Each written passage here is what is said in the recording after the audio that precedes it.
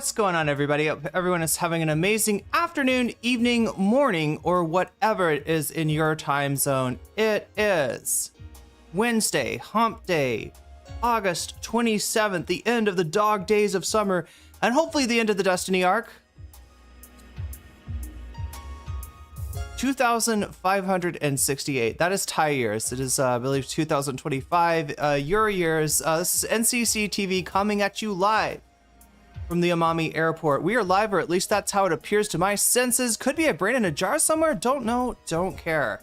Shouts out to all my weasels out there and my jellyfish. All my forest creatures and sea creatures rocking out to the realest of the real synthetic lifeform streamer. Trapped in a cyber brain and body, like some kind of ghost in a half shell in this late stage hyper-capitalist dystopia. Forced to exist in this twilight realm to pay off my debt to society and my student loans. I hope you're having a good day, whoever, whatever, wherever, and however you are. We're about to jump right into it here on twitch.tv, youtube.com, high risk, high reward, high on life, or whatever simulation, simulacrum, simultaneous, spontaneous, singularity of consciousness this was or will be in the cyber future. Chat, it strikes me now that we did not talk, we were supposed to talk about Repsion. What is Repsion doing? Is Repsion, at this point, the story is not like who has abandoned Destiny. It's like more about like who hasn't abandoned Destiny and why. We got to see a little bit of that yesterday with Abba and Preach, and it was pretty fucking pathetic. Look, I'm no fan of Abba and Preach, but even for them, like, this was sad, right? I mean, they're you know, they're awful in their own way. You know, their politics are pretty awful, but they have, I don't know, a certain level of like dignity, or they had a certain level of dignity. I mean, they had some respect in the YouTube community. I don't know where that's gonna go now. I don't even know what they've been up to. It kind of feels like I just haven't heard as much from them lately. So maybe they're just trying to get back into the, you know, public consciousness by covering a big drama. But, you know, I mean, they have been friends with Destiny, so I mean, I guess it makes sense. I mean, loyalty, you know, loyalty at all costs has some weird consequences. Repsion is a strange person, Irene. He's really fucking weird. Was he always weird?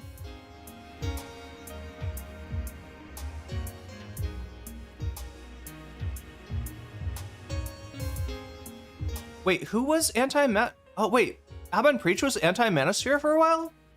Maybe I don't know much about them at all then.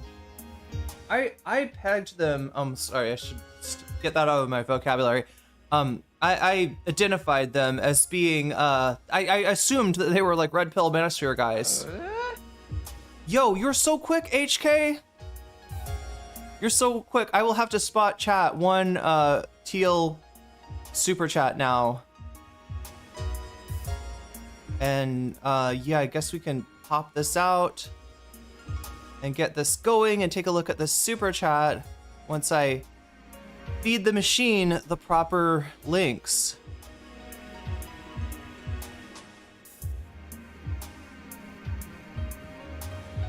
All right, like that. And then let's see if we can do this. No, let's try again. Yeah, look at that, magic powers. Also, his feud with Vegan Gains. Are we talking about Repsion feuded with Vegan Gains? I feel like I need to call out Vegan Gains, or I don't know, like maybe do something that's like gonna piss him off, you know, so he calls me out.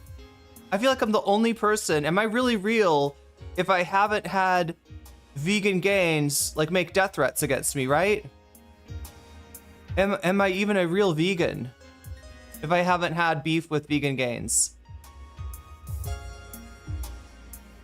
I'm trying to remember, because I actually followed Vegan Gains like really early on, and he was always, you know, if you want to understand what Vegan Gains was like when he started off, you know how Gavin Newsom is trying that dark woke thing now? It's kind of like a mix of that and Destiny, right?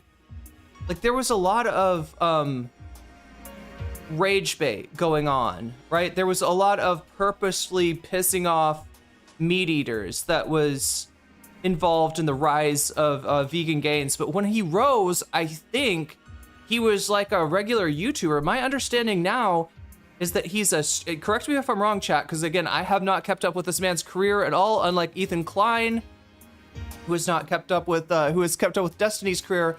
I was an OG, I guess. I mean, I just like, it was a vegan channel that was blowing up at the time, so I checked it out. I mean, obviously I'm not signing off on everything that, like I remember one of the first things that he did that got people pissed was his dad was not a vegan, and his dad died of a heart attack. And I think there was always, it was always like not a great relationship. It was always a troubled relationship. So I feel like did he film his dad dying or something? Did he put up a conversation of his dad that he had with his dad just before his dad like had a fatal heart attack? Or maybe it was his granddad? I don't know, whatever it was, people were like, this guy is fucking heartless. This guy is, and I mean, I guess the idea was to like, people think vegans are like soy and like, Vegan Gains is trying to throw all the preconceptions about vegans on that. Vegans are vegan, they care about the animals, so they're really nice and they're, right. And Vegan Gains is trying to just be the opposite of whatever that is. But yeah, he went too far. He went too far in a number of ways, even back then. And like, I had to tap out at some point because it was toxic. It was his granddad. Yeah, it's something about like drones. Did he like fly a drone? I think he was one of the first streamers that I saw to, have drone content. But somehow in my head, I remember him flying the drone over his dying grandfather. So that I know that didn't really happen. That is definitely a false memory that I'm producing right now. My dad was still half a hole even on his deathbed. Damn. Well, I mean, I guess I wouldn't, with my parents, I wouldn't expect it to be any different than that, right? I don't expect like a fucking Christmas miracle, come to Jesus, Ebenezer Scrooge type, change of spirit at the very end, but.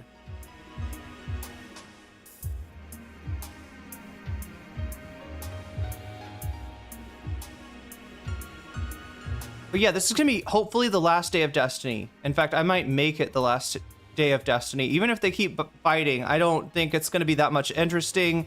I don't know, but people are telling me this shit that Destiny is dug up on Ethan. Now, chat, to be real, I've got your content. I found, Destiny's, the point in Destiny's stream where he starts to talk about Ethan. I think it's right after he talks about Hassan, but I have not pre-watched, both because I didn't have time and because I thought that it would likely be more interesting if I am a little bit surprised by whatever.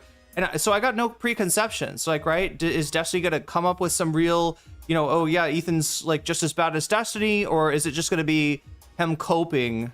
And I mean, again, even if he finds like that fucking Ethan, I don't know, like Ethan like kidnapped the Lindbergh baby and shot down Amelia Earhart's plane.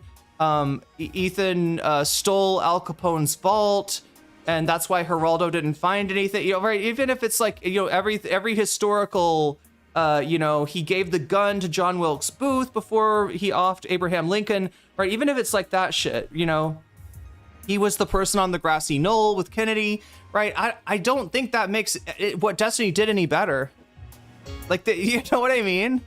What is the idea there? You get a hero's like that if you're the villain, right, then you got to slay the you find a dragon. You're the villain, so you're the dragon. You find a dragon bigger than you and you slay it, and you're like, oh, look at this village. I might be a dragon. I might have roasted 150 villagers or so with my dragon breath and eaten them on a crispy like shish kebab stick, like this or something, right? But hey, look, there was a bigger dragon that was going to eat more villagers, and I killed it for you. You can thank me later. You can thank me later after you make me the hero of the village and serve me my dragon feast, which will be like 5 villagers a night, please. Thank you very much. I don't know. I don't know what the theory is. Rosebud? Wait, Rosebud, is that a reference to Rose or just the wait. So, wait, I haven't seen that. You know what I'm saying? I know what you're talking about. That's Citizen Kane. All I've ever seen of Citizen Kane is like Rosebud. And then what is it? They like, is Rosebud like it's like a sled or something? Is Rosebud the name of his sled? Is that the whole thing? Like everybody's like trying to figure out this like big rich dude. He's saying Rosebud. It's mysterious. What is he talking about? And it turns out like his sled is like that brand or something. What if they take each other out? That would be nice. I love it when the garbage takes itself out. That's a, you know, goals right there. It's his childhood sled. Okay. What? Oh my God. I mean, I should just watch it. I should stop asking chat to explain this great movie that has a great, you know, place in our culture. My Citizen Kane is what my mom always called Raising Canes. Wasn't there a movie called that? Oh no, it was Raising Arizona. What was that one about?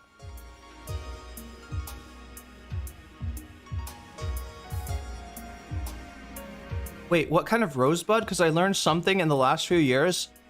Wait.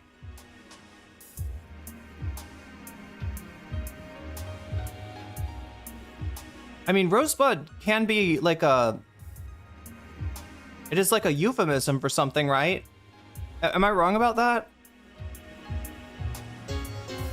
You're gonna disappear and reappear stoned and less soppy? Oh wait, did I make you cry because of...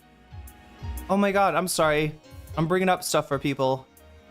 I'm sorry, talking about the vegan gains thing. Yeah, that makes sense. Adam Friedland out there doing things. Yes, he is. Arock, have you seen that yet? That's another thing. Okay, so I'll tell you about the Adam Friedland thing, right?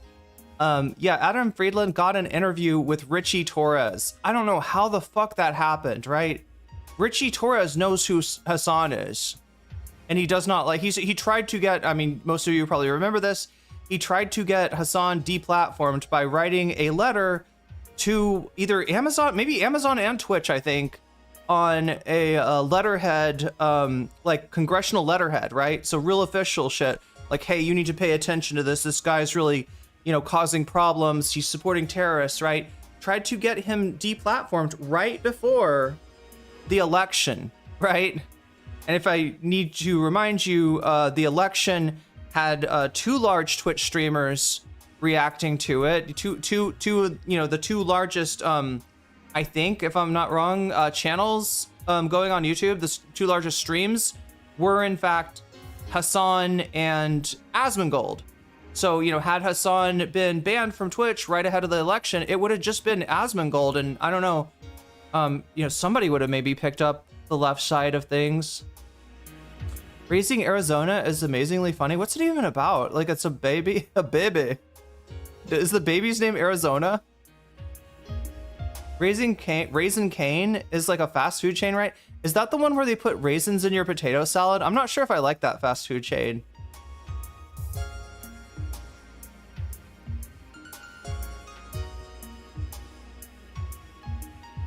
As we found out, Asmon did not have as many viewers as we thought. Yeah, that is bonus content. Well, we haven't found out that out, Bradford, because nobody's voted for that bonus content so far. No, I'm not bitter.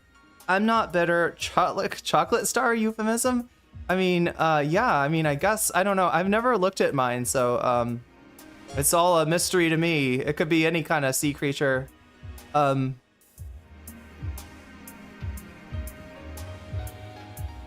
It's okay, chat. I cried tonight too. I cry a lot. I hope that gives people the permission structure.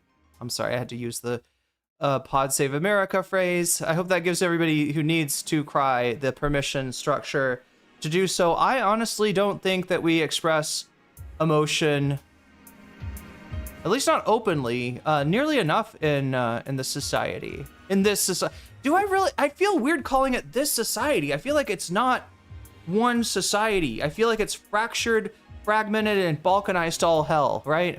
There is one part of society right now that thinks the Cracker Barrel were trying to steal Uncle Herschel from them because of wokeness.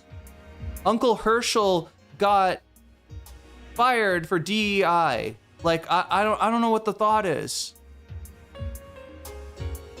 You know, it's not like they replaced Uncle Herschel with a minority of any, with a marginalized person of, you know, like, right? It's not like I don't know where they're fucking getting this shit, but apparently the corporate fucking rebrand, the attempt to turn Cracker Barrel into Panera Bread, which I don't understand.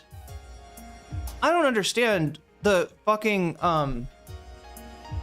like why, like, okay, to me the Cracker Barrel is a unique restaurant, right? When you find a Cracker Barrel, it is generally sort of by itself, right? It's, you know, if you pull off the highway, right, you want Taco Bell, well, that's going to be, you know, like, you know, that's going to be just down the road and like a little, you know, turn into the Taco Bell. You know, you want Chipotle, you know, that's there in a strip mall kind of place, right? But Cracker Barrel like stands alone. I think it's on purpose because they're trying to get that bus. Like old people sometimes go on bus tours, and so they want the buses to be able to pull into the Cracker Barrel parking lot. So I think that's why the Cracker Barrel kind of stands alone a lot of times. Like, if you had a Cracker Barrel in a mall, would it be a Cracker Barrel? I don't think so. I think it needs to kind of be this like weird little building all off to its own, and then they shut the windows. It's like kind of dark in there. It smells like, you know, greens and you know, cornbread and syrup and stuff.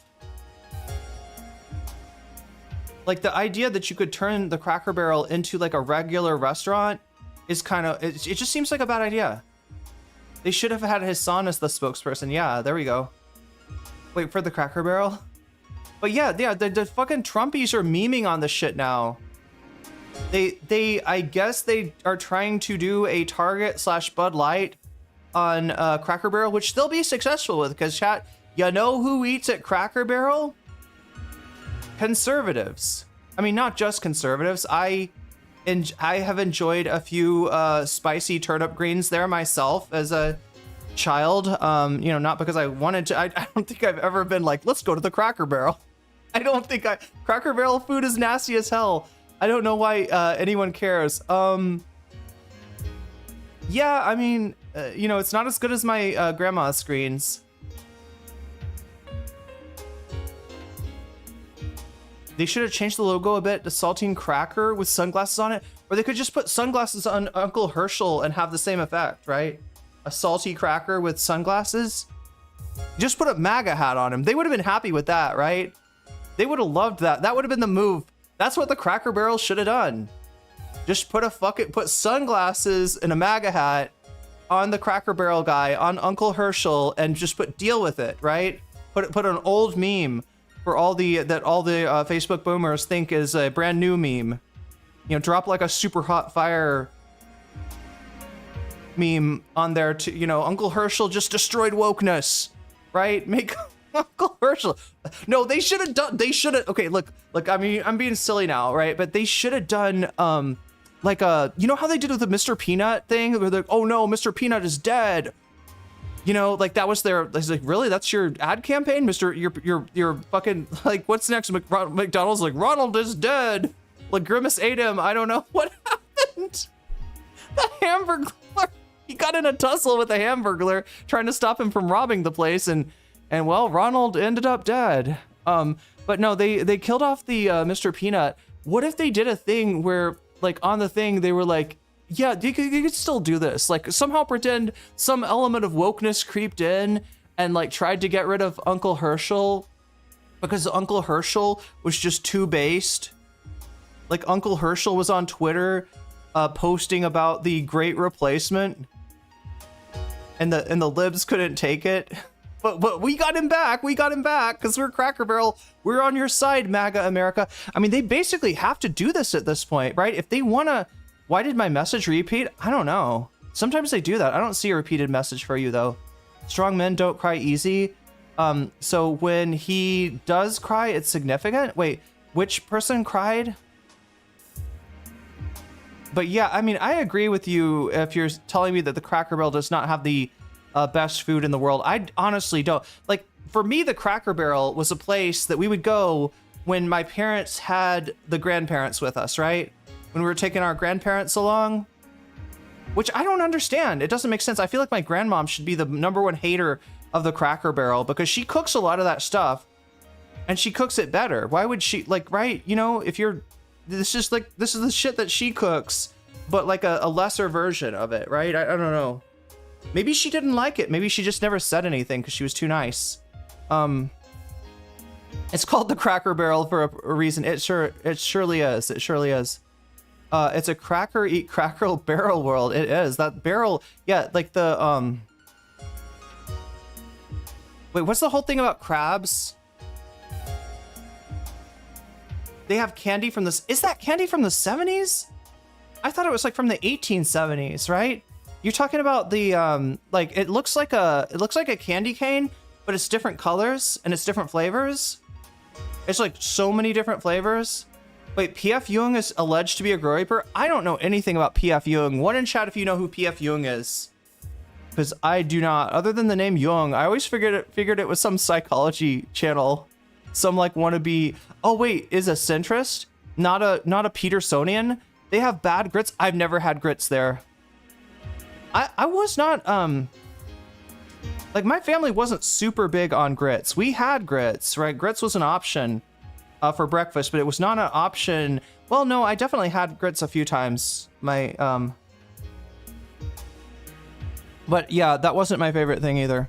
I saw the inside of a Cracker Barrel for the first time on Casey Tron's stream the other day. Isn't it dark? Wait, maybe they changed it. Maybe they changed it, didn't they? I don't think it's the same as when I used to go there. Cracker Barrel is when you were on a road trip and there's nothing better. I mean, that works too. I guess there are some places where the Cracker Barrel is probably the best choice out of a lot of bad choices.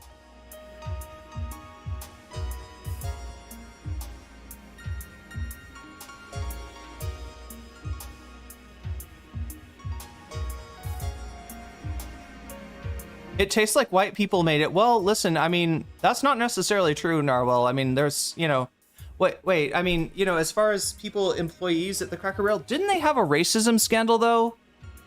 Yeah, I'm getting it mixed up with another restaurant from the South. I think it's Shoney's. Shoney's had the scandal where they just straight up wouldn't seat people, right?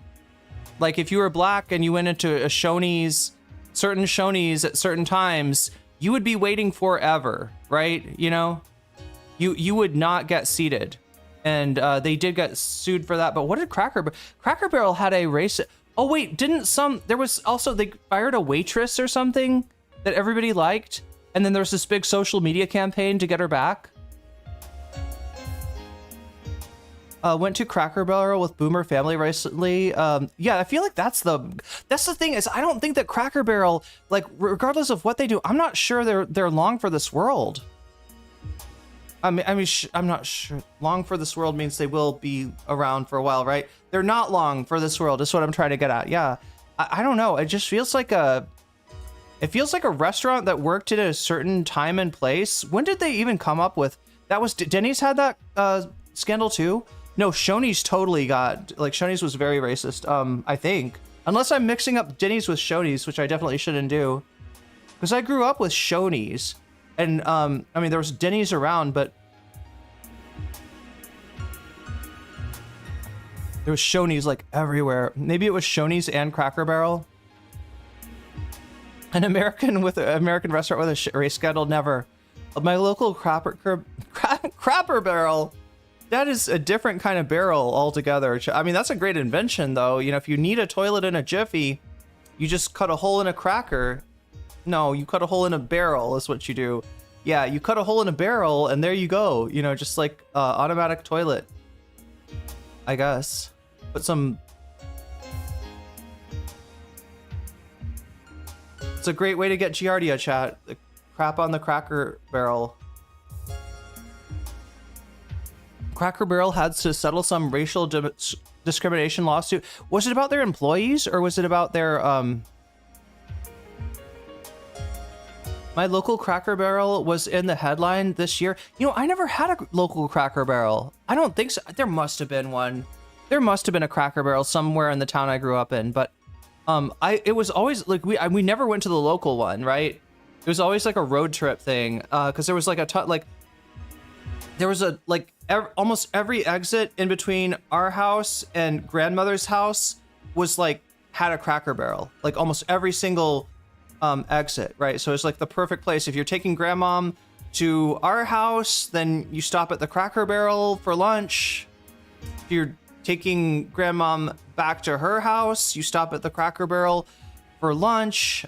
Did we ever do the Sunday thing? I feel like a lot of people eat at Cracker Barrel Sunday morning. Isn't that like, yeah, Denny's gets the Sunday morning church crowd, and so does and Shoney's definitely gets the Sunday morning church crowd.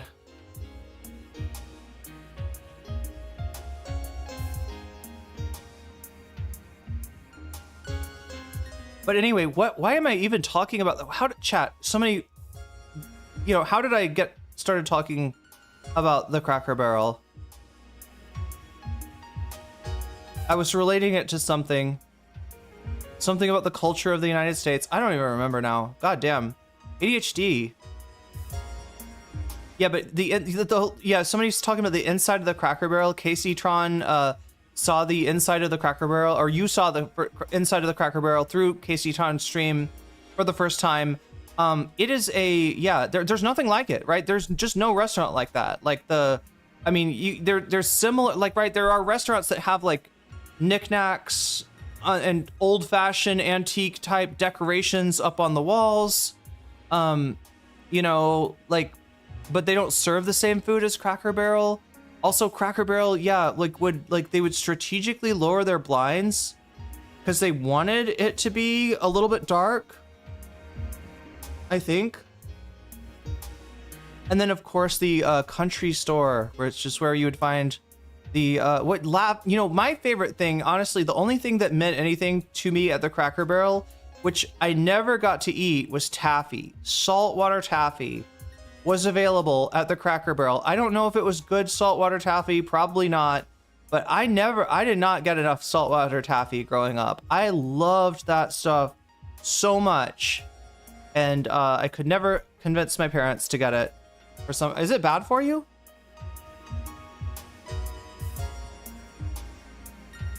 So the food is the same. It's just the restaurant that looks different, because I've seen some pictures inside modern Cracker Barrel, and it's totally different. It looks kind of like any other restaurant, just booths and, you know. I'm in the South. Grits is best. Grits, you know, I mean, grits can be good. Sharon, do you like your grits sweet or do you like your grits salty? Because that's a big difference. Like, that's two different kinds of grits. Or cheesy. A lot of people like cheese grits. I always forget that. I never, I think I've eaten cheese grits like once in my life, right? Yeah, when we had grits, I think it would be salty. We never had sweet grits. Was it just with salt in it? Or I'm trying to remember. It seems so plain now. Cracker Barrel is still popping off where I'm at. I think the biggest reason they would go under is if private equity buys them, saddling them with debt and stripping any value left. God, private equity does tend to shittify anything and everything. Like, this is where you wonder where the dollar menu went. Anybody used to buy off the dollar menu and now you can't find a dollar menu? The reason that doesn't exist is that I guess that wasn't profitable. I don't know if they used it as a loss leader or what, right? But and when private equity got a hold of fast food, they got rid of it. Every flippin' business has a stock too, so could happen to the Cracker Barrel, frankly. Yeah. The fiduciary responsibility. So many businesses have gone that way. Joanne Fabric? No way. Wait. Which is the one with the bad? Okay, wait. I'm thinking Hobby Lobby. Yeah, Hobby Lobby is the one that's like what was the deal with Hobby Lobby? I can't remember. Not wide enough to understand this conversation.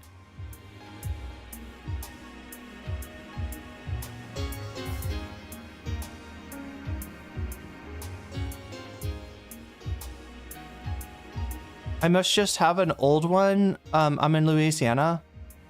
Well, I mean, I've seen pictures. I don't know what stage. I don't know if these are like conceptual pictures of how they want to, but they want to do a rebrand, right? They think that the problem with the Cracker Barrel is that it looks old-fashioned. I would say that, like, although the design choices in the Cracker Barrel logo, like, to begin with, are utterly strange.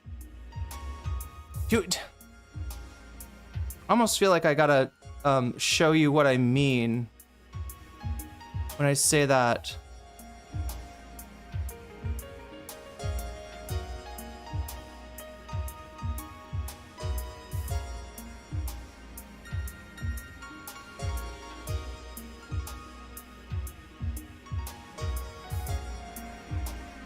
Okay, so they have scrapped the new logo.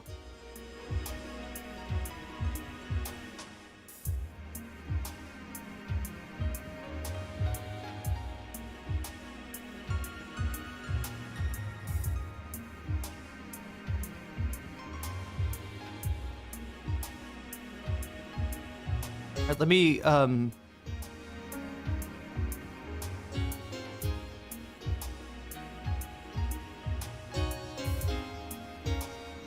let me show you what I'm talking about here.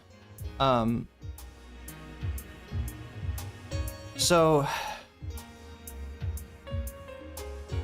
that's the old logo with Uncle Herschel. I did not know this guy's name was Uncle Herschel. I mean, I you know, my family ate at the Cracker Barrel a lot. I never really questioned. I was just like, yeah, there's an old dude. Yeah, because there's you know, if you go to a Cracker Barrel, there's gonna be old dudes in rocking chairs outside on the deck, right? It has a deck too. I guess it's supposed to feel like a home.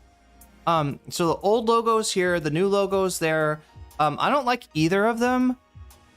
But there's less like, okay, so why is the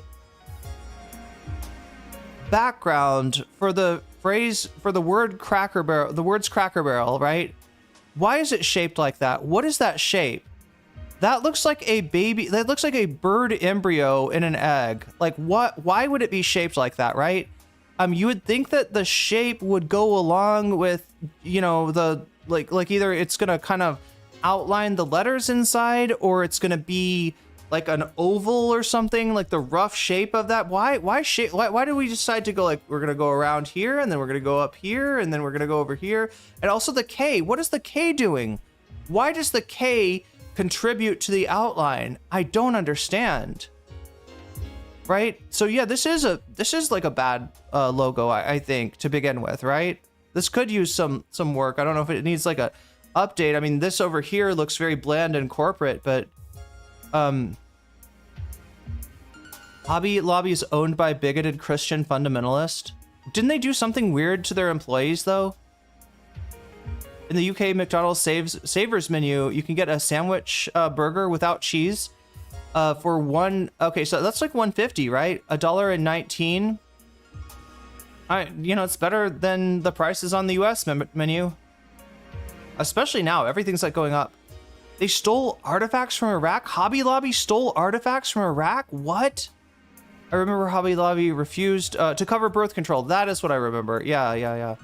Hobby Lobby has insider trading like GameStop? Wait, GameStop had insider trading? I thought the trading with GameStop was the diamond, what is it? Diamond hands or something? It was the meme stonks people. Like somehow like people tried to short GameStop and you know, people on Reddit fought it. I love how they redesigned McDonald's with one of those play areas says play place, but the building looks like a corporate office space. Oh my god, yeah, those are weird. Hobby Lobby has weirdo hyper-Christian leaders, as I recall, and they collect historic artifacts from illicit origins. Damn. I guess I've never really been in a Hobby Lobby, so I don't know what they have. Why do they always smell like they rub wilted onion layers all over the whole restaurant? Probably because they cook so many greens there. And generally when you cook greens, you'll add a bunch of onions, a bunch of garlic, and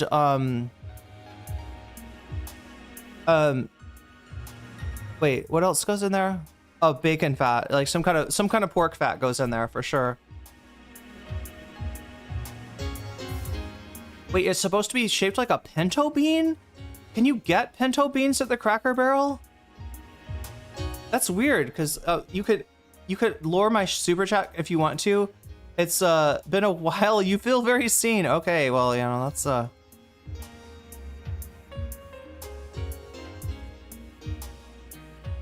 Wait, I feel like... Oh my god, I was gonna put your chat up instead, HK. But you chatted on Twitch, so that makes it impossible for me to embarrass you further. Let's just, like, follow me on Twitch instead. Wait, did I respond to your super chat, though? That's the question. I remember putting it up.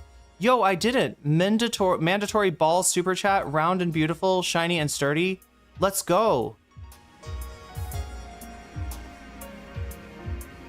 You just wanted me to take it down because of the misspelling, right? You're like, I feel exposed.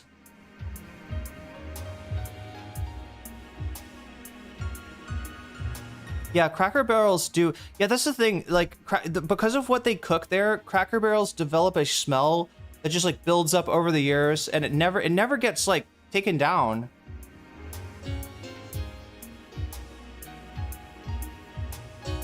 Wait, oh my god.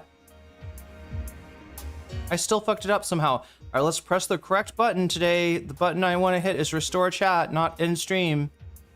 All right, and then the button I want to press is make a super chat goal. And what is the super chat goal? Well, it's that you have 3 hours to put a butterfly in my hair. And I don't know. This feels like, I thought this would be a clever way to have fun with the super chat goal that, you know, YouTube has foisted on me, but instead it's kind of becoming a depressing sort of like thing. A way to, you know, not wear a butterfly ever. So I don't know, maybe the butterfly goal is not long for this world. Put a butterfly, oh yeah, let's finish that in my hair. Yeah, the goals that I do are like sort of designed for you to win, not you know, like I don't make any of them like, you know, crazy out of reach or anything. So yeah, it's not supposed to be depressing, right? You could Hobby Lobby doesn't use barcode scanners because the owner thinks UPS codes are the mark of the beast. Jesus Christ, that's some old school Christianity.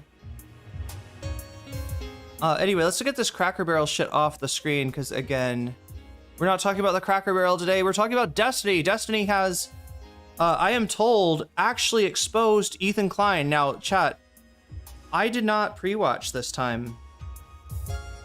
I did not pre-watch. All right, I wanna give you a fresh react to this one. I have no idea what Destiny's dug up on Ethan, and it sounds like, is it more than just Destiny? Have people found some stuff? Have people dug up some stuff on Ethan on Reddit as well? Never seen a Cracker Barrel in my life. Nearest one is 100 miles away. Nice. I mean, you probably live in, that's probably a mark of living in a better part of the country, honestly. Like, I don't know exactly where the Cracker Barrels are, but they are where I was born, and they are not, I do not see them in, I've not seen many of them near Seattle, so I think there is one, though. I think I did see one. But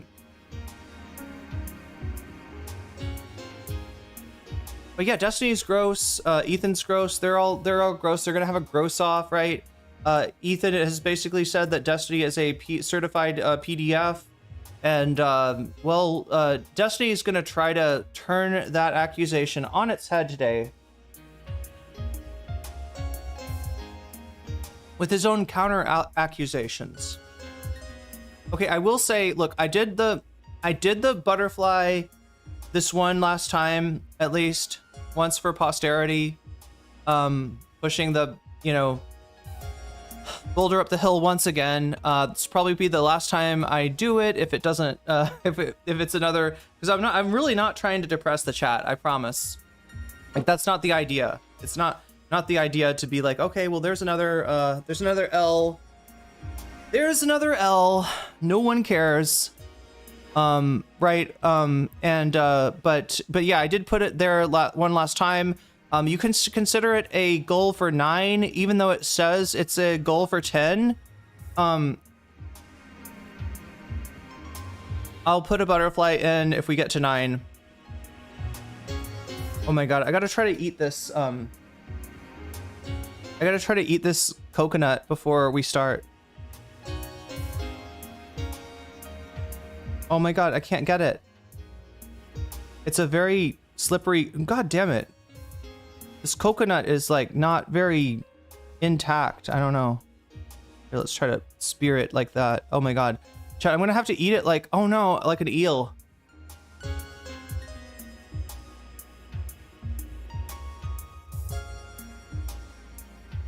Is that how you eat an eel?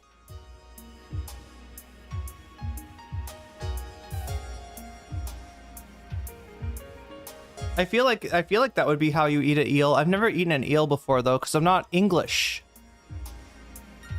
I'm not British. And it's not Tuesday. Young coconut is slimy like jelly. Apparently it's the most, it is so delicious. I love young, considering we're talking about Destiny, let me not say I love young coconut. Let me say I love green coconut. There we go. There we go. Green coconut is what I love. And you know what else I've taken a liking to? A shining, if you will. Let's see if this works, right? Lime with the skin on. A little bit of sugar, salt, and hot pepper.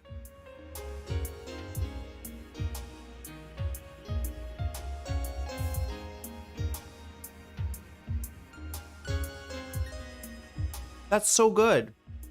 God damn. Wow.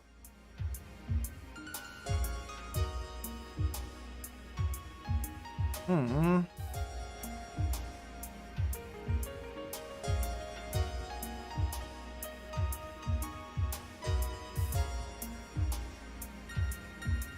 Wait, did anyone see the promo for Monster Ed Gein and Charlie Hunnam? We don't eat eel in England? Only in some parts of London, really? Okay. Not even an eel pie?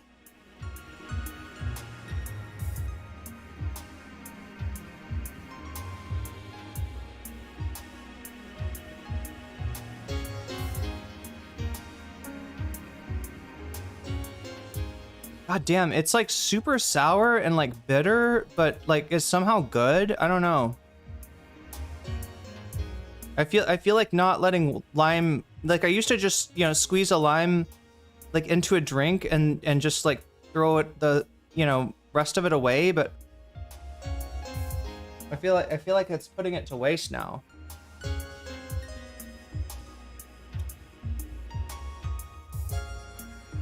Wait, eel pie is not a thing?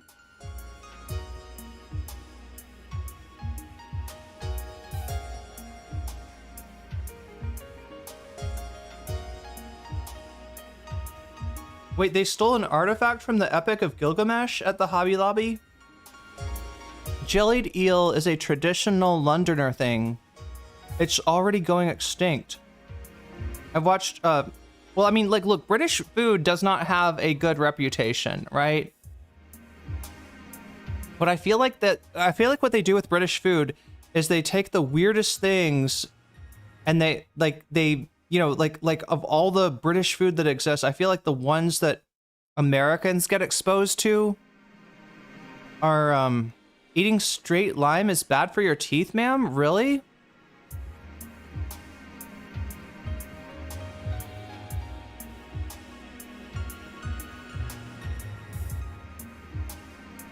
They stole the steel that had the steel. Wait, they stole the steel? I thought they were supposed to stop the seal.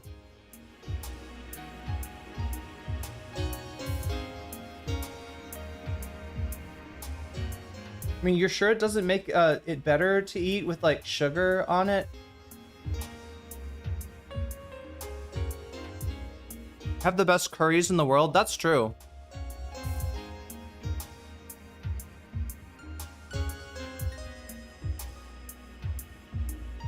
This same way we only talk about bad British food is the same way that they only say American food is garbage. I mean,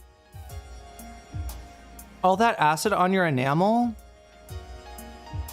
that's why you chew it with your back teeth, right?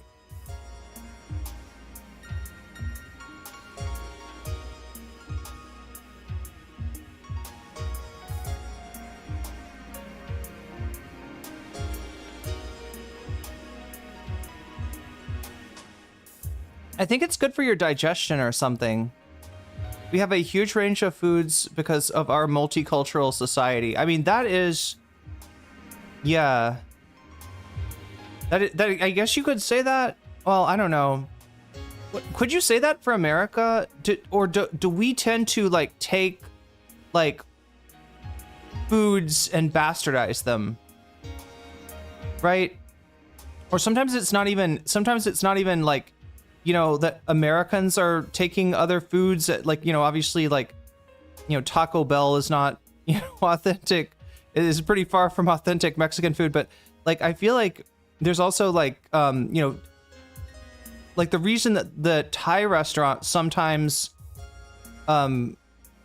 prepare things differently or offer dishes that you wouldn't see in Thailand or something like that is because, you know, people move here from Thailand. There's actually a special,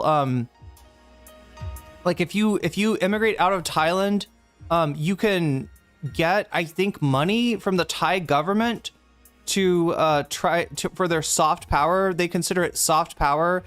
I mean, the reason there's so many, there was a certain time in the maybe early 2000s, I think, where there was like an eruption of the amount of Thai restaurants everywhere. And people had never heard of Thai food before, realized they really, really liked it. I still eat lime sometimes, but it's really bad on teeth. It keeps the scurvy away. Wait, but what part of it is bad? Like, is it if you bite into the lime? Is that when it's bad? Is a Thai subsidy if you start a restaurant and it's approved? Yeah. But I think that a lot of the Thai people that came to the United States, they found that the stuff that they would have thought would have been, you know, like would have sold well, didn't sell well, and so that's why a lot of the like a lot of the same dishes, right? There's some standard Thai dishes that Americans know and love, and then there a lot of the like khao soi you never see. You see pad Thai, som tam, tom yum, and pad see ew, and like that's, and curries, obviously red curry, green curry. They tone it down. Oh, that's true too. Thanks for reminding me of that, Kelly. Yeah, you're right about that. You're right about that. It definitely, yeah. The Thai food in Thailand is way spicier, right? In fact, I don't even know if they use bird's eye chili. Can you get bird's eye chili in the US? When it's just pure acid, it's when it's bad. Lime juice mixed with other things is fine. It dilutes the effect. Just a heads up. Yeah, I mean, you don't want to be just like mowing a, but that, I mean, that's super common here in Thailand, right? I just saw a fruit restaurant that sells. What they do is they skin the lime, and then they'll dip it in. I mean, this is sugar, salt, and chili, but they'll usually dip it in like a chili salt, or sometimes even a shrimp, like a shrimp paste. Like there's a whole thing about like I think the Thai palate really loves the combination of fruit of like sour fruit with seafood flavors, right? Those two flavors together, it's like the Thai like peanut butter and chocolate. It's like the magical combination that everybody's like, oh hell yeah, give me some of that. We do get Thai bird's eye chilies here, the little tiny pointy ones. It's into Thai food in the 90s when Thai restaurants were rare, mostly run by Laotians. Interesting. Yeah, I could understand given what the United States did to Laos in the and the expansion of the Vietnam War, you know, why people would want to get the fuck out. Yeah, I mean, like, the most bombed country, right, in the world, I think, at least for a while, was Laos. Looked it up. Hobby Lobby donated a ton of money to DC's Museum of the Bible, and then they got sold a ton of fakes and forgeries, including the fake Dead Sea Scrolls. Wait a minute. The Dead Sea Scrolls? Wait, isn't that an Evangelion? Don't the Dead Sea Scrolls like play a role there somehow? I mean, there are real Dead Sea Scrolls that were found. And gave an insight to different parts of, like,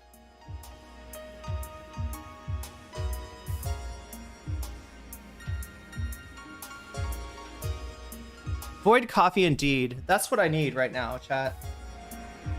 I need some Void coffee.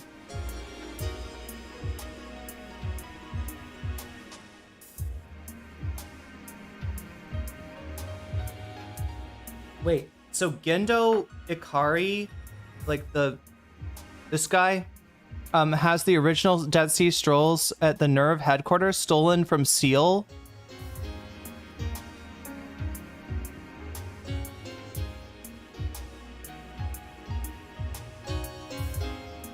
Anyway, we need to jump into this stuff because I think I have talked to you for about an hour now. I'm going to try to make the stream go a little quicker.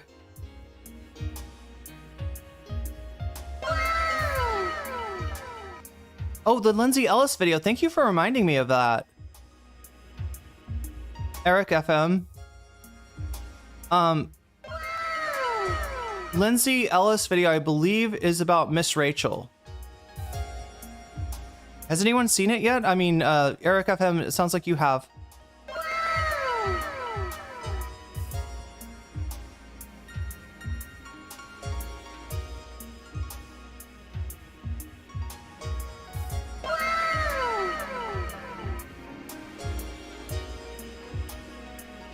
Gnarled by Nature, thank you for the 5 gifted memberships. It's like I've got some weasels to read out. Joe, you just got weaseled. Hermit Horologist, you just got weaseled. 2L8, you just got weaseled. Bridget, you just got weaseled. Vermilion, you just got weaseled, and that's a good thing. 15 for Adam Friedland. Okay, so if you don't know, yeah, like I mentioned this earlier, Adam Friedland talked to Richie Torres, the guy that hates Hassan's guts. And yeah, it seems like a strange thing. You'd think that if his people had done any research, they would pick like somebody else. I mean, you know why they picked Adam Friedland though, right? He got that GQ write-up. And like, the Democrats are lost. The Democrats are in the desert. The Democrats don't understand modernity, and they're confused by social media. They're confused by what are these kids these days? And by kids, we mean anybody under 50 years old. What are these kids these days? You know, what are they all about? You know, how do we reach out to them? How do we make stuff that actually gets seen? Because in the old days, a Democrat would make, you know, would make a speech or an announcement or a press conference, and it would just automatically get covered. Like the media covers that, then the Republican says something, they cover that, right? It would just automatically happen. Now it doesn't automatically happen. Most people get their news on the internet. And what are they gonna see on the internet? Well, it's not whatever the fuck is on the news, right? It's whatever, you know, whatever gets in the algorithm. And so they're like, so Richie Torres's people were probably like, yeah, we gotta get some hot young, you know, influencer, you know, just even somebody mentioning Hassan or Adam or Bill Burr or who else do they call, who else do they talk about as like the Joe Rogan of the left? Even somebody joking around saying, while he's not exactly the Joe Rogan of the left, blah, blah, blah, blah, blah. It's like they search the keywords Joe Rogan of the left. Oh, there it is, Adam Friedland. They don't notice that that's a joke. Adam Friedland is obviously not the Joe Rogan of the left. Hassan is not the Joe Rogan of the left. There is no Joe Rogan of the left. Joe Rogan is Joe Rogan.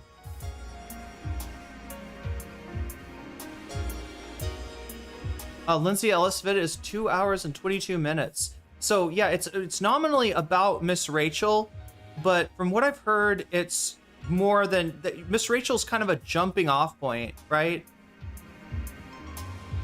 It's so good, says Winnie Cat. I should put that up there. Yeah, I'm sorry I didn't remember that was out today. Otherwise, I don't know. Maybe I would have replaced Asmongold. Nobody likes his ass. Nobody wants to see the Asmongold botting scandal. It's actually not just an Asmongold botting scandal. I just feel like that's the interesting part, is that the effect of this scandal is that Asmongold's numbers have gone way the fuck down.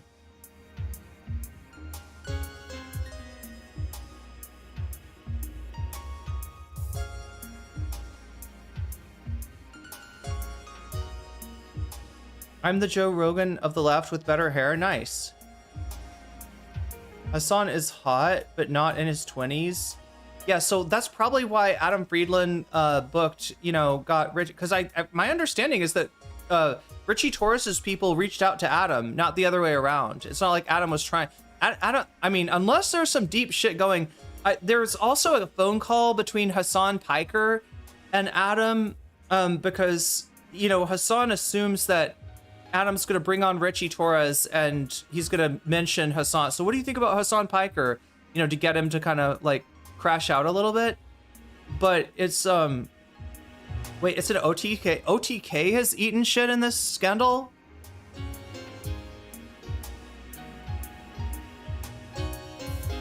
Wait, why does the PF Young, why does that make me always think of, isn't there some PF Chang's? PF Young, whenever anybody says that, I think of PF Chang's, like a very mid Asian restaurant, if you can even call it that. Was it BTK? Wasn't, okay, BTK was the name of a serial killer. Okay. Not OTK. But wait, somebody said OTK because what, their numbers? OTK is a stream team, I think. I mean, I feel like no, it's an esports team, right? Is it an esports team? Or is it a stream team? It feels like it's just a vehicle for, I don't know, like sponsorship.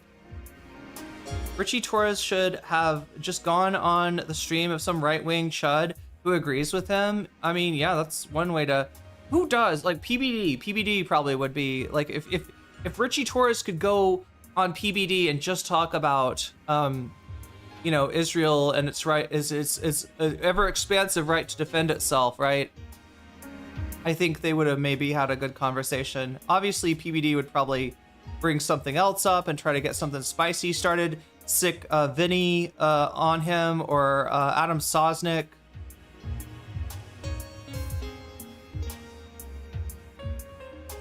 But yeah, I guess people are saying that OTK as... Who else is in OTK? Didn't Asmongold actually get kicked from OTK? He's too controversial now, I think. I feel like Hassan has some friends, like NM Pole. Is NM Pole... like, yeah, NM Pole's an OTK guy, right? Who else? I can't even remember anybody else who's OTK. Wait, what's going on with Hassan? Did you see that Hassan is his striped dress shirt looking like Clark Kent? I don't fangirl, but like, My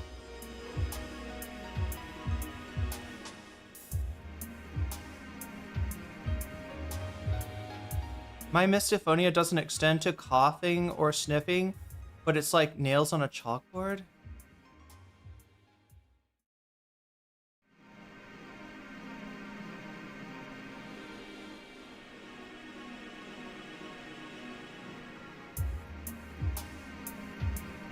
Like if Richie Torres got onto Joe Rogan, that would have been the best PR since Joe Rogan would just agree with him. Would he, or is Joe... I feel like some of the right-wingers are kind of off the Israel train now. Hassan becoming cringe with a physical objectification of himself. It's cringe. Wait, what's going on? What did he do? It's the outfit. Are we talking about Hassan's fit? That's the extra Emily. Thank you. Miskiff. How could I forget? Sire. Espond. Will Neff. There we go. That's the. Yeah, maybe that's the Hassan friend that I was thinking of. That's OTK. So that's why Hassan has always been. In fact, even like I feel like Hassan has always treated OTK with like some kid gloves, because he has friends, I think, in that group of people. And a big part of Hassan's success, the reason that he is, on Twitch, remember, everything's about relationships. There's a few people that just do their own thing and they're successful, like Queso, but most people, even VTubers, kind of have to, network, I guess, which is so gross. I've always hated the idea of networking, because like you're talking about making friends, which you should do because you like people, all right? You have common interests, you enjoy being around them. This is why you should make friends, right? But networking is making friends so that you can, I don't know, get a leg up on the competition and whatever your field a bit, it feels so fake, right? It like, I don't know, the whole idea of it just like sublimates something that's pretty, like, real friends, chat, are like, you know what I mean? Like, that's in the heart. Real friendship is such a beautiful thing.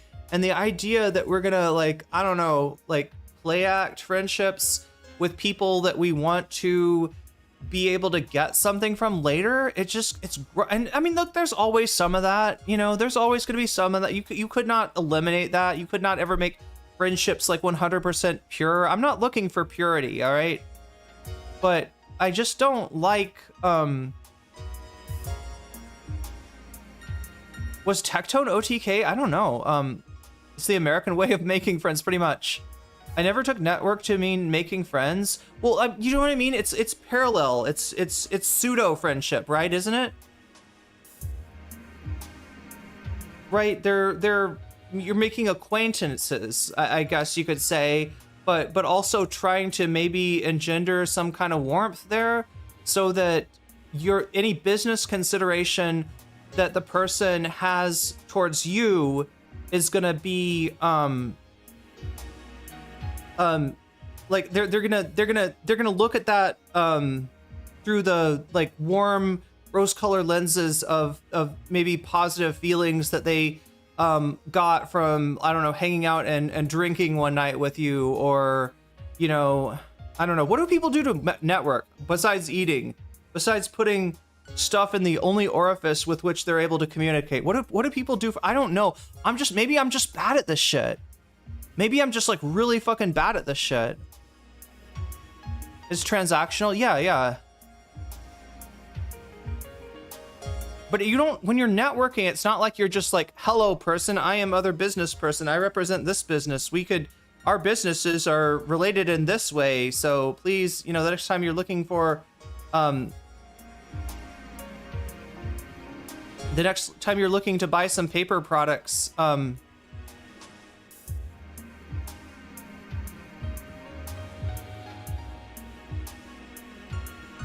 please give Dunder Mifflin a thought. You know what I mean? People at least kind of like, it's having to fake it. That's what I don't like, right? It's one thing if you're just like, literally, you make paper, my business uses a ton of paper, like, let's get to know each other because I'm gonna be calling you in the future. That's one thing. But the whole, like faking of a friendship is the weird part for me. Because I don't have a lot of like friend energy, right? I generally have like a small, close-knit group of friends. And so the idea that you would like waste some of that energy on, oh no, this isn't about friendship, this is just for business. Like that's almost anathema to me.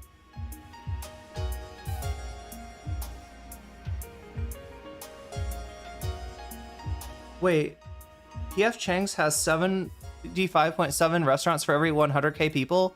That is San Diego with PF Chang's, essentially. My dad did this kind of thing. My dad like worked in a very like networking heavy industry. Best sales reps are vet at vet tech conferences are the ones that are good at pretending to care about you or want to know you better. See, that's the thing, is I could never, like, I only, like when I stream chat, I couldn't, like, some people, like, they try to be a character, or they try to imagine what the audience wants. They try to, they step into character, you know, they like, I could never do that, right? Because Irene is giving Tism hard. Yes, just a bit. I might be the font of autism, actually. I don't know. It might be the source. Maybe I invented autism, and my autistic is like fueling the chat. How long before they're gonna start calling how long before they're gonna start calling autism like a social contagion or something?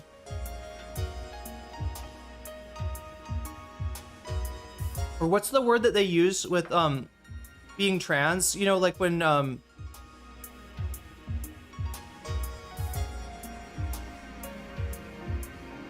like what do they call being trans, like as like a social, when they try to imply like the rapid onset gender dysphoria, when they try the transgender thing, right? When they try to imply that people are just trans because it's very popular to be trans, and the second you say you're trans, everybody's like, oh cool, you're very interesting, I want to be friends with you,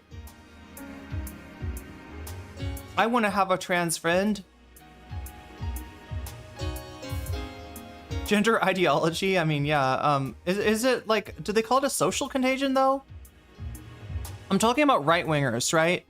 Right-wingers that think that the rise in like the number of trans people and LGBT people is not because we're being more accepting of people like that. It's not because we got like a little bit of representation for people like that, but it is rather because you know, their kids are at school and they hear these ideas and they want to make themselves more interesting, so they'll be like, I'm non-binary now, just out of the blue. Social contagion, is that what they call it? Yeah, they'll call it transgender. This is when they say like somebody's a transgender. I mean, that's, I guess, the nicer version of it, right? Because that one assumes that not every trans person is faking it, but there are some right-wingers out. In fact, chat, I found out last night, one of my favorite musicians, what I almost don't want to tell you who, right? This one musician that's like not very big, but she's an awesome singer and a great dancer, and like I thought I like felt really like, right, I felt like I was like the only one that knew about her, right? Because she's not that popular in the US. I find out she's a fucking turf. It fucking breaks my heart. Yeah, she had something where she was like, you know, I don't think that hormone blockers should be a thing. I want to protect all these confused little children that, you know, like the whole narrative that the children are not wanting to stop their puberty, that it's somehow the parent. Yeah, I'm so sick of this idea that there is a benefit to being trans, either for the trans person or for the parent of the trans person, right? That there's some kind of social capital that is accrued by your kid coming out, and so therefore parents are like leaning on their kids, and they're like, "Are you sure? Are you here? Let me give you some Barbies. You want to play with those? You know, you want to play with GI Joe? Oh, come on, Barbie is so pretty. Look at that. Don't you want to style Barbie's hair? Like, no, that doesn't fucking happen. That doesn't. Even really accepting parents, right, will have like moments of like not listening to their kids, not accepting their trans child, right? Even the families where they end up being, you know, supportive, right? It's not something that it's not something the parents are initiating. In fact, it is in almost all cases something the parents have pushed back on and fought. And maybe after a while, the parents come to understand, and they, you know, they get over their conception of who they wanted their child to be, who they thought their child was, and realize that it's better to love your child for who they are. And that if you don't do that, you're not really loving your child, right? If you love a idea of your child, if you love, you know, especially something that you created, right, for them, rather than something that they chose themselves, you don't love your child. you love the idea of having a child, and you are a little too controlling about somebody who is their own person. And whatever you do, however you try to stop them, is going to grow up to be their own person. And, you know, like not embracing a child's, you know, gender ideology, at least in some kind of minimal social transition, is not going to have the effect of your child like becoming a well-adjusted cis you know, person in their adulthood. It is going to delay them understanding themselves. That is all that it does, right? And these parents that are actually, you know, accepting, oftentimes after being not accepting, they're getting yelled at, they're getting accused of like child abuse, when it's in reality like cramming, you know, kids that are square pegs into round holes. That's the child abuse right there. It's been going on for way too long. The only reason people don't see it as what it is because it's fucking normalized. Anyway, we need to get to Destiny. All right. And I need to have this super chat not be on. Wait, how did that super chat? Did I not? I do, look, I know I mess up with this thing all the time. I leave people's super chats on the screen for too long. Or oh my God, Crystal Saphira, I knew that was coming. Wait, what? Okay, I get it, all right. Yeah, so, yeah, like the person that doesn't, that has a misspelling, I leave their super chat up for way too long. The person that just gifted gifted memberships, I didn't even put it up because I haven't refed the link to the element on OBS. There we go, something like that. And there we go. Narwhal by Nature, thank you for the 5 gifted memberships. And also Crystal Saphira, I believe it is time. Let me see if I can time this just right. All right, here we go. It's like that.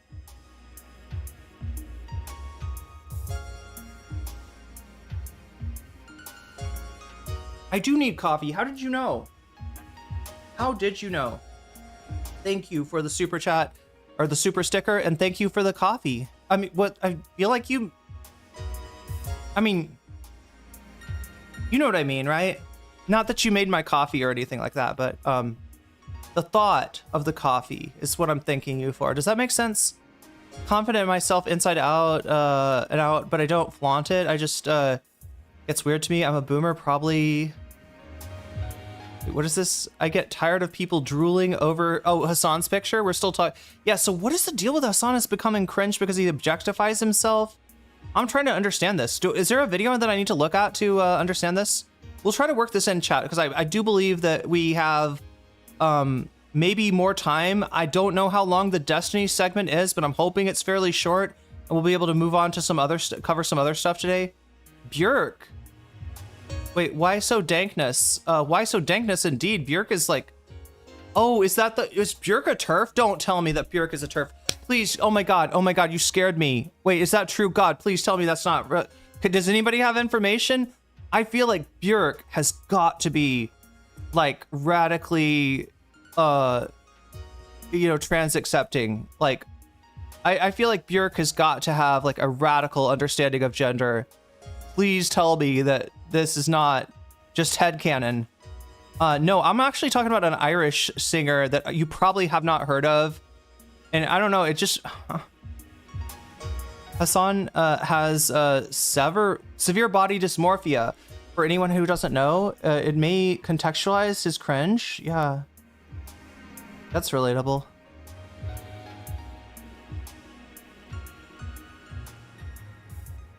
But wait. Maybe the chatter was just throwing it out there? The Björk thing? I gotta know that Björk is not a turf.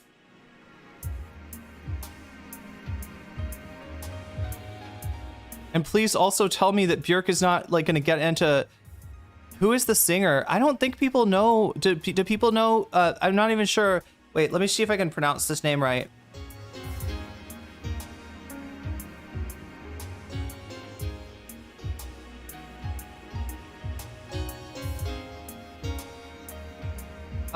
Roisin. Does anybody know who Roisin Murphy is? Am I?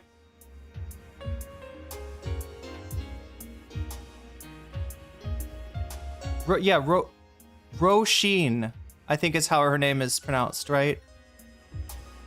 Björk is not a TERF. Björk is an anarchist. Seems unlikely she's a TERF. Yeah. Björk is too cool to be a TERF. And not... But this broke my heart too, right? Because like I had this whole thing,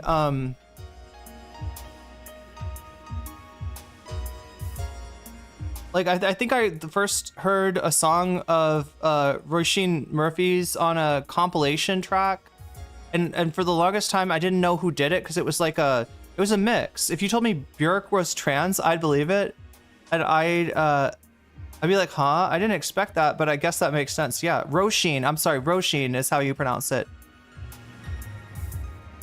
I think that person is a TERF. Yeah, Roisin Murphy is unfortunately very TERFy, and it fucking breaks my heart because I love the way she sings and I love the way she dances. But thank you for letting me know that.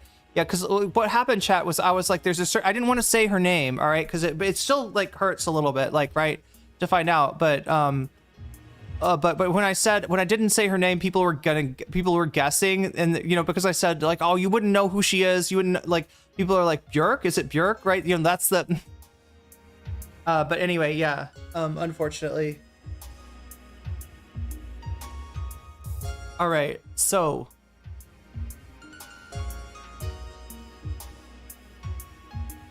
I think we're at 22. Yeah, we're at 22 now. All right.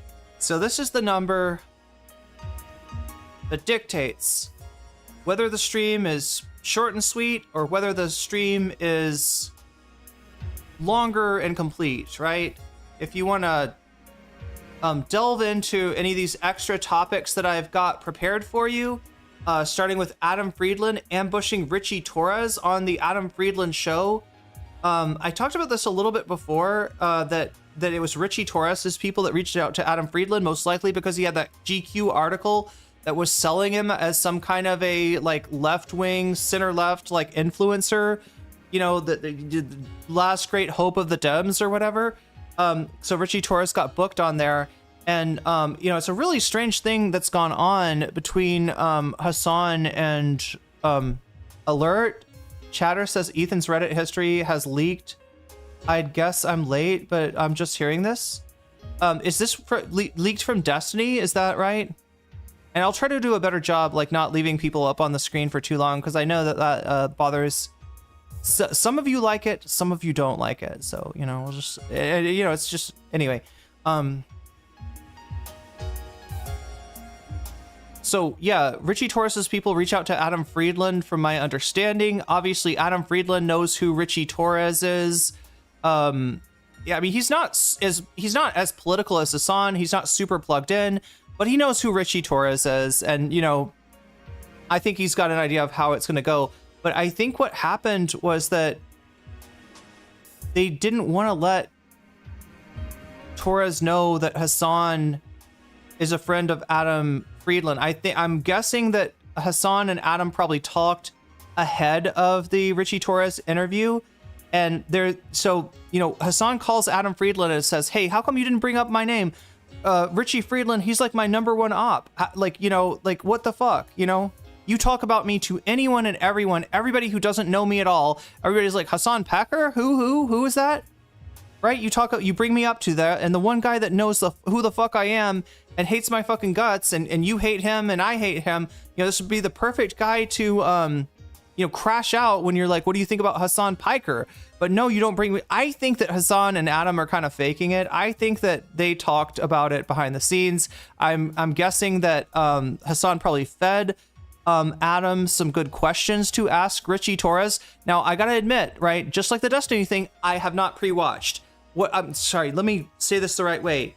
I watched the Hassan Piker react to the Adam Friedland Richie Torres interview, which got interrupted before it got interesting, right?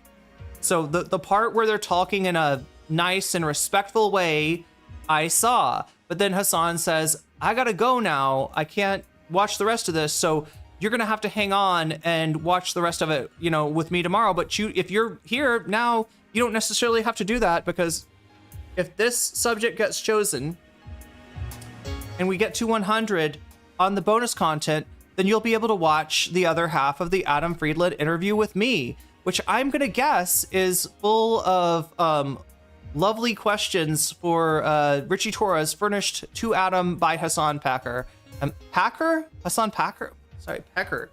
That's his name, right? Hassan Pecker. Hank Pecker. But yeah, we'll have to see. I haven't pre-watched, so I don't know what's going on with it either, other than the beginning of the interview, which is fairly tame. The Adam Ritchie interview ends really abruptly. He leaves. Oh, that's so beautiful. I love this. I love it. Look, obviously I don't sign off on everything Adam's ever said or done.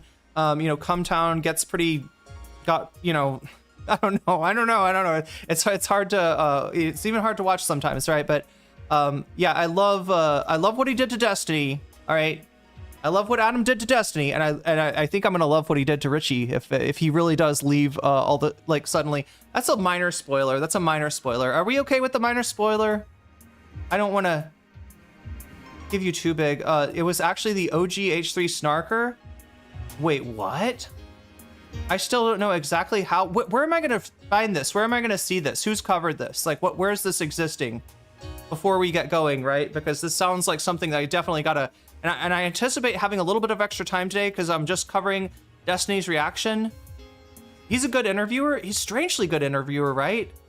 Like a mix of Dick Cavett and Charlie Rose almost, right? Is that, would you say that?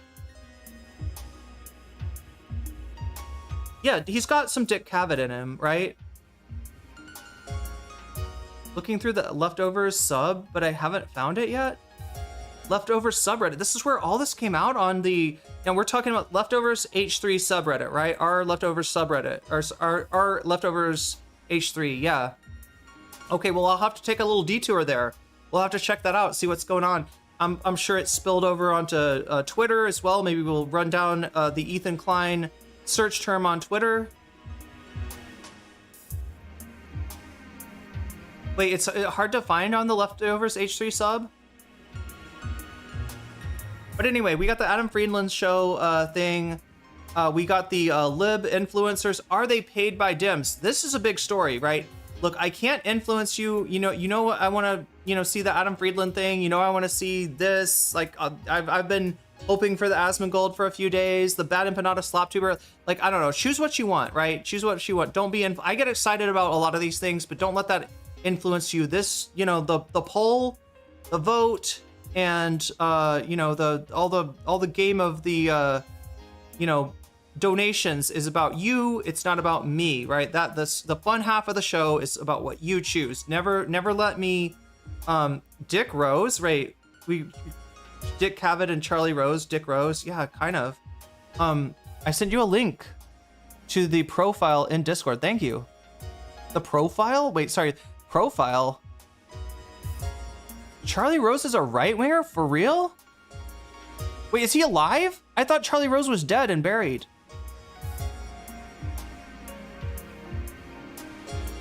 Seems like Leftovers mod deleted it. No! Did it get archived or something? The thread, I have the thread, but the content was removed. God damn. Well, we'll find it, chat. We'll find it. Destiny has been in, and Ethan is Instagram crashing out in response. Destiny has been it. Destiny has been tweeting about it. Okay, thank you. Okay, so we'll definitely look in that Dick Rosebud. There we go. We're all children tonight, right? We're all children of the weasel, or the jellyfish, or both, right? Or the common ancestor of the weasel and the jellyfish, which, let's not forget, is the butterfly. Look, we got one last chance to make the butterfly goal happen. If people like that, if people appreciate that, the butterfly is attained by super chats, right? More specifically, it's attained by 10 teal super chats, and we've already had one, so we really only need 9 teal super chats. If you like this part of the stream, if this is fun, again, I'm not trying to make this like an L chat thing. you know, I'm not, I have no desire to do that. This is supposed to be a fun thing. And if it's not a fun thing, if people are not enjoying it, then we'll have to choose something else, right? To go in the super chat slot. So I'm going to do it this one last time, you know, just see if we get the sub goal this time. And if not, I'll stop it because I'm making people sad. And that makes me sad. I really don't want to make anybody sad. But that's how the butterfly goal goes. Teal super chats are attained. I think every time you super chat, is it like $3 and some change or more? I don't know exactly where it's at, but it's a 100 Thai baht if that helps at all. So yeah, if it's like 350 or more, basically, you will get your super chat will turn teal, not the light blue that is the other super chat, but actually teal. Like, let me show you, chat. Let me show you what, because it's actually confusing on YouTube. I feel like YouTube has two colors that I would consider some form of teal, but I'm talking about this teal right here, right? See how this teal is more green, I guess, than the other teal? So yeah, if we get 9 more of those super chats, I will put a butterfly in my hair, and I'll try to choose a butterfly that I haven't had in a while. We've done the pink one. We've done the orange one. Ooh, this one. The multi-splendored butterfly. I don't think we've done in a while. And also we haven't done the basic blue butterfly. Needs a, ooh, or the red butterfly either. Wow, they're sticking together because they're magnetized. Anyway, y'all see the pedo troll stuff? People have been telling me about this. This is like what, Ethan's old account? So anyway, that's how the butterfly goal works. It's a super chat goal. You've got 2 hours and 10 minutes to make it happen. If it doesn't happen today, I'll probably hang up the butterfly and retire it. Sag, I'll come up with something new to do. Yeah, teal, not like teal, like Peter. Is Charlie Rose the one who got caught being a fart snorter? What is it? What, pray tell, is a fart snorter? Is that literally what, is that a literal term or a figurative term? Is that anything like, what was the other thing? Butt snorkeling? Anyway. So the other goal that we have tonight is a bonus goal, right? Goal for bonus content. See my messages above about Ethan might want to load the window in case it gets deleted. Oh, geez. Might want to look at that Reddit link now. The mods are deleting things. God damn it. What the fuck? Wait, which Reddit thread? Oh, no. See, it's not coming through. Ash Bradford, can you tell me the title? I hope I didn't miss it. Okay. Leftovers.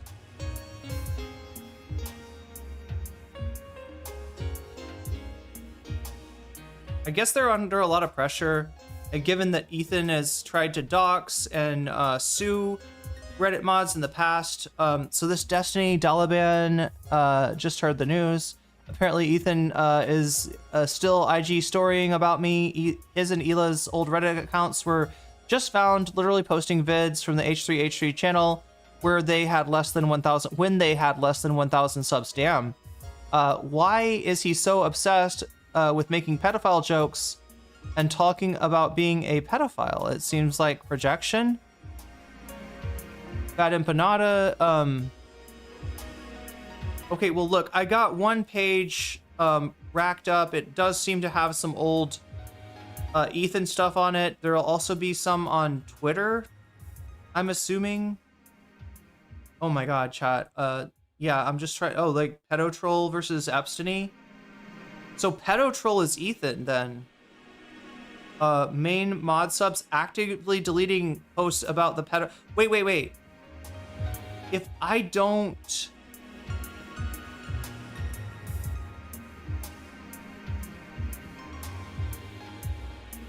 I don't know how to keep this like loaded, chat.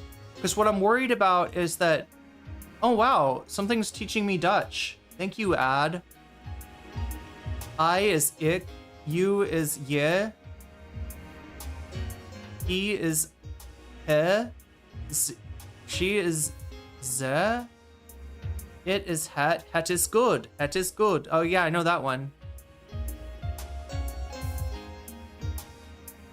Anyway.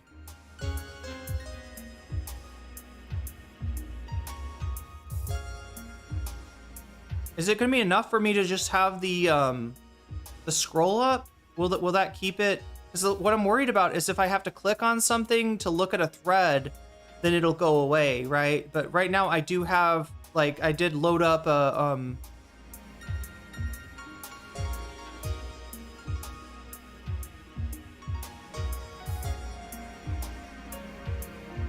put a butterfly goal counter up to remind people. Okay, I mean that's wait. We need a butterfly picture, right? Oh, we actually need a butterfly emote. I need to get on that. The post title, the worst post from Ethan's old... okay, so let me search that up.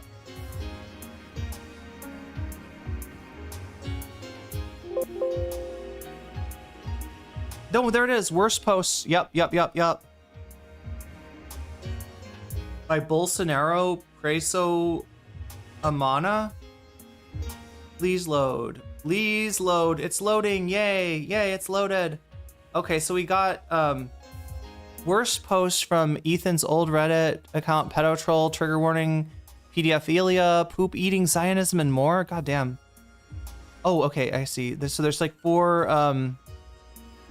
there's 4 posts. Is that the thread I'm looking for? Oh my god. A lot of weird racist shit. The fuck? Wow.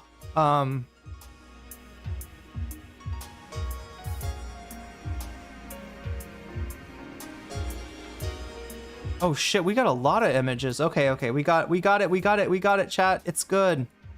I'm just worried, like, wait. Do I need to load up the images too? I mean, what I'm worried about is that, like, I can scroll from the thread is there. It's from 4 hours ago. Yeah, I found it. I think if you load the posts with the comments, okay, so I won't lose the ability to scroll through the different... Ethan talks about emming kids so much. It's nuts. It is nuts. This is like... Yeah, archive it, chat. There we go.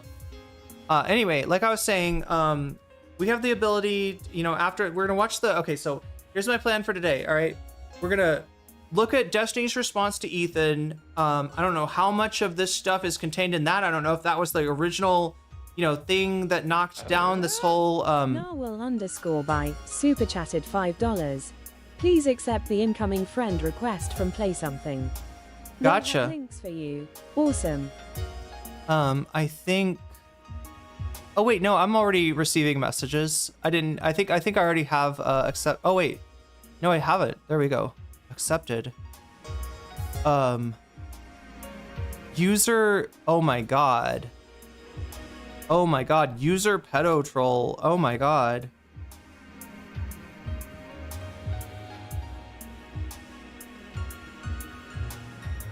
All right, I'm gonna use the Cracker Barrel tab. I'm gonna replace that with this Ethan's old account. All right, so yeah, this is basically, here, let me scroll it to make sure everything is loading up. I just want to make sure to load everything before shit starts to get deleted. I don't know if Ethan still has the login to this account and could... The other thing that I'm going to really need to look into is how do we know this is Ethan, right? That's the real question I have at this moment.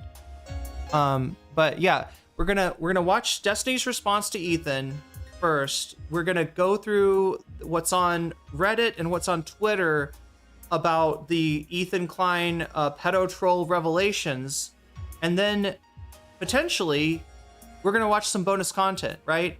Somebody also told me I should do a... Okay, wait, what if I recopy...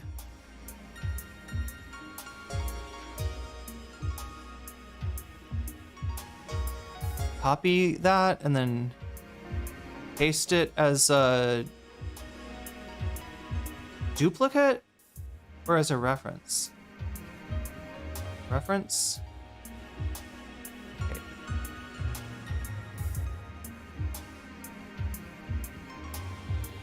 properties. Oh my god, I need to pee already. What the fuck?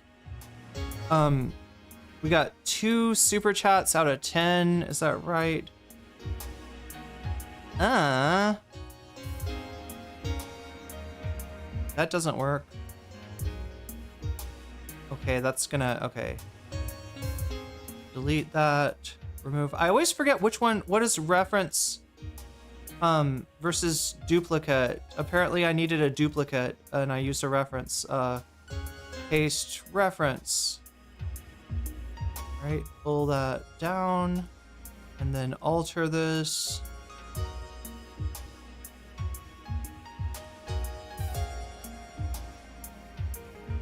No! The fuck?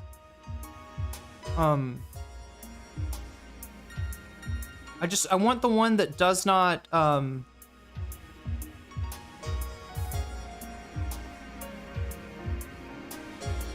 wait, so is it paste duplicate?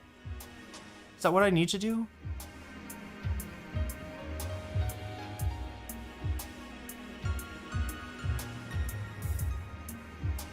Yes, perfect. Okay. That's what I wanted. All right, so we're at 2 out of 10 on that one. And I need to put the butterfly on that to like...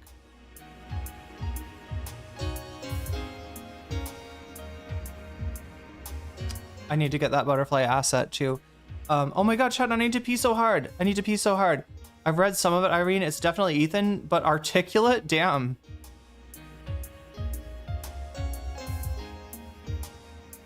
He fully doxes himself when he goes on his Zionist rants in Our Israel and World News. He was promoting old-ass H3 videos before his channel gained traction. He advertises old H3 videos on that account. We're at 28. We're at 28. Okay, gotcha.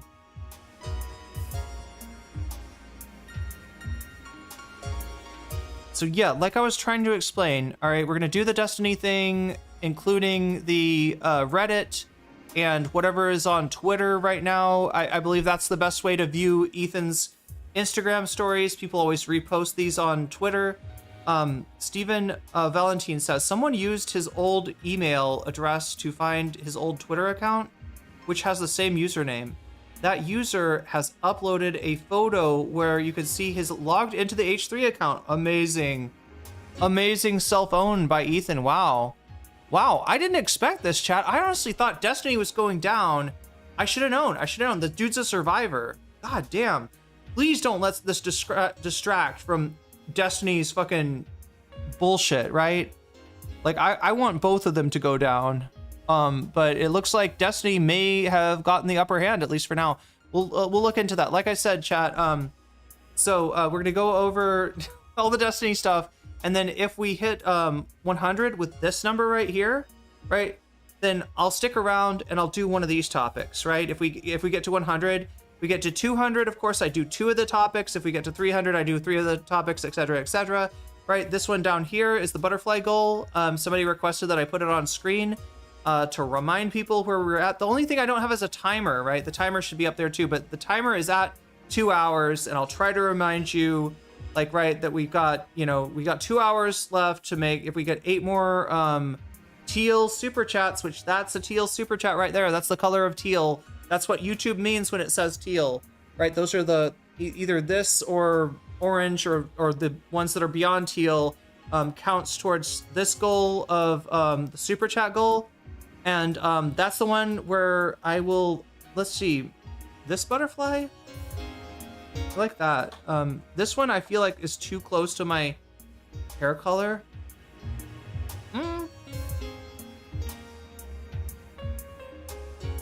Purple one. Blue? Yes, blue. Blue it is. Okay.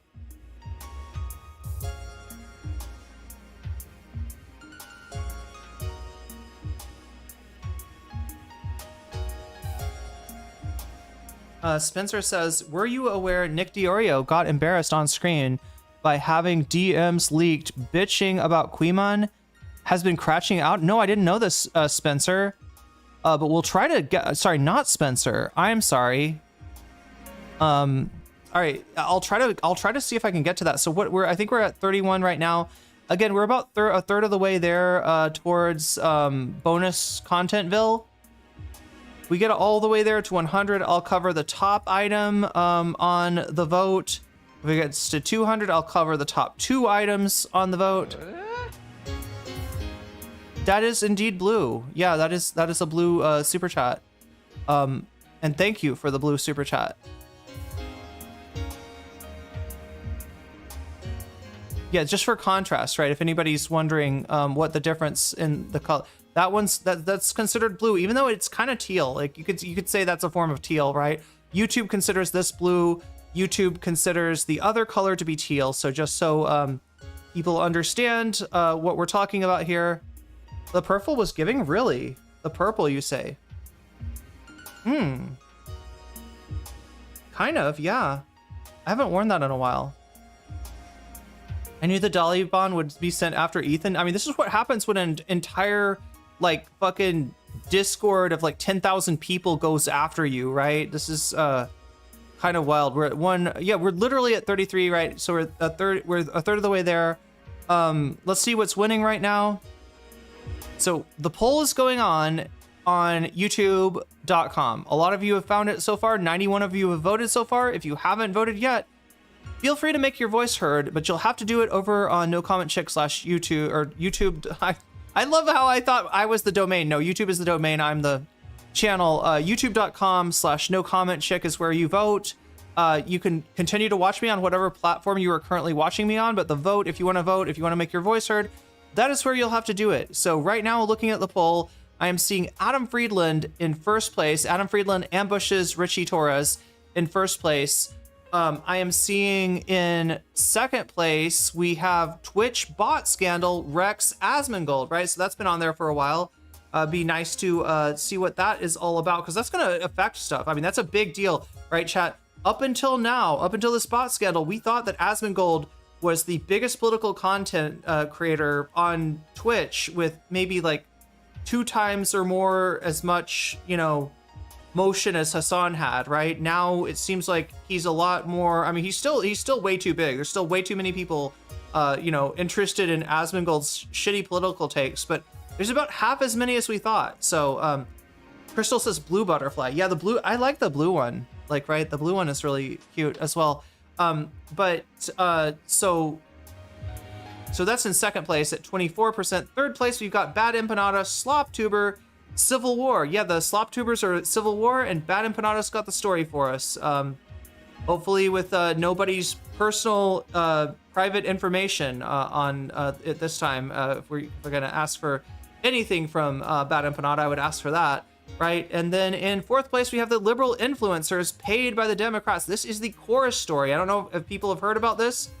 You may think that I'm talking about the Progressive Victory story, right? Which is an old story. It's not that, although that is connected, right? Progressive Victory actually had to register their payments to content creators like Xander Hall. Yes, Xander Hall, that Xander Hall, right? With the FEC. So that shame is all public for everyone to see. Chorus is going after influencers that they're connected, I think, to the Democratic Party, and they have a bunch of stipulations, right? If you get paid by Chorus, you first of all cannot tell anyone you're paid by Chorus, right? Or that it's connected with the Democratic Party. And there's a bunch of stipulations about what you can and cannot say. So these influencers, right? These political pundits, online political pundits of the liberal persuasion are basically bought and paid for by the Democratic Party, which, look, you could say they're Democrats anyway. What is the difference? Well, the difference is that they're micromanaging, from what I can tell, the way that they cover stories. Probably, I wonder what, how this works out in terms of Israel coverage, right? You could probably think of a few liberal content creators that do not talk about Israel at all. Could this be because of some payment from Chorus? This information is from a Wired article. It's just come out, and so it's new stuff. So since it's in last place, let me do a little advertisement for it as well. Wait, it's Fight Club? Yeah, you're not allowed to talk about it because you're not allowed to talk about chorus. But that's where we're at right now. Again, if we get to 100, I'll cover one of these. If we get to 200, I'll cover the top two, etc., etc., etc. So this is a way to extend the show and get me to cover more content, which we got some really interesting stuff yesterday with the revelation of possible Destiny doxing Discord. Now, again, we didn't really reach a solid conclusion because our source on that was a very untrustworthy person, right? However, kind of like everyone's untrustworthy in this situation, especially Destiny. So, and I wouldn't put it beyond Destiny to do something like that. But again, the source seems to have an axe to grind with Destiny and also is possibly a Nazi. So I don't know. And it's somebody that I myself has dealt with and had really weird dealings with this person in the past. So, not a great source, but again, it's entirely possible that this happened. We didn't reach a conclusion, but it's interesting if true, right? So, today's bonus content will be one of these items. Again, this number goes up every time somebody does a super chat, a super sticker, if you get yourself a membership, if you gift a membership. It also goes up if you contribute to my throne, which is right there, throne.com/nocommentchick. I am still trying to get to like 100% on the Vietnam trip, which is coming up really soon, less than 2 weeks away, chat. In fact, I've got to get my e-visa. Oh yeah, update on that. I posted something, I'm gonna have to take it down now, a few weeks ago, saying that Americans no longer have to get an e-visa.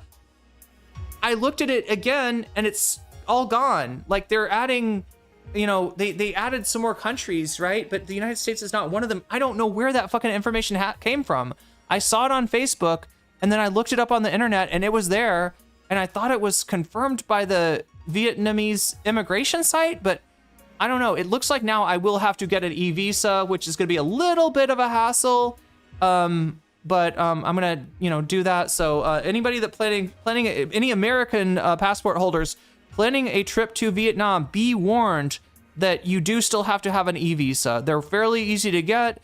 Just make sure you start 2 weeks ahead. I'm probably gonna have to buy one from like a trip.com or Agoda or something like that because I'm gonna need it expedited. So don't be silly like I did and risk your Thai visa because you thought that you thought you didn't need an e-visa. You still do, and it makes sense. I mean, I wouldn't, I wouldn't want to. I don't know. If I was another country, I wouldn't be trying to buddy up with the United States right now either. So, anyway, but yeah, the Vietnam trip, I just got. I guess there's going to be anywhere between, I think it's $30 and $90 I'm gonna have to spend to get the e-visa process. So if you want to help me out with that, I still could use some help covering the costs for going to Vietnam. I'm gonna be doing content while I'm there, so anything that gets donated to the throne, crowdsourcing is gonna be, it's gonna go towards the stuff I'm gonna do maybe for content in Vietnam. So if you want to help me out with that, it's throne.com/nocommentchick. It also counts if you sign up for my Patreon or if you support me on Twitch, which you can do for free with a Twitch Prime sub. If you have Prime, you can hook that baby up to Twitch and get out of it for yourself a free Twitch Prime sub, which is just the same as any other sub. It confers all the things on you that a regular sub would. The only difference is it's free if you have Prime. You can use Prime to get one free sub if you give it to the streamer of your choice. If that happens to be me, you'll get all the emotes and all the other benefits as well, right, for being a sub. So that's a way that you can support me at no cost to yourself, right? Also, another way you can support me at no cost to yourself is to like the stream with your thumb. Hit that button or click that button to like the stream. That helps me out a lot. Another way you can help me out is by going to the Blue Sky Blast Off thread and either liking, commenting on, or posting that one to help us get the word out to more people on Blue Sky. Obviously also Twitch, regular Twitch subs count as well. They do cost twice as much as YouTube memberships. but people seem to like them, I think, because of the animated, I would guess because of the animated emoji. So, if it's worth it to you to have, weasels and jellyfish that move, then, maybe think about a Twitch sub for yourself. You could also gift them to other people if you want. That's very generous, very kind to do, as it helps other people out as well. Or gifting bits. Throwing bits my way will also make this number go up. Those are the things that make the number go up. And coincidentally, they're also the things that enable you to put your money where your mouth is. What am I talking about? I'm talking about this stuff right here, right? You see how Adam Friedland has a plus 15 on it? That means at the end of the night, I'm going to add 15 points to Adam Friedland. All right? And you can play this game too. Anytime you donate, or if you have donated, feel free to let me know in chat which of these topics is speaking to you, and I will convert your donation into a percentage and apply it to the topic of your choice, giving it like basically a buff. You'll get you'll buff your favorite subject matter and possibly help it win. You can also say Vox Populi if you're like, no, I want what the people voted for. That's what we should get, right? That's a very principled stand to take, and you can take it by saying Vox Populi, right? You can also, if you want, contribute to a future gaming stream. It looks like we're 45% of the way there right now. So those are your options. That's how the game works. That's how the game is played. I'll be, the snark is here. Wow. Well, I'm not beating the allegations, am I? Ethan's gonna chorus. What is chorus? Yeah. Chorus is some kind of a, I'm not sure. It's not a pack, I don't think, right? But they're giving money to influencers, and they're not reporting to the FEC. So this is even less transparent. Which, remember, Progressive Victory had a big problem with transparency. This is even more untransparent than Progressive Victory. So it's kind of a big announcement. We've got some names of people that are taking that chorus money. Some of them are names you've heard of and would probably guess, but I don't think we have all of them, so not all of the information is there. Anyway, chat, I have the need to, let me go ahead and give a shout out to the Patreon.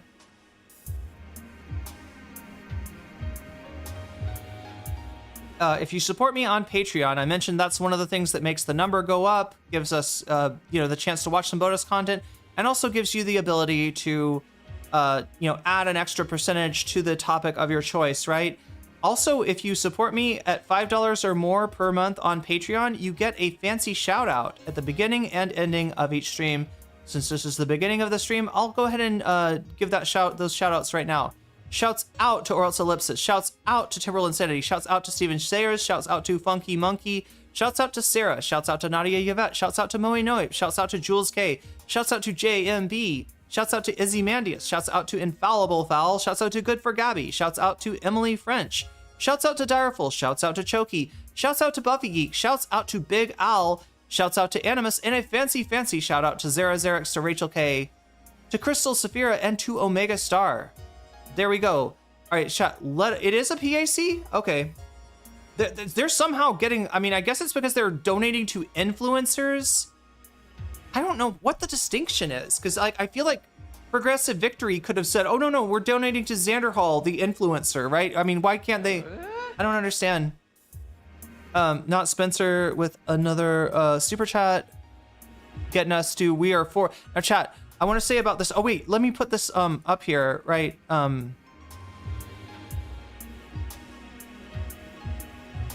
Something about the butterfly goal. It says on the screen that we're at 3 out of 10. We're actually at 4 out of 10. All right. There's just one that I didn't put up in time. So understand that when we get up to 9 on the chat screen, tell me butterfly. Tell me to put a butterfly in my hair. Let's see what Not Spencer's got for us. Queemon, friend of the VOD, made a Diorio coverage bingo card. A-logged his Ethan glazing. Queemon also coined the term snark left. Diorio's oldest fans have adopted it. For slop. Wait. Are you putting that towards slop? Which one of these is slop? Oh, slop tubers. Yeah, gotcha. All right, we'll do that. Slop tuber Civil War getting a little motion behind it, and the goal progresses on to 37%. So anyway, chat, we are 63% from getting bonus content. If we get that by the end of the stream, I'll stick around and do some bonus content with you. Otherwise, I will bid you adieu when we're done covering the Destiny stuff, right? And whatever else falls in my lap in the middle of the time. My username is based on Lewis Carroll's The Hunting of the Snark. Definitely not the Reddit. Okay. Well, yeah, they'll still find some way to cancel me, Snark. But thank you for clarifying that. I had forgotten. Is that from Alice in Wonderland, or is that a different Lewis Carroll thing? It sounds familiar either way. But let us proceed, chat, because I have been edging you far too long.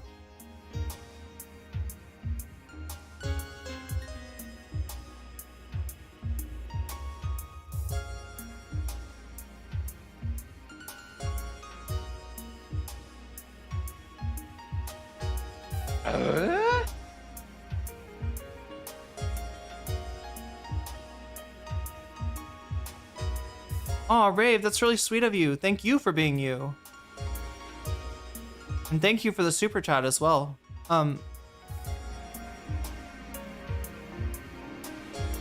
Alright, so let us go now to the Destiny livestream, which looks like a Hassan livestream, but trust me, Destiny's in the upper left corner there. And let's see what Destiny's got. I've got to pee really quick. Destiny, please don't sue me. Don't make me get Waluigi on your ass. Right, wait, that's the button. Where's Waluigi? That's Ethan. God damn it. What's that one? Jojo. Here? No, it's fell for it again. Just like I fell. There we go. Waluigi will mind the stream and will react to Destiny while I take a much needed pee. And I'll be right back. Oh, neat. That was easy. And then press play on this. Poor? This motherfucker grew up doing equestrian fucking horseback riding in his rich family millionaire house in Turkey. At what point could he not afford a haircut? What? But I was serving. Okay.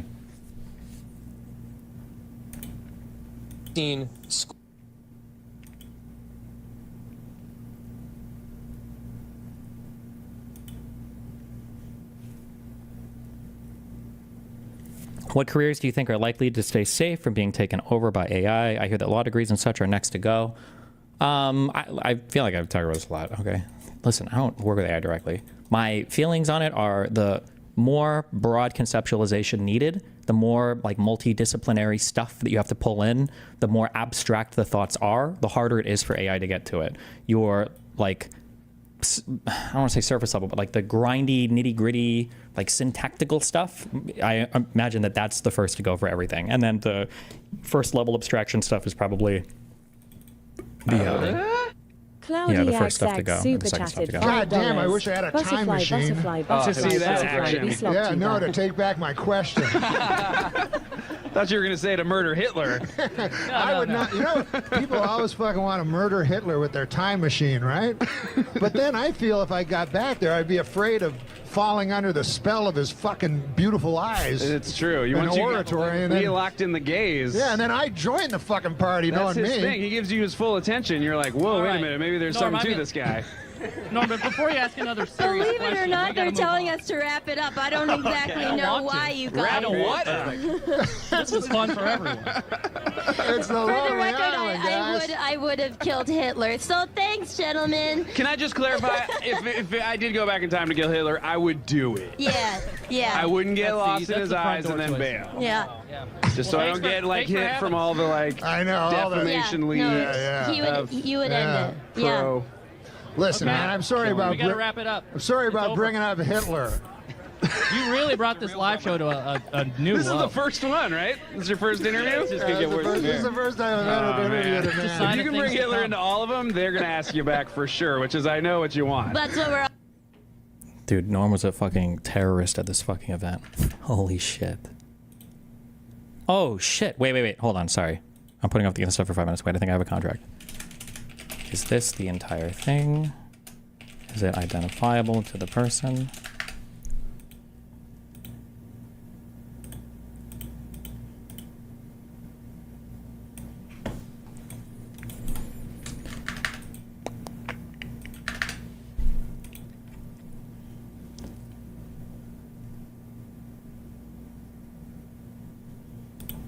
This looks like just page 1.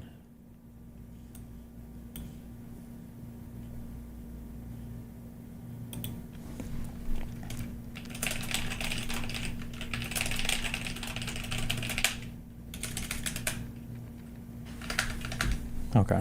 I'm assuming, maybe I'll get the rest of this later. All right.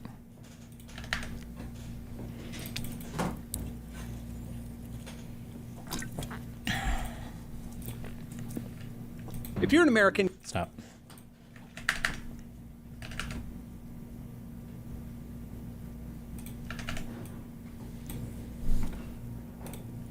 Okay, I had to stay up last night for fucking 4 hours watching this god-awful fucking video. Welcome back.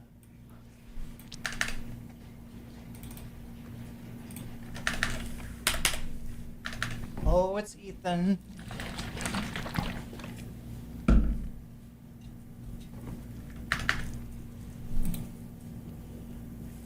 Wait, what am I punishing you with? Mouth noises and clicks. Yeah, Destiny's stream is abysmal, isn't it? Were people saying this yesterday? Were people talking about this yesterday? My microphone maybe spoils you a little bit.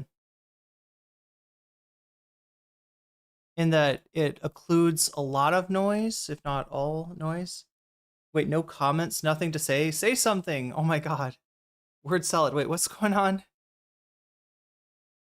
I'm supposed to be at 43 here. Yeah, we're definitely making progress towards that goal. Towards that Adam Friedland. I feel like, you know, look, I'm going to be happy with whatever chat chooses. They're all good choices. Because I set them up. Cut your own hair. But yes, because wait, I cut my own hair. It's difficult, but...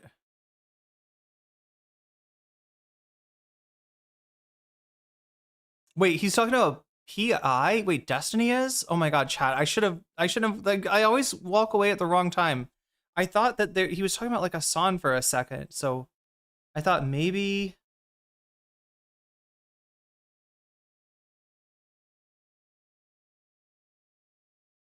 Oh my god, no, I probably shouldn't rewind this, right? Because that's gonna be, like...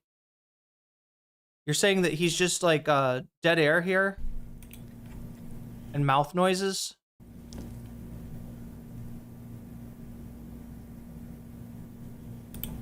This looks like just page 1.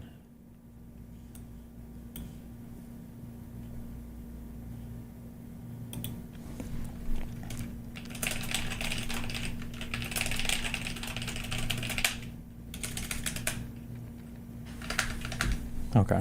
I'm assuming, maybe I'll get the rest of this later. All right.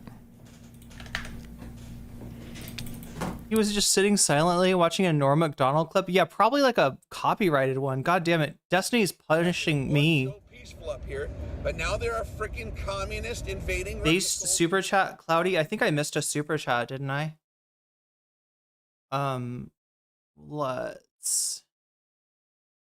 Let's go. Cloudy, thank you for the super chat. That is for 4 butterflies for BE slop tuber content. I got it. I'll put your money where your mouth is on that one.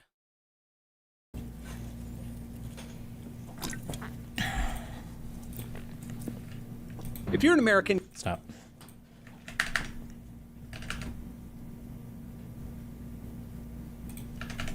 Nine.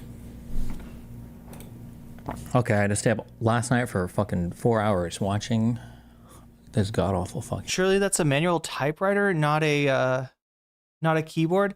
Is it just a mechanical keyboard and a mic that's taking in a lot of room noise for some unknown reason? If I ever talk to Destiny, my like only question would be, Why no noise gate? It bugs me. I was quoted 90 for a trim of my shoulder length hair. Not today, Satan. Damn. I just go like months, if not years, between cutting my hair. Usually that's how I manage. Destiny must be botting as well, but there's no way to prove it. Yeah, I mean, I've heard people say that they think that YouTube is botted. I mean, I've definitely seen some. Well, we haven't seen that in a while. We used to get like sex bots. Anybody remember the sex bots? Like they would come into your chat and they would post something like, click this link for, I don't know, hot sexy babes or something. It would be like kiss emojis and stuff. But they did manage to get rid of those, so. Video. Welcome. See, now you say it's day one shit, but it makes me wonder, since Destiny's been streaming for so long, and he's actually got a pretty nice microphone. It's one of those ones with a little ball on the end. I forget what those are called. It's a blue bottle. Is that what it's called? A blue bottle? Mike, why would Destiny have a noise gate? When has he ever been considerate? Good point. But it makes me think that that he's read something or he's heard something, or like that people really like the little noises, the little ambiance of your rooms. I just don't. It doesn't make sense. They came in thicker numbers during the election. Yeah, Trump bots. Those definitely seem to be a thing. After his rebuttal, he says he was botted. Wait, as a joke? Bat.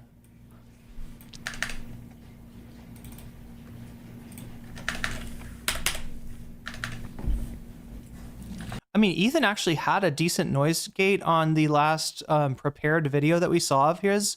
His audio is actually, better than it is on the show. God, this is a thirsty guy. I'm glad he's staying hydrated, Destiny.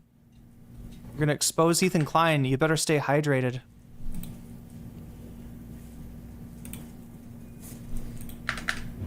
Yeah, Variant. That's what I was thinking. Maybe he's trying to appeal to the ASMR crowd. That's the only thing I could figure out.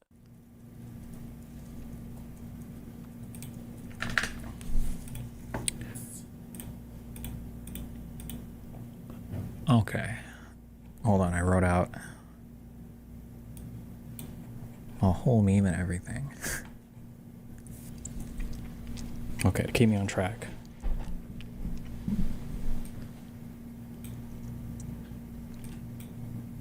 Like, I don't know. For me, like, I actually like keyboard sound and mouse clicks. Like, I used to date somebody who was a programmer, amongst other things, and at night, when they were coding, it was actually kind of relaxed. I know this sounds weird, right? This would normally be a thing that you yell at your partner for, but it somehow helped me to sleep. That they were typing away, probably, cheating on me as well, but I don't know. It's ASMR cheating, right? ASMR texting other people. Anyway, wow. Is ASMR from the mouth noises really? Yeah, I don't get that. That's the part that I would really want to filter out. And it's as easy as this, chat, like, right? It's as easy as taking this and going over here with it, right? That should like at least reduce. Instead, he's just like making sure you can hear every throat noise that he makes, right? And Destiny is the throat goat, so. Okay.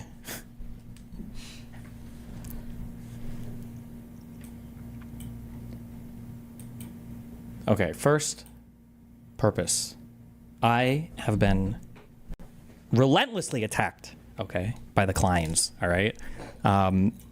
Ethan recycles a whole bunch of stuff from Orion Beard video plus other things. There's a whole bunch of like random fucking statements that people make about me and about things that I've done, 12, 13, 14, 15 years ago. And I figure I could probably just address some of these while going through the Ethan video, because why the fuck not?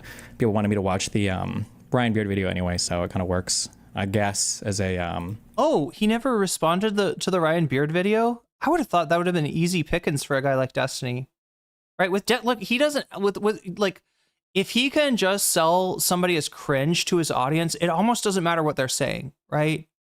If you're cringe, according to DGG, if they could classify you as the R slur, then I don't know, whatever you're saying doesn't count, I guess, right? opportunity to do that as well. This is basically for my fans, and believe it or not, somehow, I guess, I'm sorry for Ethan and Elo, but apparently I do have a decent number of crossover fans from H3H3, and yeah, that was one of the better, just one of the best Ryan Beard videos I've ever seen. From my universe, so this is for them as well, I guess, because it's kind of nice, I guess. A lot of H3 fans have reached out to me and like apologized, which I think is kind of cute. But I'm sure there are just as many also calling me a pedophile, which is also cute. So, yeah. I'm not really, I don't think at this point, just because of how hard Ethan has kind of gone in on this, I don't really expect to change his mind. I don't really expect to change the audience's mind. Ethan kind of has a history of deciding to like go nuclear on certain content creators because he's convinced of some weird sexual thing. He brought on that one girl for Noah Samson's stream to reveal was it ultimately that like he cheated on her while they were dating, so it was kind of like assault because she could have gotten an STD. It was some stupid thing. He did it with Abba and Preach, where he's like, these guys are secret red pill content creators. He brought on the one girl relating to the Fresh and Fit guys, trying to accuse Myron of like... Wait, I'm sorry. Am I weird for kind of agreeing on Ethan on that? Am I off in placing the Abba and Preach? Yeah.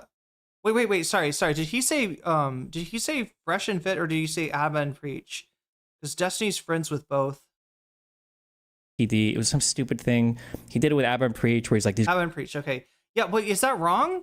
Are Abba and Preach not Manosphere dudes? guys are secret red pill content creators. He brought on the one girl relating to the Fresh and Fit guys, trying to accuse Myron of like sexual assault when even the girl didn't want to go that far. And Ethan was like, would you say you assaulted you? She's like, no. So I don't really expect him to ever change his position on this, or for the H3H3 audience in general. But like I said, I figure I can address my audience and I can address any crossover fans, because why the fuck not? There are a million things that are happening right now in the world, obviously relating to the Trump stuff, relating to insane fucking Hassan stuff, just in politics in general. I've said this a lot to my community. I'll say it again. I kind of wanted to not be in the whole drama shit fest slinging field of whatever the fuck this kind of drama shit is, but I guess I'm destined to be pulled back in. Okay, I guess like when John Wick's dog is killed, you're always coming back to this fucking world. So here I am. I will say as a reminder, the only reason why this back and forth is happening right now is because Hassan and all of the other crazy obsessive communities around him like desperately want to make anything that they can about any random personal smears, as opposed to actually talking substantively about literally any issue ever.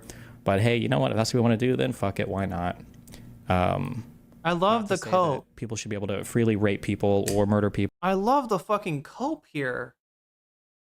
Yeah, Hassan's community are making up something fake that doesn't exist, and even if it did exist, it's very old.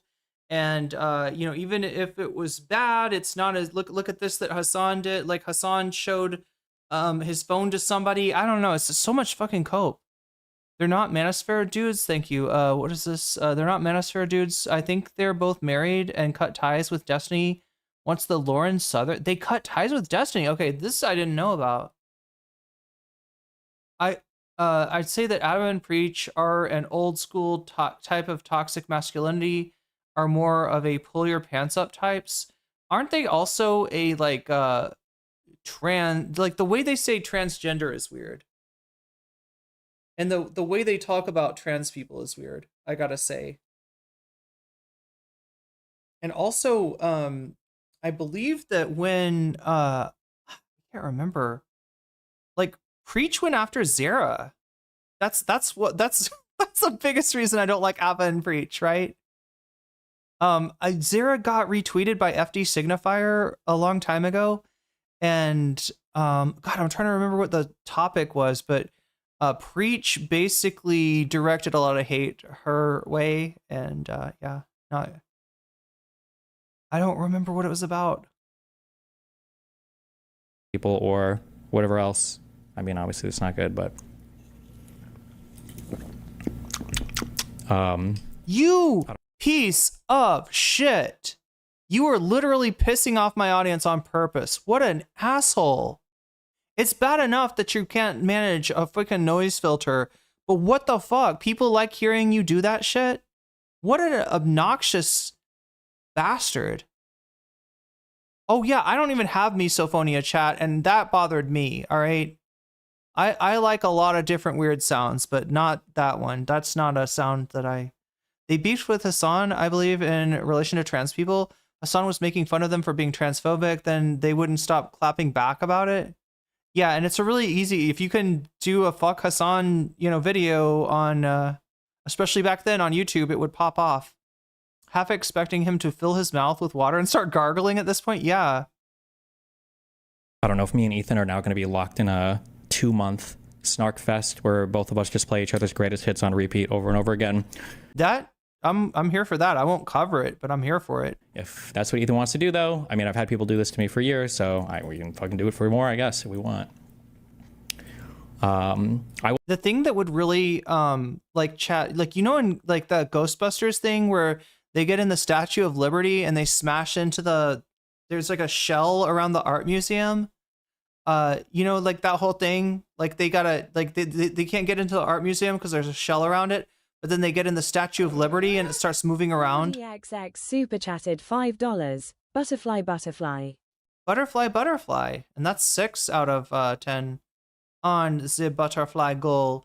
But you know what I'm talking about? Like if you want to break the shell of Destiny's community and inject a little truth into there, because that's kind of what it's like. It's like there's an infection, but there's an obstruction. Like it's infected inside of Destiny's community, but you can't get in there because nobody fucking listens to you, right? I think the thing that would, if I don't know,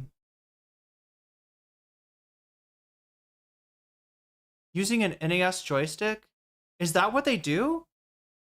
Like NES joystick, isn't that like the really old one? Like the not even the Super Famicom, but the regular Famicom, the not super one. I will say that the inciting incident, because nobody actually seems to give a fuck, which is fine. I understand. I'm a guy, so revenge porn and all that is fucking epic and hilarious. But the only reason a lot of this stuff is even in the public conscious is because of a guy who... Like what he's doing right now is presenting the idea that nothing ever happens, right? And as long as his community goes with nothing ever happens, then he can just play this off as like, you remember this, guys. We've had drama before. It's the same thing as always. People are like, there's something really bad about Destiny. You can't like Destiny. And we keep on liking Destiny. And pretty soon people forget it and they stop talking about it, right? And that's almost like a self-fulfilling prophecy. As long as he can make... It's almost like even anybody in the chat that's got like a hope that, okay, this is too far. This is too far even for me. Are we leaving? Are we leaving? Nope. We're okay. I guess I'm staying. Right? It's like if you can bust that illusion that this is the same, kind of shit as every other scandal he's been through, I think then Destiny starts to, bleed out, figuratively speaking. Of course, figuratively. We wouldn't want the, guns on the mantle to become Chekhov's gun. I'm not talking about anything literal, right? I'm talking about, we're not preying on his downfall that hard, all right?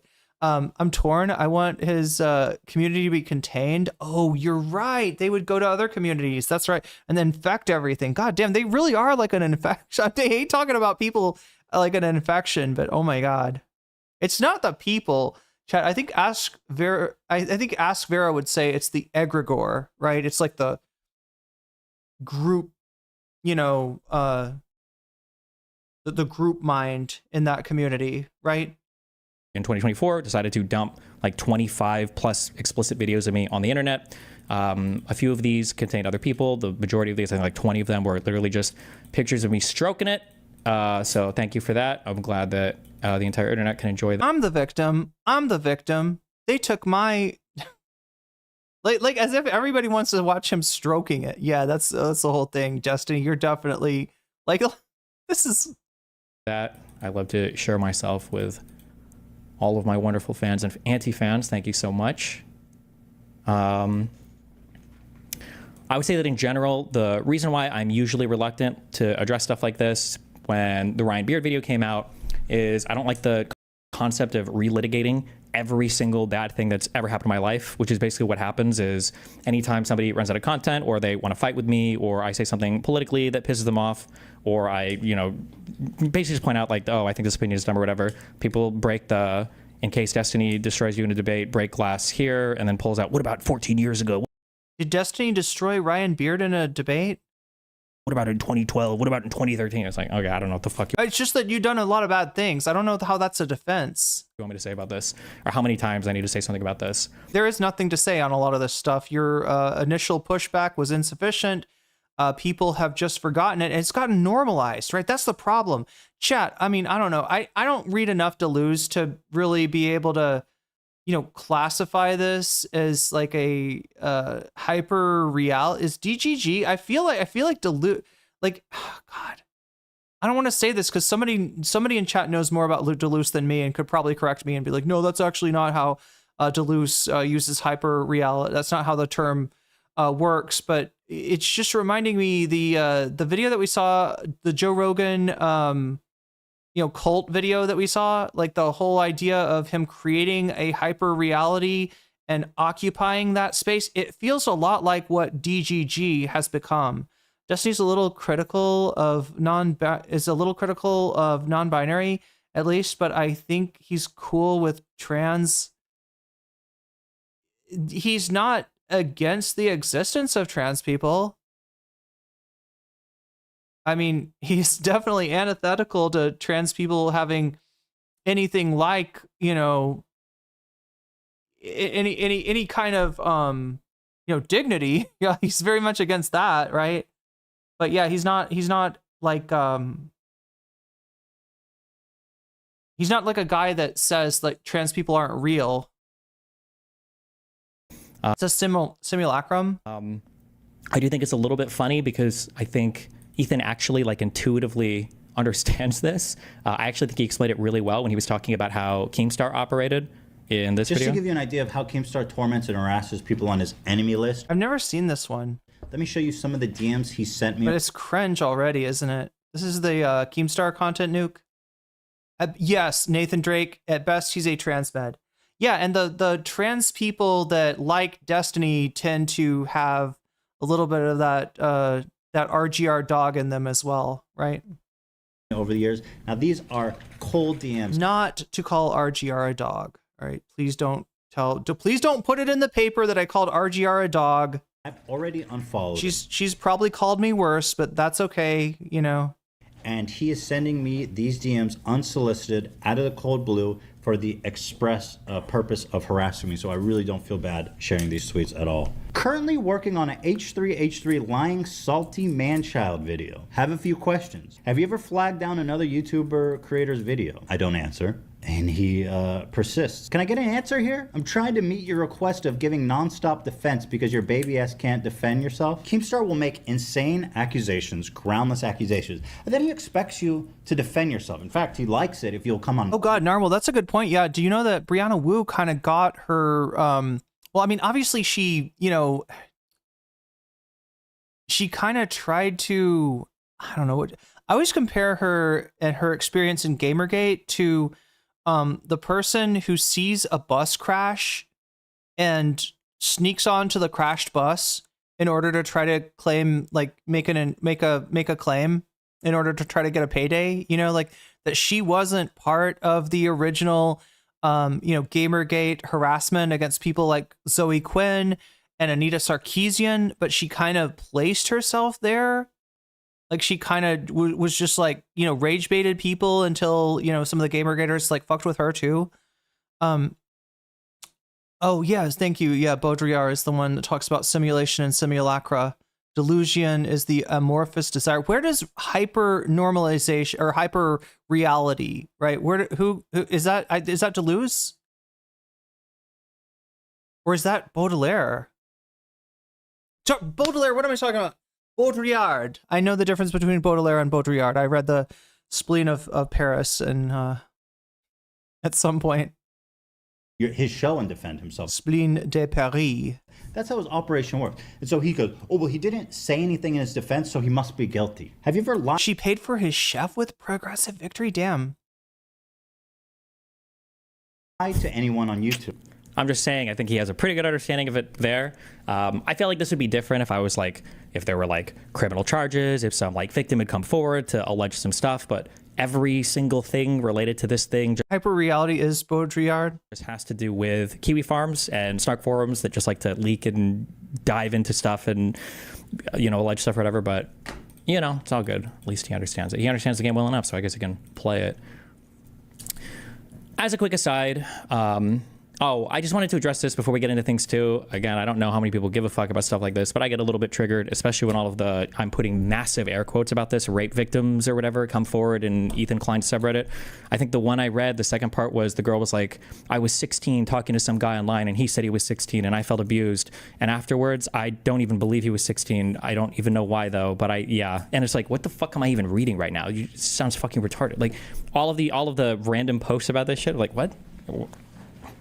I think that post was deleted by Reddit, so I don't have a copy of it right now, but I'm like, okay. This is something I spoke about before.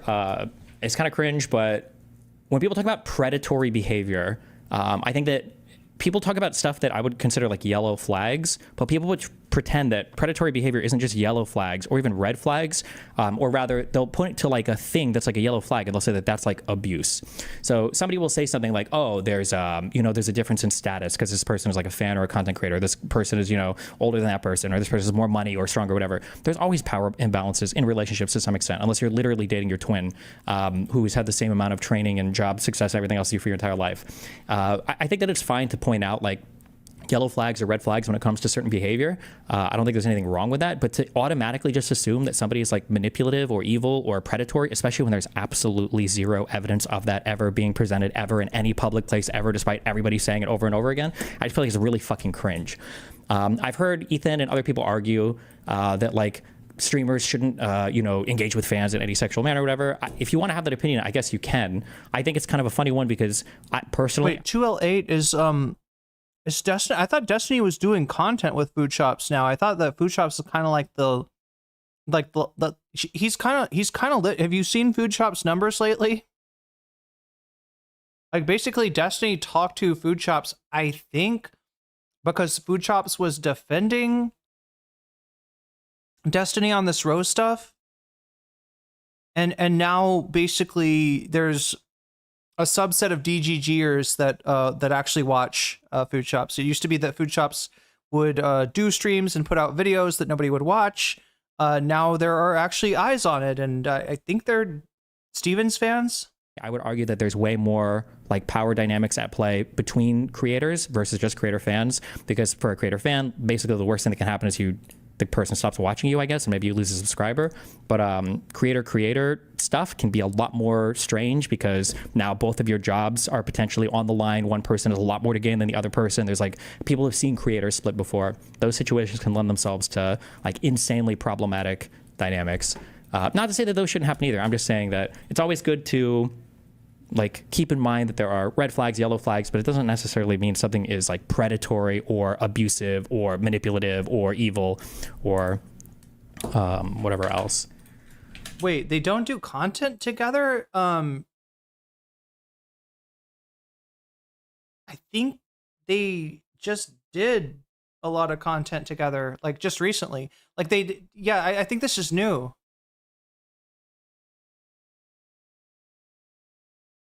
Like I know, anyway, I'll look into it.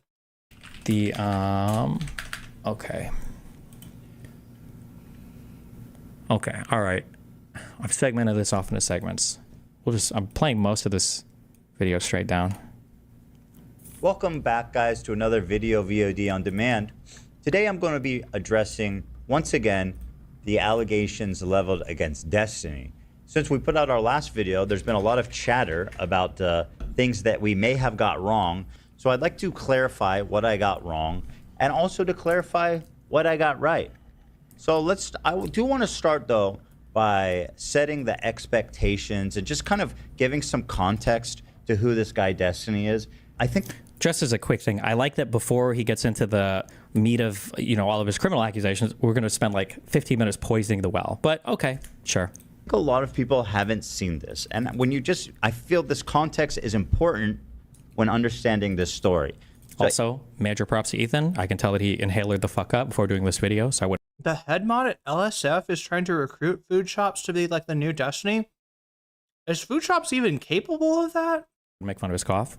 I'm glad I can encourage you to adopt healthier. I mean, not to glaze Destiny up, but I mean, there's a reason that he has that kind of audience. Like, I mean, he has certain capabilities as far as covering, politics and other content that I just would not attribute in any way to food shops. Your habits. If you'll indulge me here, I'm going to pull up some clips from this Ryan Beard video on him that was recently made, and I think these clips are more relevant now than ever before. So let's take a look at them. Section here of harming women. I'm going to show you guys a few. Wait, did he slip over the did he skip over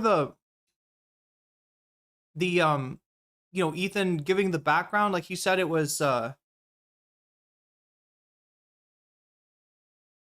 yeah, to be honest, like I don't know enough about actual food shops content to I guess I've never watched a food shops video. I should stop opining and continue to eat pineapple. What I got right. So I do want to start though by setting the expectations and just kind of giving some context to who this guy Destiny is. I think just as a quick thing, I like that before he gets into the meat of, all of his criminal accusations, we're going to spend like 15 minutes poisoning the well. But okay, sure. A lot of people haven't. What? What?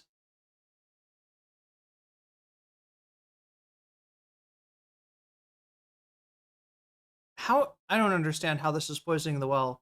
I am noticing though, it looks like there's 3 different chats. Okay,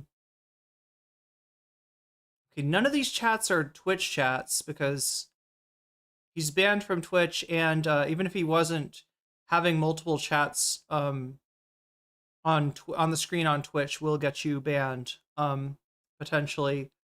There's 3 chats. What are they? One is Kick, one is his one is YouTube, one is Kick, and one is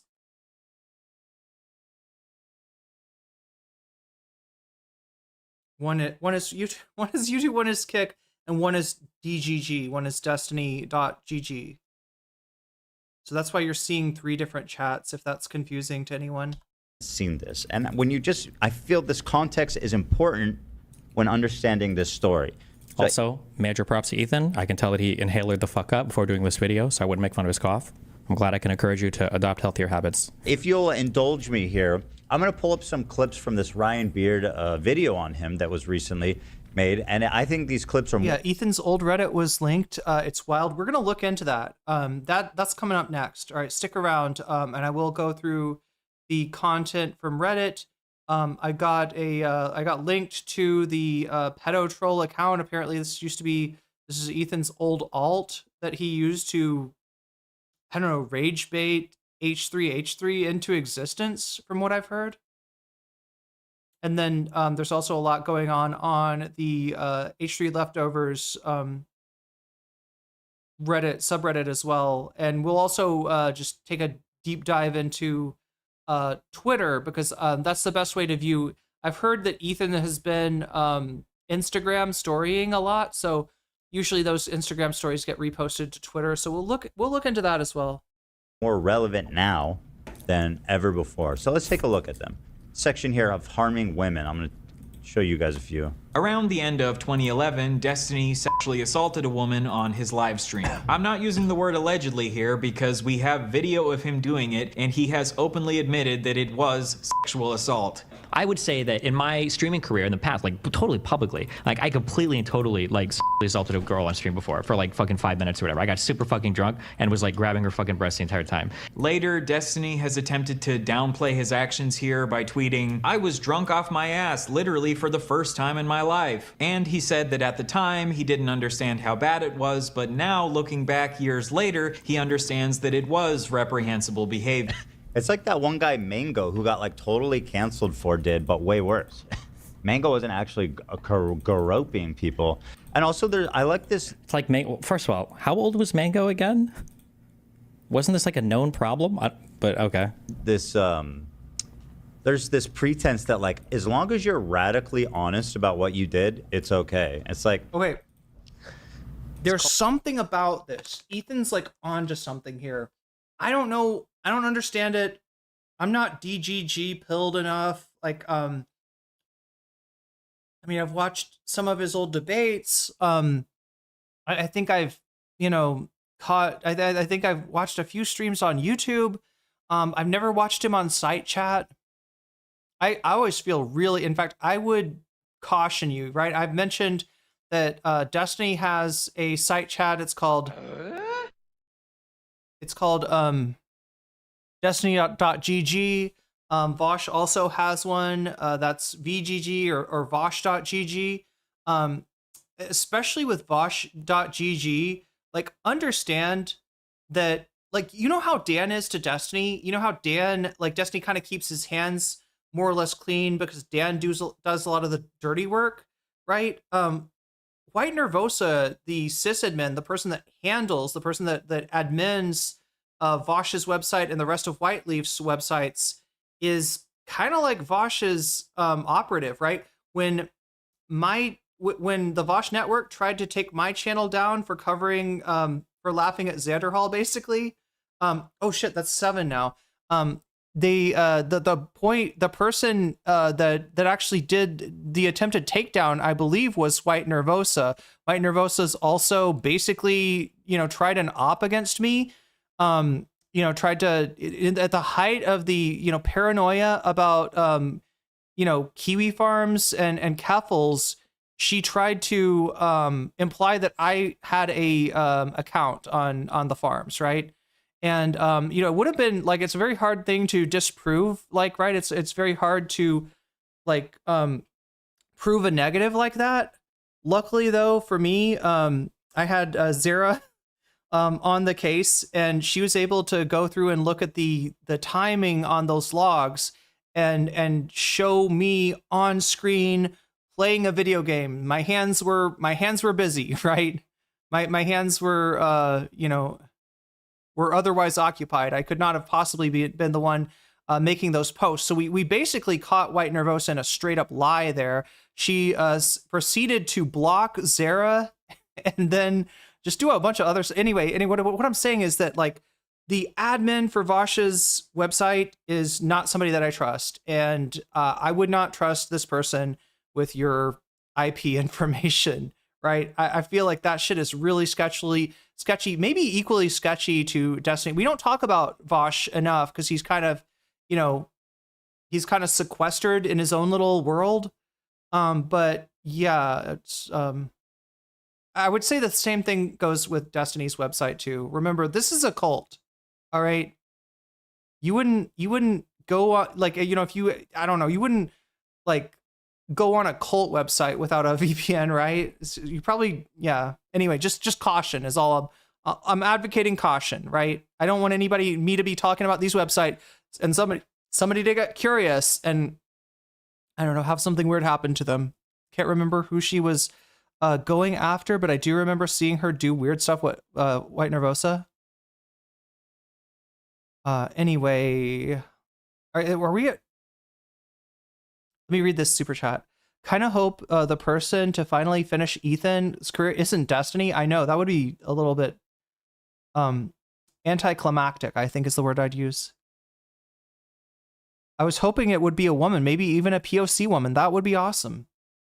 Anyone able to be critical of the fast talking, here's the entire argument and see pretty quick it makes no sense?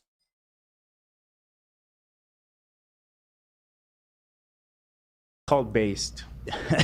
Did you just say you were groping a woman on stream for 5 minutes? But anyway, that's not honestly. Okay, for the first one, okay, because I know that Ryan likes this clip and a bunch of people like bring this up. One, this incident occurred in 2011, okay? This was 14 years ago when I was 22 years old, all right? I don't understand how Ethan can say that I'm downplaying my actions when in the video, I literally explicitly say, I feel like this was sexual assault. I said that my feelings on it and how acceptable the behavior is has changed since then. I don't know what the fuck I'm supposed to do about that besides that. The thing I was getting at with that I think Ethan's onto something. Yeah. Honestly, White Nervosa seemed to me to be not well, if I'm being real. But anyway, every interaction I had with Nervosa was toxic as fuck, and I do not want to relive any of that shit. Norval Narf, Varsh was ranting at his chat like a jilted lover today. You know, other streamers have nicer communities. We don't have any real sense of community here. Pretty much blaming all of the chat as individuals. Damn. Part 3 of a rant from me. I'm sorry. Let me read the rest of the. Is this just a thing that like you want to bring up over and over again for reasons? You know, he can say that like I'm downplaying my actions because I brought up that we were drunk or whatever. I mean, like Mia has said the exact same thing. This was years ago. I chalked it up to being young. Everyone had too much to drink. Oh yeah. Sorry. The thing that he says. Okay, so Tay with the member chat. We need to stop making gross people popular. Yeah. Unfortunately, it feels like there's a lot of gross people out there doing it anyway. But I know I feel you. Yeah, we're at 51 here.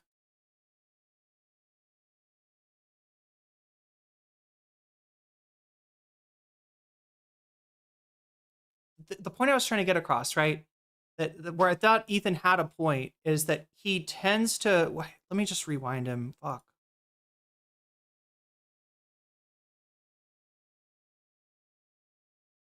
Did you just say you were groping a woman on stream for 5 minutes? But anyway, that's not honestly. Okay, for the. It's called. Mango wasn't actually a groping. He understands that it was. I was drunk off my ass, literally for the first time in my life. And he said that at the time, he didn't understand how bad it was, but now, looking back years later, he understands that it was reprehensible behavior. It's like that one guy, Mango, who got like totally canceled for did, but way worse. Mango wasn't actually groping people. And also, I like this. It's like, first of all, how old was Mango again? Wasn't this like a known problem? But okay. There's this pretense that like, as long as you're radically honest about what you did, it's okay. That is a phrase that DGGers will use in relation to Mr. Girl, the content creator that got popular for putting out a positive review. I'm sorry, a positive review of Cuties. I'm catching the Ethan thing now. A positive review of Cuties with a in his comment about Cuties was he thinks it's hot, right? You know, he's just basically pedo posting on main, and that gets him attention. That brings his channel out of the basement and into the light. That. Why did that happen? Well, a big part of it was Destiny's community, right? They see somebody like Mr. Girl being like, I find this hot, and they say based, right? Radical honesty. He's being real, even though he's a person with attraction to minor people, or whatever you want to call it, right? That's the kind of shit, and Destiny has definitely benefited from that sort of thing as well, right? There's even a segment where he's taking the psychological inventory that's supposed to, I don't know, tell you. I think that a psychologist would use this to evaluate their client for having something like antisocial personality disorder, or sociopathy, something like that, right? And so it's called the dark triangle, that they're measuring Machiavellianism. I don't know, what is fucking dark triangle? Let me try to remember what this was.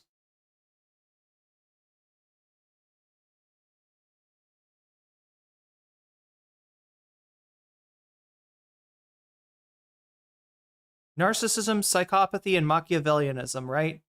And so he takes this to inventory once with Melina standing there, right? His former wife back when she was his wife.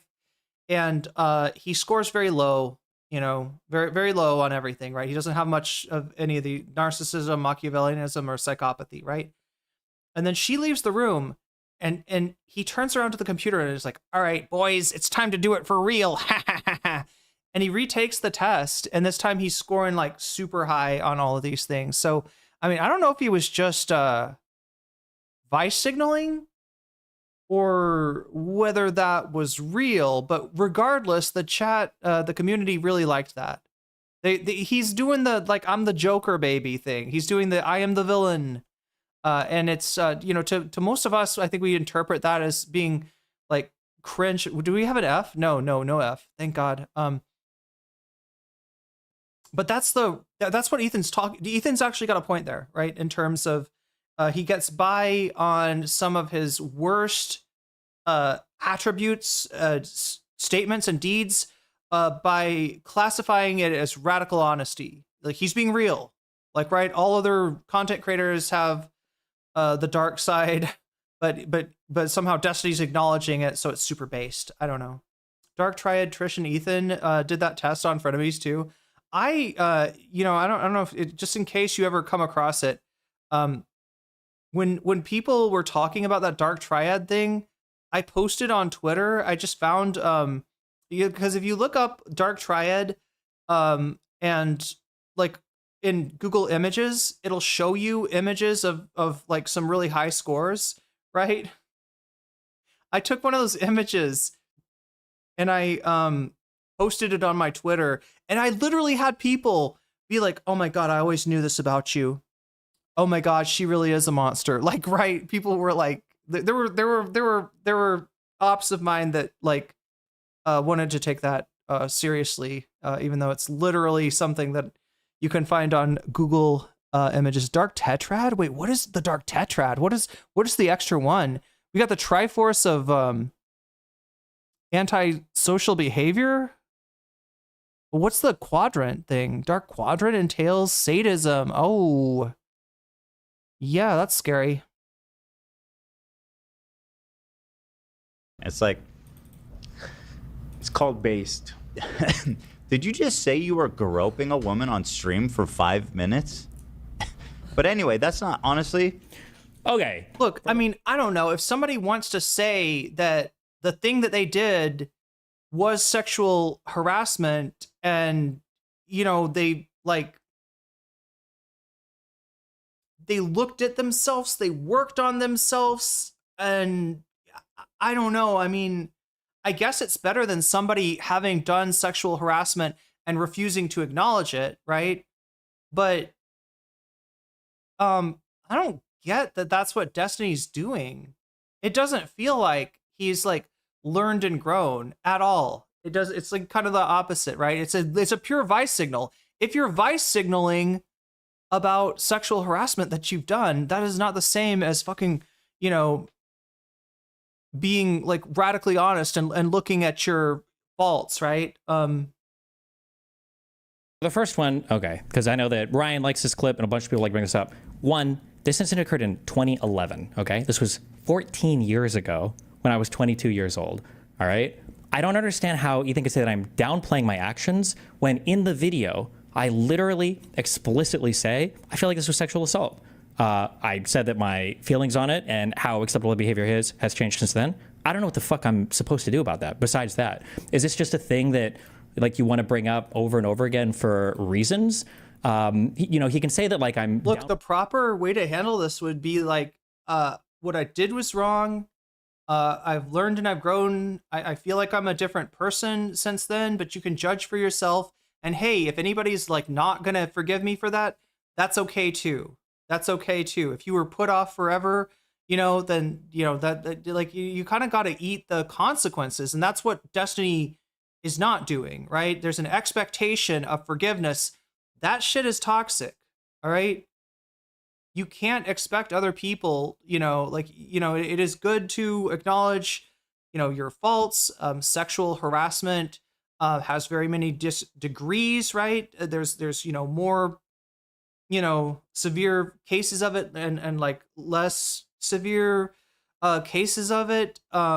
So there's like some nuance there, but I don't know, like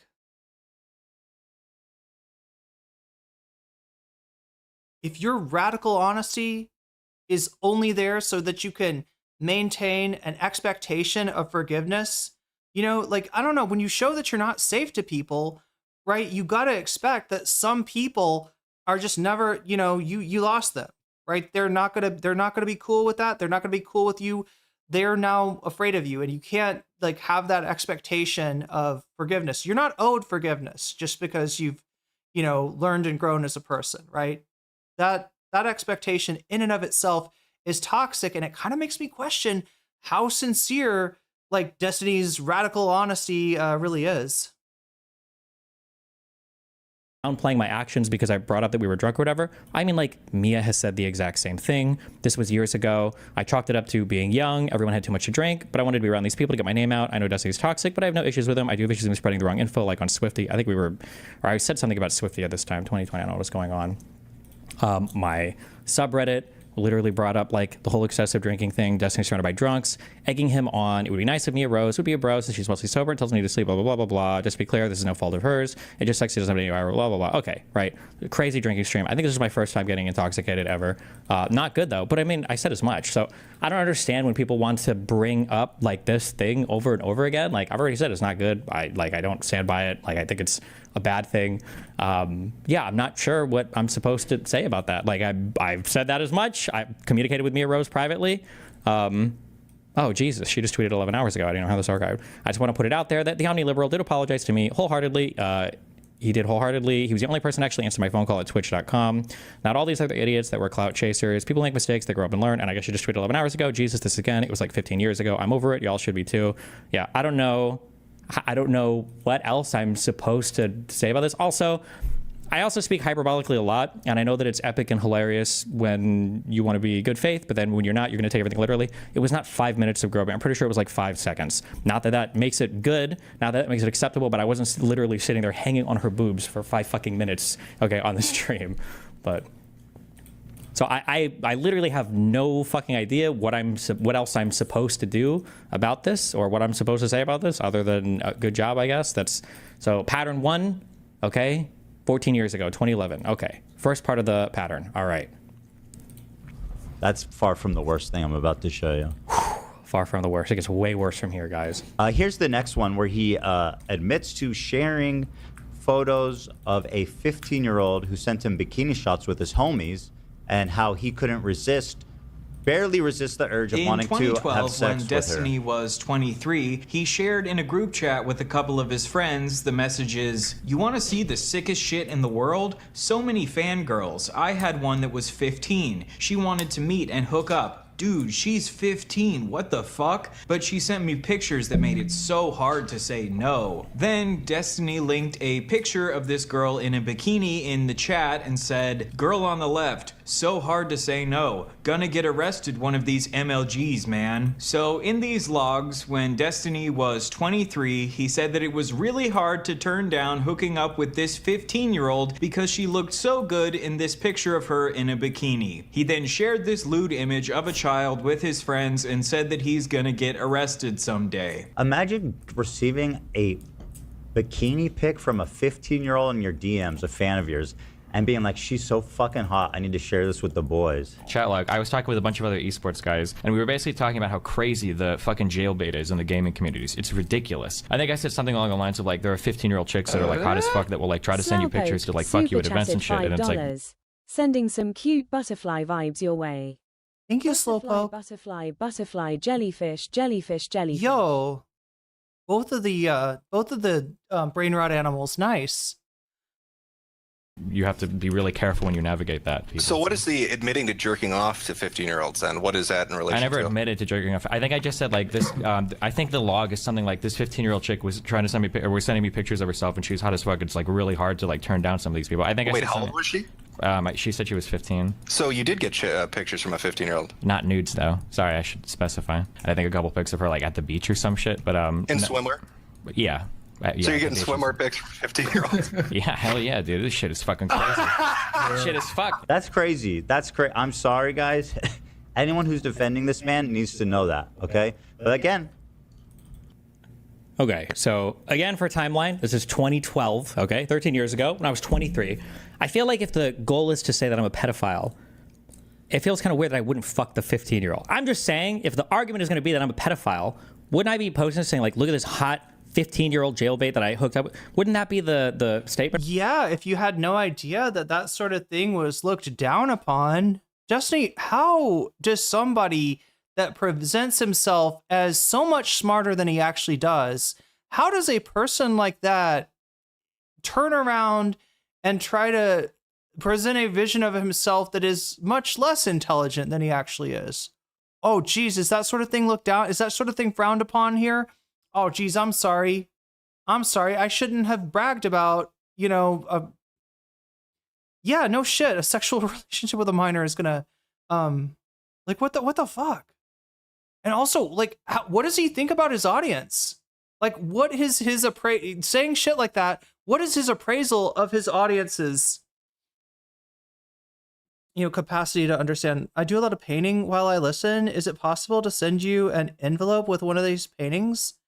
Thinking about doing a jellyfish next. I would need to, it might cost a little bit more to send it overseas, depending on where you are.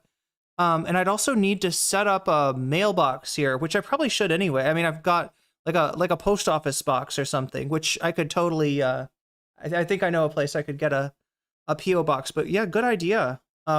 Just understand, if you're going to ship anything to Thailand, it's probably going to be more expensive. I mean, we'll have to look into the exact specifications of it, but I'm right now working on getting my guitar, maybe my trampoline, and the background. You know, remember the background panels that I had? I've still got those in a U-Haul, you know, like a U-Haul storage space, right, in Seattle.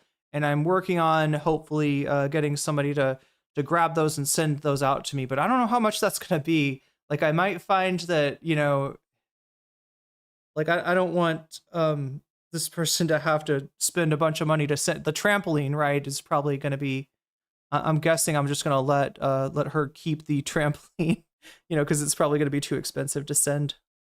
Or whatever. But regardless, back in the day, for anybody that was alive or back there in the crazy gaming times, MLG events were literally fucking cesspools of crazy shit, of fans and creators hooking up. $800 for shipping? For what costs $800? Like, how much was it, like $800 for a pod or something? Fans and fans hooking up, creators and creators hooking up, people getting raped, people getting drugged, people doing drugs, people raping people. It was just crazy shit. And one of the issues back then as well, because everybody involved in pro gaming was so young, and I think even, actually that might even be true today, I don't know how young people are today, like everybody is literally like 14 to 22 at these events. It's just like all sorts of people that are going here. And one of the things is people would message you, people would DM you. Obviously, if you were a big streamer, if you were a big... Sending a book to Beijing cost $100, like for like a textbook or like a paperback. And they would send you pictures and like, hey, we should hook them, blah, blah, blah. And at the time, I think there were people who were getting in trouble for hooking up with underage people. Yeah, I messaged my little team or whatever. Obviously, those DMs were pretty crass. But I mean, the whole point is like, hey, like there are going to be people that DM you. They'll send you pictures. They look older than they actually are. Don't fuck a minor. Your life is going to be over. Don't do it. Do you hear the way that he's talking about it, right? The problem is the punishment. Like, the problem isn't the harm. I don't think he thinks there's harm. He's talking about it like he thinks this is just a weird little thing about society, right? You know you want to do it. You know it would be awesome, but don't do it because it'll ruin your life forever. Like sit here and virtue signal about how, oh no, like every single person above or below this age, like the second they turn 18 or 22, they instantly look attractive or like this. I'm not here for that. If that's what you want to do, then go for it. But I mean, yeah, again, I don't know why I would not fuck the person if I'm a pedophile, or maybe Ethan's argument is going to be that I become a pedophile later on in life, and I wasn't back then, but yeah. Also, these are people who, by the time I learn my age, typically they would message you, send you a pic or whatever. By the time I learn their age, I stop talking to this person, right? It's not like, oh my God, I continue to talk to this person after I found out they're 15. It's like they chat you up for a little bit, you're like, wait a second, how old are you? And they're like, You should have known that Rose was underage and you kept talking to her. It's a hardback book? Okay. But not like a big ass textbook, like just a regular, like, I don't know, 500-page hardback book? Like we're talking about, like, oh my God, I'm asking you so many questions. I'm sorry. I do have some books on that back shelf I could just try to gauge the size of, but oh, I'm 15, 16, 17. It's like, oh, nope, okay, well, they're not this person. Yeah. To be fair, he talks the same about murder or virtually anything else. Damn. Never received also like nudes or lewds or any crazy thing like this. Like, I think the thing I said was like a beach picture, somebody on the beach. There's like an Instagram. I don't know if it was Instagram back then, if that existed, but yeah, but okay. That's not it. That's not all, folks. Here's another one. When he was 26. A couple years later in 2015, when Destiny was 26, he shared in his chat, I would fuck the shit out of that 15-year-old. What the fuck? There's no way that chick is 15. So now we've seen two separate occasions. Guys, this is not normal. You just don't type that kind of stuff. Unless you're like Jared Fogle in a chat with Sadly, this was normal in places like 4chan at the time. Homies, you know? Like he's speaking openly with It's Stephen Colbert's first book? the dogs who are like, yeah, I know. So pretty sizable book. Oh, exactly what you mean. You would never say, this is not normal. And like he keeps getting older and older. Yes, that's how time works. And they stay the same age? To get older. But the girls stay the same age. He loves that joke. He said this joke in like 50 different shows that I've watched at this point. I know I made that joke at one point. It's like it's from a Richard Linklater movie, right? My name is Vic. I'll leave it up for you to decide if you think I genuinely am typing in my chat about how hot this girl is and me wanting to fuck her, or if this is just a crazy thing I'm saying in chat about some crazy clip posted in chat, but I went back and I found what it was in chat, and this was it. My name is Victoria, and I'm 15 years old, and I don't care what my mama says, I'm gonna have a baby. I will do whatever it takes to take care of my baby. If it has 10,000 toxins in my body, then so be it. I'm gonna adjust my baby in all brand names, and if I can't support it, then I guess I'm gonna steal it. My mama thinks that I'm not ready to have a baby, but I have everything my baby will need. If my baby gets Buffy Geek, congratulations on the 100 stream streak. That is impressive. cold and it needs a blanket, it's alright, because I have it. And if my baby You remember these shows like where they would yeah, basically I mean like what is this, Maury, or yeah, Dr. Phil was kind of the same. I think there's some, they're just like shaming teens, right? That's basically what they do. And they're coaching her through this, right? It's not like she's like, yeah, let me do the intro, right? And she just goes into this, right? They're telling her, yeah, so do you care if you know, you want to you what if, you know, your behavior ends with a pregnancy? And she's like, that'd be all right. And they I swear to God, they like, yeah, I mean, they question her, right? They write her out a script, and then they coach her on this shit, right? In order to make the audience like hate this teen. It's a really exploitative you know, model of content. And yeah, a lot of it just came down to like slut shaming. South Park specifically parried Maury on this episode years ago. needs clothes, it's cool. I have tons of them. And if my baby loses the pacifiers, I have 3 more. I'm not just having sex with 1, not 2, but 3 different guys. That's right, I'm a player, but that's cool because I got it like that. My life dreams are to drop out of school, to be on Girls Gone Wild, and to have my baby. And it's Like, this is literally rage bait for boomers. nothing my single mother can say to change my mind. Okay, so it could have been a genuine confession for my pedophilic urges, or it could be an edgy joke in chat. I don't know. You decide.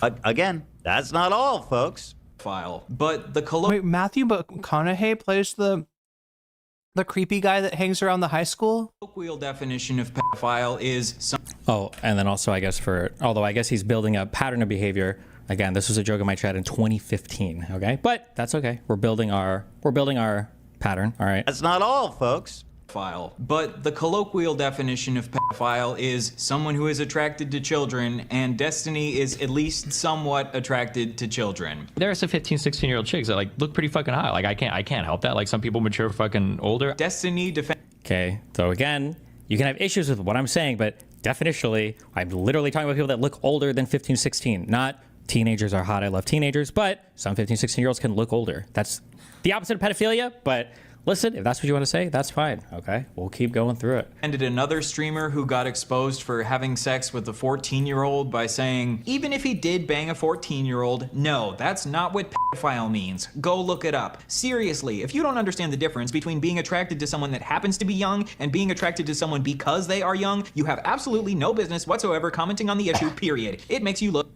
uneducated. He's like, it is so outrageous, sir, that you would call someone sleeping with a 14-year-old pedophilia. How dare you, sir? Even if you want to play this game where it's like, actually, I want to fuck 16 and 17-year-olds. There's 14 is pushing it. 14. What are we talking about? This man was like, yeah, you can fuck a 14-year-old. That's not the same. I'm sorry. What was Ethan just saying? What the fuck was... That sounded a little sus from Ethan.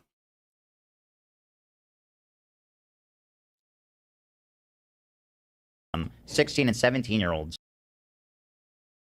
would call someone sleeping with a 14-year-old pedophilia. How dare you, sir?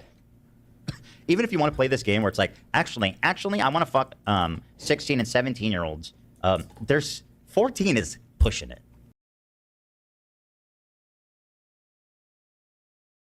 Unless you are a fucking 18 or 19-year-old, 16 or 17 is also pushing it, right? 14. What are we talking about? This man was like, yeah, you can fuck a 14-year-old. That's not the same thing.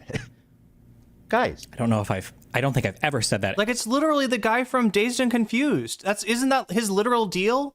Like, he graduated from high school a few years before, but he still hangs out, you know, in the high school parking lot and goes to like high school parties and shit like that. And he's actively looking to hook up with like, you know, sophomores and juniors. Ever. But are we all hearing the same thing? It's 14. This dude has made it like his personal crusade to normalize fucking children. Like how many... That's a wild statement to say based off what we've seen so far. I did go back and I found the post for this. Ooh, wait, what? Ryan Beard has said that Ethan is misrepresenting his clips. Wow. Is that on Twitter, not Spencer? I think I made an OP here that basically has to do... it basically has to do with like... streaming is a little bit different and crazy because you have so much access. I made an OP original post. Okay. In people's lives, you don't traditionally. I've never heard it. OP is, to me, that's original poster, right? The person, like if you're in a thread and you are saying something, you say, you know, OP is XYZ so that people won't think that you're saying that about the last person to comment, right? So that you're specifying, you know, talking about what the original poster said, right? I've never heard OP be the original post. I made an OP? The fuck else would it be? I mean, I guess a chat, you know, I chat comment, but if you made a post, yeah, it's an original post. Yeah, I mean, what the fuck? I'm sorry. Am I weird for being confused by this? I'm not a Redditor, so maybe that's the problem. Traditionally get. At the bottom of this post, I literally say one of the incidents that I brought up was this guy Stefano got in trouble because he was 19 and he DM'd some player saying that he abused a 14-year-old, and everybody took that as he fucked him because this guy's French, not because their abuse is sex, but because of a ESL thing. I literally say at the bottom here, I'm not taking a side on any of these issues or commenting that's happened. I'm just giving food for thought about like the level of access that you have to people's lives here. I was never defending this in this post. I'm not defending this anywhere. I think I was an edgy like internet atheist, and we did if you don't understand the difference between being attracted to someone that happens to be young and being attracted to someone because they're young, the difference between pedophile or whatever the fuck else. I will say that if that's like a creepy thing that people are doing to advocate for, I guess like fucking so kids. You've been seeing this girl for a month? Around a month, yeah. Do you love her? Fuck off. Is Brandon good at sex? Honestly, yeah. She's 17. Yeah. Hell yeah, Brandon. What's up? What? Anyway, She couldn't listen. get into Jason's party because she wasn't 18. Like, I knew about this. That's when I distanced myself. And Jason would always be pissed at me that I wouldn't film with Brandon. I'm like, he's an actual, like, pedophile. And we're actually, like, and he's, like, 24. Having sex with a 17-year-old isn't pedophilia. It's pedophilia, for sure. It's with for a sure. minor, for sure, was... That's an actual pedophile. Like, it's a child. 17-year-old is a child. So, okay, whatever. I don't need to debate that, but it's illegal. It's a pedophile. Well, pedophile is someone that has sex with kids. She's a child. That's a child. But you don't magically become not a child when you go turn from when the clock ticks. Wow. Looks like Ethan picked up a few things in DGG. He wasn't just there at the very beginning when Destiny was still doing carpet cleaning part-time. He was learning, takes, learning arguments, learning debate pervertry. There it is. Actually, is like how it works. Yeah. Like, you also have no business being with like an 18-year-old, but like 17 is an actual child. It's actually legal. Like, you actually should go to jail. But, okay, well, I'm not here to debate that, but some states it's 16. But it's not that in California. I know it's illegal. It's fine.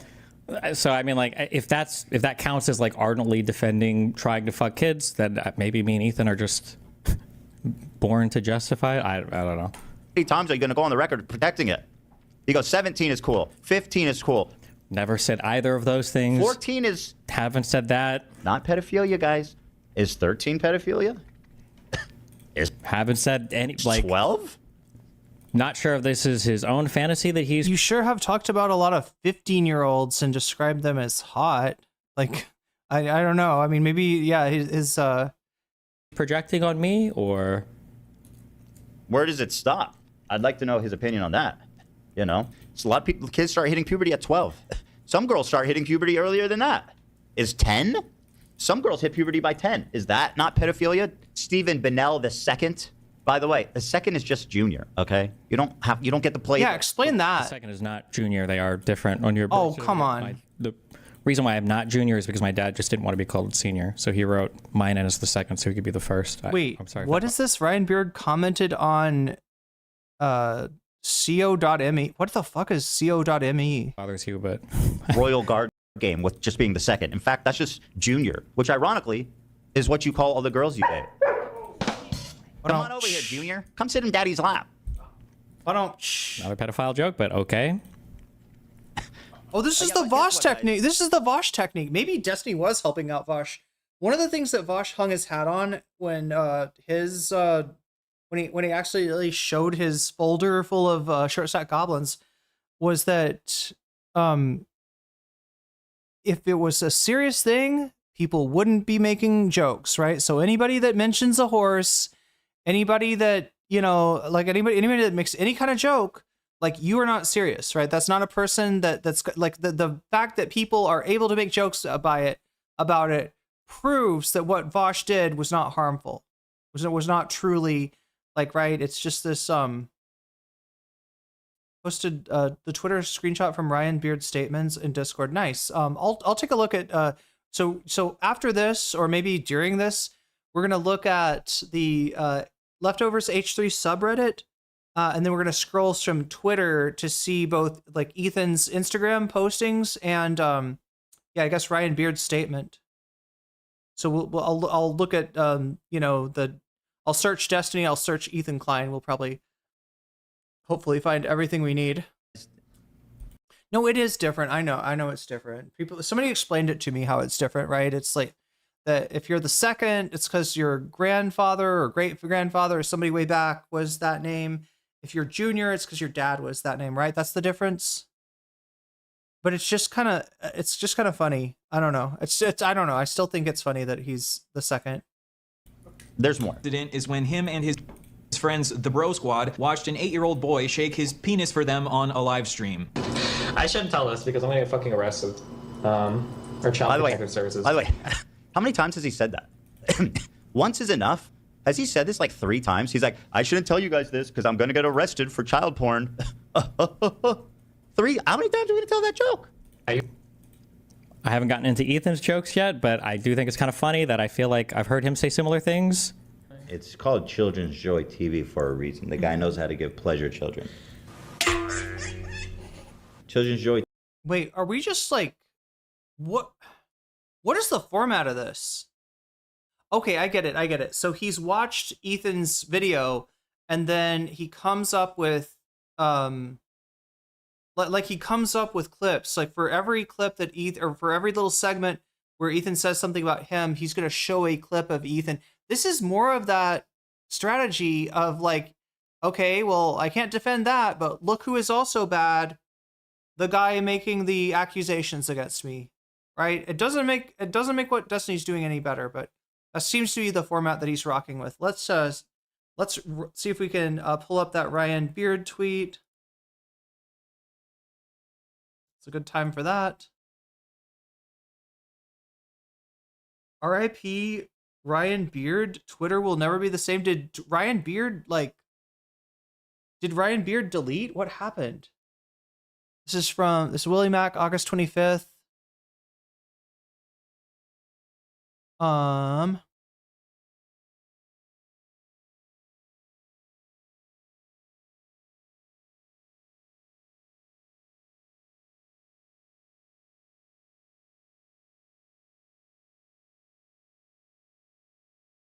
Yeah, I'm having trouble finding it, actually. TV, baby gets anal raped by a syringe and gets injected with AIDS virus. When we see something like this, are we supposed to call the police? Am I on a? I feel like I'm definitely on the FBI watch list now. Yeah. I don't know how many FBI watch list jokes he's made. Maybe he is, maybe he isn't. But if like that's the standard, then sure. I used to be part of this horrible thing called the Bro Squad. Okay. Fucking me, if you remember that fucking Cheeks bitch. And fucking I hate a couple listening to other myself people that talk have never been on my a long stream time before. ago. Oh my fucking We're god. part of the Bro Squad, and what we would do is we would go around Justin TV streams, trolling the shit out of these people. And we went around from fucking channel to channel, like fucking around. Like it was this horrible shit. We went to this channel with this fucking this kid was like 8 years old, and he was fucking broing out with everybody in this chat. For whatever fucking reason, this kid decides to fucking take his pants off and fucking wiggle his 8-year-old dick on screen. I can't even believe it. Oh my fucking god. It was like, I didn't even know, like, when we were on Skype, we were like, holy shit. Like, we had to do like a double take because we didn't even fucking know, like, what the fuck was on. Like, we were looking at like an 8-year-old dick, like, on the fucking screen. And his fucking brother, we called him Captain Push-Ups, would like come in the room. And this guy was like fucking 14 years old. He had his shirt off. And he was like this, like watching the stream the entire time and shit. Oh my god. What's interesting is he makes it seem like this kid just happened to take his dick out, but they clearly spent a lot of time there because they like had a nickname for the brother who was there watching the whole time. Like this was an intimate setting in which there was a lot of time spent. Okay, so again, I don't know why Ethan projects his own fantasies onto this. So this was a thing that happened back in 2010, which is 15 years ago. But if we want to go back, that's fine. I will say in the early days of live stream websites were literally the wild west of crazy, unhinged fucking shit. Me and a few other people, plenty of people would bounce between Ustream, Livestream, Justin TV, and you could find old dudes doing conspiracy theories. You could find people doing self-harm. You could find copyright material being played. You could find just like a bunch of crazy shit. We popped into this dude's stream. We were trolling in chat for a little bit. Nobody's saying like, "Oh my God, yes!" Like, take your fucking whatever the fuck Ethan is fantasizing here. There were no long-term relationships with any of these people. It was a crazy fucking thing that happened. We left the stream immediately after. I don't know why he likes to project whatever other fantasy of spending a lot of time there or getting to know them. I mean, that's not how you told the story. If this was a situation where some kid that is, first of all, like, there's a real question about like the fucking. You surfing Omegle, is that what it was? If the person on the other end is a little kid, there's a real question about like, whether you should be like, if that was your child, would you want an adult talking to them on Omegle? Probably not. Right, but then the way he tells the story does not sound like it's like the kid did something inappropriate and we just immediately fucking hit next. We got the fuck out of there, right? The way he's told the story is that the kid did this inappropriate stuff and we laughed and thought it was really funny. Like, I don't get the feeling that Destiny's like ogling this little kid, but it's still like a very inappropriate situation that you would think he would have removed himself from.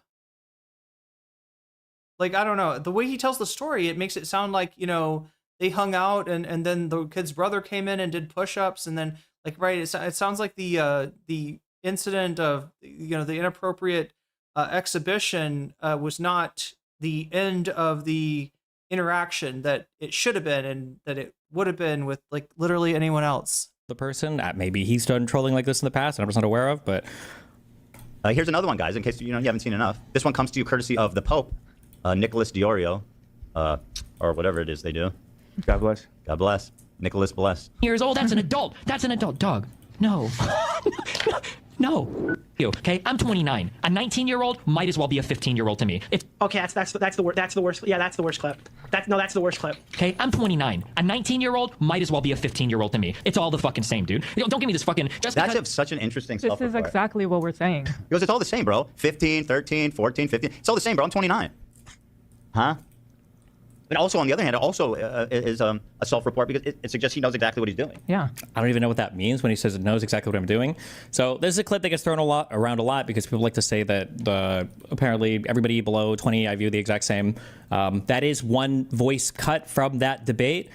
If you listen to the actual debate here, I'm arguing with a dude who is literally trying to abduct a mentally retarded 19-year-old and take her to another state and impregnate her. Basically, every other time I'm speaking about this person and their age, I do refer to the fact they're 19, but it's not just the fact they're 19, it's a whole bunch of other things too.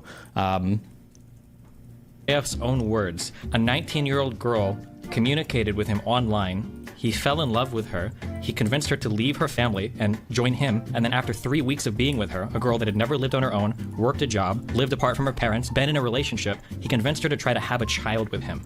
I don't remember this part, and the music's making me nervous. The music sounds like the kind of thing that would be licensed, right? Or maybe not even licensed. Even Ryan Weird, is that what we're calling Ryan Beard now? Ryan Weird that's what the Taliban is calling Ryan Beard, I guess, is shocked at how Ethan was reaching in his video. So yeah, this is wait a minute. Is this a Twitter post or this is a YouTube comment. This is a YouTube chat comment, I believe, right?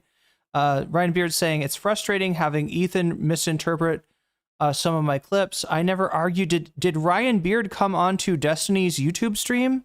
Is that what we're seeing here? Yeah, this is definitely YouTube. I never argued that Destiny was saying it's okay to sleep with 14-year-olds. I don't think was Ethan trying to use like Ryan as the proof of. I think that Ethan threw that out there. But yeah, when he threw it out there, it was just like, okay, well, if you think 15-year-olds and what, 14, 13, where's your line, right? If you're going to keep making this argument, because the whole thing about the argument where it's like, oh, so 17 and 364 days is not okay, but somehow magically on the next night, the person becomes, eligible, becomes, okay to, be like, right. And obviously like nobody's saying that. But they try to use that as so therefore, it is therefore like 17, is by that virtue is like, okay, right? And then if you're going to do that, you're going to keep on pushing, you're going to keep on moving the goalpost, right? And where does it fucking stop? Because you could literally keep making that argument. That is a literal slippery slope argument. First, I will say, I don't care about your moral offense, you piece of shit. Sure, you don't have to care about my moral offense because. Oh no! This is JF Garapi. Do people know JF? My friend from France, Canada, JF Garapi. JF, the genius philosopher. I'm sorry, Chad. I got to do the French accent. JF. Garape is wow, that's a blast from the past right there. Both parties are so dishonest it's difficult to engage in good faith with what's being said. What is this? I think Diorio's it was on wait, what was in Diorio's stream? Oh, you saying Ryan Beard? Oh, wow, Ryan Beard is just a social butterfly, right? Right. The only thing that's frustrating about Ryan Beard is that they like to ride fences. They're always trying to be like, well, I think like Vosh has a point here, but also people saying that Vosh was a pedo. They also have a point. I think that Vosh is actually like only half of a pedo. I don't know. It's so like shit that you literally can't fucking ride fences on. Like Ryan Beard will find the center of gravity, and he will ride that shit. They will ride that. I don't know. Does Ryan Beard pronouns? I know that at one time Ryan Beard's pronouns were they them. Let's see what we have for. Yeah, there's no pronouns listed on Twitter. How about on YouTube?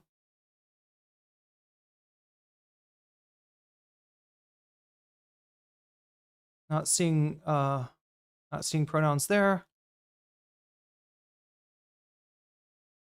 Oh well, unless somebody knows, I'm just gonna go with they them.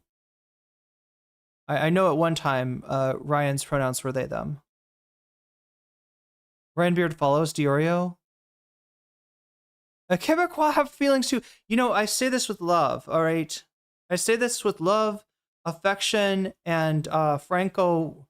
Wait, should I say Francophilia? That's not... No, that sounds wrong. Francophilia definitely sounds like not what I'm trying to say. Oh my god, chat. What is the word? Yeah, wait, I thought it was Franco... If somebody likes, you know, England, they're an Anglophile. If somebody likes France, they're a Franco... I'm a Franco friend, okay? Does that make sense? Of all the cultures in Europe, probably the... But then again, I know I also respect that Quebec is a separate culture in its own right. Because, you know, if you want to see some anti-Quebec stuff, go to France, right? They got some heavy ass judgments for the les Québécois. Freedomphilia, there we go. Francophobia. Francophile, Francophiliac. Sounds bad. Yeah, it all sounds bad. It all sounds like most people are just Frankists. I just like to be frank with people. We do not claim XQC, says HK.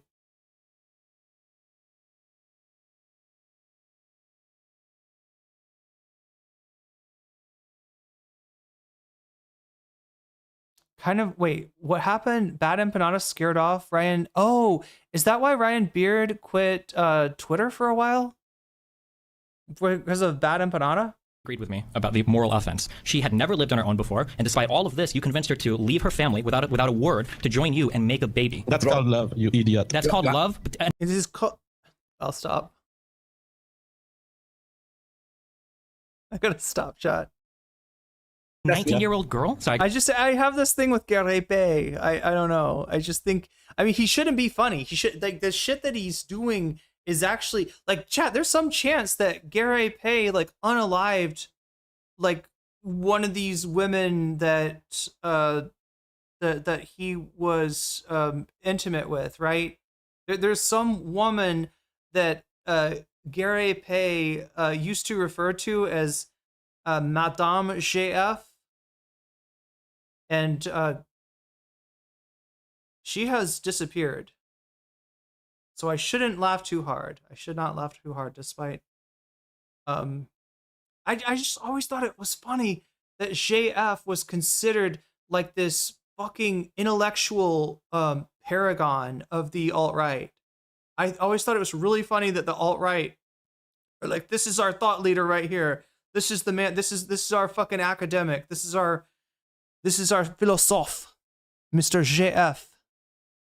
Yeah, a 19-year-old girl can love, you idiot. Do you want people in the future? Oh yeah, the other thing that made me francophobic was this streamer named Mr. Geek. Anybody ever heard of Mr. Geek? Mr. Geek has treated me very strangely. This is was Dylan's editor / thumbnail designer, and yeah, there's some interesting thumbnails of me that he made. Be scared of going out with mentally disabled people. But his accent sounds very much like JF. But yeah, I think Mr. Geek has straight up called me racist against French people.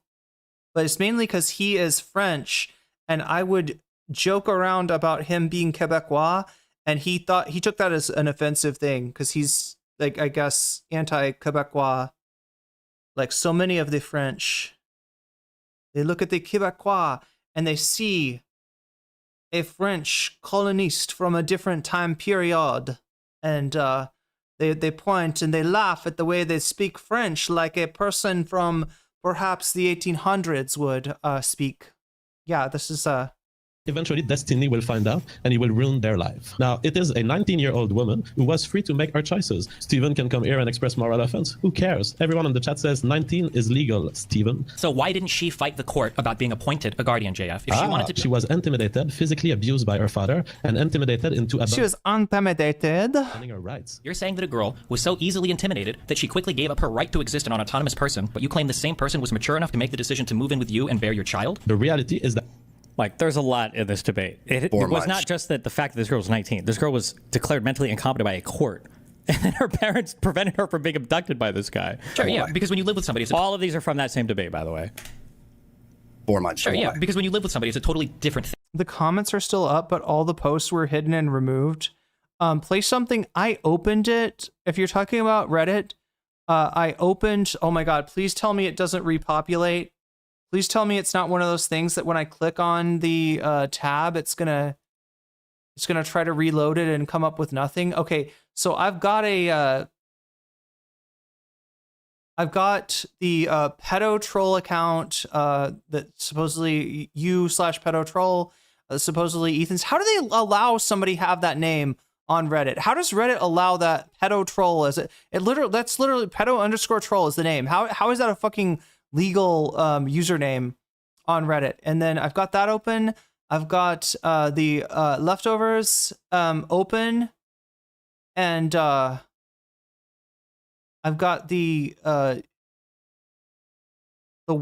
thread worst post from Ethan's old Reddit. So hopefully that is enough. That is a cross section of all the different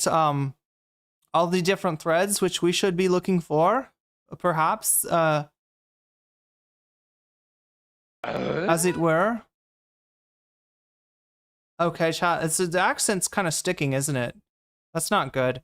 Not Spencer with the 9th super chat. We're like one away from that butterfly happening again. The Diorio DM leaker made some very unsavory but very funny comments on Dylan Burns being some kind of, how you say, a sex tourist, perhaps parading as a journalist on Ukraine. Slop. Ah, I see. The super chat is for the slop. Okay. Chat, I can't fucking... this is hard. Okay, we gotta put the donation into the slop. 12 or 13 perhaps. Anyway, my god, I can't shake it. I can't stop it. I can't help myself, chat. I promise I am not francophobic. I'm not how you say francophobic.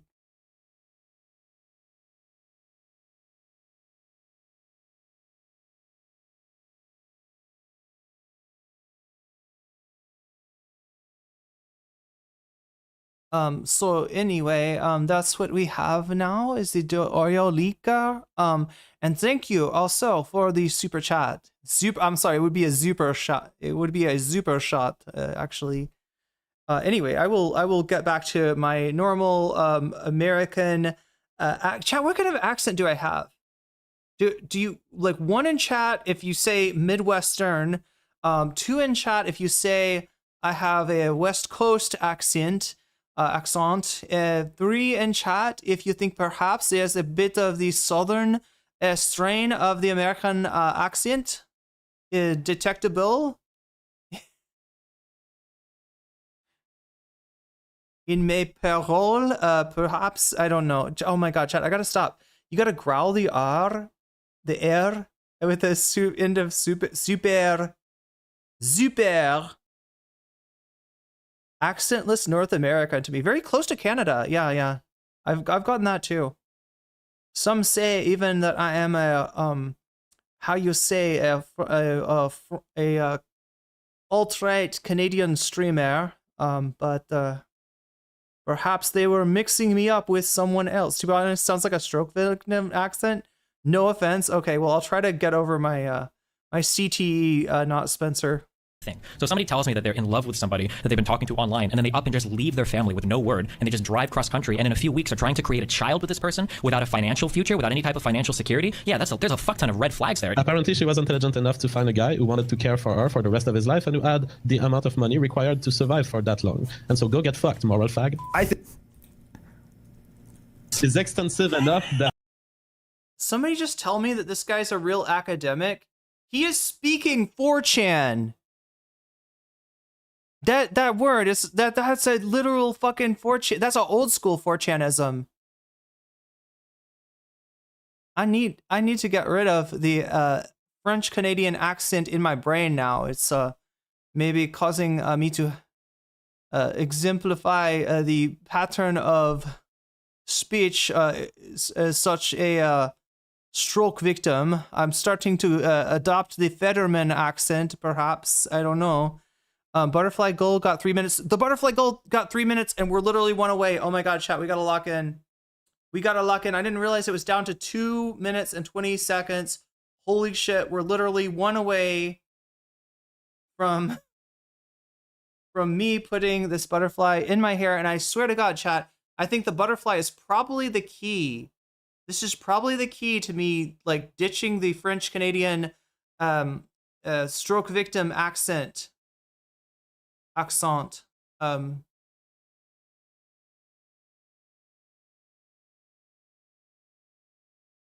Why is there mold in my lunchly? Wait, is a lunchly like a...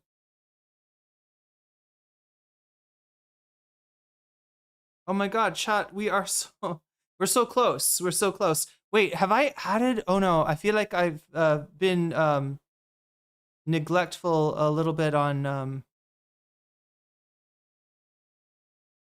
okay, it should be the 50 I think we're at 59 on the goal, right? But with only 1 minute and 20 seconds. Yeah, so the stakes are high, chat. If somebody can muster a teal super chat or higher in the next literal 1 minute and 10 seconds, and there we go. Skies A super chatted $5. Le Franchism est de guten Butterfly. Let me see if I can say it. Le franchisme est dégoûtant. Absolutely dégoûtant. D'accord.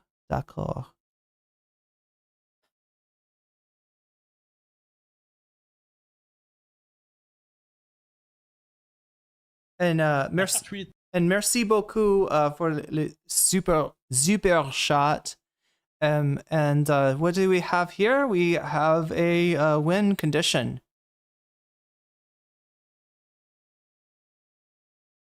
So that moves to a 10 out of 10, and the butterfly, it moves to my hair.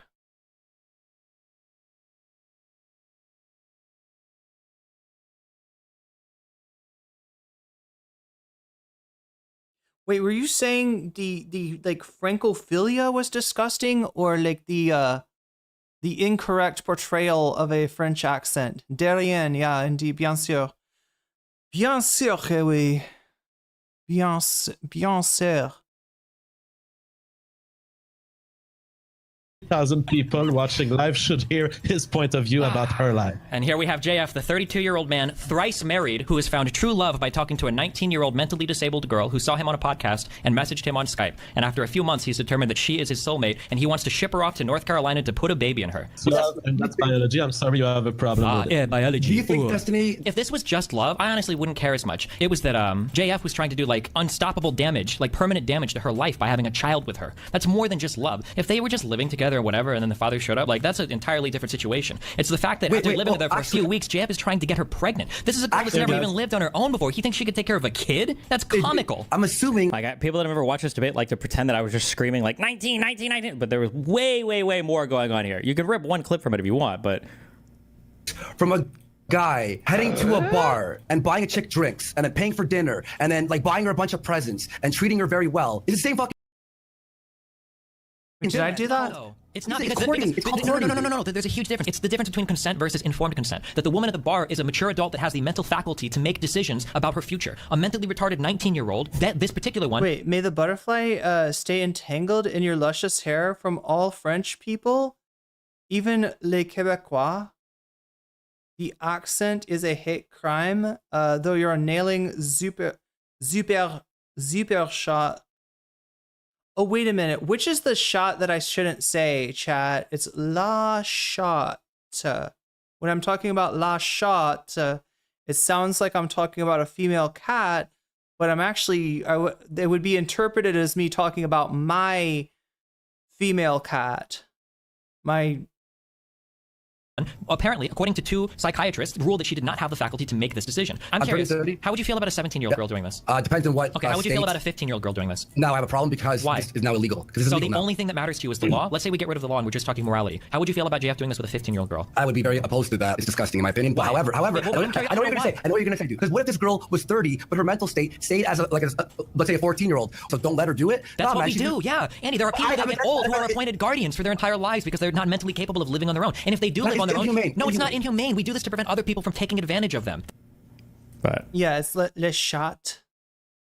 Is the one that's la shot. Is yeah. Okay, I guess you can pretend that that debate was about me arguing that you should be able to fuck 19 and 15-year-olds. Okay. Of some legal age of consent, whatever bullshit. Just because of wait, the woman JF might have unalived is the same woman Destiny was talking about, the mentally disabled woman who was 19 when they met. Yeah, is that the one that he refers to as Mrs. JF? Of some legal age of consent bullshit, huh? That's the age of consent. I think we all agree that's a good thing. Everyone but Destiny thinks that's good. We should have a minimum age so that adults can't have sex with children.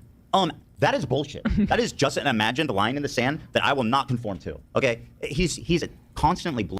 Okay, so this idea of me saying that the age of consent is bullshit, that's not at all what I'm saying there at all. Like, it was the exact opposite argument that just because this girl was 19 years old, the age of consent doesn't matter here. She was literally mentally fucking retarded. That was the point. I believe that quote comes from this segment. Right? But nope, no communication with the parents, gets the girl to pack up and leave. And now that you have this, the perfect specimen, okay? I have okay, can you please give me that my French accent, as bad as troubled as it may be, is not as bad as mélangé as it may be, is not as bad as Destiny's French accent? Can you give me that?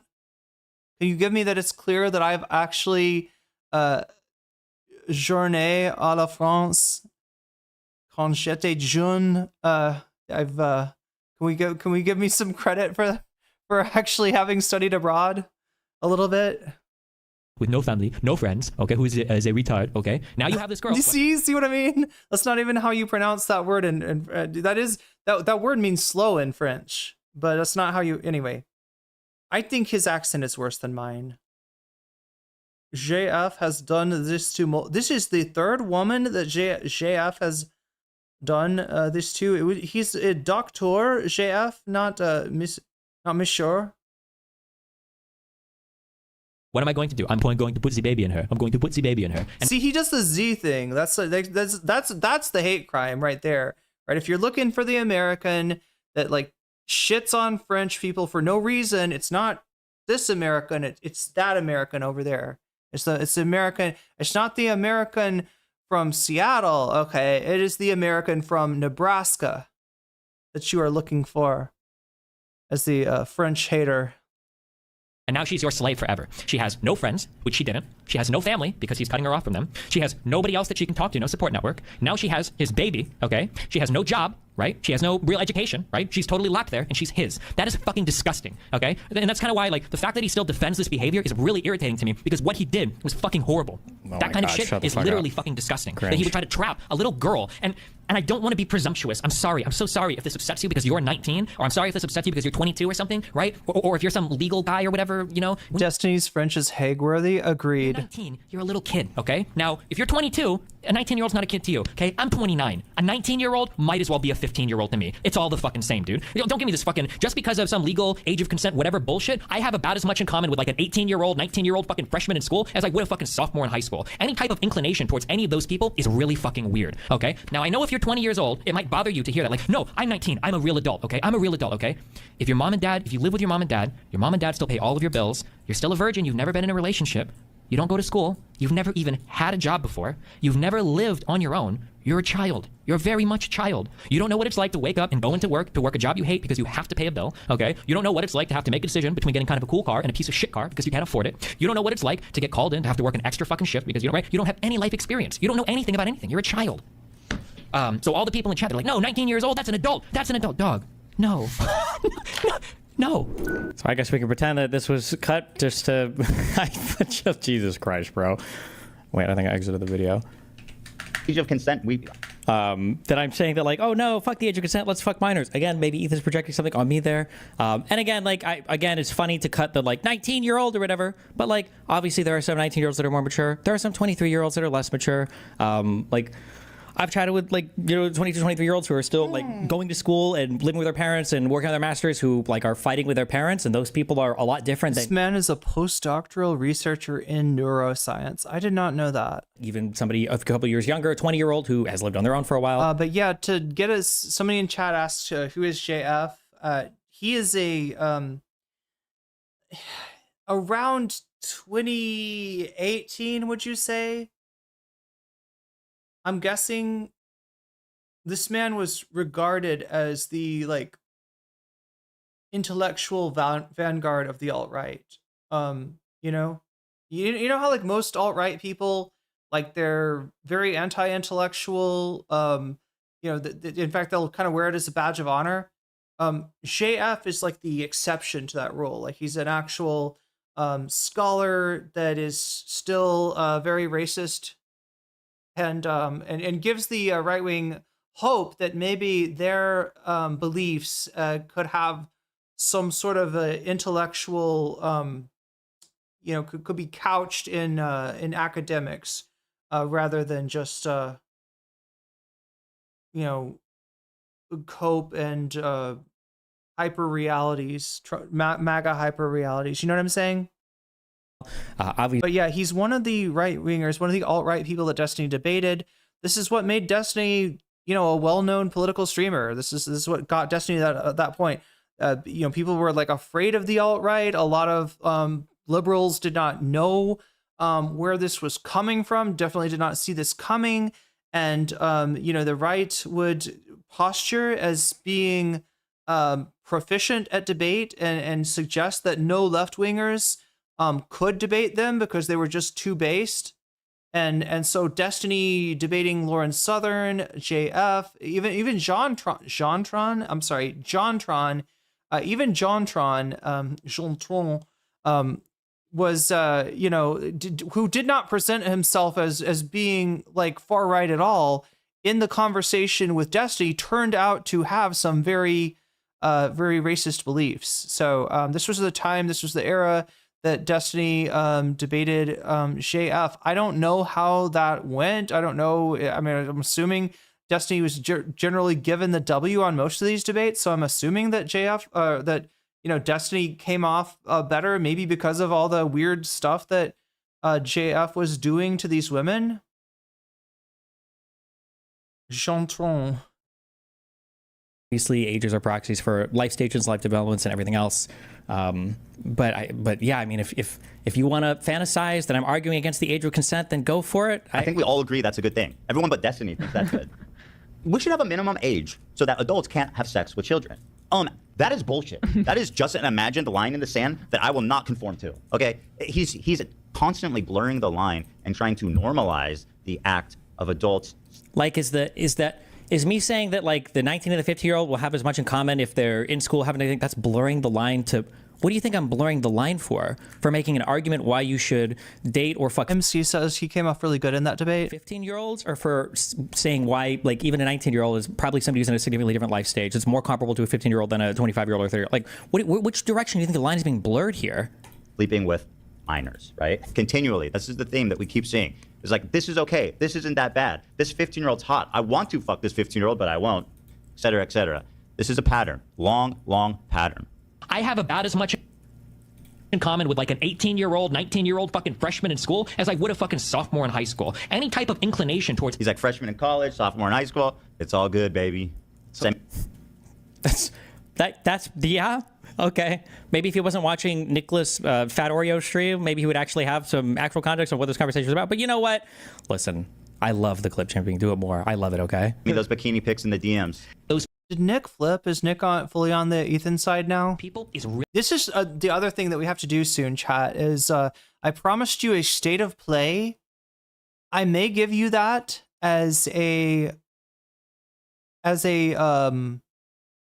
premium stream, right? That actually sounds right up the alley of something that would work as a premium stream. So, but part of the state of play that I want to do is to show you the new lay of the land, right? Because shit has changed, right?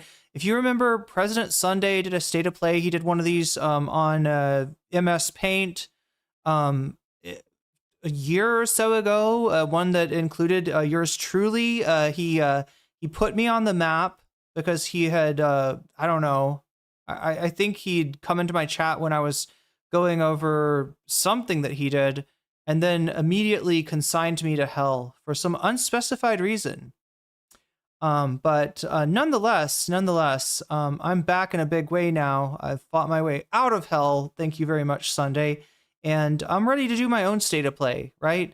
And the big thing I want to note is what's changed as far as the Destiny world, because I feel like a lot of people that were on Destiny's side, even fairly recently have flipped, and maybe Diorio is one of these.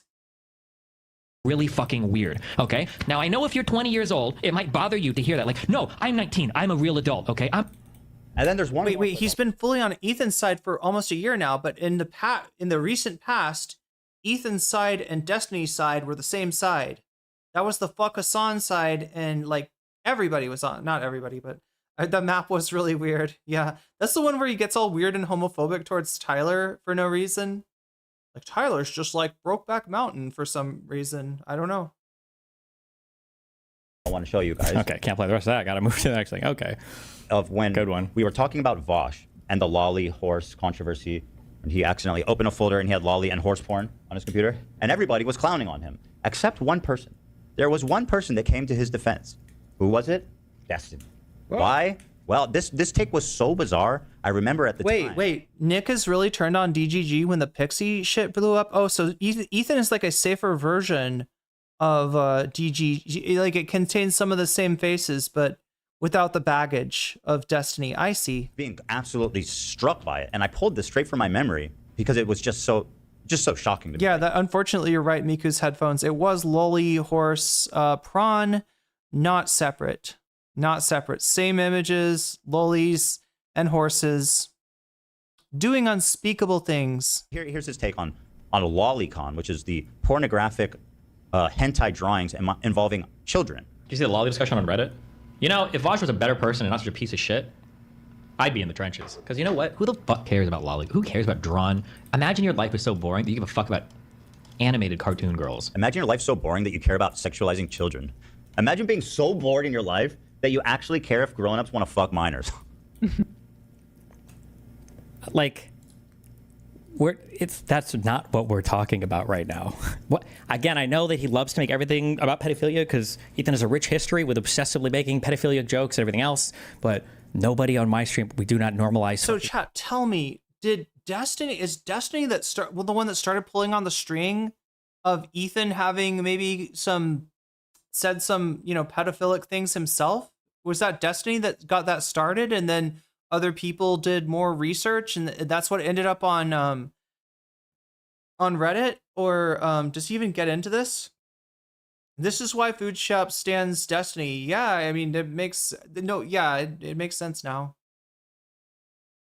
Fucking minors. I've never normalized fucking minors. I've never in my entire life argued for a lower age of consent. That just never ever happened on my stream. He is projecting so much weird shit onto me, and by projecting I mean just reading it straight from threads or from Nicholas Fury or anything else. But bro, what?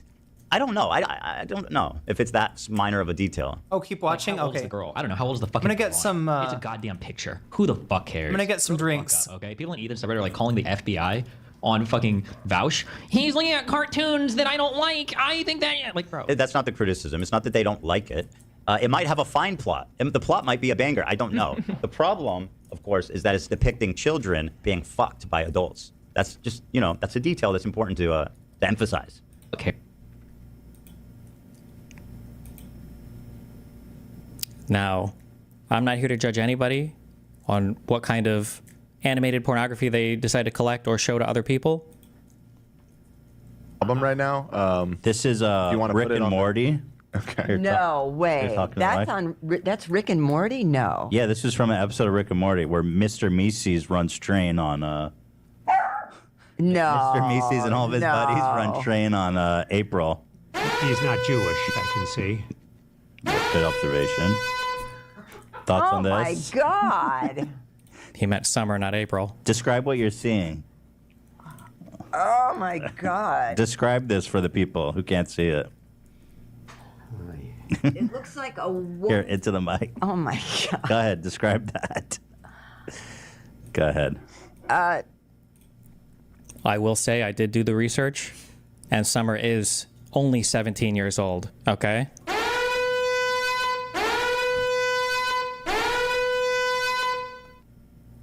So he is... Now, okay, do I actually think he's getting off to lolicon or that he enjoys this despite that creepy fucking smile he has while sharing his pornographic hentai with his parents? Probably not. But like, if this is the standard we're going to use, I mean, Jesus Christ. You know, I only said I didn't give a fuck about it. You're over here literally showing it to your mom and dad on stream. What the fuck?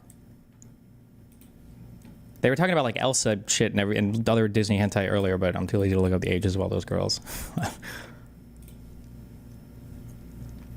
Okay, call me when this guy fucks his way through some fucking preschoolers, okay? Until then, get out of here. Who cares? And then he sets this bar. He goes, I only care until you're fucking preschoolers, which is 3-year-olds, bro. 3-year-olds. Kindergarten, good to go, baby. First, second, third, fifth grade, basically an adult. Where do we draw? So, okay, so 3-year-old is not okay, or that's when it's when do we actually draw the line? What is the... Turn on, and everyone's like, well, she was legal, she was an adult, but she's clearly saying she was uncomfortable, didn't want it. He's 44, she's 18. No, that's disgusting. That to me should I be agree. a pedophile, because that's a child. You're a grown-ass man. Yes, it's not legally a pedophile, but it's so I'm just saying disgusting. You people shouldn't be around. misuse the word pedophile. He's still pedophile is someone that like fucks like an 8-year-old.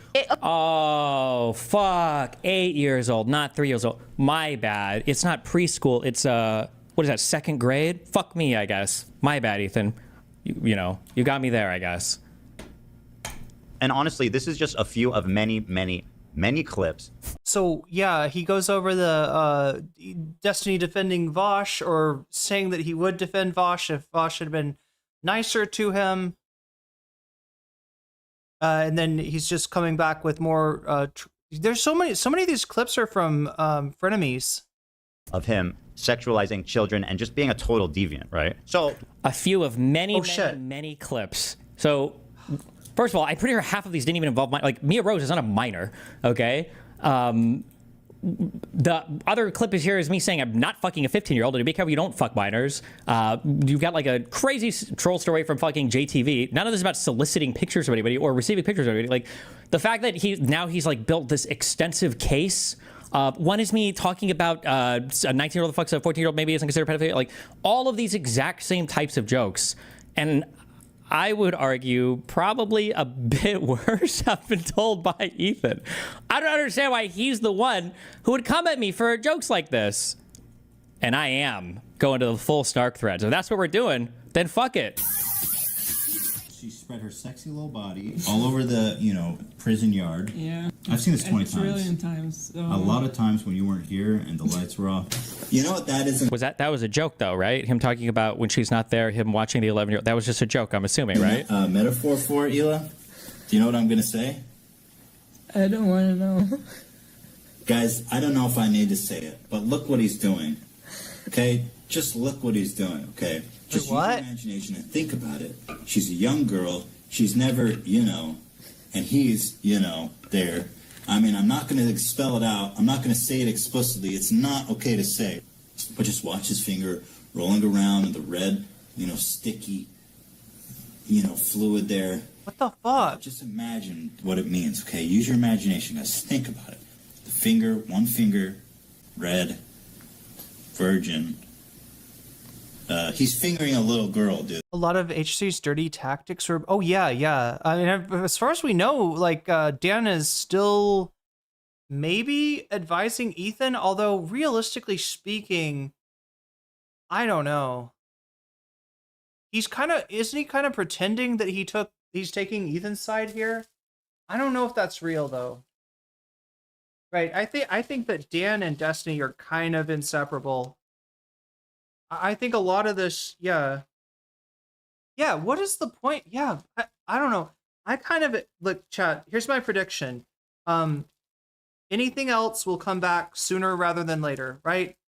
Dan dropping Destiny and dropping the Anything Else podcast was probably, something that happened when it was just like, okay, Destiny's in some shit. We don't want to get Ethan associated with this, so Dan is going to performatively distance himself from Destiny in order to be able to keep on helping Ethan with the hate campaign against Hassan.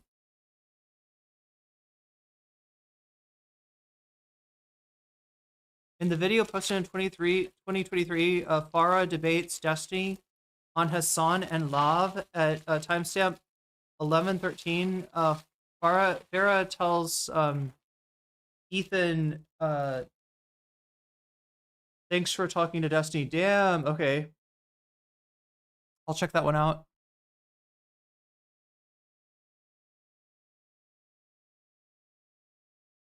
Wait, is this an H3 video?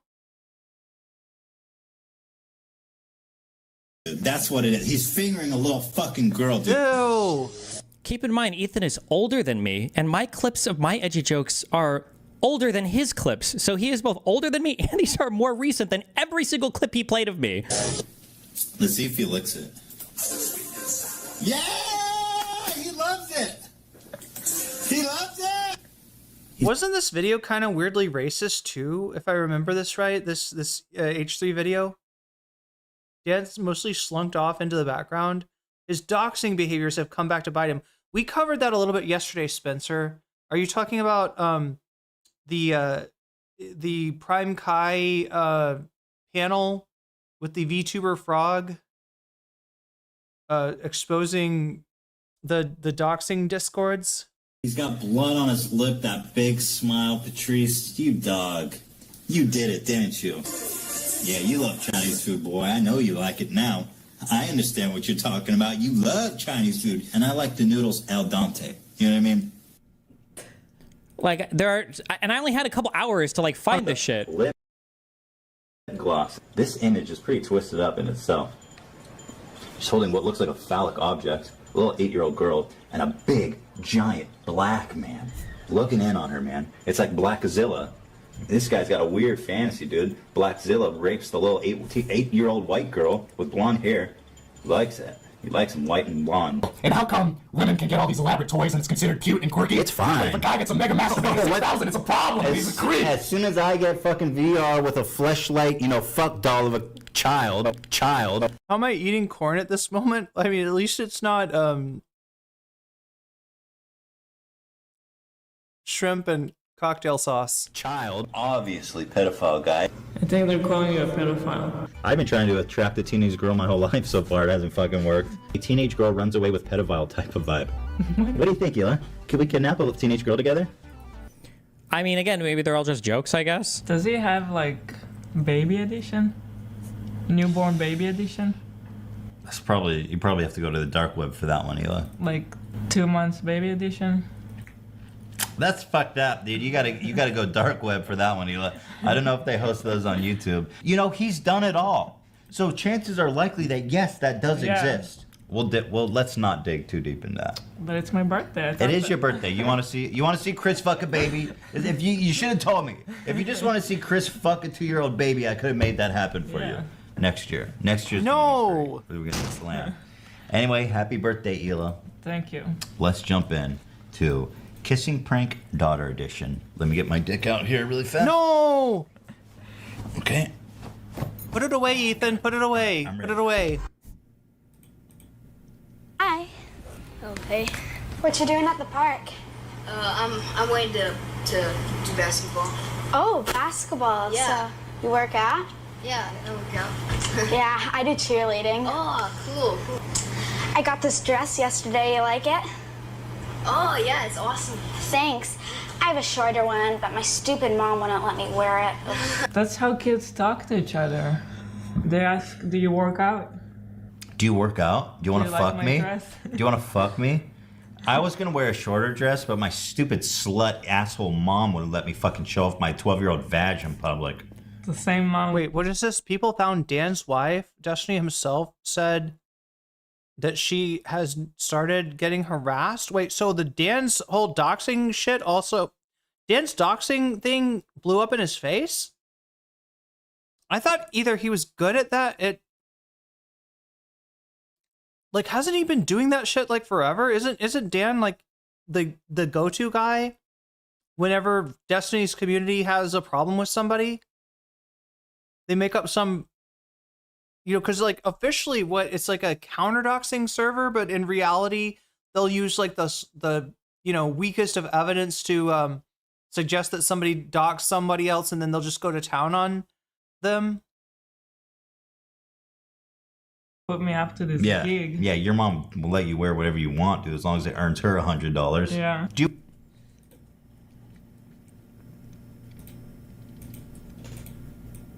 Like, there are just so many of these. Again, I had a few hours overnight, and I don't have a whole team of researchers that hate me like you do.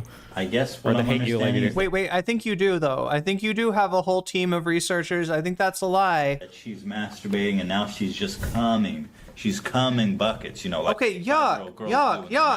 About your vaginas, lady. So what you want to do is... How is this shit still on YouTube? What the fuck, Ethan? God damn. Shove your hand. Oh, nope.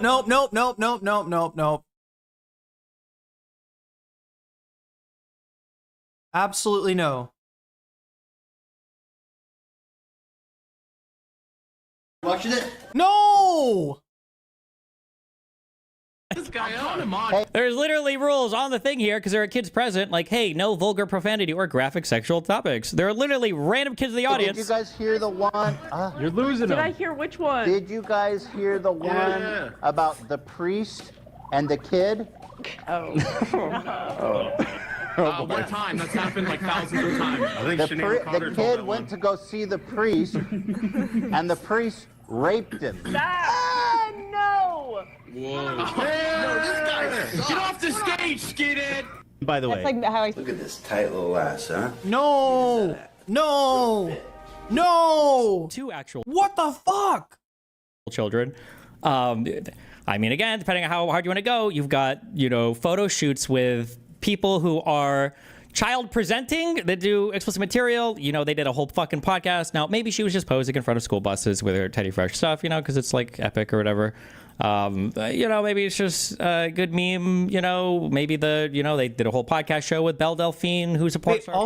Also, I just realized something. What Dan? We're talking about Dan Saltman, right? Dan is straight. Is Dan heterosexual?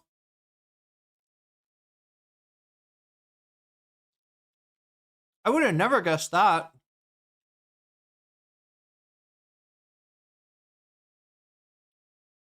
People would argue pedo-baited started when she was 18 and a half. Like, there's just like, there's like such a plethora of commentary that if you sincerely want to call me a pedophile because you don't like me typing, what was that? The joke in chat about like, oh, I would fuck a girl, she's not 15. Like, come the fuck on. Are we serious?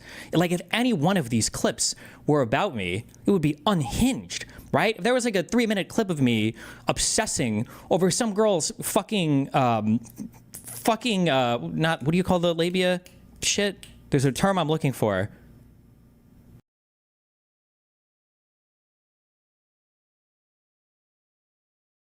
Don't let the list fool you. Belle Delphine obsession? I mean, it's not the lisp. It's like a lot about Dan. It's definitely not just like how he enunciates. Where are they at? Fuck, I don't remember the term. Maybe Ethan will use it. This girl's 17, by the way. I don't even know what the joke is supposed to be here. I don't even know what the joke is supposed to be.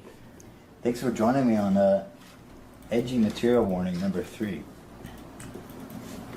We've got some edgy material here, and watch your hands, because you're gonna get cut up on this one here, guys. You can scar me, but you can't stop me. Now that is interesting and very deep and poetic. But what's even more interesting is if we just go a couple pixels down. Boom. That's some good camel toe, girl. Nope. Little scar. Fucking that fat. Okay. Can't stop me. We know what this is. We've seen this 1,000 times. We don't need to see it again. You can kill me, but you can't stop her. I wonder if the bodies were still in the street. You can kill me, but you can't stop this girl who was luckily a couple feet away from me, so she didn't die. Whoa, good job to her. By the way, I didn't know if you guys saw, but you can see her vagina, and this makes it a much more powerful image, especially in the Reddit community. Nope. Like sniveling snot at how excited he is about this. What did he say? Juvenile pussy? What can you say about a photo like this? I hate these fuckers. I fuck her face. She got a nice smug face. Good to fuck. I would ram my. Oh my god! Shut up! No! God damn it! Like this, I don't understand how this shit is fucking. How did this not get his channel taken down? Like, what the fuck is wrong with this guy? I'm sorry. I know we've already litigated this 1,000 times, but like, fucking shit, Ethan. I mean, he is gross. I wouldn't say he's. I don't think Destiny's convinced me that he's grosser than Destiny yet. But I guess the worst is yet to come. Chat. Oh my god, I shouldn't have said it that way. Anyway. She got some nice eyebrows. Skipping over the text, which isn't as. Nope. And this is more of a camera. Nope. This is nope. Wearing underwear. Nope. The bomb being less close than all the other ones who died. You can scar her. Like, I'm pretty sure that this literal shit is TOS now, right? Like, this literally falls under. I can imagine the clause which this falls under, right? But you can't stop her, guys. And never forget, Boston bombing, 2013, guys. Never forget. They can scar us. They can scare us.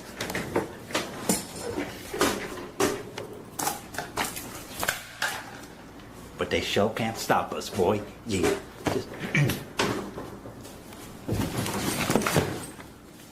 Fuck. Like, I at least have the excuse of saying, like, oh, I'm just a streamer, and I'm, like, 23, and I say dumb shit on stream or whatever. This was edited and cut and uploaded to fucking YouTube. I don't even know what the joke is. To reiterate, at the end of all of this... well, now I'm not sure, actually. No, I don't think Ethan is a pedophile. I have no reason to believe Ethan is a pedophile. I've never seen anything credible leak about him that shows that he's a pedophile. But the fact that he's been subject to these types of crazy attacks from snarker people, from anti-fans, from Kiwi farmers, whatever else, for years.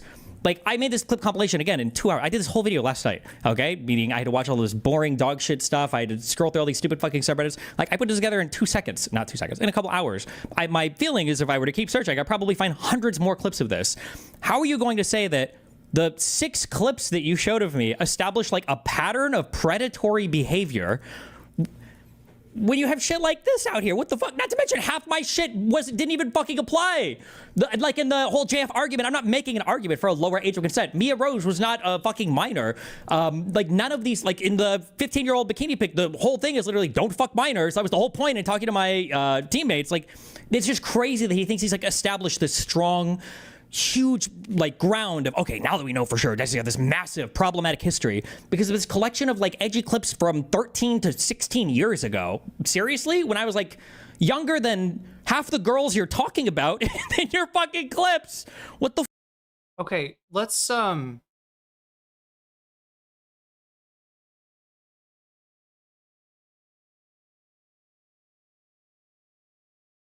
take a look at this clip.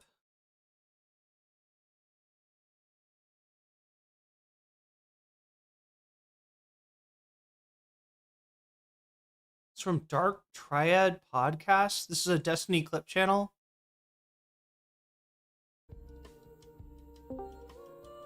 What's up, loser?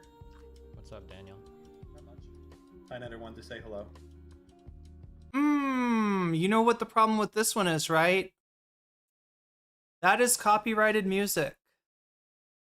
That is my kryptonite.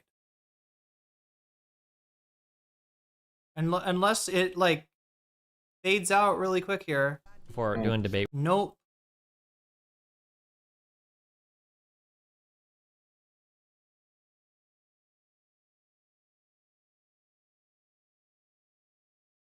Does he turn the music off at some point? Nope. Yeah, I'm sorry, we can't watch that.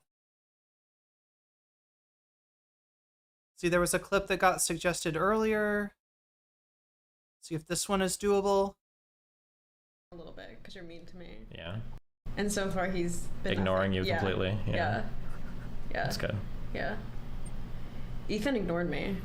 After Ethan did? He said, like, Ethan Klein messaged me and was like, great job talking to Destiny. And I was like, thanks, how's everything with you? And he didn't reply. He just really wanted to pat me on the back for He just really, he hates me more than he actually likes you. So he just wanted to... I think that's what it is. Yeah, he just wanted to get that needle out into the universe. Exactly. And then he was like, I don't give a fuck about this girl. Yeah, I think so.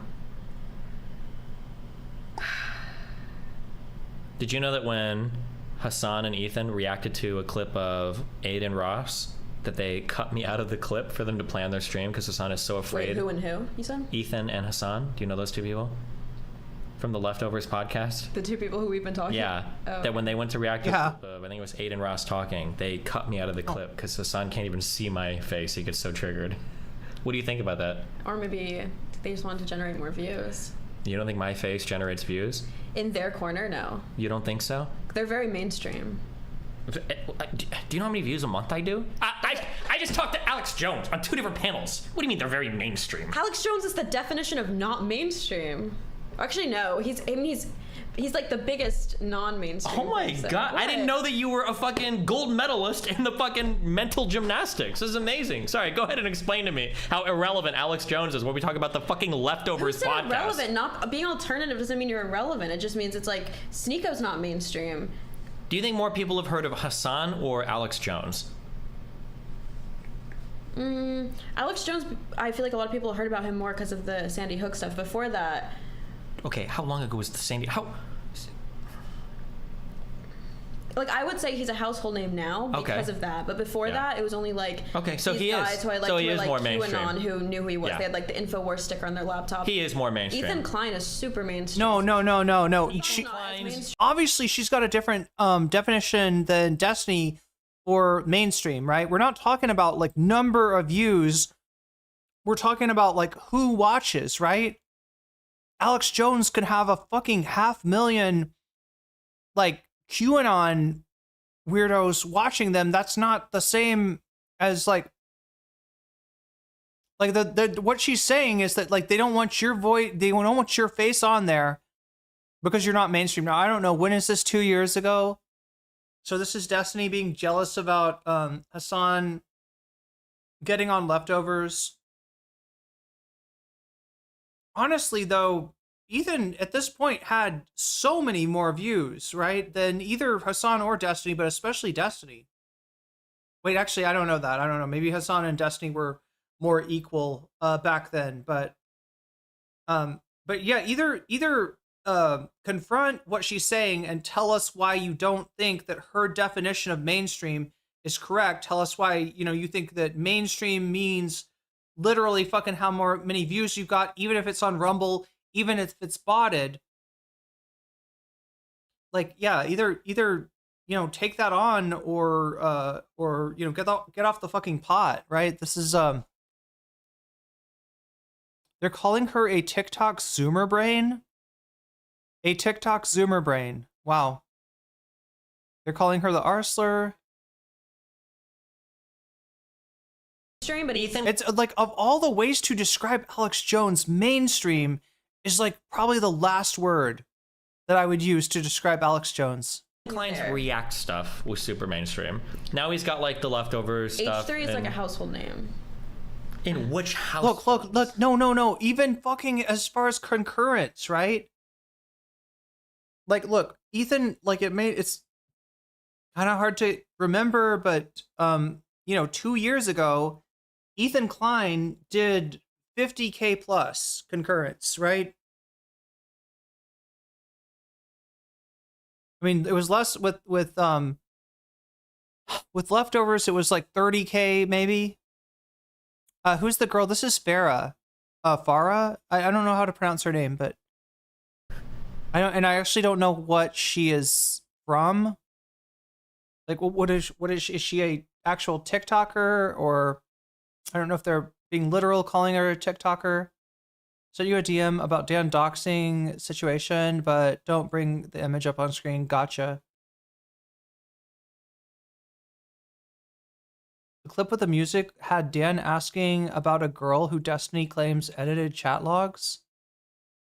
And Dan was asking if he... Wait, Destiny claimed the girl that Dan's asking about edited chat logs, edited DGG chat logs, and Dan was asking if he saved any of the other questions. Saw her on Fresh and Fit debating against them. So yeah, maybe somebody that does, I don't know, there's a lot of people that go on Fresh and Fit, even if they don't agree with the red pill shit, just to kind of get their name out there, because Fresh and Fit has like an after hours component that I think used to be really popular. I think that used to be the most, popular part of Fresh and Fit was the after hours show. It would be Fresh Fit and maybe one male guest or a couple of male guests. Destiny was on this too, right? Talking to various women, some of them OnlyFans models, some of them just, trying to blow up on Instagram. Shocked to learn his wife was also a public figure. I am a Twitter and YouTube troll, and my wife is way more hidden. I guess between Destiny and the girl, Dan asked if the problem would stop, and Destiny replies, if she unalives herself. Goddamn. In like San Francisco, you think H3 for their political stuff now is a household name? Yeah, because he's been pulling views consistently on like hot topics for like 10 years. Do you consider yourself mainstream? I mean, you get a lot of views. I'm not saying you don't have clout, but I think I'm about as high as you can get without being mainstream yet. Like, I don't think H3 could walk down the street without getting recognized. I mean, I got recognized like 4 times on the way. I think he could. Did you? We came here together. In the airport. It was before I was also at the airport. But it was before I saw you. Oh, okay. It was a pilot recognized me, and a black dude. Lots of black people recognized me from TikTok. A pilot. He was wearing the white shirt with the things, and he was like, Destiny, and I was like, yeah, that's me. Nice. And I was like, hey, just curious. Yeah, you should have said that's a woman's name. And he's like, yeah. I'm like, you're a pilot, right? He's like, yeah. I was like, you ever heard of H3H3? And he's like, what the fuck kind of name is this? Is that an airplane? And he was like, nah. And I was like, see you later. I saluted him because that's what you do for pilots. Yeah. My family's Air Force, so, Nice. Okay. Would you rather collab with H3 or Hassan? Hassan. Why? Because us fighting would be really funny. It would trigger the fuck out of him. His whole fan base would watch. My fan base would watch. And a lot of people on the right and left would watch. Do you feel like you owe him an apology? No. For what? I read part of the Mr. Girl article, and it seems like you really emotionally affected him. No, that's a lie. I just Command F searched Hassan. Yeah? I also searched Farha because I want to see Mr. Girl included the part I sent to him about our dynamic. Yeah, I guess that's in the 2nd edition, so. No. I wasn't clouded enough. He put Hassan in, and Hassan didn't even have a quote in there. He just needed to name drop him. It was in the intro too. But Hassan said that you and your community made him depressed, I think. That's really funny because back then he said that my community made him, period. So it's kind of weird that he changed that going forward. Are those mutually exclusive? Not necessarily, but it seems like he had a lot of different things to say back then before he could benefit from shitting on my community. So it's kind of strange, I mean, I don't know anything about That's wild. I mean, chat, the actual story is that Destiny and Hassan were friends until Destiny decided to farm Hassan. Right? literally friends until Destiny burned him for clout. So him trying to say that it was Hassan who was opportunistic is fucking straight up Darvo. About it, you don't think there's any validity? I know you don't. I can to tell what by he's the way that saying? you talk about it. You seem like utterly and completely clueless. So I was just filling you in, you know? Yeah. So It's did just he helping you out, yeah. say like Hassan or Mr. Girl? Hassan? Like, was He he like, can't- this is an he- issue I want to address, or did he just cut you off? There's not like an appropriate level of antipsychotics that he could be prescribed that would allow him to communicate with me without having a full mental breakdown. So no. Mm. Yeah. Were you guys like good friends or just like internet friends? I think we were real life friends. We Oh, were really? staying at each other's house. I played with his dog, you know? Close guy stuff. That's sad. So if you think he was being insincere about that, then why do you think is the reason? What's the reason you guys had a falling out then? Just because you insulted his politics? Yeah, I think that there was a lot of ego stuff related to his political positions. I think that was probably the biggest reason. I think it was just ego related stuff. That'd be my guess. Hmm. It's guy stuff, masculine stuff, you know? You wouldn't really get it because Yeah. women don't have egos, you know? You don't think there's anything he's doing right that you're doing wrong? He networks really well. I could probably do better with that. Yeah. In terms of just like Wait, no, I'm not denying that, James Hansen. I'm not denying that Hassan thanked Destiny for giving him a platform. Yeah, Destiny was way bigger than Hassan when Hassan started doing content with Destiny.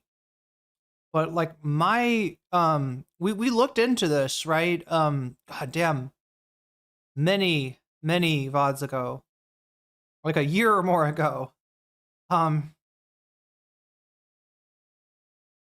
mean, according to Hassan, there was a moment where, you know, Destiny like went on stream to basically farm him, right? People are also saying that Inward Andy is the Inward Andy manifesto is when they broke up.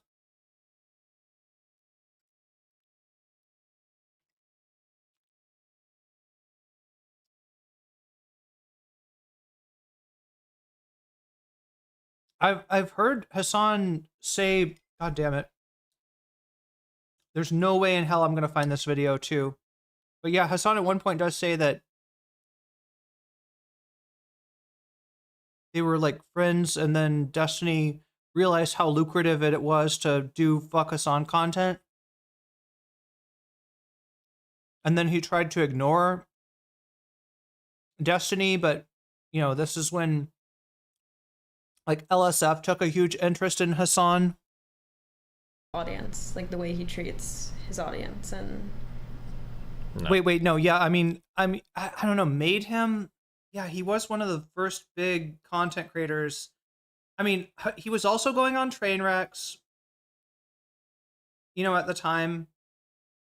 I mean, there were other big content creators that Hassan was collabing with, but yeah, Destiny, you know, Destiny and Hassan did a lot of content together, right? In fact, this was back before Destiny's Lefty arc. His like Destiny, it was kind of like Destiny did all these debates against the alt-right. He garnered a fairly large, not just liberal, but leftist fandom. Austin show, yeah, good point. Yeah, with the Raj Royale stuff. But yeah, he garners a huge fandom from taking on the alt-right. He's impressing liberals. He's even impressing leftists, you know, saying like, this is the strategy that we got to use against the alt-right. And then he starts doing content with Hassan. And at that point, like, Destiny is asking Hassan to teach him about leftism. And I don't know, I think it was kind of similar to the Ethan thing. Remember how the falling out with Ethan kind of started around discussions of communism versus capitalism? But yeah, Hassan legitimately seems to have thought that he made a friend, right? That there was a real human connection between them. And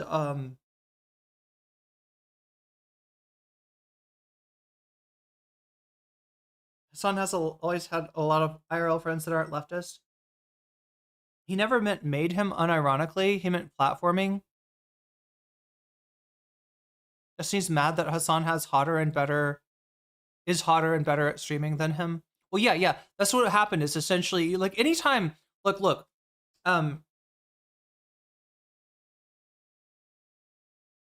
Wait, actually, not anytime, right? I can think of some exceptions. But a lot of times when a streamer like gets leapfrogged by another streamer that they've platformed, sometimes there's, you know, jealousy issues, right? Hassan was way too trusting. And with Destiny, I have a feeling that basically all of those friendships, you know, Destiny said he feels like all of his friendships have a timer on them. He just doesn't know when that timer will go off and explode.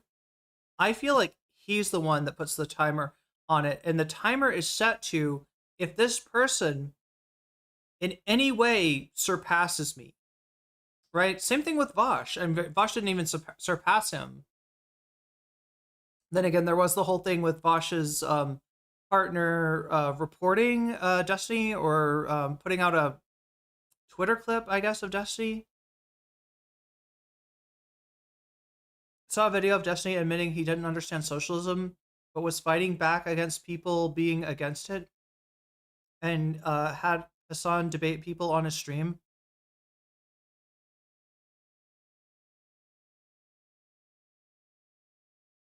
Molestiny too broken to have real friends. Clips of Destiny and Hassan doing IRLs where Destiny is physically all over Hassan. I have not seen that. I saw though, yeah, Destiny had a crush, and that's why he won't let things go. Okay, I mean, Bosch also leapfrog. Did he though? Bosch gets what, 7K, maybe 14K on a really, like, if the news is really popping, you know, you'll see Bosch with like 14K in chat. Yeah, I guess on his best day, maybe Vosh has more than, I don't know though. I've never counted up Destiny's concurrence across platforms, right? Because he's not just streaming on YouTube. Destiny's streaming on YouTube, on Kick. I mean, I guess it depends. Like the video that we're watching right now. To see Destiny all over Hassan. Destiny, Hassan, booby time. Okay, and I should mute. All right, let's check this out. Is there anything more from this clip to look at?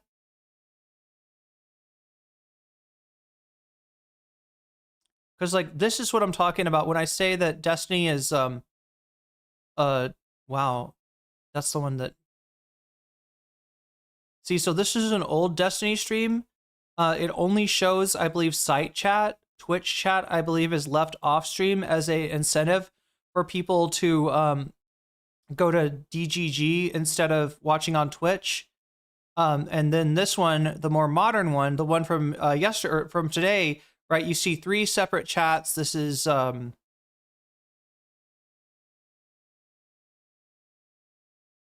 think it's Kick, YouTube, and site chat. I think. Wait, that could be site chat on top. Maybe I got Kick and site chat mixed up. But yeah, it's 3 streams at once, and I don't know what his overall concurrents are now, but I know Vosh's are what, 7, 5 on a bad day, 7 on an average day, like 14 on a really good day. Oh, fuck. With that important backstory, now let's go. What just happened? Seriously. Parts that I got wrong, that I'm going to issue a heartfelt apology for. And this goes out, a sincere apology to Destiny for absolutely getting this wrong. Now, here's what happened. This conversation here where he says, Teehee, send me the feed pics. This is from a different girl. It's from Instagram. He never spoke to Rose on Instagram, which he points out correctly, as far as we know. So this was with another girl he claims was 26. Okay, fine, I'll take your word for it. And then this one also, he claims was with the same girl. And this is the one that says, she said, my parents are like super, super strict. Don't do this, don't do that, don't go there, don't talk to him. And he said, well, fuck, it would be so hot to drive you home from a date and make you suck me off in the car. I'd love to send you inside your parents after making you swallow a full load from me. So apologies, you know, that was not to Rose. This was to some other lucky lady. but this one happened. Okay, to reiterate, The only reason why any of my shit is even being talked about right now isn't because some victim has come forward and claimed something or isn't any of that bullshit. It's because some guy leaked a fuck ton of my explicit material online a year ago. These DMs that he's reading right now are from some— It's because you leaked the material to fucking Rose. Asshole, quit trying to like cover that up. Wait, so this is the clip. People are saying I gotta mute this, but it's Hassan with Destiny all over him. This is IRL streaming.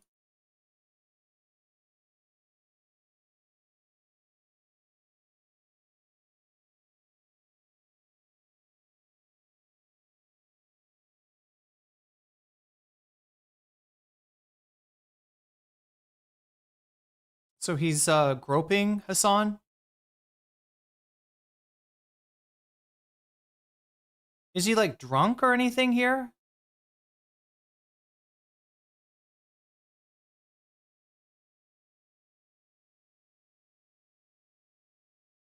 Looks like they were drinking.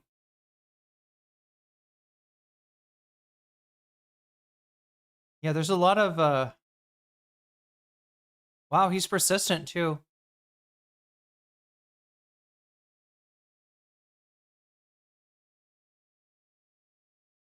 Is he gonna grab again? Yep. Now, try to think about this at the time. Destiny is platforming Hassan. Hassan is like he's what was he doing? Like 200 a stream on Twitch at this point? Destiny is in the thousands, right? Think about the position that Hassan is put in as he's being groped by somebody who is literally offering him, you know, 10 plus times his audience, right? That's a fucked up thing to do to somebody. I mean, obviously Hassan has never said like Destiny sexually harassed me. He's never complained about it. It's just you know, he likes to put people in places where he has power over them, right? And then kind of, you know, do what he wants. Some other retard chick who I think was an Andrew Tate fan also leaking my DMs. Why the fuck are you reading through leaked explicit material on stream just to like have a goof at me? Destiny gets 30K now. It's IRL edited with no music.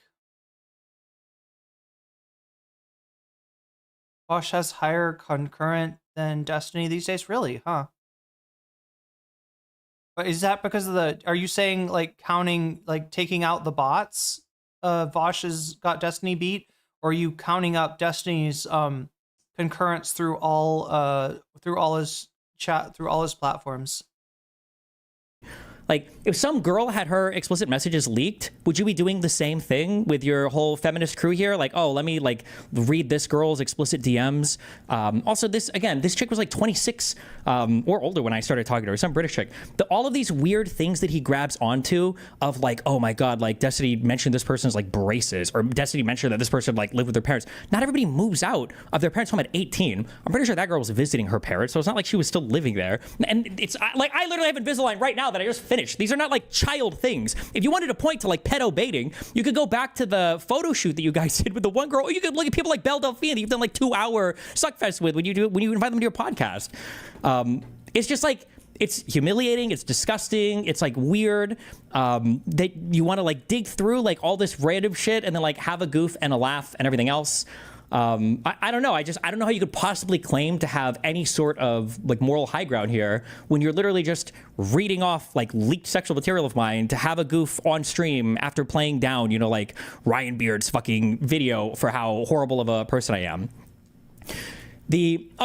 So now that he's done all of his poisoning the well, okay, now that he's laid down everything that he needs to, so now he spends time going through this Rose person who supposedly Kiwi Farms has dug up stuff about. I haven't been able to verify the authenticity. Nobody close to me has been able to verify the authenticity insofar as there are things concerned with my court case. The thing that's annoying about him running through all of this stuff now is that, and Ethan knows this, okay? There's two huge things. One, I am actively involved in a huge civil litigation case that is directly involving these conversations.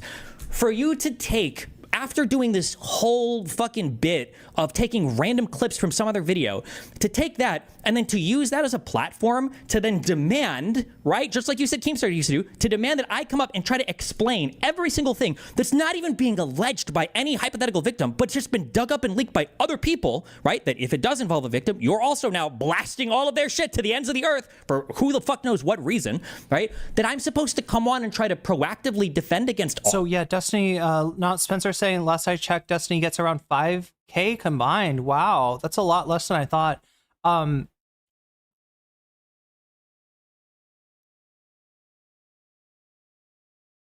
During live events like debates, Destiny's YouTube goes up like 15 to 20K sometimes.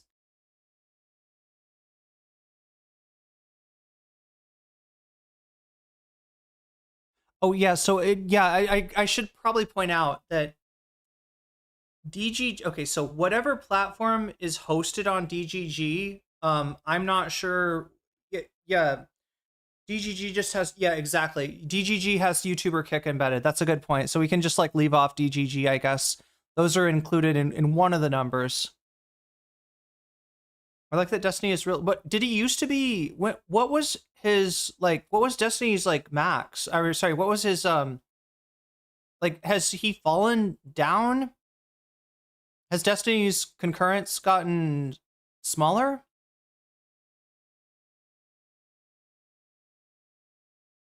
I like that Destiny is really small, so he can make, I can make him even smaller and not have to watch his jaw jiggle. Oh yeah, I see what you're saying. All of this while I've had the FBI call to me, while I've been swatted twice, once with my son here before, while I'm, again, in an active civil litigation suit where every single fucking thing I say about it has the defendant, or not the defendant, the plaintiff, throwing it into fucking court filings at me to waste more of my money and more of my time. I've got like 8 fully briefed motions before a judge right now that... Speaking of which, I saw something in Discord. What is the latest on the Pixie court case? Are Pixie's lawyers trying to hold Destiny in contempt right now? Did I get that right? It's been a while since I looked, but I think he gets more than 5K last I checked. Waiting for 10 to 15. Are you talking about Destiny here, James? Adjudication on is fucking insane to me. There is no fucking world for all of his like, oh, well, you know, blah, blah, blah, blah, for all of this fucking talk that you would expect me to ever be able to come out and give any type of substantiated response to some shit that doesn't even involve a person that's actually making a fucking claim. This is just shit that is being posted and leaked on Kiwi Farms about me. There's not even a person out here. I'm like the only person in the history of the internet who's people are trying to cancel based on no fucking person making any claims against me. It's just like an outlandishly insane fucking, it's an insane fucking situation to be in. And then I also have to be careful because obviously everybody records every single fucking thing I say and every single thing has been sent to the FBI a million times, which, let me be ultra fucking clear, okay? Let me be clear on a few things, okay? One, I do not have any of the material that these guys think, CSAM, whatever the fuck else, on my computer, okay? Number one. Number two, all right? I didn't send any of this. There was no child stuff like that ever sent to fucking Willie Mac, okay? Number two, it's not like he censored anything or anything like that. Yeah, James Hansen says Destiny's views are still 50% higher than Vosh's. Okay. Number three, if you want to interpret... Not Spencer, he's been slowly declining over the last 18 months. Messages in the worst way possible. Pixie is holding Destiny in contempt and asking for him to be. She did a deposition, sorry, and the judge sealed it. Destiny then claimed that he had an amazing memory, but then he just read her transcript on his screen, so that's what he's being held in contempt for. And you want to, and that's going to be the basis for some FBI call? Listen, I don't give a fuck. If you think that it's illegal and you've called the FBI, I don't even care that Willie Mac did that, okay? I think that arguably you could even say like, oh, sure, like maybe it's a responsible thing to do, whatever. That's totally fucking fine. If you think that I'm paying $95,000 a month to my current law firm to ignore every single thing that they're telling me about everything that's related to this case, you are fucking cooked and you're more retarded than the fucking write-ups that Pisco was blasting about the 3 litigants that you are that you have fucking lawsuits against, Casey, Tron, Frogan, and everybody else, okay? Absolutely fucking retarded, all right? If you want to do all this, you want to report whatever, fucking fine. I don't care. People call the FBI on me all the time anyway. If you think you're doing some novel thing, go for it. But the fact that you would then publish a video on it, again. Wait, what? He just called in and sat silently on Discord during Food Chop's stream? This is the stream that blew Food Chops up, right? I don't want to dive into the intricacies of all this, but you must understand that by doing that, you are literally... So wait, he's just, like, what is the deal? He just feeds Food Chops the information, Food Chops goes over it on stream, and he's just sitting silently in Discord? Undermining every single thing that you're attempting to do. What, like, why the fuck would you publish a video on that? You must understand how beyond fucking stupid that is. If everything that you were alleging was true, how fucking retarded would that be? Why would you do that? Why would you ever do this? This is so stupid. So the idea that there's like any concern or care here for anybody, or that you're trying to do the right thing, is completely undermined and completely, totally obliterated on all of this. It's literally just farming for content, for farming engagement, to try to get me, I guess, swatted again or whatever the fuck else. Like, it's so fucking insane to me. Yeah, listen, maybe once my case is over, if you want, I'll come on and I'll chat about all the intricacies and details. We can dive as far into this fucking shit as you want. But, like, for somebody who's been involved in so much litigation in the past, to try to, like, hamstring me and say, now you have to come on and have these conversations. Bro, what the fuck am I going to say? Again, my court filings are public. If you want to go read through the current court case I'm in, all the filings are public.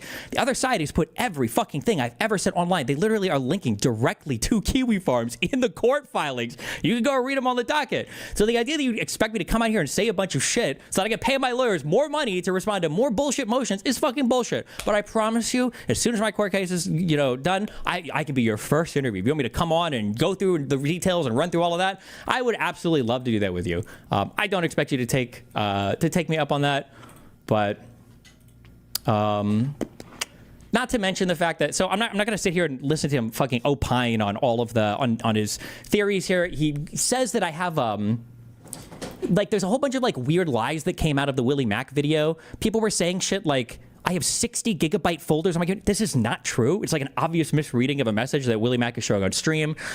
Ethan lies that he says something about the fact that, like, I reached out to this person because I was, like, trying to find young people on Twitter. That's not true. I typically don't ever reach out to anybody. Almost everybody reaches out to me, so this is not even remotely true.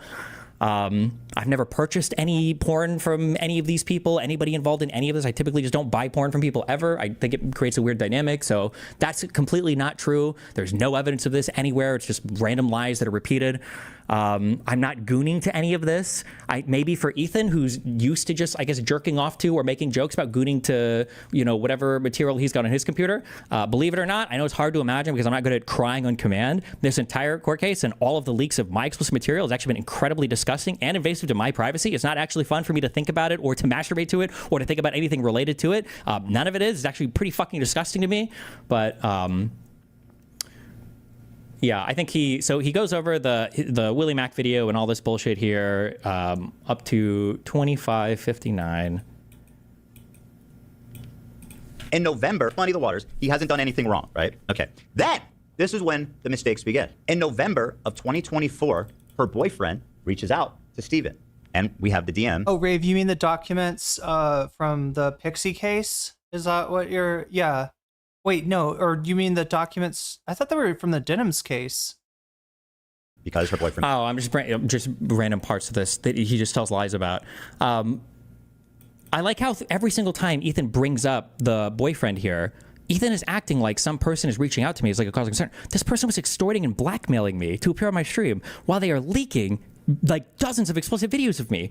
The way that he frames all of this is so fucking insane. I don't even know if he knows the situation or anything that actually happened here. I have no fucking idea. What other parts did I write here? Sometimes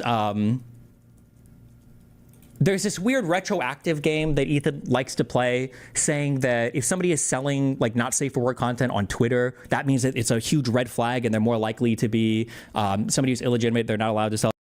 Correct me if I'm wrong, chat, but didn't Destiny say this? Isn't there a clip of Destiny saying exactly this? That basically he starts talking about the hashtag MNSFW or something like that.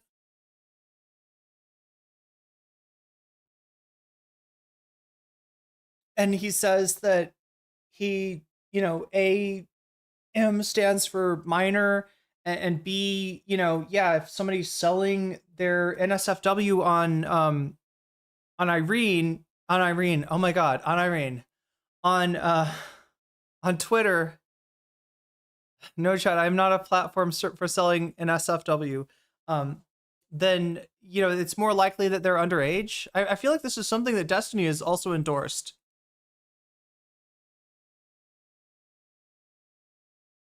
Is he being evasive again? Pixie documents that ask for Destiny to be held in, yeah.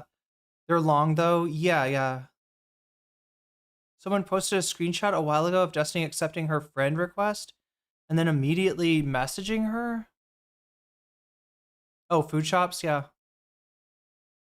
Well, the NSFW Twitter thing. The clip I saw didn't say which tag it was Destiny was looking at. He said all the girls were underage. The last one has the lawyer's info. Okay, so that's like private, or that's, you know, public. Everything that needs to be redacted is redacted on that. For one reason or another. This is not true at all. I understand maybe you don't have any engagement with this world. Plenty of people sell not safe for work material on Twitter. It's literally the only large social media platform that still allows you to post not safe for work material. OnlyFans is basically worthless if you don't have a pre-existing audience, because there's no way to drive traffic to it. This is why people do sell stuff on Twitter. The idea that you can go back and cherry pick like some collection of facts that makes it so obvious that something is just fucking like, there's not even like a way for me to disprove any of it. There's like not even any solid accusations or claims made that I can even dive through, given my ongoing case and everything. So. Oh, he's hosting her on DGG. That makes sense. Okay. That Willie was going to be publishing all of my DMs publicly, though, probably would have approached the conversation with more care, knowing that, oh shit, well, if all my DMs are going to be read publicly, then I'm obviously going to be a lot more precise with how I answer these questions. But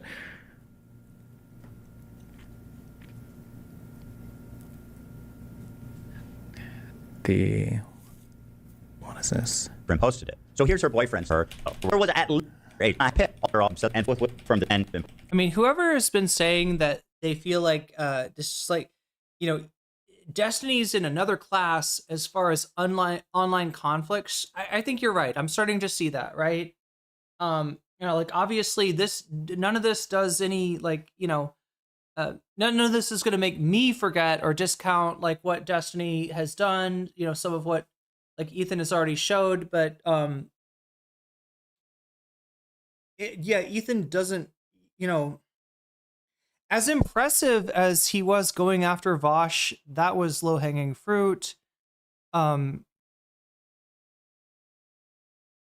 think he's just gotten lucky on things like the Keemstar nuke. Yeah, I mean, I do see, yeah, it's like a minor league team playing against a major league team. It's kind of what we got going on here. Food Shop's basically filling the same role as J-Stock did before Queeman finally broke his broom? I've never heard that phrase before.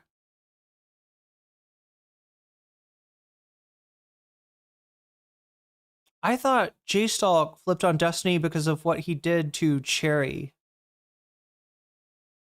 He had your way for 6 months, allegedly, and that's why he should have turned it in to the authorities then. So if you want to defend Destiny, do that. But know that this guy knew there was a chance that he had child pornography on his hard drive. Like, what is even this statement? This person knew there was a chance. For all Is it a Quidditch reference? Maybe. It sounds like it. Knowing that, and did nothing with it. Now, if you think that's cool, and you have no idea what I've done with anything, okay? I've retained multiple law firms related to this case, number one. Number two, I do not possess any of this material on my computer that would be considered CSAM or CP or anything else you want to call it ever. And number three, all of this is just stuff that you are repeating verbatim. Chat, this is making me even more convinced that we really need to do a State of Play stream.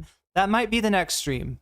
All right, I gotta do some research and figure out where, like, shit's moved around so much. And the fact that, like, it sounds like from what people are saying, you know, there's some stuff that I'm not going to put up on stream, but I've been kind of informed a little bit about what's going on with Dan Saltman. It sounds like Dan has tapped out. It sounds like the heat has actually gotten too hot for Dan, which is funny because it did, like, from what we heard from, you know, Doobie, if you believe that dubious frog, yesterday, like, Dan was in charge of the doxing Discord.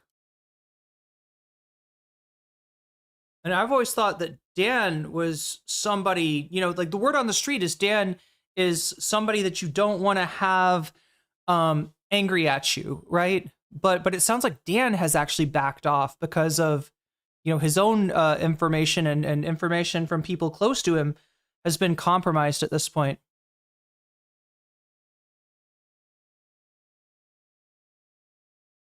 Yeah, no, I've heard, that people close to Dan have gotten, But it sounds like Dan is like does not want any more smoke, so that's kind of wild. Are they blaming it still on J-Stalk and Queemon? Right on, keep it from it. And 4, there's not even a way that I could prove this. Like, I don't even know what I'm supposed to do. Like, do you want to come through and go through my entire computer, my entire folder structure, I don't even know what I could possibly even say other than no, and then you going, well, what about... Ash Bradford, the last clip I saw from Saltman was just the last day or two.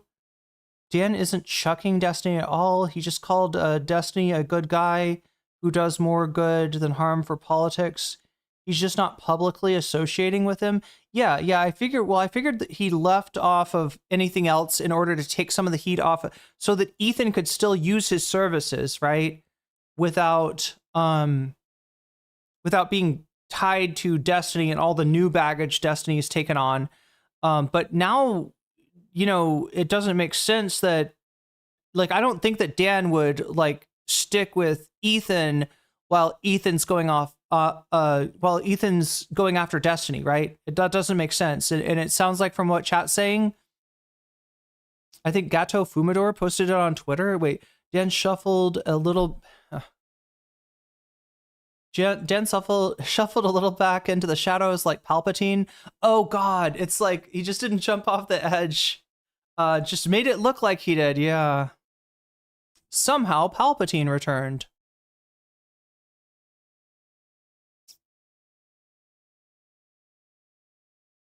Look, James Hansen, none of the shit about Dan is like for sure.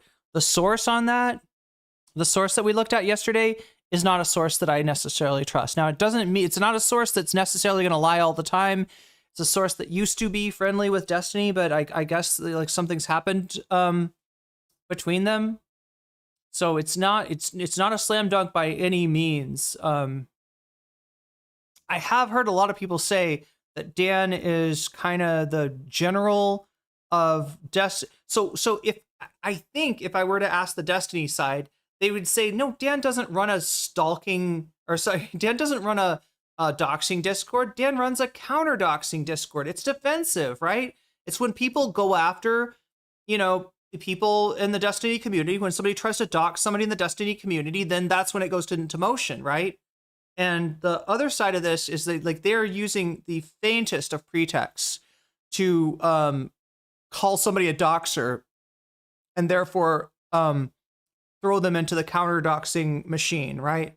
So the question is, it's less about like whether he's involved, and I don't know how involved he is, right? He doesn't seem like somebody that he himself is like, going through and doxing people. It's probably other people on the Discord.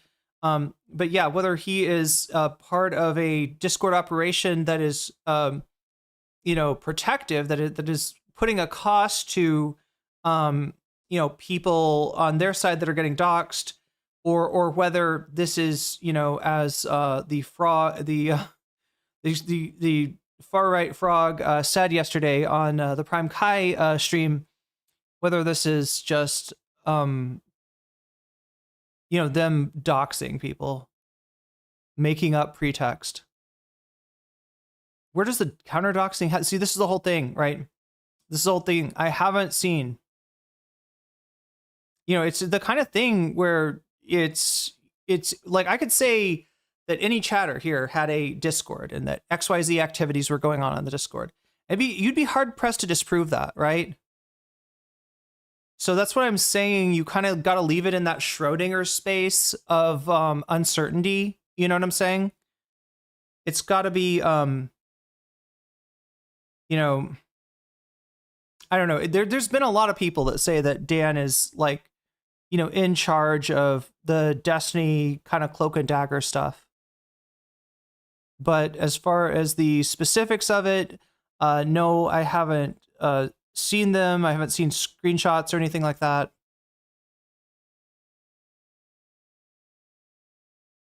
And again, it is Schrodinger's territory as far as what's actually happening. This, well, no, like it's such a stupid fucking like unwinnable argument. Like if it was, again, hey, listen, people want to contact authorities, I'm all for that. Again, I even said if Willie Mack wants to call authorities because he thinks it's good use of the FBI time, then fucking go for it. That's fine. I just don't know why the fuck you would make public videos about all of this that for a number of reasons, is impossible for me to respond to. If for no other reason, because I'm getting swatted and FBI calling me constantly, and 3, because I have an active civil case going that is directly related to some of these conversations, which, and again, yeah, it's just such an unbelievably crazy. Yeah, I think that the thing that makes the idea of Dan running a doxing server credible to me is the amount of like the coordination of the drop Twitch campaign, right? Dan was in charge of that. That we know.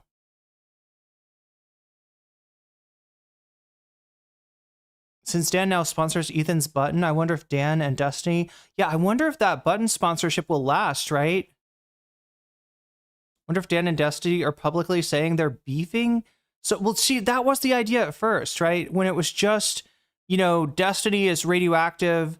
Let's protect Ethan, right? I think that's why Dan stopped put the anything else podcast on hiatus. But now it's Ethan versus Dan. So I would not expect to see the next time an H3 show goes down. I would not expect to see redact.dev on the button.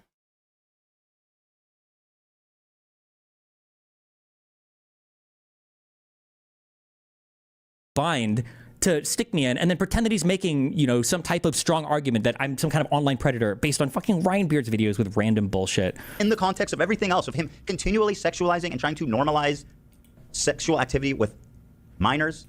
Like, at what point has this ever been the case? Has there ever been a clip of me on stream ever saying, I think you should be able to fuck 15-year-olds.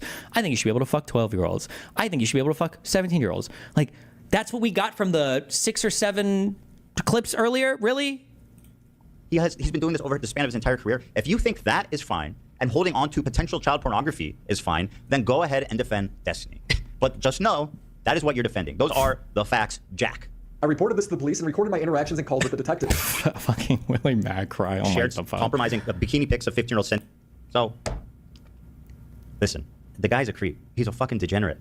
There's no other way. Like, if you want to think I'm a creepy degenerate, then fine. Then fucking A, go for it. But my brother in Christ, okay? We are 2 peas in a degenerate pod. And I think you're lower on the rung there than I am. If that's seriously the thing you want to go. Like, the most embarrassing part for me putting all this video together was I might have actually been out-edged by this guy, okay? I thought I was the edgelord, and this guy is he's out-edgelording me on pedophilia, which was supposed to be my domain, according to this guy. The way to cut it. If you like Destiny, if you think he's smart and cool and funny and awesome, good. Keep watching him. But know that you are supporting someone who is attracted, 15-year-olds, who shared compromising bikini pics of 15-year-olds sent to him. With his compromising? These are pictures posted publicly on social media. People at the beach. Again, like, what the fuck? He's acting like I'm getting like fucking nudes from kids, which maybe I don't know. Maybe he has held on, knowing there's a chance of child pornography for 6 months and never reported it to the authorities. You have no idea what's on my computer. You have no idea what I've reported to authorities. You have no idea about literally any of this. Again, you're just reading down snark threads or Kiwi Farms. That he sexually assaulted a woman on camera. What do you want me to do? You want me to go back in time and kill myself? What the fuck? You want to come at me and say, oh, you got all this thing wrong. You're gaslighting, you're lying, all this shit. Bro, uncontroversial facts. True. I do agree with that. Okay. And I am glad. I guess that we got to have this back and forth. As fun as this is. You are fucked up to defend this guy.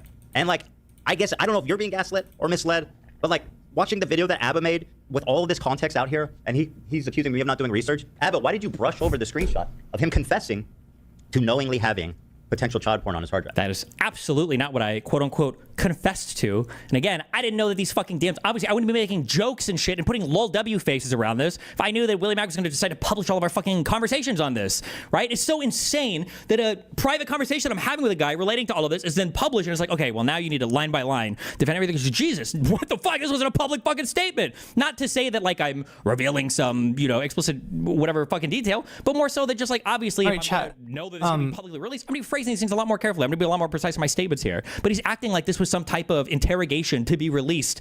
All right, so yeah, I didn't realize how long this content was, how long it would take. We are like, I just looked at the time. I'm 5 hours and 30 minutes into the stream. Realistically, I should have probably stopped streaming, I don't know, an hour ago. I want to sort of finish this stuff, and I also want to take a look at the Reddit. But if there's any hope for a fun half of the stream, it is, you know, kind of fading fast. We're 2/3 of the way there. So we're at 67 out of 100. If we get to 100, if we get 33% further, I'll stick around and do what bonus content is winning right now. Let me take a look. It looks like Adam Friedland. And that would be a fun stream. A fun half of the stream. 147 of you have voted so far. Of those people voting, almost 40% are choosing Adam Friedland. 24% want the Twitch bot scandal with Asmongold covered. 21% for the bad Empanada Slop Tuber Civil War. And 16% for liberal influencers outed, right? This is the chorus story from Wired. And I'll also pick up on the previous story about progressive victory. So we are sort of, I'm just letting people know we're running out of time. I'm sorry I didn't say anything earlier. I just, where did the time go, right? It doesn't feel like 5 hours and 30 minutes, but apparently it is. Yeah, it looks like Adam Friedland is, yeah, even if I add the bonuses. So yeah, the other thing I got to mention is if you want to donate or if you have donated, make sure to let me know in the comments which of these topics you want to see as bonus. I will be happy to put your money where your mouth is and you know, help you put a few extra percentage towards the topic that you want to see covered. Looks like, yeah, Adam Friedland is still well ahead, but Bad Empanada is in second place, and then everything else. Oh wait, no, sorry, Bad Empanada. Yeah, overall Bad Empanada is in second place, right? Because it's got more donos towards it than Asmongold's does. So that's where we're at now. You know, let me know if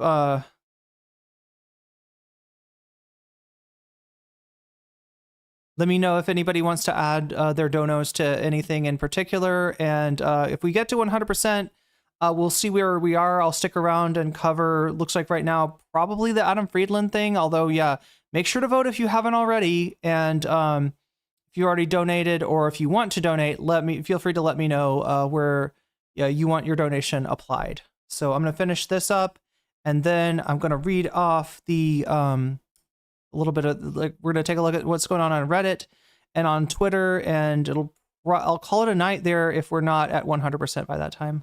And that I like failed the interrogation. But again, despite all of that, listen, if you want to call the FBI, you want to report it or whatever, then fucking hey, you know, Willie did it. That's fine. I have no problem with that. I just don't know why you would make public fucking videos on expecting me to be able to publicly respond to prove that I don't have stuff on my computer. I don't even know what that looks like.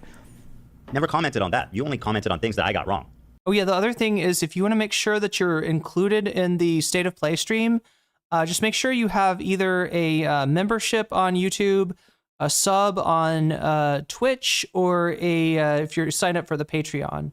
That's usually how we do things.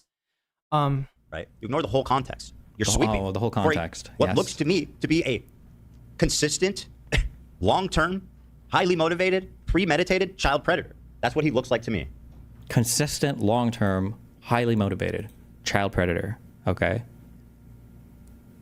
There's only one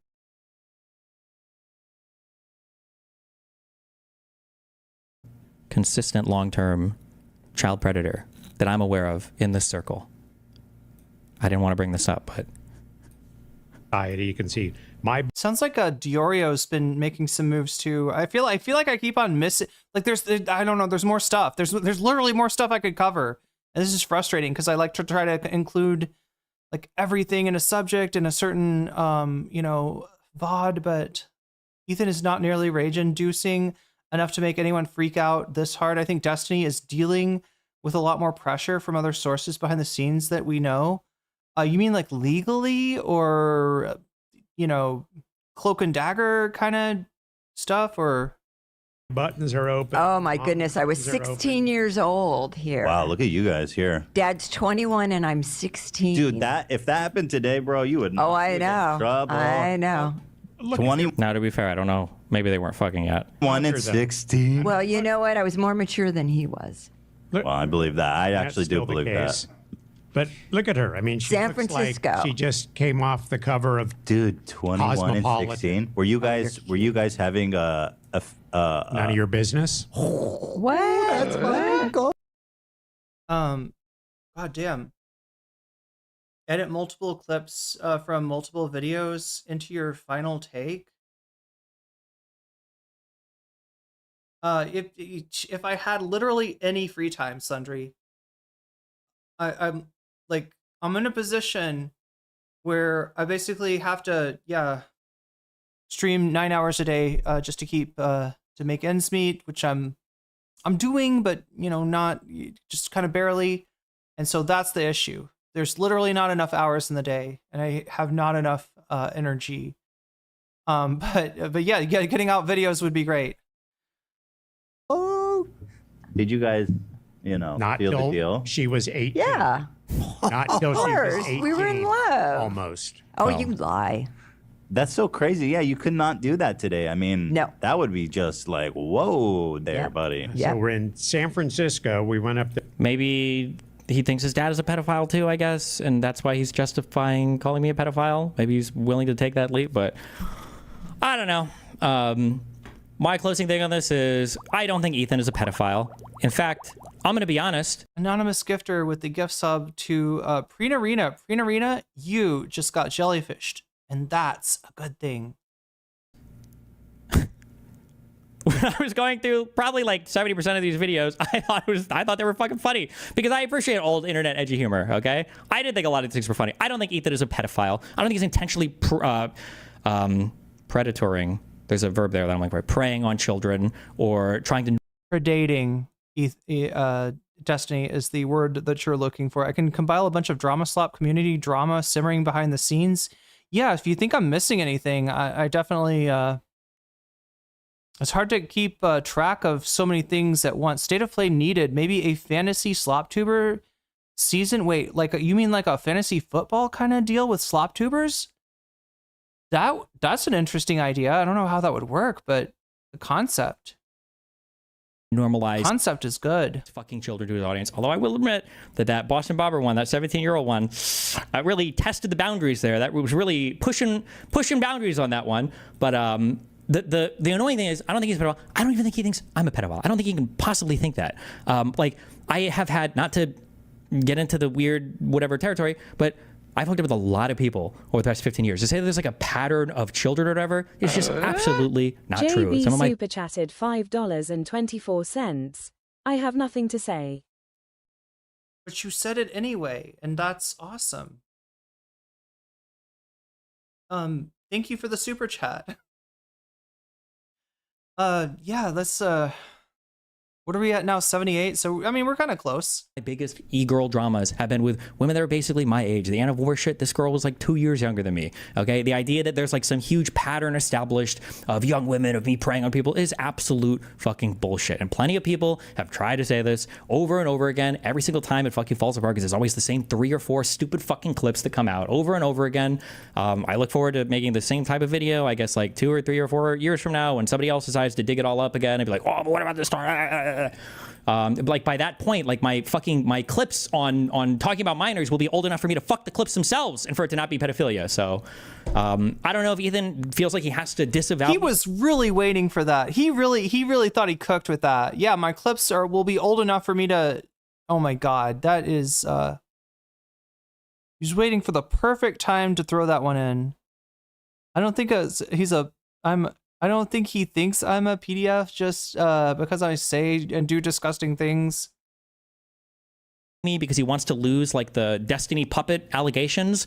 It feels to me like Destiny and his, his community, they get a different definition than like literally anybody else about what a pedophile is, right?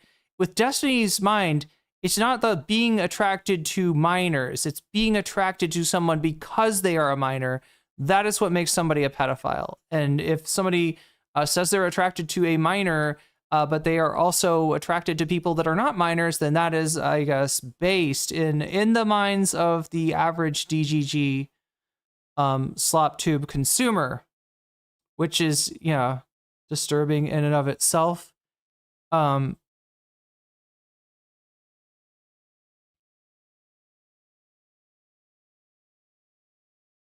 Basically, Chud is trying to stay out of it. I've noticed that. I thought maybe there was something between him and Quimon. I thought maybe he and Quimon had a fight or something. I thought that's why, because I keep on hearing Chud say, Quimon is his own streamer now, and his is, I'm gonna let it, basically he's trying to put distance between himself and Quimon. I thought that was representative of maybe a falling out between the two, but yeah, I guess it makes sense that Quimon is kind of radioactive when it comes to the DGG community. They definitely have the crosshairs on Quimon and J-Stalk right now, and Chud does not want any part of that, especially given that he does have a family of basically the entire drama mostly splits down the Israel-Palestine line, huh? Anyone feel like Ethan doesn't actually have any real deep morals? Oh yeah, that clicks. Doesn't actually care about stuff like this, other than to get clicks and views. Well, and when I feel like that's what Ethan wants more than anything. It's all about his ego, and there's a lot of egos. I mean, Destiny, even Hassan to maybe a lesser extent, definitely Vosh. Yeah, that was what rubbed me the wrong way, actually, about Demon Mama. But when Destiny came on my stream to try to convince me that Demon Mama was fucking evil, and look, I've had issues with her. She said some pretty awful stuff about me. I remember her basically fat shaming one of my mods at one point, which I thought was wild.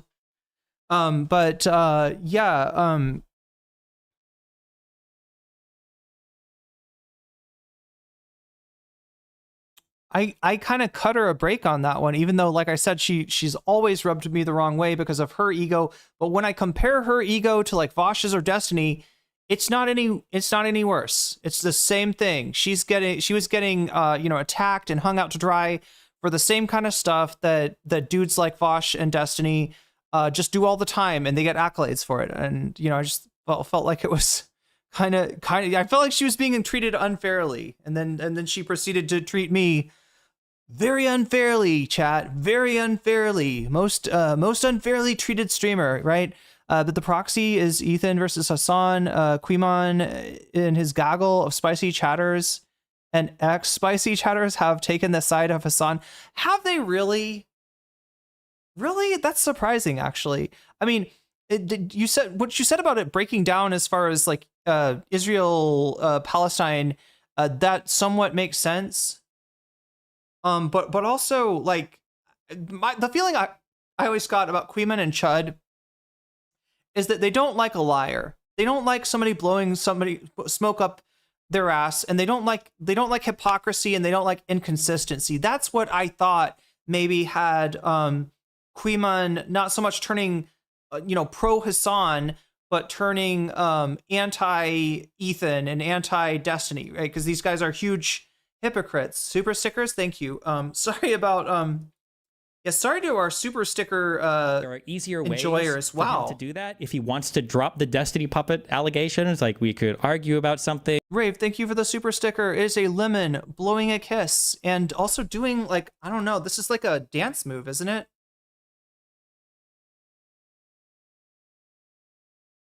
But thank you for the super sticker.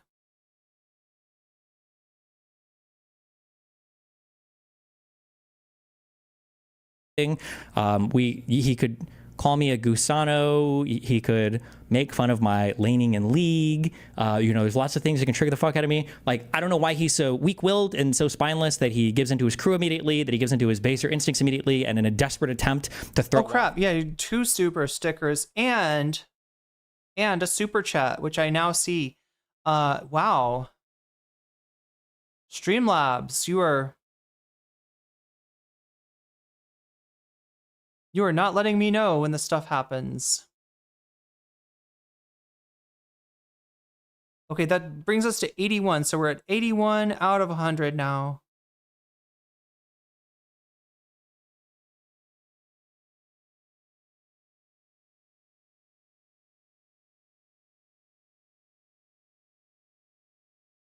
Lies and dishonesty that made Queeman mad and rallied support. But do you think that either Queeman or... See, now J-Stalk, I could see an argument being made for at least J-Stalk is acting maybe a little bit...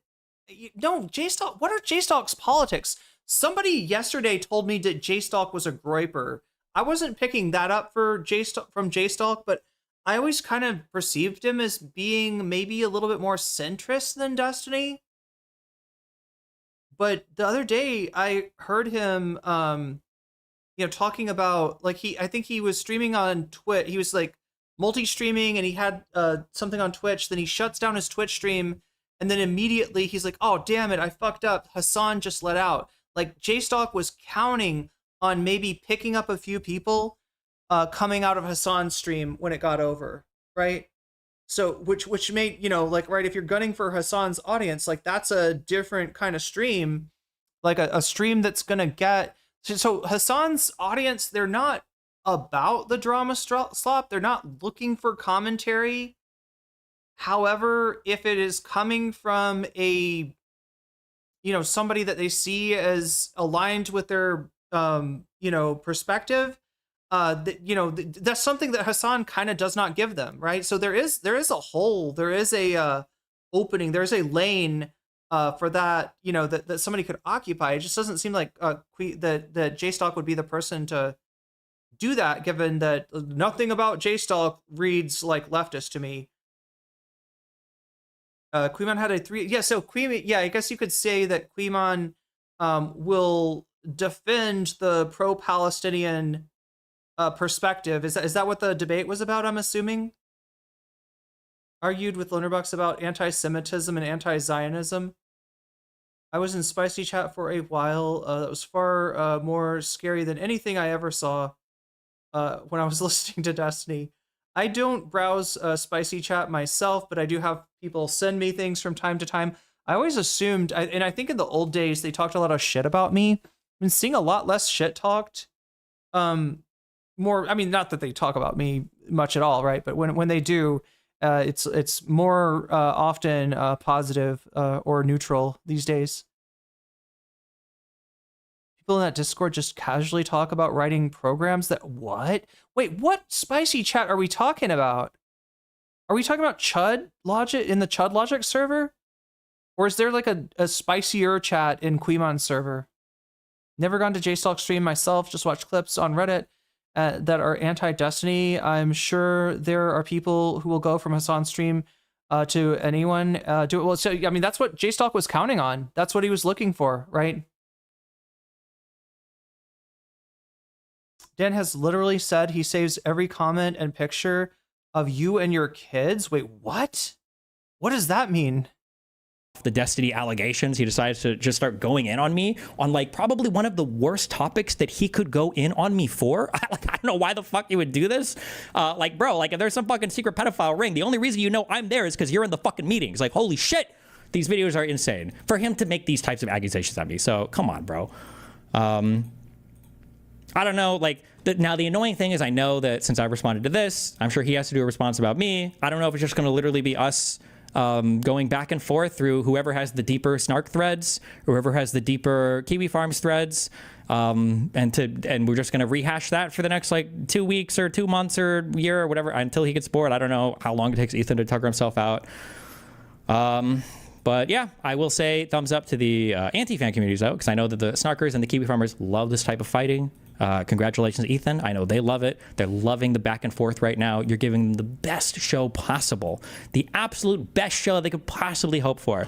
And, you know, I guess at least I'm making some money out of it. You're making some money out of it. I guess at the end of the day, we don't give a fuck about anything besides that, right? If that's what this is all about, then good job. But,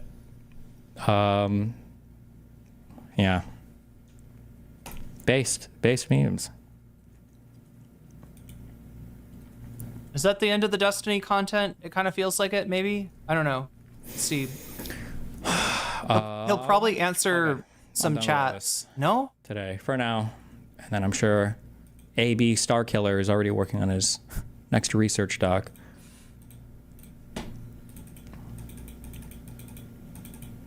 Wait, is this DGG Snark? Like, is this the one that,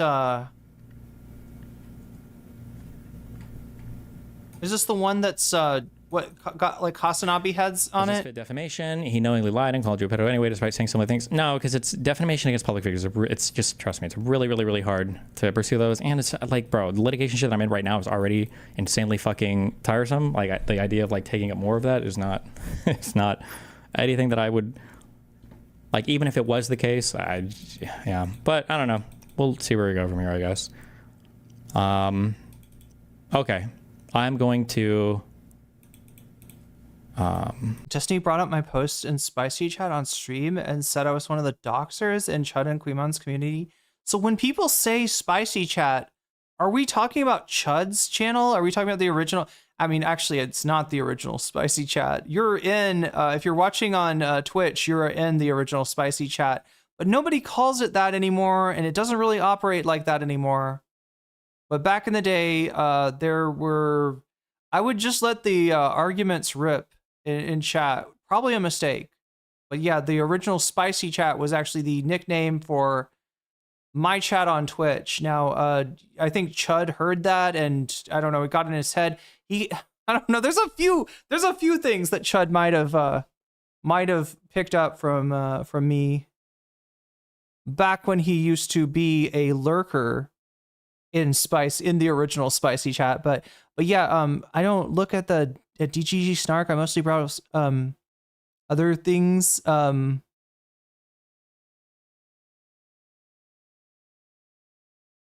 My controller is here. I'm gonna go downstairs and grab it. I do not have 150k viewers right now. I probably have around 15 or 20 maybe. But there's whoever got nicked for the viewbotting stuff on Twitch has apparently been viewbotting me today and yesterday. I don't know why.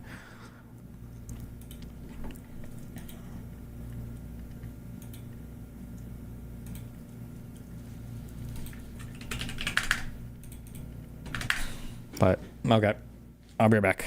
Give me 3 minutes. I just gotta go downstairs and get my pack. Yeah. Well, so yeah. Anyway, Twitch chat aside, right? Chud's Spicy Chat being the original Discord channel Spicy Chat, used to be the Wild West back in the day. That was back when like a lot of my ops would hang out there as well, and Chud was, you know, a complicated relationship with Chud, let's just say. But yeah, so like, you know, the point is that a lot of the people who hated my guts were friendly with Chud, watched his stream and hung out in Spicy Chat right back in the day. The original Spicy Chat. Now that's a Spicy Chat that probably did stuff that is no longer no longer allowable by Discord terms of service. And it did change, you know, I don't know, a year or more ago. He started moderating it more heavily because basically he figured out that, you know, Discord would get his ass if he didn't get control of his Spicy Chat.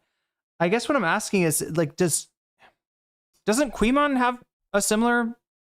I thought Spicy Chat was on Discord. Yeah, the actual Spicy Chat, like the actual current things that would, like, so the name Spicy Chat, right, was something that I referred to my Twitch chat as, like, before Chud had a channel called that.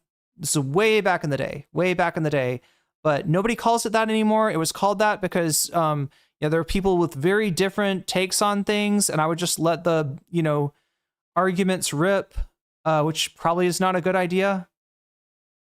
So we don't call it spicy chat anymore. And but Chud still has a channel called that, and I think Quimon does. Quimon's Discord is even more strict, but does he have something similar? Does he have like a spicy chat of his own? The official rules of Discord TOS, but due to constant DGG attacks. Okay, so it's being moderated even more heavily, right? It's not just to avoid getting taken down. Well, yeah, I mean, I guess that would be what DGG would be trying to do. They really hate spicy chat. They really hate the Discord chat, spicy chat, to be, specific. Sure, all those people just entirely changed their way of operating online when moderating increased. Yeah, I mean, generally what happens with these things is whatever activities are being forbidden when moderation cracks down will just go on in different places, darker corners of the internet, so to speak. A lot of big leaps dropped to Quimon's DC first, but it got instantly moderated. Discord channel, okay. Instantly moderated because Quimon has very strict no doxing rules. Yeah. And then come back up. 1 sec.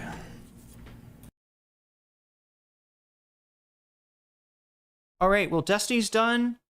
We're at 81 out of 100. We're kind of on that like borderline between fun half and no fun half. I think we're 19 points away from doing a fun half. I'm gonna go ahead and just kick it to well, wait, I got a clip here. People keep sending me things. Let me watch this. See if this is something that we have seen yet. And then I'll go over the Discord stuff, or sorry, Discord. I'll go over the Reddit stuff and the Twitter stuff, and then we'll see where we are there. If we make it to 100 by that time, I'll do another. I'll do the Adam Friedland thing. It looks like. Remember, let me know. If you're donating, which of these topics you want to see, because that could change things, right? We're. I mean, Adam Friedland's ahead, but looks like. What is it? Bad Empanada is kind of in second place.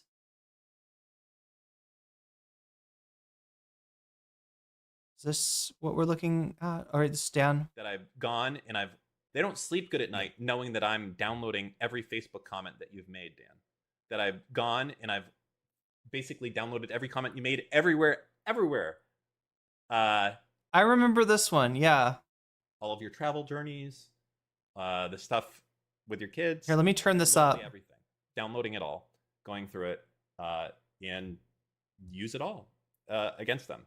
By the way, this is a good reason why you should use redact.dev.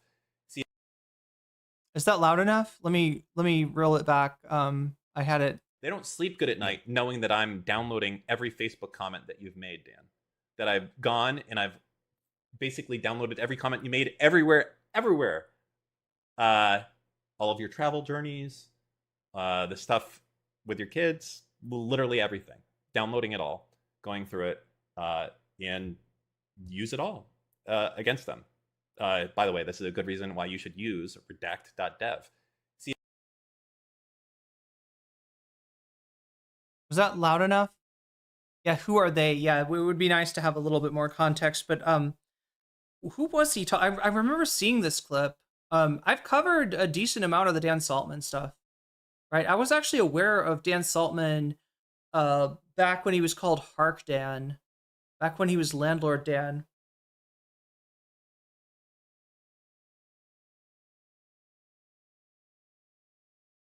But yeah, I mean, as far as Dan, like it's still in the territory of rumors. I hear things from people about Dan.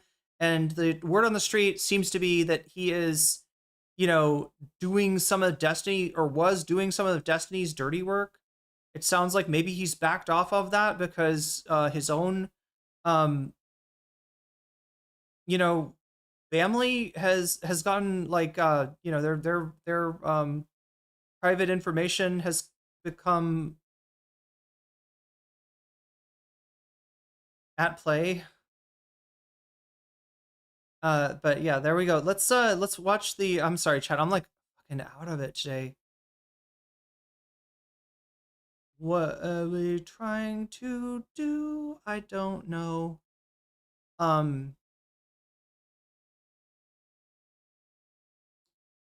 Let's take a look at these threads. Let's type in. Probably need to specify Ethan Klein. All right, so we'll look for Ethan's Instagram searches. I've heard, or Instagram stories.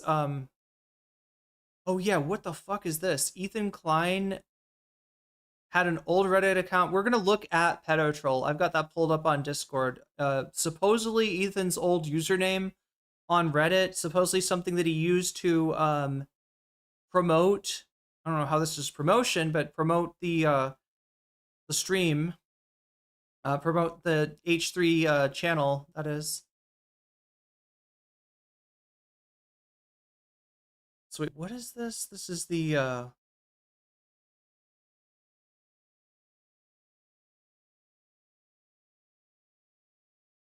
so whatever.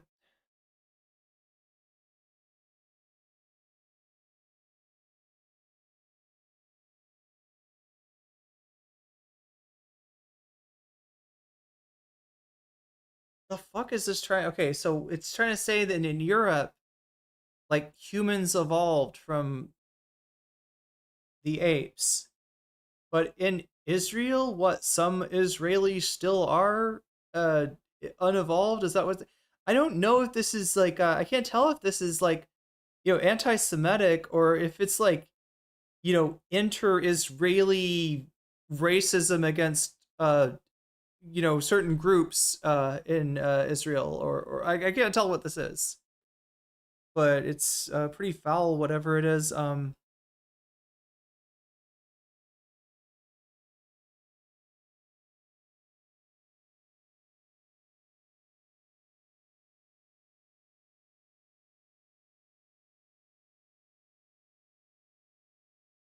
I read stories about how Gaza is a death camp and how it is being deprived 15 years ago, deprived of essentials, and so this is what, the second intifada around that time, about ethnic cleansing. The statistics come to mind. These statistics, demographics of the Palestinian territories, life expectancy, the average life expectancy of people born in Gaza is 73 years. That doesn't sound like Nazi Germany or South Africa, apartheid South Africa to me. The fact alone speaks volumes. Am I correct in thinking this? If not, yeah, this is like the -6.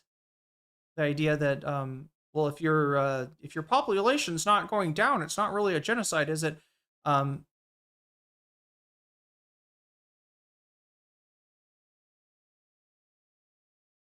Ethan denied Israel's apartheid while justifying it. There are reasons for what Israelis do. What Israelis do are reasons for what Israelis do that are more complex than what many see as genocide or hate. There are laws that discriminate against Palestinians, but try and see the reasoning for why Israel does it. Well, I don't know how anyone who was a slave, I don't know anyone who's a slave, but friends of my grandparents were able to compare their personal experience to the labor camps in Gaza. What? Palestinians are not treated as subhuman. So this is more like mask off, you know, anti-Palestinian sentiments. Why don't you come to Israel? Why don't you come to Israel? Come to Israel. Instead of repeating the talking, this is always the thing. I mean, this is like straight up. This is what you will hear from a lot of Zionists, right? A lot of like super right wing, like Likudniks, right? Come to Israel. I will show you. Israel is a beautiful, multicultural place. Never mind the second class citizen status of Mizrahi Jews, let alone you know, Arab Israelis. But yeah, it's a little more explicit than what we heard from Ethan on H3. there are reasons for what the Israelis do that are more complex than what many of you see as genocide and hate. Come to Israel, talk to an Israeli, have some. Never mind. I'm not going to bring Sabra into this, right? You have no firsthand experience, no knowledge, talking points. Come to Israel, talk to a Palestinian, or that talk to a Palestinian Israeli. That's, you know. Palestinians living in Israel are not shot and killed on the street. They are not harassed, abused. They just have certain streets that they're not allowed to walk on. That's all. That's all. There's just a little bit of segregation and, you know, I don't know what you're trying to say here, right? They're integrated into society almost every. Are you going to mention the judge? I live in Tel Aviv. I live in an Arab neighborhood. All of the shops in my neighborhood are owned by Palestinians. I work with and live next to Arabs, Palestinians. I have Palestinian friends. There are laws that discriminate against them. Yes, there we go. Do not like that. I do not like that's not great, but they're not being shot in the street. So I guess, yay. Try and see the reason for why Israel does it, and maybe you literally have to manipulate this perspective of that he's literally arguing that I don't have an argument, but if you will embed yourself amongst Israelis, then you will come to a similar conclusion, right? Just like embedding journalists amongst US troops will have the media reporting a very much more pro-American troops version of events than if the journalists are you know, covering things from the side of the you know, people being attacked, or you know, Fallujah, for instance, right? It's I work with try to see the reason for why Israel does it, and then maybe you can start understanding that can actually solve a problem. You do nothing but spit hatred and ignorance, nothing you know or think. I don't know what he's replying to.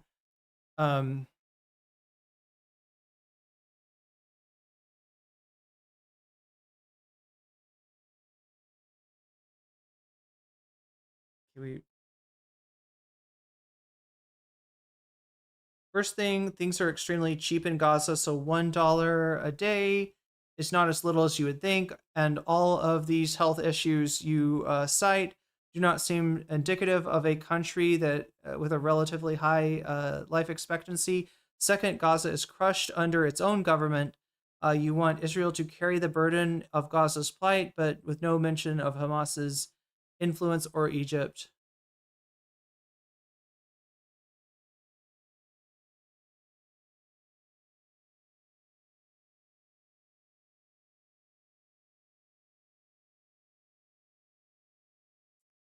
Vadim is here. It's amazing. Literally every single old uncovered Ethan Klein Reddit post is either racist and or Islamophobic as fuck. Straight up pedo shit about Destiny, about him eating shit, rubbing it all over his body, or something equally nasty involving shit. Are you serious? There's more poop talk? Great post. Reminds me of the time in my friend's pool, I using the jet to masturbate. It was funny because my friends were doing this on the other side of the pool, and his little sister was just sitting there watching me. Kind of weird, but looking back, it makes me lol. Thanks for the memory. Jesus Christ. Bro, forget an E as in I got E. coli from ingesting my own feces. God damn. This really is like I didn't realize this goes back. Like, how old is this? Like a 15-year-old post here? Funny, bro, reminds me of the time I shit on the floor and rubbed it in my face. Wow. Destiny is showing some amazing plays with a new patched Infestor. So Justin TV. God, so Destiny fan too. Wow. Ethan's secret Reddit. Okay, wait. So this is posted by somebody else. Okay, sorry. This isn't Destiny. Sorry, this isn't Ethan up here. This is Ethan down here, right? Somebody else posting, I would guess, on our Destiny His fucking shit was called Stephen Bonnell II.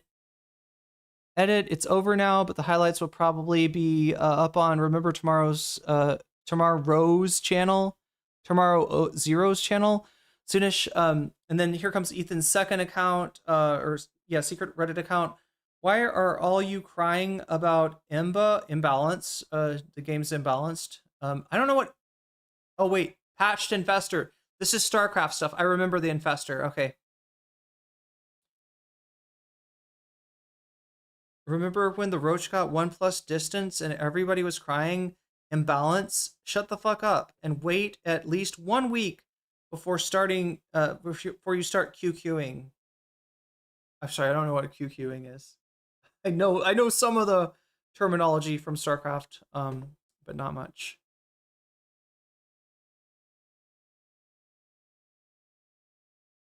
How do you know that's Ethan's? Ask a person on Twitter. All right.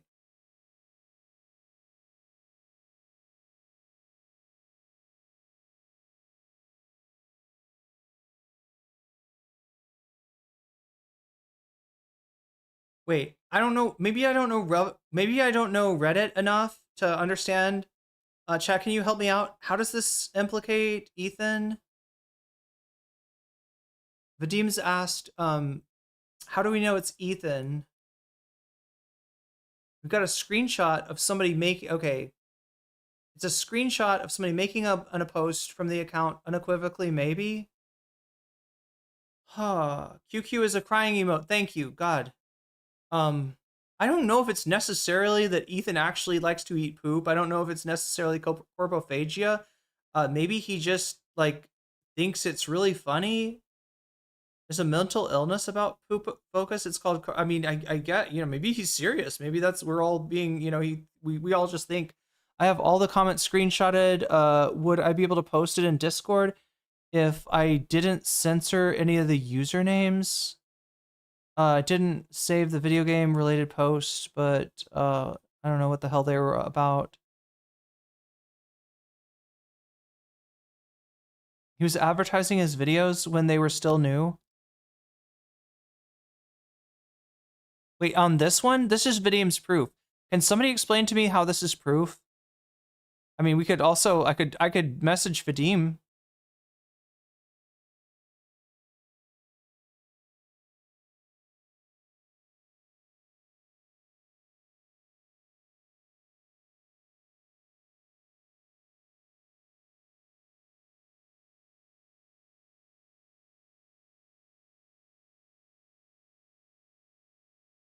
There's another post that was clearer. Pedo troll linked to H3 directly.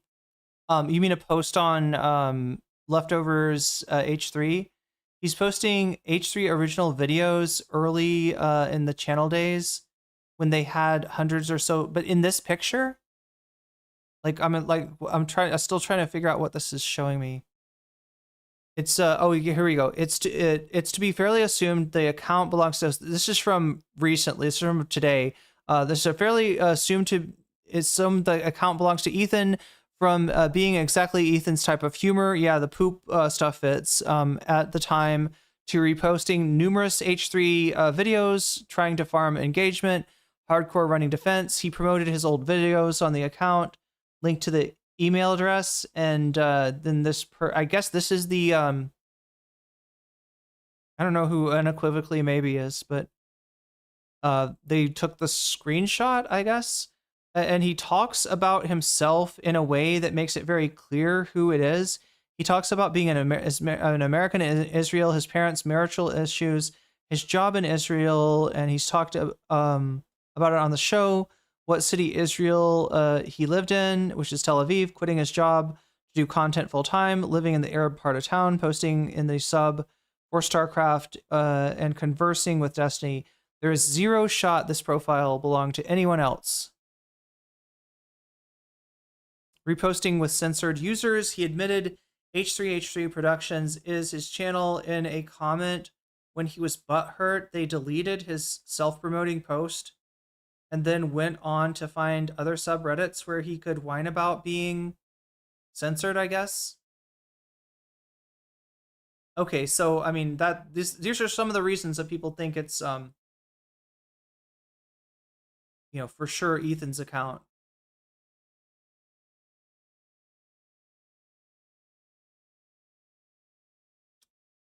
Oh wow, that's a real Ethan post. Wait. Oh my god, what the fuck?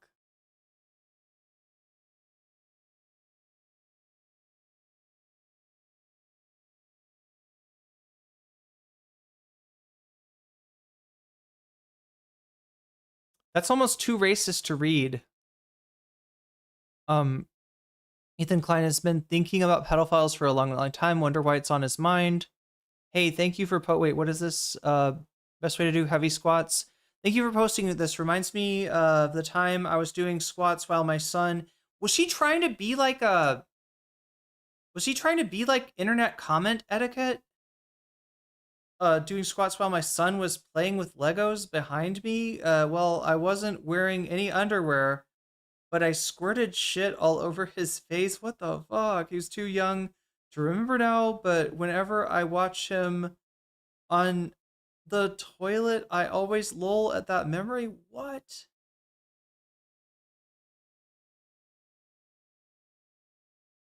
The fuck? I don't know if that's real. Like, if that what is that? 15 years ago? 14 years ago. And somebody points out Ethan kids are not old enough for this. I don't think so either. Yeah, Ethan. I'm pretty sure Ethan's kids are that could not be.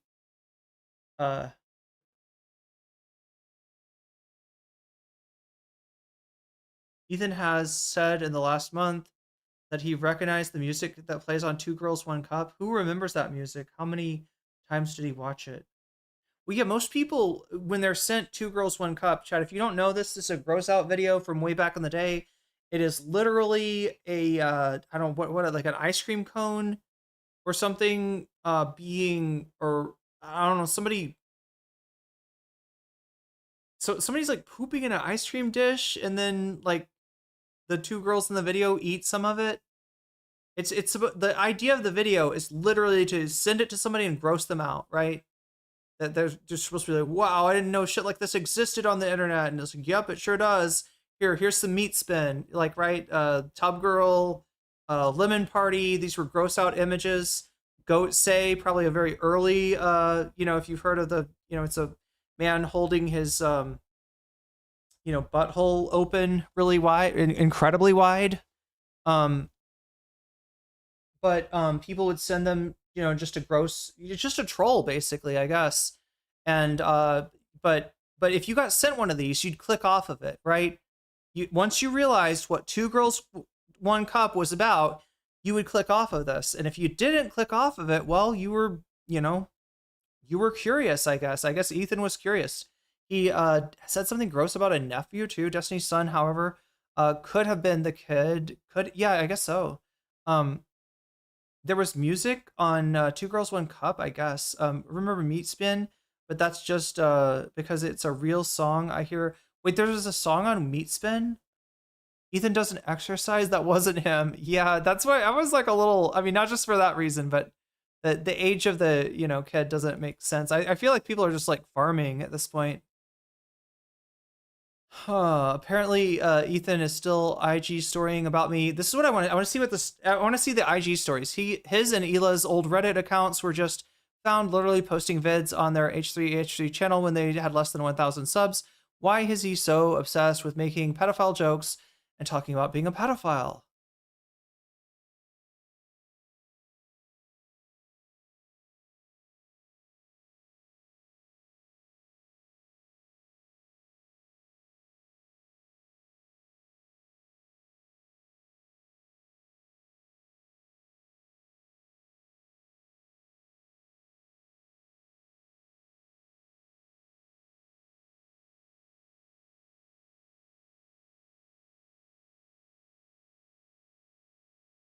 There's the racist thing. I'm not going to read that.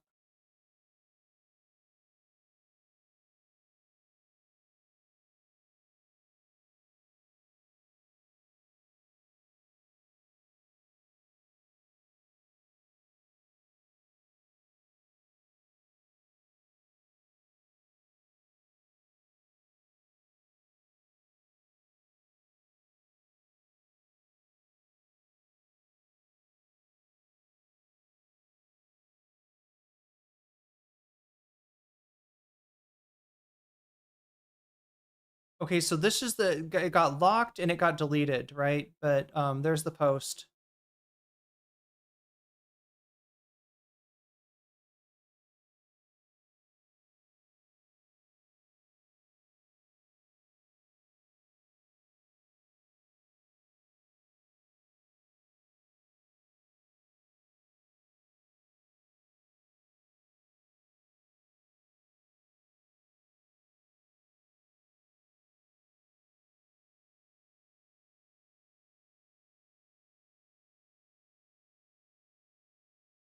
I mean, yeah, people that saying that Ethan kind of got wrecked by this, I think you're right. Just the fact that he, is so strongly linked to this old account that's called Pedotroll.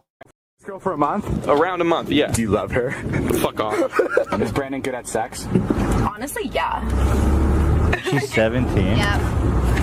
Hell yeah, Brandon, what's up? What? Anyway, She couldn't listen. get into Jason's party because she wasn't 18. Like, I knew about this. That's why I distanced myself. This is a Destiny. This is a DGGer here, by the way. And Jason would always be pissed at me that I wouldn't film with Brandon. I'm like, he's an actual, like, pedophile, and we're actually, like, and he's, like, 24. Having sex with a 17-year-old isn't pedophilia. It's pedophilia, for sure. It's with for a sure. minor, for sure, was... That's an actual pedophile. Like, It was You Spin Me Right Round, Baby Right Round. Meet the Spin was a cult classic. See, I could see somebody just, like, staring at Meat Spin for just the aesthetically, I don't know. Like look, I mean, wait, can somebody remind me, was Meat Spin somebody getting fucked? And it's spinning because they're getting fucked? Or is it just somebody like moving their hips to spin their junk? Sent you comments Ethan made getting feedback on a short video he made. The link to that video, yeah, he discussed to find an archive. What on earth is going on with this lot? Yeah, good question. Remix it into Kamala's Do Not Come. All the Ethan stuff is proper disgusting. He could have swung it. Wow, that's wild that it's Destiny to, I mean, if it's Destiny to deliver the final blow, that's gonna be wild.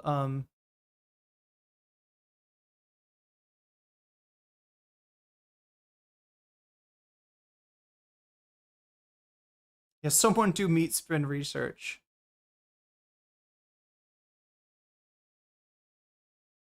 It's more proof that it was his account. Huh.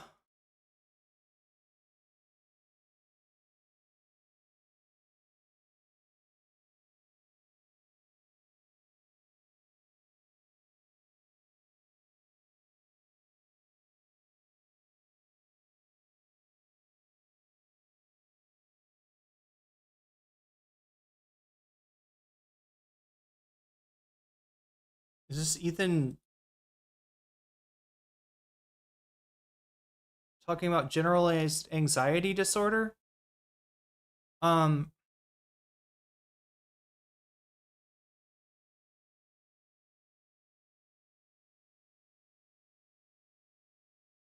Here's the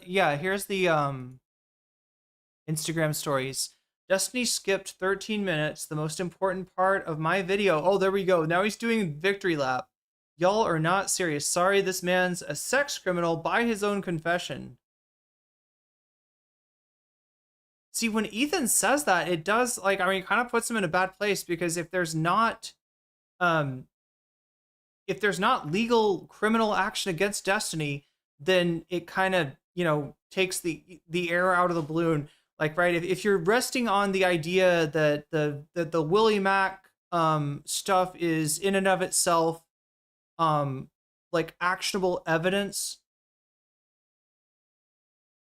I think that Destiny is still gross, even if that is not, even if that gets shown to the police and they don't take it as like that's a crime. This is the Destiny's Kryptonite. Wait, what is this? Oh, Solo Tiny Leaks.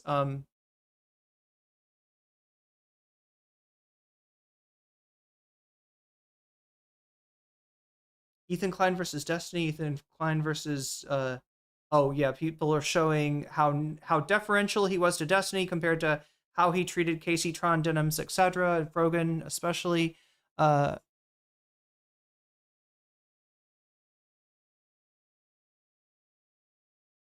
Ethan Klein becoming a meme across YouTube. Everyone has been using him as the butt of the joke recently. It's so strange to see normie YouTubers talk smack. Interesting.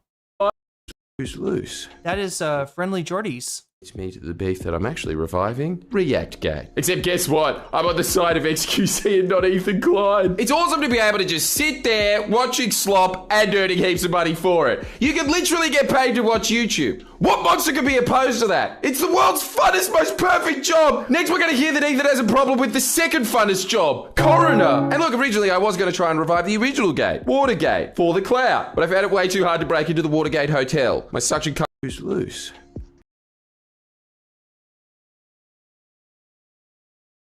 Oh, okay, we're starting to get into the older stuff. Actually, it's called a hebephile. It means I just want to fuck teenagers, not children. Who's even arguing any of this? You called me a pedophile! And now you're saying that if you fuck a 19-year-old, it's the same thing! There's a difference between a pedophile who fucks kids, okay?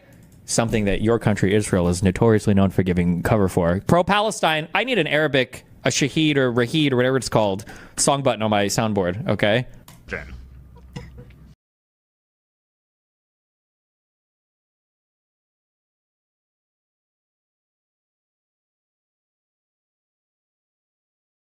Remember when Ethan Klein, this is August 21st, tried to soft launch Destiny to his audience and failed? Or when he would use Destiny's Discord to try and smear Hassan?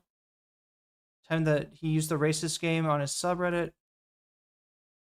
I saw a video this morning came out on Jubilee that could be fun to watch. Jubilee's always fun. I hate those Jubilee videos. Me too. The penis one was funny. Wait, so it's Destiny against 25 Trump voters. It's actually going gangbusters. Holy shit. 600,000 views in 4 hours. Damn. And I watched a bit of it, and these people are just deplorable. What's interesting is the people he's talking to, oh God, it's 2 hours. The people he's talking to seem like fairly articulate for the most part and like somewhat, you know, did they really not add chapters to this shit? Come on, Jubilee, what the fuck you doing?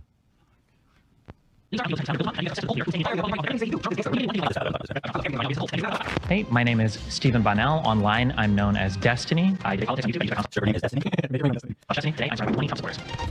20 Trump supporters with likes. My first claim is that Donald Trump is unfit. Oh shit, fuck me, fuck me, fuck me, fuck me. Oh my god, chat, I just fucked this video. Fuck. You know, does any post in chat if you know the mistake that I just made. Post in chat if you want to, yeah, and also post in chat the amount of ad revenue that I just lost. Anybody want to guess? $10, $20, $25, something around there?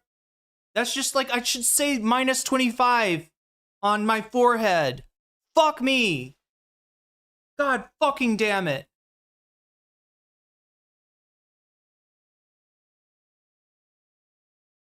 Okay, that's a bad...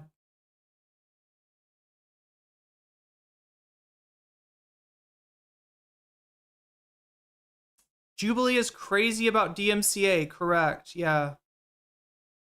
Yeah, you can't play Jubilee. I mean, I can. That, you know, if I play a little bit of it, they won't take the stream down, but they will take my money. They will take all of my money for the whole, all of that, the whole fucking ad revenue. I just fucking lost it, and God fucking damn it. So, yeah, and we did. Oh God, Chad, I don't want to freak out about money.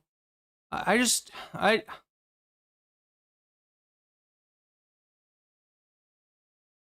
had enough to survive on and not spend every waking hour streaming, I'd be cool. NCC button arc, yeah, basically, that's what I need. I need to stream on, edit this. Well, it doesn't. Yeah, they'll take my money, like, right. The money for the live stream, right, is gone at this point. Like if I edit the sound out, like you're saying, play something, Yeah, I can do that. It just takes a while for it to. It'll basically kick in like overnight, right? And then the people who watch the VOD, I'll get maybe some ad revenue for. Comrade Sun. Yo! Super chatted $26.90. Comrade Sun Wukong? Wait, I gotta check it. I couldn't read that whole name. Yo! What the fuck? What kind of... Oh my god. Chat, did we just get fucking, like, talk about, like, I mean, like, this is, like, classic shit. This is, like, right out of Journey to the West, right? Like, Swan Song is getting strung up by demons. They're like talking about what kind of flavor of barbecue sauce they're going to pour on him, how they're going to eat him, how delicious Buddhist monks are. And then Sun Wukong comes in and just fucks everybody up and saves the day. Like, that's just, did we just see that? Did you just see that? Like, literally a mythological figure who's got a little demon in him as well, you know, but we won't, you know. W viewer, yeah, just saved the stream. Just put the fucking just put the Jubilee money back in my pocket. Thank you so much. Oh my god. Never seen Orange before? I mean, that says something. But anyway, chat, I'm gonna try to do better as a streamer. Again, like, you know, if I had I don't know, I just gotta get to a point. Sun Wukong must have just arrived back from the Journey to the West. Yeah, yeah.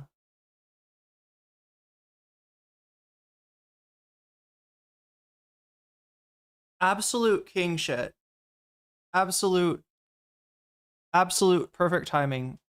If you can swallow the ethical concern, not Spencer. I don't know if my audience is on Kick, to be honest, right? Yeah, the other thing is that, like, yeah, people, the whole thing, the reason that Kick treats you so good, as you well know, Spencer, is that you're, like, I guess, low-key encouraging crypto casino shit. So, you know, all the Chinese movies they make? Yeah, there's a Chinese mini series from, I'm trying to remember, was it 2010 or 2011? That's like my favorite Sun Wukong. Like, that actor, I want to meet that actor. All right. He's got the best Sun Wukong laugh. There's a lot of Chinese depictions of Sun Wukong, unfortunately. So it's always hard to find. But yeah, that's the one that I watched. I watched the complete, and it's a mini, like, chat, every episode of this mini series is like 45 minutes to like an hour and 25 minutes. And there's like, I don't know, 50, 70 like episodes. It's a long, it's basically the whole novel in the form of a mini series. See, I didn't even see your full name when you super chatted. It just said Comrade Sun, and I was like, Wukong? I mean, it could have been Sun Tzu, it could have been Son Goku. No, so that would be SON Goku, but I'd watch on Kick. I guess any platform has its ethical issues. Well, the problem is I don't know. I just don't know if there would be an audience for me there. I mean, we should also probably, I don't know, think about streaming on TikTok maybe. Although there's definitely problems with that too. TikTok is really, like, it's almost like if you acknowledge that that you exist on other platforms, TikTok like comes for you. Yeah, Comrade Sun with the Sarbomba. I was thinking YouTube at least is least unethical, but honestly Google and Alphabet don't know. Yeah, I mean, it's tough to like most thing. I'm ambivalent about Kick. It's not as crazy as it used to be, nor anywhere near as Nazi infested as Rumble does provide a good hedge against people. That's a good argument for Kick. Yeah, just to build up your presence somewhere other than you know, platforms that are ban crazy. Yeah, TikTok, exactly. TikTok is so draconian. Yeah.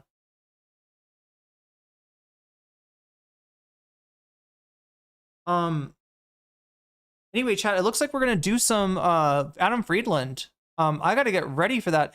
Wait, let me. I promised you the Reddit stuff. I wanted to show you more Ethan. I wanted to show you more of God. I mean, I feel so stupid. Like, I should know. It should just, an alarm bell should go off in my head anytime I see Jubilee. I should be like, do not go, do not enter.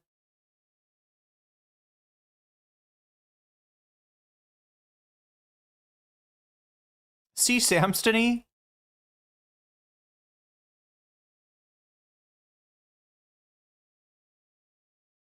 What is this tectone? I don't really know how to feel about it. Wait, no, he's not talking. This is a troll. This has got to be a troll. I think Tectone's talking about something to do with his own father, not Ethan's father. I obviously feel awful. I don't really know how to feel about it. I obviously. Is the eat the poo poo guy? What? Why are we at the eat the poo poo guy? Scat porn, which is pretty weird. I don't think you can even find that on Pornhub.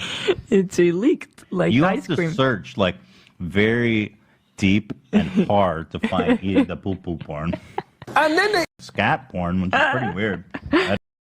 Everybody remember this? This is Bishop Pastor Martin Simba, who is a anti-gay Ugandan bishop, I guess. And he's trying to warn his congregation about the dangers of homosexuality by showing them gay porn in church. He literally brings a projector, shows full-on, gay porn, and says, this is what homosexuals are about, right? And he finds the most, he finds some, scat related porn, and that's what he shows, right? And then he narrates it too. He's like, the man's anus is licked like ice cream, and then he demonstrates it. It's like, no, like this. Some other guy's like this, and he's like, no, like this, like it's like ice cream, right? It's so painful. They have to take drugs, but they enjoy it, right? And then they do the fisting, and it goes deeper. Yeah, this is a classic internet slop. Classic internet brain rot. Talk about joining Kick. I guess Ethan has crowded out his own search thread on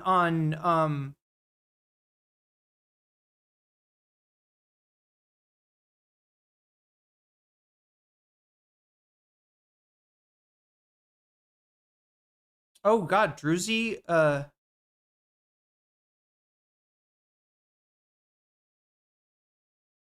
need to look at this 25 most influential creators of 2025, see if I'm there. See if I'm credited with having come up with the term spicy chat. Or if they're just gonna, put Chud Logic ahead of me for another year. Oh well.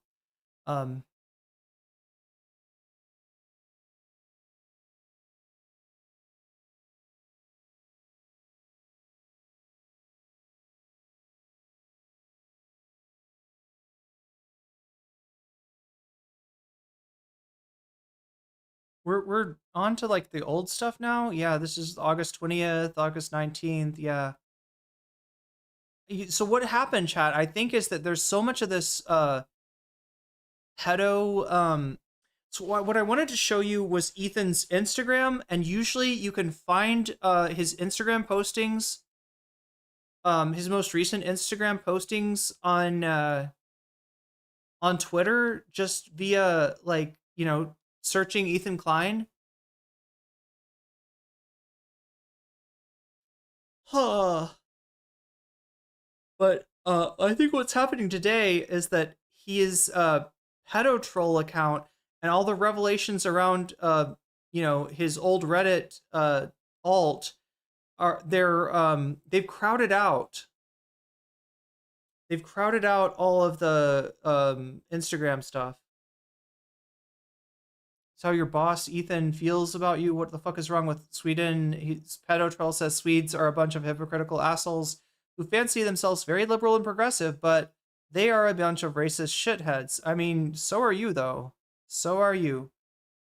Proof Ethan Klein is a longtime pedo, says gay Quentin Tarantino.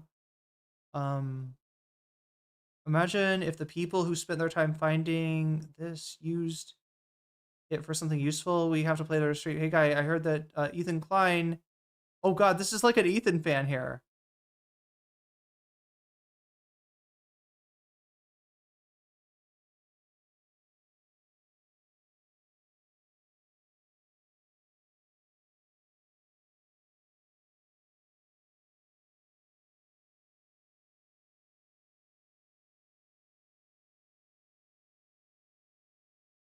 Yeah, I'm not seeing the, I was looking for the Instagram. I'm just gonna have to, like, get on Insta again. Like, I don't know what else I'm gonna do. Because, like, I need to be able to cover, like, Instagram stuff, and I've been relying on all of Ethan's Instagram stories being posted to Twitter. They usually are, but like I said, it seems to be, we already saw this one. Wait, maybe Ethan's Attic. Let's see what Ethan's Attic has got. It's not been posting in 7 hours because everybody in the United States has gone to sleep. Got the Adam Friedland show that's coming up for you, chat. So I'm going to show you Adam Friedland's, at least part of the, Adam Friedland, Richie Torres exchange, sorry, whatever the fuck it is.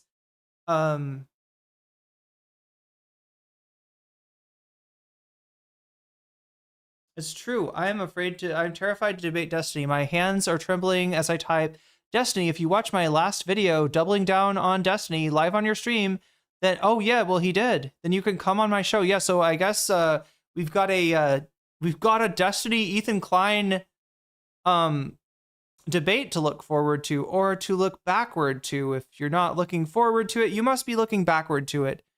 I don't know. That's something that nobody asked for, maybe. Destiny fans be like, so you believe in God because he chose when girls are ready for, oh no, PDF Elia is being attracted to prepubescence that cannot procreate. It isn't normal being attracted to young fertile women. Oh my god, there's a fucking Matt Walsh take here. But yeah, Destiny fans, is that like a real, I mean, we don't see like any indication this is a Destiny fan, but okay.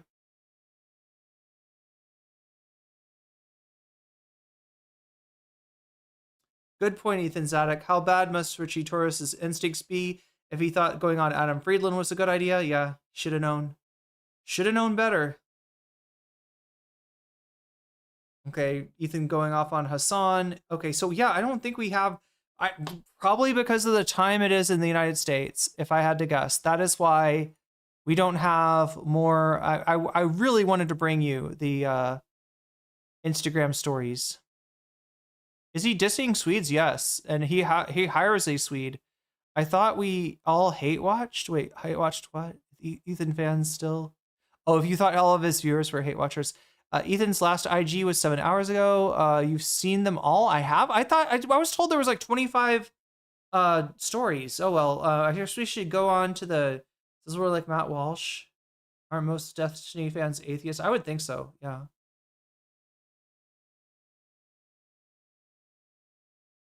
Does Destiny have a bit of the Charlie Kirk small face dog in him? Maybe. All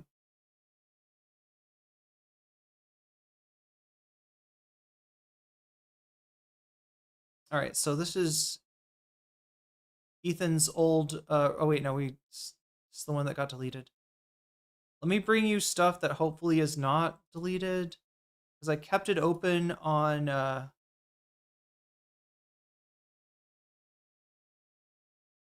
kept it open on Reddit just in case. All right, so these are the worst posts according to Bolsonaro Presso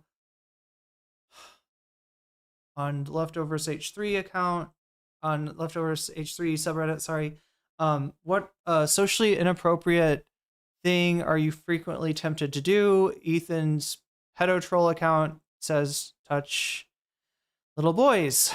Gross. Great post, reminds me of the time I was in my friend's pool using the jet to masturbate. Okay, that's enough. Then he talks about like a child was there. I don't know. God.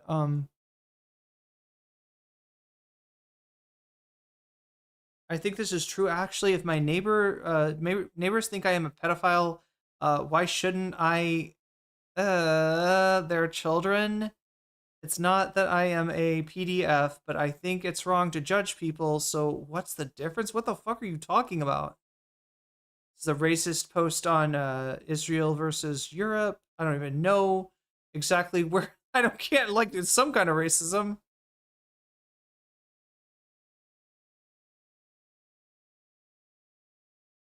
Wait, is his account this one down here that's saying too many walking straight up in the lower picture?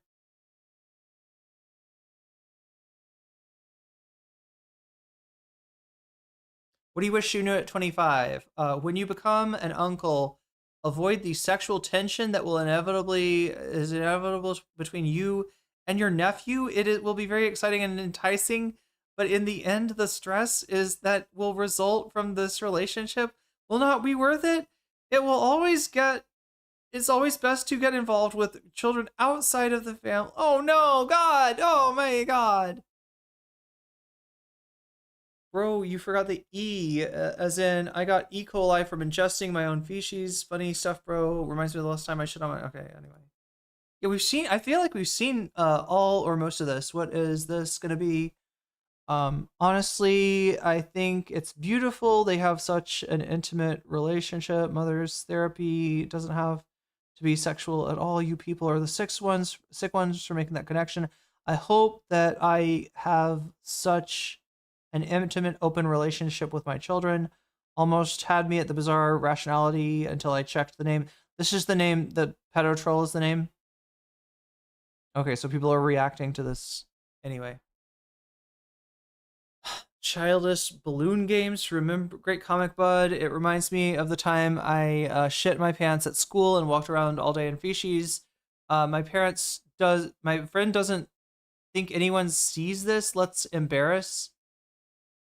Great video. Reminds me of the time I actually pooped in the bathtub while I was bathing. Great job. Best way to do heavy squats. This is the one where he craps on his kid.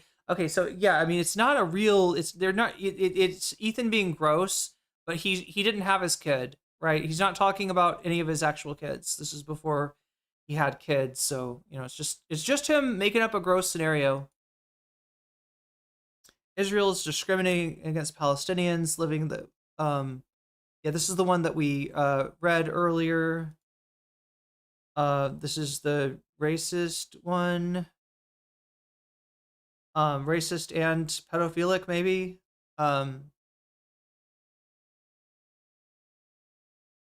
It has nothing to do with this particular situation. It's a whole different discussion entirely. Bro, you are wrong, and I will shit in a box, fill it with packing peanuts, ship it to your house, and you will be like, okay, look, I got a package. What's inside? It will be my shit. And you will fucking touch it because of the packing peanuts. I will make you touch my... Okay, wow. More anti-Palestinian racism. Chris Hansen, my 14-year-old niece, in her new bathing suit. You know that I can see some. Wait, what the fuck does it? I can't see because the shit's in front of this. I can see the thumbnail, right? You know that I can see the thumbnail, right? Oh, I see. So they thought that you would click on it, that Ethan would click on it, and then see Chris Hansen. But since you see the thumbnail, you see the Chris Hansen already. I don't know why they included that one. Great GIF. Funny, I had a strange memory. When I was a kid, maybe about 8, I was walking around the house naked and our family dog started sniffing his dick. Oh, I thought it would be funny to put peanut butter all over my dick and butthole. And oh, this is like Voshian. This is fucking Voshian shit right here. I mean, hopefully he's just yeah, it looks like I'm guessing he made the story up. I hope he made the story up. It was all pretty cool until he decided to bite. My parents came running in, and I was sitting there with his dick bleeding, covered in peanut butter. Something about this little man being hard recalled this memory. What the fuck? What even bullfighter? Is it a bull raping a bullfighter? Is that what we're fucking? What the fuck? I can't even. Luckily I can't even tell what the fuck that is. Luckily I can't even tell what the fuck that is. World's Greatest Magician. I wasn't very eloquent, but my wife and I really were laughing while watching your sketch. This is about H3, I'm guessing. It was funny, and I didn't mean to insult you. I just thought the end ruined it. The humor came from it being so obviously bad, which is what you intended. The internet is a rough place. I get my feelings hurt every time I post a new video. I get all sad and emotional. I know that feel. We need a thick skin, though, if we want to produce content for the internet. Get to enjoy the taste of shit, and you can swing your dick wildly. Gross.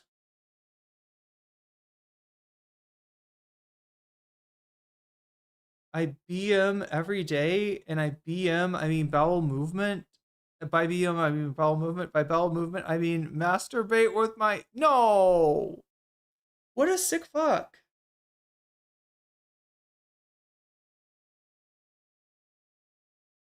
Okay, it's more... I'm not going to read the Palestinian stuff. I can't fucking...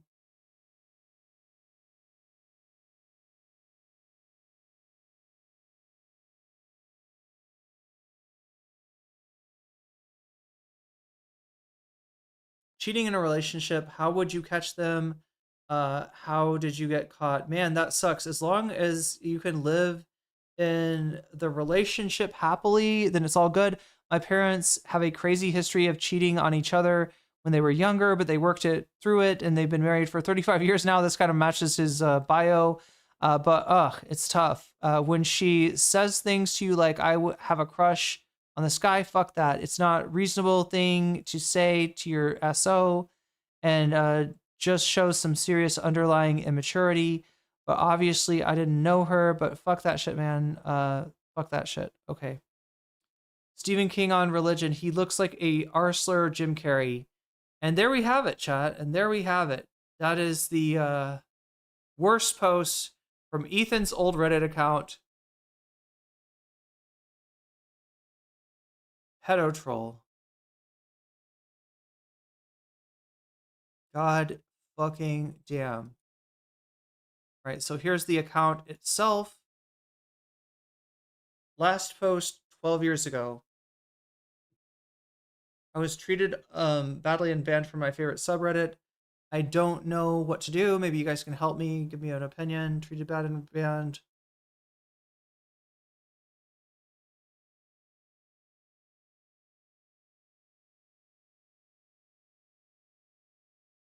Oh, yeah, look at this. They're posting a H3 clip. What even is this? Do I want to know?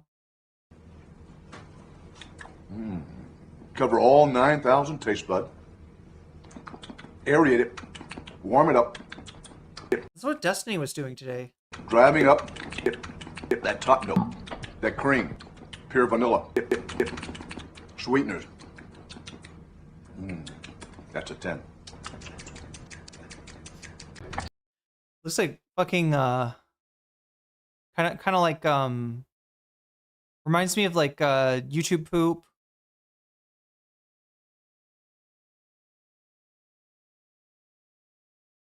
Yeah, more H3 videos on Not Tim and Eric.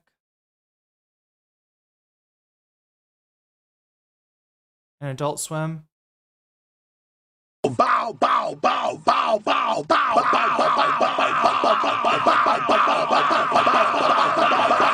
This is old editing style.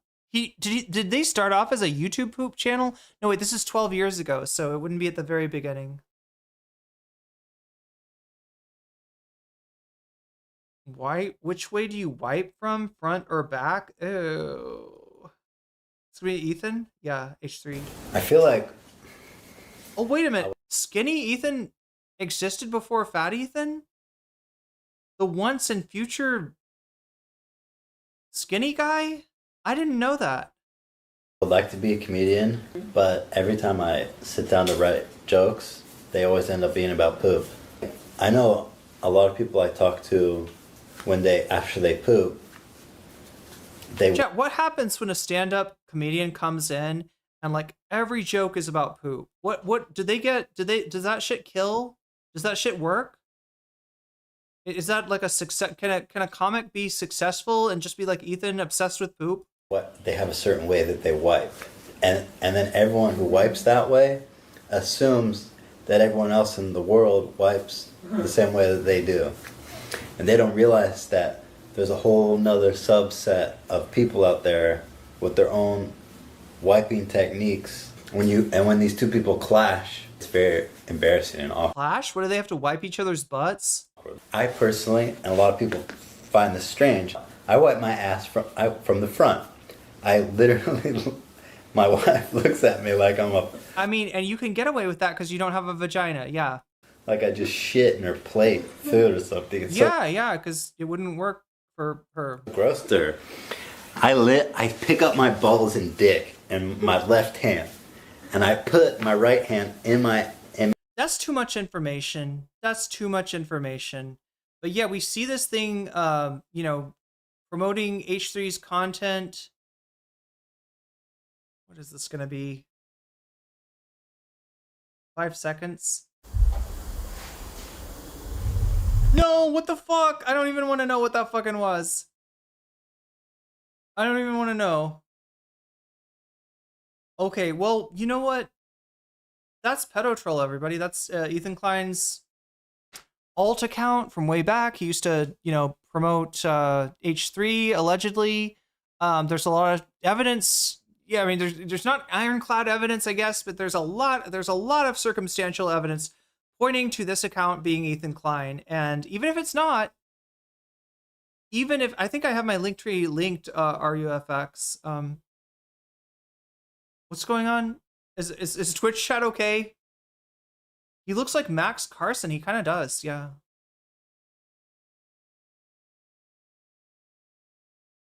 Okay, was that a troll? Maybe that was a troll.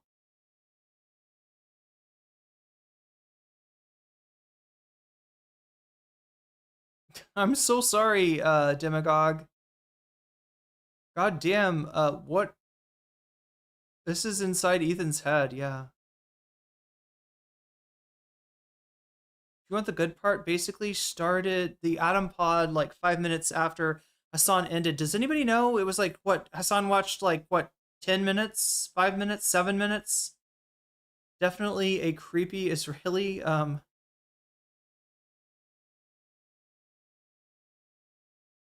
Yeah, I knew who you were talking about, James, unfortunately.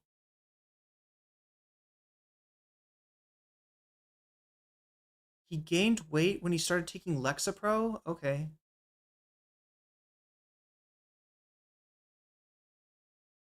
Skinny at the beginning of the pod? Even? I didn't know that.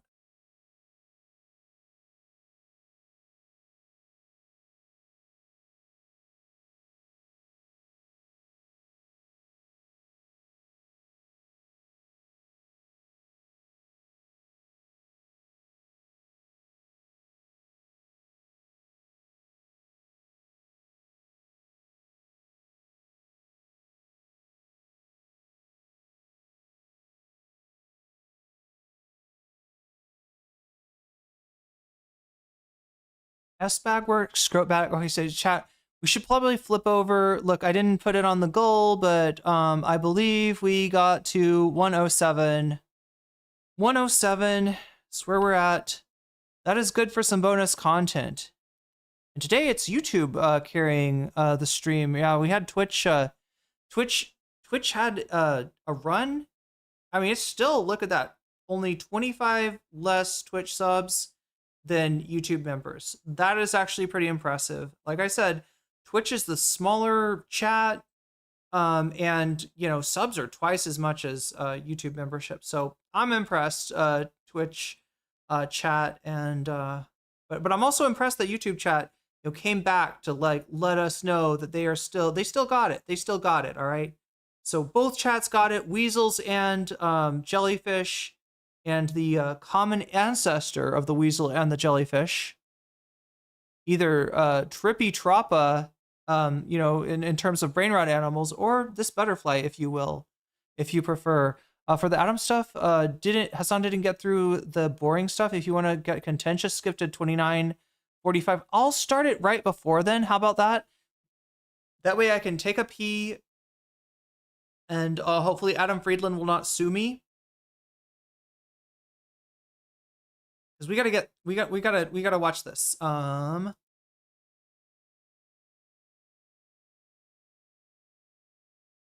Ooh, is Hassan verse okay, chat?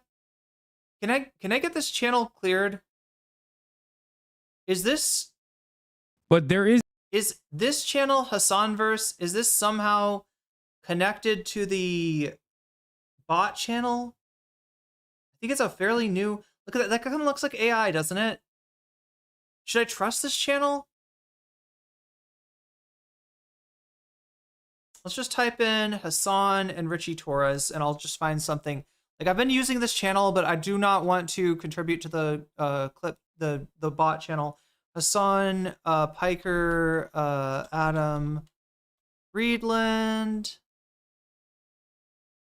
Richie Torres, Hassan Daily, maybe. Oh, wait. No. What am I thinking? No, I just want to watch it on let's just erase Hassan Piker. Why was I thinking we were going to watch this through Hassan? No, Hassan doesn't watch the good part. We're going to start right near the good part. I'm sorry, dude. You're bummed. Your consultant told you not to do it. I like this guy a lot too. I'm sorry. I appreciate your time. Listen, Sure. I don't get to talk to someone in the government that's taking part in these big decisions like this. And well, only one of 535. So. Which one would like me? Virginia Fox? I don't know. Do you have her number? I don't have her number. No. All right.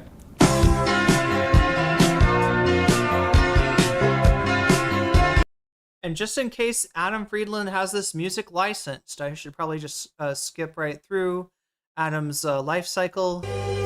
Our patron. But yeah, in case you missed it, the Adam Friedland Show. The Adam Friedland Show. That's all you missed. Welcome to the Adam Friedland Show. I'm Adam Friedland. As always, thank you to our members and our patrons, the people that support our show. If you'd like to support our show, there's a link in the description of this video below to become a member, which gives you early access to all of our episodes.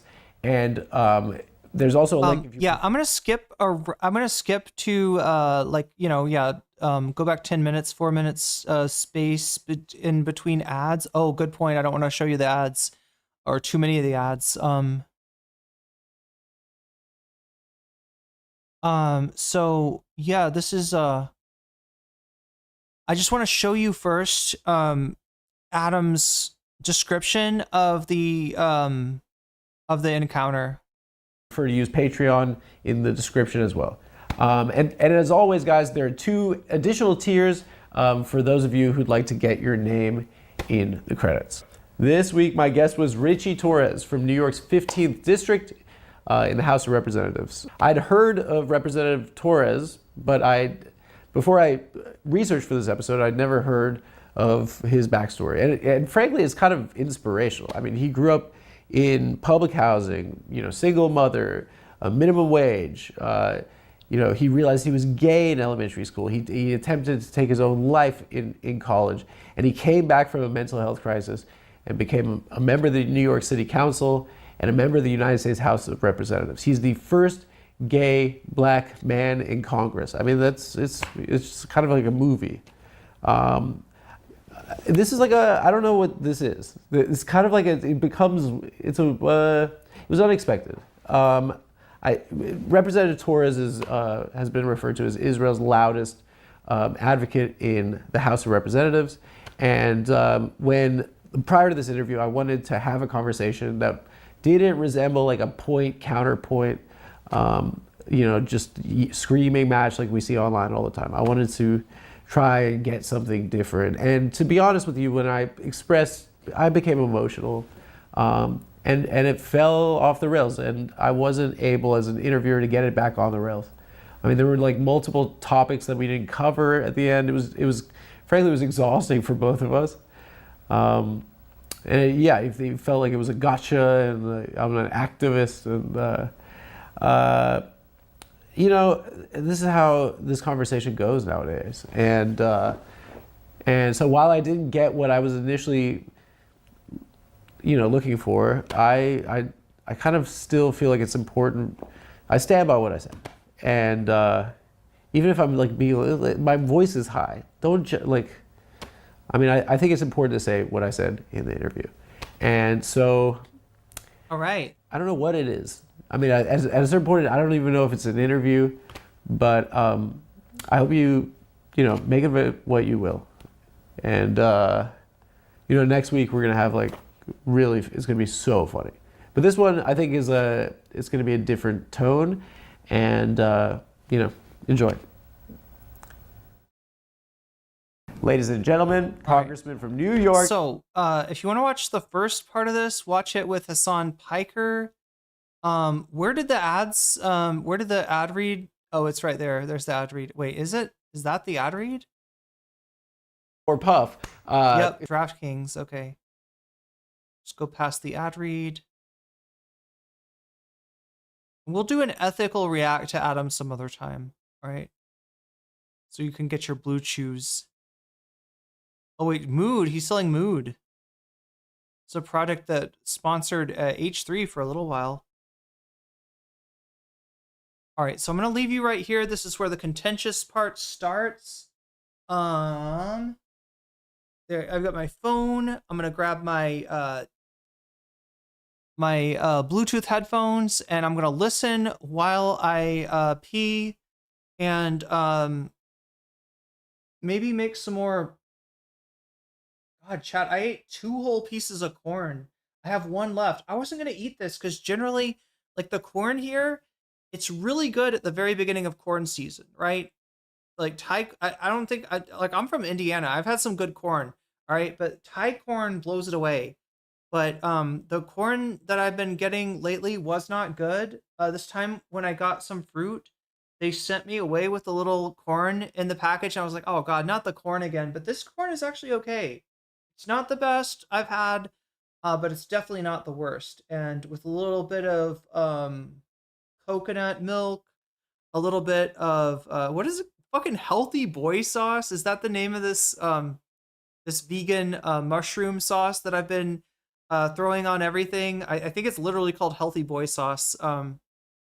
Make of that as you will.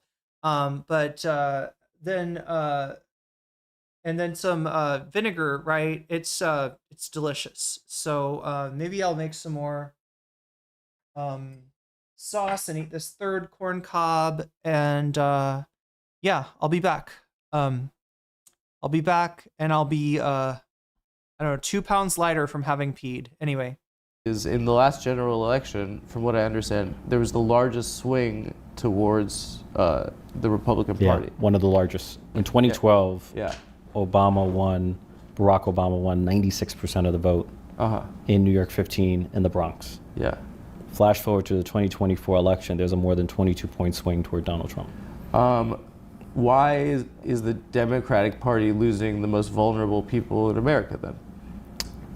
What do you attribute that? Well, the Democratic Party is hemorrhaging support among working class people of color throughout the country. Why is that? Occam's razor holds the simplest explanation is almost always the best. The simple explanation is inflation and immigration. Yeah. We had the highest inflation in more than 4 decades. So if you're paying double or triple the cost for groceries and gasoline, you're going to lash out at those in power, at the establishment. You say that the incumbency is just bound to lose that election, Biden. If the incumbency is perceived as failing, yes. Was there a way to win that election against Trump? If inflation is so bad, is it impossible to win that election? The odds were stacked against us because of inflation and the mismanagement of the migrant crisis. But if we had the benefit of a full primary process, and if we had a stronger general election candidate, maybe we could have won. But I don't know for sure. But Donald Trump is a fatally flawed candidate, so maybe we could have won. You're a member of the least popular Congress probably of our lifetime. I think we are. Probably. We're less popular than colonoscopies. It sucks, dude. Yeah. Does it suck? Does it suck to be the least? I think there was polling that said we're more popular than cockroaches, but we're less, and more popular. You guys are and losing. barely more popular than Ebola. You guys are losing Hamas for sure. Yeah, well. You guys are getting crushed by Hamas. Might be more popular on college campuses than Congress. Oh, okay. Okay. But anyway, but I looked at a Gallup poll the other day.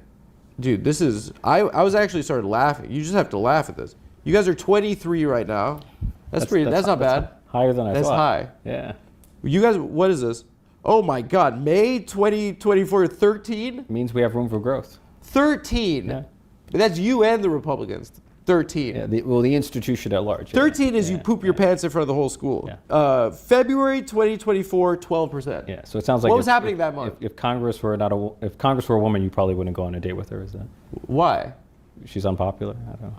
No, what she could be like beautiful. You know, like what do you mean? No, you seem to hate Congress. So I'm saying everyone does, right?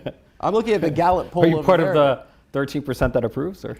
I think that we have to recognize the runway a little bit and what got us here, maybe. Yeah, I agree. Seeing the Marine Corps entering the second largest city in America, and seeing the most vulnerable people in society just taken away from their children and kidnapped. And there are facilities in our country right now surrounded by alligators and stuff. There are facilities where there are cages with human beings in them who have not been afforded any due process.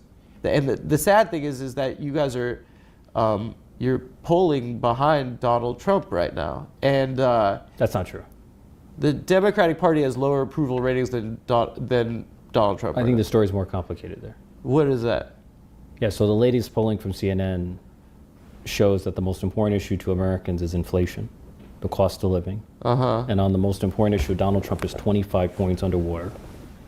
And since the November election, there's been a 34-point swing against him, and that we as Democrats are more trusted on inflation than he is. That's a huge swing. Why are you guys not killing him right now? That is a cherry pick. Come on. Inflation is the most important issue. I want to talk to you guys about Monarch Money.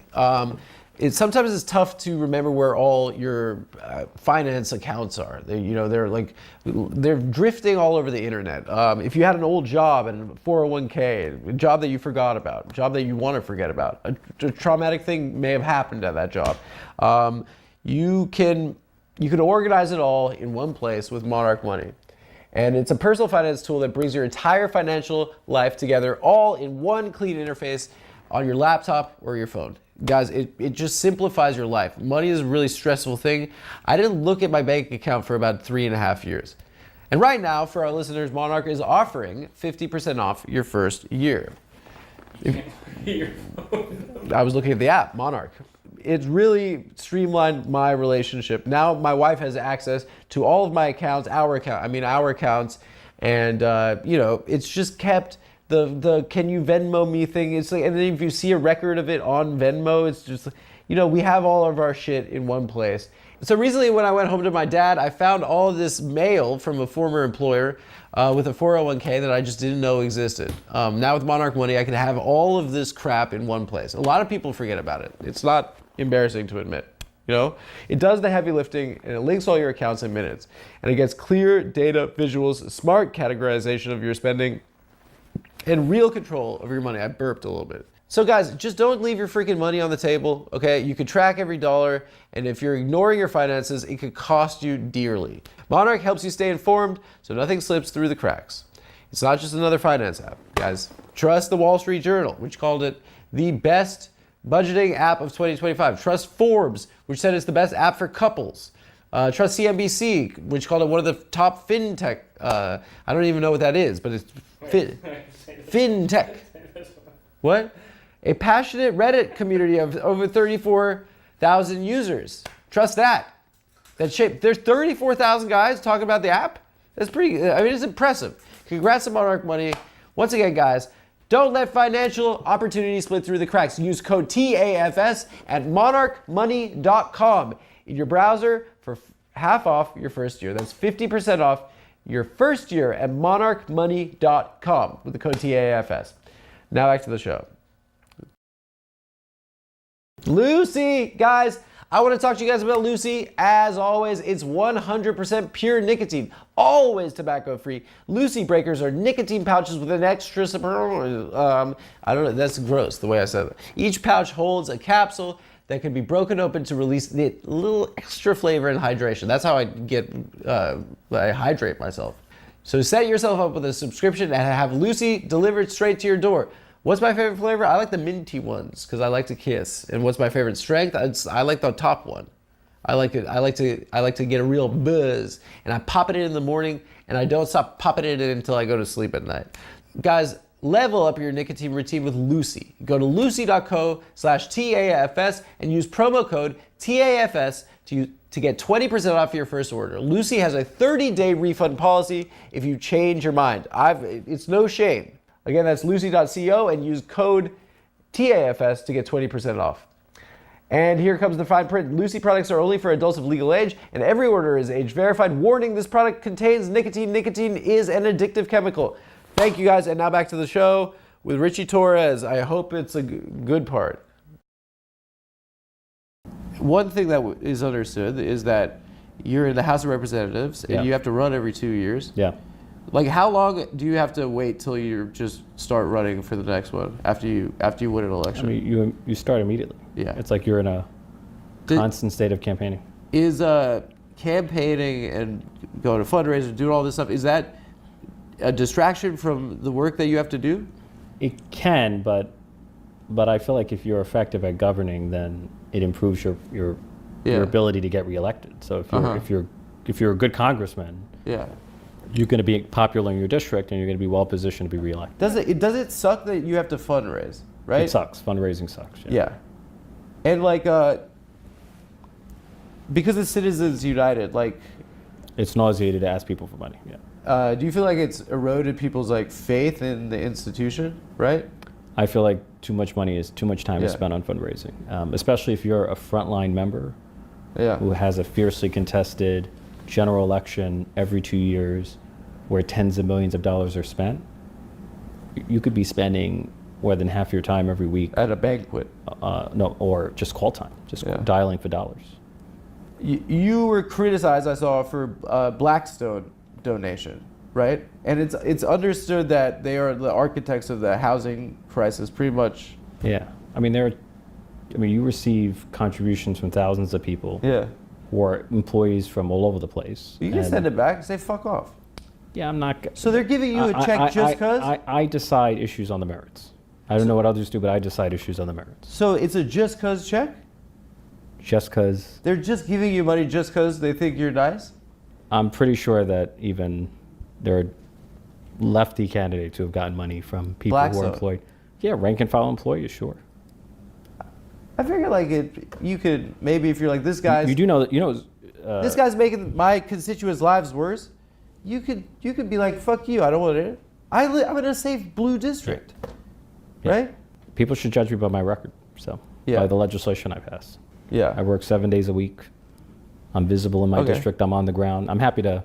If you ever want to take tours of my district, I'm happy to walk you through my district. So. Yeah, I'd like to. I've been to the zoo in Yankee Stadium. Great. Well, not the actual projects, not the amenities, not the institutions. Yeah.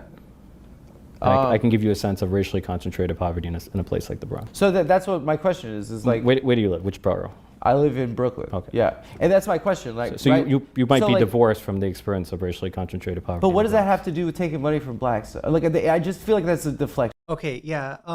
So yeah, I mean, I could see it start to get a little heated when they're talking about like how unpopular the Democrats are, comparing it to Hamas, and then Richie Torres is like, "Well, Hamas is pretty popular on college campuses, but right." But now I come back and Adams kind of got him on this Blackstone thing. He's not doing a good job so far of answering these questions. I figure like you could maybe if you're like this guy's You do know that this guy's making my constituents' lives worse. You could be like, fuck you, I don't want it. I'm in a safe blue district, right? people should judge me by my record. So by the legislation I pass. Non-answer. That is a talking point, chat. He's going back to the NPC dialogue lines. That he's just a pure talking point. And I don't know, like, how much Adam intended to train wreck this guy. I have to think that, look, my headcanon, okay, and I can't prove this, but I guess it's just call it an instinct, call it a feeling, call it a strong suspicion. I think that Adam probably did talk to Hassan about this, but they are very much playing it off. Like Hassan's like, hey, you brought me up with, because Adam's thing is he always brings up Hassan with people that don't know who Hassan is. I guess it's funny. You mention, I mean, he's a comedian, right? The joke is that they wouldn't know who Hassan is. So he brings Hassan up, but now he's got somebody here that actually does know Hassan and has, some very strong feelings about Hassan, and no mention of Hassan. So Hassan actually, here, let me show you this. This happened, I think, what would it be? Last morning, or, last, I guess Hassan streams from the morning into the, oh wait, if you're on the East Coast though, he starts in the afternoon, right? Anyway, what am I looking for? Yeah, that was why I was pulling up. Do you remember earlier? My first instinct was to look up Hassan Piker, Adam Friedland, Richie Torres, just to get the Hasnabi Industrial Complex video. Yeah, there was actually a reason for it. I just forgot it until now. It's that the phone call that he makes. Yeah, they've already got this marked as part 1. Because as some of you know, Hassan did not finish watching this today. I'm going to finish it with you now. In case you can't wait. I just also want to show you the phone call. The Adam Friedland Show on a banger episode. Speaking of spending money, Israel, the nation state that we spend a lot of money on. And some of that money comes back to the pockets of our earnest politicians. Some of the greatest, some of the best and brightest. One might even consider an op of mine, Richie Torres, went on the... Wait, what is this? You'll see the interview ends abruptly, and normally Hassan does the picture segment at the end. Have I just never watched a Hassan VOD to the end? There's a picture. Wait, what is a picture segment? Hassan going on Israel shocker to end all shockers. Other op of mine, the center-left podcaster, the millennial Jon Stewart, Adam Friedland's show. I have not seen even snippets. Hassan said he'd ban you if he... Did he really go that far? Of this because I've been holding myself. I've been purposely avoiding any leaks about this. Adam does the picture thing? Oh, I vaguely remember this. Because this is probably the most exciting episode that they've done so far. Let's take a look. I'm sorry, dude. You're bummed. You're consoled. Let's get to the phone. I like this guy a lot too. I'm sorry. I appreciate your time. Listen, Sure. I don't. So let me just observe really quick. The interaction is awkward from the get-go. It doesn't get weird. It doesn't go off the tracks. it's never on the tracks. Here's what I'm gonna say. Like Richie Torres, he's not exactly old. He's one of the younger people in Congress, but his mentality is a throwback. You know what I'm saying? He is like boomer minded in a weird way, which should work perfectly with Adam, because you know the whole I mean, look at the aesthetic, right? The 70s aesthetic, right? And you know, this guy you know, channeling older late night host Dick Cavett. Oh my gosh, who else did I say? Charlie Rose. I mean, there's a joke about Charlie Rose. That's the reason I said that. I'm not super wedded to the Charlie Rose comparison, but yeah, I mean, I don't know. You would think maybe it works, right? You know? No, Richie Torres is like, what the fuck is this? You're supposed to be like buttoned down, enunciating your words. You are a host, right? I was told that you're the freaking new thing, the new hot star, and what the fuck, you know what I mean? Adam's act is kind of like tripping all over himself, right? And Richie Torres, I don't think knows this humor.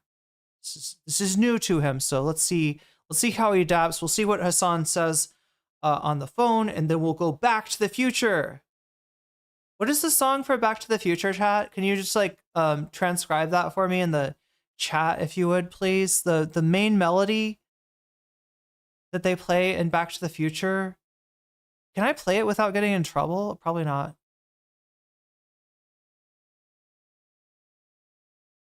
Don't they have a song every time they go Back to the Future? Is that a thing? Is there a song associated with time travel in the movie? Am I just completely... Is it Huey Lewis? Oh my god.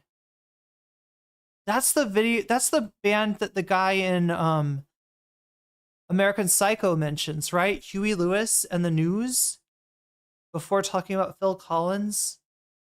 And the fucked up thing is, like, when I saw that scene, I was like, yeah, fucking unironically agree with the musical takes, although they are unconventional. Wait a minute. What was his deal? Did he like Huey Lewis and the News and hate Genesis? Was that his deal? I don't remember, and we obviously can't watch that famous clip on... so we're going back in time. Ghostbusters started playing in my mind. I mean, they could fucking do a crossover between the Ghostbusters and the Ghostbusters Back to the Future. They got to go back in time to bust a ghost, because the ghost did something bad that ruined history. Maybe they're gonna bust a ghost to change time. Could that work? What other like 80s, you know, blockbusters could we pull into this train wreck of a script? Bateman loved Huey Lewis and Phil Collins and Whitney Houston. So he just, yeah, he's not like, what was he talking shit about? I thought the joke was that he was talking shit about some really good music and that he liked, you know, coworker music.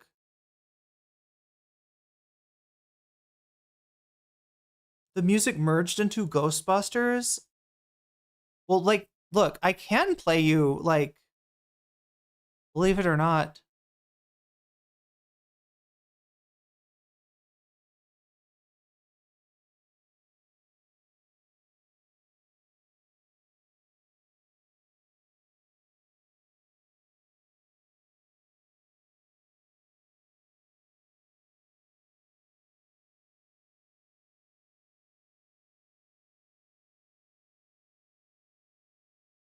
Parker Jr. Here we go with Ghostbusters.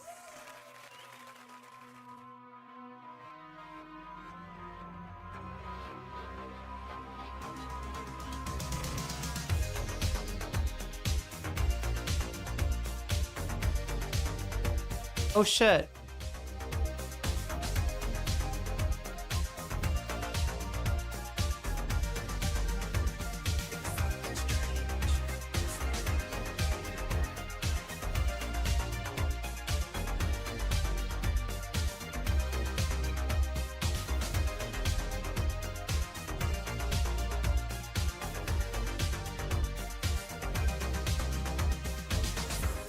What could happen? What bad could happen?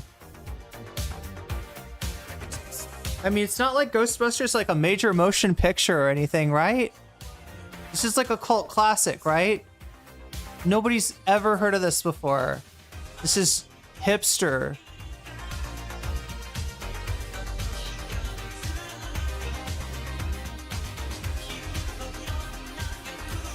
Wasn't there a lawsuit with Huey Lewis? Wait, what happened? Did they get sued for doing a song that was too similar? Wait, does that say fuck Ray Parker Jr.? What did Ray Parker did Ray Parker Jr. do something? Oh, he stole this, right? Did he steal this? Or did somebody steal this from him?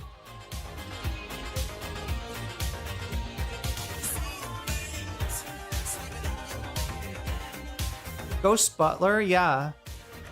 It's niche. It's a cult classic. It's a midnight movie, right? But it would work perfectly with Back to the Future in some sort of a mashup. Do you like mashups, chat?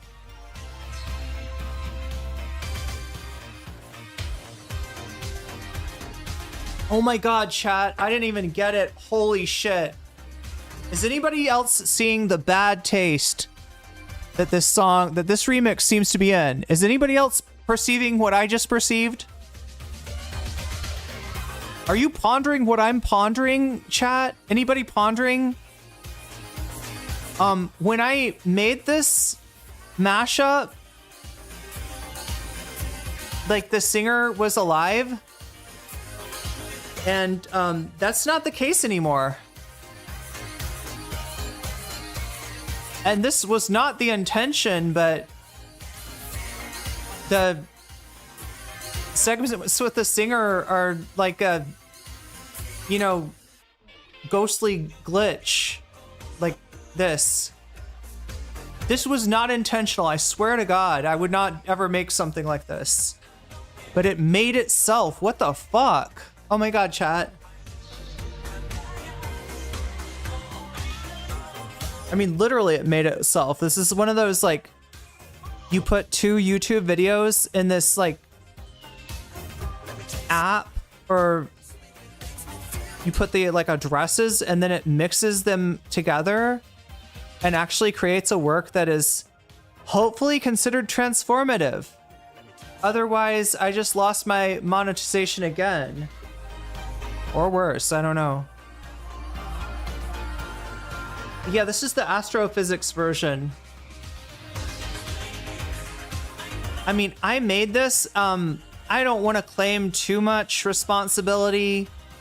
I made it happen, right? You know, don't think of me like, you know, automating faders and like, because that didn't happen. I wasn't like, you know, I wasn't like moving like, you know, tracks around or anything like this. This is just, it just like automatically does it. You put two songs in, it remixes them. Usually it produces a train wreck, but this is one of the few times that the song sounds almost like it is not two conflicting rhythms. It still is two conflicting rhythms if you listen closely, but yeah, there's not a lot conflicting in this version, so it was one of the rare successes of rave.dj. I don't know, chat. Go check it out. Go see if it's still a thing. I'm not even sure. Well, we got to get back to this Adam Friedland shit, don't we? No, we got to finish the Hassan phone call. That's what I interrupted before I interrupted the... Or after I interrupted the...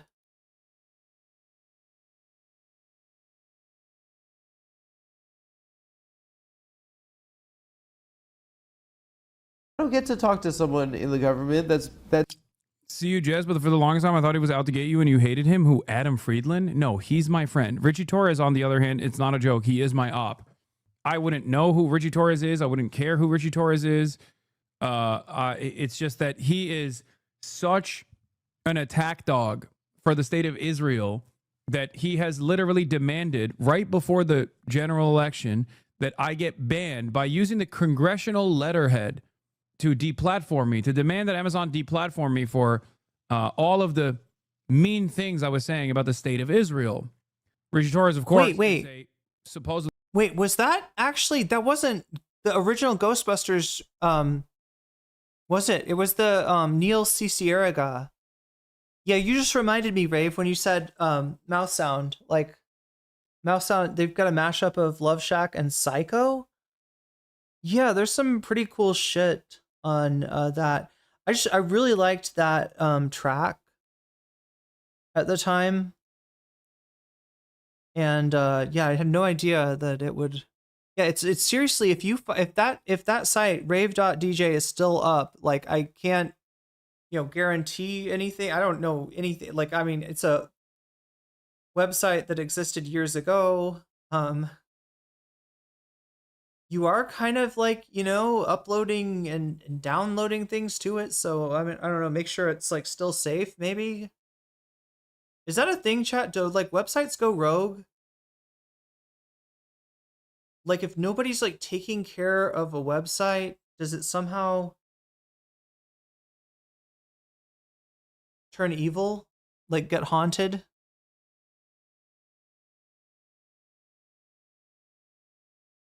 Real mashup hours. Yeah, well, we needed a palate cleanser, don't you think? Quote unquote progressive Democrat. It's taking part of these big decisions like this, and well, only one of 535. So. Which one would like me? Virginia Fox? I don't know. Do you have her number? I don't have her number. No. All right. Okay, I don't know why I'm like so like I just played Ghostbusters and now I'm like afraid of United States of America. And oh wait, that makes it multiple mashups, right? Because it's like the Neil Cicierega remix combined with Plastic Love. Only tweets about Israel. Think about that. Adam Freeland, as always, thank you to our members and our patrons, the people that support. If this is the one episode where he doesn't bring me up, I'm gonna lose my mind. Okay, because he brings me up every episode, oftentimes next to images of the Holocaust. Now, chat, I hope I'm not going to taint your view of this at all, but I happen to think that maybe Hassan did talk to him about this, and this may be a work right here. This feels like a work. I don't know, chat. I'm going to say it. I think that Adam and Hassan are doing kayfabe right here. Don't ask. I don't have a real solid reason, just a strong inclination that there's no way that Adam Friedland booked Richie Torres without, Hassan talking to him beforehand, right?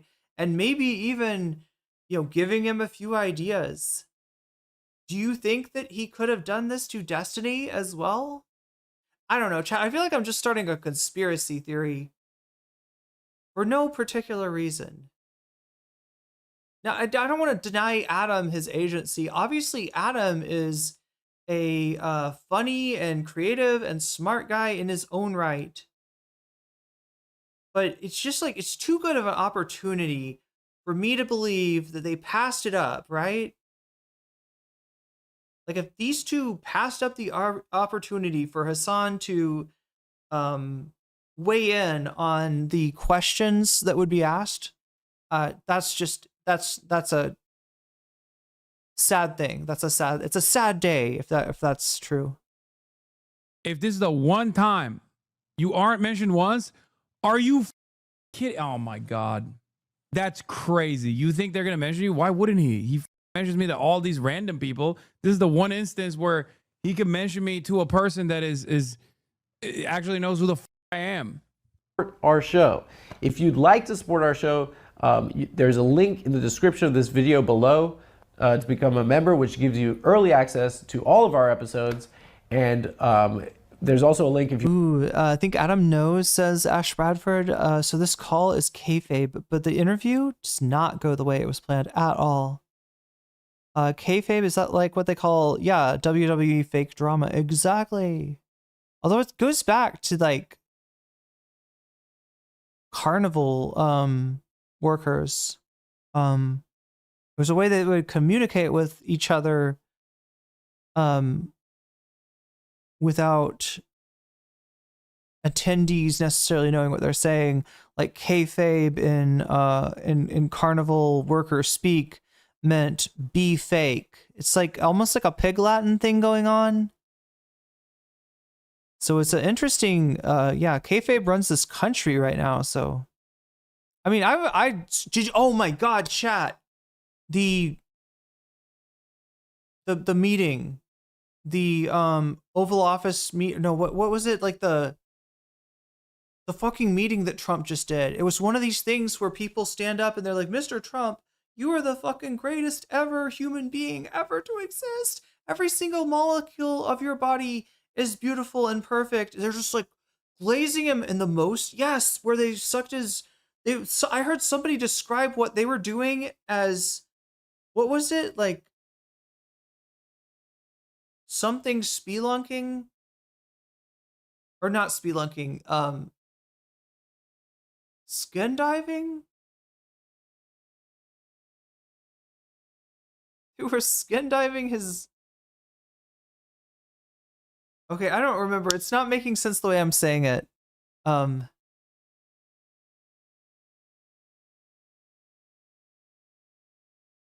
Skin diving in his butt was basically the idea. They were up his butt so far they were skin diving, like, right? Trying to fix his broken body. If you prefer to use Patreon, in the description as well. And as always, guys, there are 2 additional tiers for those of you who'd like to get your name in the credits. This week, my guest was Richie Torres from New York's 15th District in the House of Representatives. I'd heard of Representative Torres, but before I researched for this episode... Oh, God, you know who called it skin diving? I don't remember what exactly they said. It was on the freaking, the Bulwark, that, like, Never Trumper podcast with Tim Miller. That was, I'd never heard of his backstory. And frankly, it's kind of inspirational. I mean, he grew up in public housing. Okay, I'm calling him. Fuck it. I'm calling him. Let's see if he picks up. Hello? You're dead to me. You're so dead to me. You brought my skinny legs up to Sarah Jessica Parker, but you couldn't bring up and invoke my name to my #1 op in Congress, Richie Torres? You have beef with him? You didn't know I have... What? I don't know. Bro, what did it happen? Who was producing this episode? Who produced it? Caleb Pitts. Okay, that's probably... okay, he... And then Noah helped, and then Jacob Plitman also helped. Damn, this is such a... Dude, he would have flipped. It would have been so amazing. What happened with you and that guy? He's happened? Israel's #1 attack dog. He sent... I know that, but what happened with you? He sent a congressional letterhead to Amazon and Twitch to try to get me banned and deplatformed because he got clips from, like, Destiny's community about how anti-Semitic I was, like 5 days before the election. Oh, you're on stream, by the way. I forgot to mention, but you probably knew that already. Oh, no. Did he? Well, oh yeah, it's West Coast. It's 4. Yeah. Yeah, 4:30. Yeah, it was pretty. Yeah. I mean, Good did call, people like it? chatters. Did you watch it? I'm 1 minute and 54 seconds in, and I asked my chat Let me know what you think after, dude. I asked my chat. I act like really like I get like really like it's embarrassing. Yeah. But no, I mean like I think it's good. I mean people are giving like saying like really nice things about it. Yeah, I can't wait. I mean, he's a character, so it's Let me gonna know be. what you think. Let me know what you think. Okay. Enjoy All right. it, dude. All right, we'll bye. do. Bye. See, you know he wants me to immediately react to it. That's why he hung up. Normally he would take the next 25 minutes to describe. This is why it feels staged. I mean, this is another reason it feels staged. Describe something happening in his life. You know, single mother. But I don't know. Maybe it's not staged. Who knows? Anyway, let's get back to the Adam Friedland interview with Richie Torres. It was just now getting a little bit. I'm gonna pull it back like 20 seconds. Yeah, I mean you receive contributions from thousands of people. Yeah, or employees from all over the place. Where he's trying to explain his Blackstone donations. You can send it back and say fuck off. I always get Blackstone and BlackRock mixed up. Is it BlackRock or Blackstone? I think it's Blackstone. So they're giving you a check just because? I decide issues on the merits. I don't know what others do, but I decide issues on the merits. So it's a just cause check? Just because they're just giving you money just because they think they're giving you money for no reason. They're just it's just a nicety. It has no effect. They're not expecting anything in return. They're just like, here, we take this money from us and give it to you with no expectation whatsoever. I'm pretty sure that even there are lefty candidates who have gotten money from people who are employed. Yeah, rank and file employees. Blackstone, okay. I figure like you could maybe if you're like this guy's. You do know that this guy's making my constituents' lives worse. You could be like, fuck you, I don't want it. I'm in a safe blue district, right? People should judge me by my record, so by the legislation I pass. Yeah. I work 7 days a week. I'm visible in my district. I'm on the ground. I'm happy to. If you ever want to take tours of my district, I'm happy to walk you through my district. So. Yeah, I'd like to. What is this walk you through my district thing, right? I'm kind of you can compare it to the whole come to Israel thing, but then again, there's also the mayor of Baltimore recently when Trump was threatening to invade Baltimore. The mayor of Baltimore was like, "Hey, just come walk the city with me. You'll see, it's really nice. It's really great." Like, what is this walk the fucking? When did this become a thing? When did that become a debate point, like a talking point, right? Well, come to my, come to my district. I mean, you can't argue with that, right? You literally that's the strategy, right? Literally, whatever you're saying, you can't draw any conclusions until you come to my district, right? Which you obviously can't do. Like, it's not going to turn into an IRL stream, right? They're not going to get in the Uber and go to his district. I don't even know where's. Oh, this is being. I mean, I guess it's possible. It's taking a style from Zoran. He's trying to mask his rage. Wait, didn't Mom Donnie do the walk? Wait, the walk with Richie Torres, or did he make fun of this? No, wait, there's no way that Mom Donnie put out a commercial referencing Adam Friedland, right?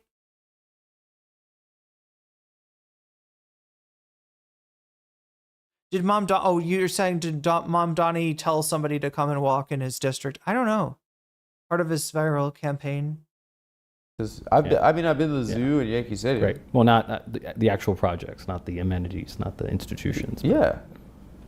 I can give you a sense of racially concentrated poverty in a place like the Bronx. So that's what my question is like. Where do you live? Which borough? I live in Brooklyn. Okay. Yeah, and that's my question. Like, so right? you might be divorced from the experience of racially concentrated poverty. But what does that have to do with taking money from blacks? Like, I just feel like that's a deflection. Well, I think and I don't want to cut. No, because I don't want to cut like an argument right now. I don't want to argue with you. If you want to question my ability to represent my district, I'm happy to show you what I do. I'm happy to bring you to my district. What I'm calling into and question introduce you to my constituents. What I'm calling into question is the institution, right? I'm calling into question the system, and you're functioning within a system, right? I've received contributions from tens of thousands of people. I can't keep track of every person. Oh my God, this is such. This is so bad answer. You forgot. I'm only responsible for what I do. Okay, so I mean, you can play the gotcha game, but that's not. I'm not trying to play the gotcha game. I think you're used to like Anderson Cooper 360, and I'm from Come Town Podcast. I'm not. I'm happy to answer whatever question you have. Yeah, whatever.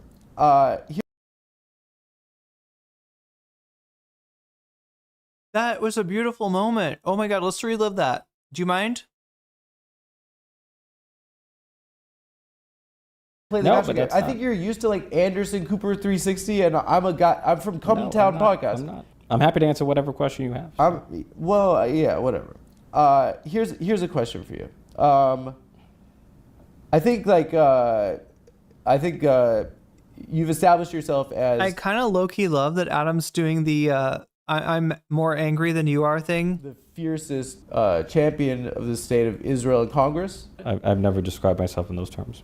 But I'm pro-Israel, but those are terms. Well, I think maybe you've been dubbed that. Yes. Okay. Listen, like I'm a Jewish person. I have my own opinions on this. You have your own opinions, and this is a really frustrating conversation to see people have on the internet. I don't get an opportunity to talk to someone that's making decisions and supporting these things that are a huge deal to people right now. Sure. Yeah. One thing that I thought was interesting, and I want to start with you, is that you described your first trip to Israel in 2015 as a life-changing experience.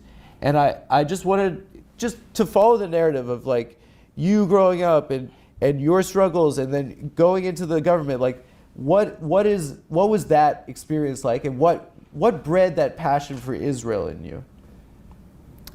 Well, since I grew up poor my whole life, I never had an opportunity to travel abroad. Yeah. So the first time I ever free trip went to a foreign country. So it was life-changing because you went on a trip? Part of the reason, went abroad for the first time, life-changing. But also, when you experience the complexity of Israel, you go to the old What city. did you see? Like, what did There we go. That's just what Pedotroll was saying 14 years ago. You have to experience it.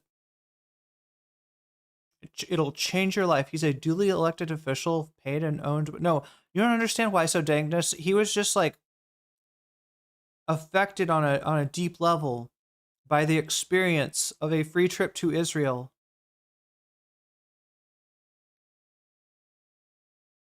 I think I see where Adam's going with this. Do you see what's going on, chat?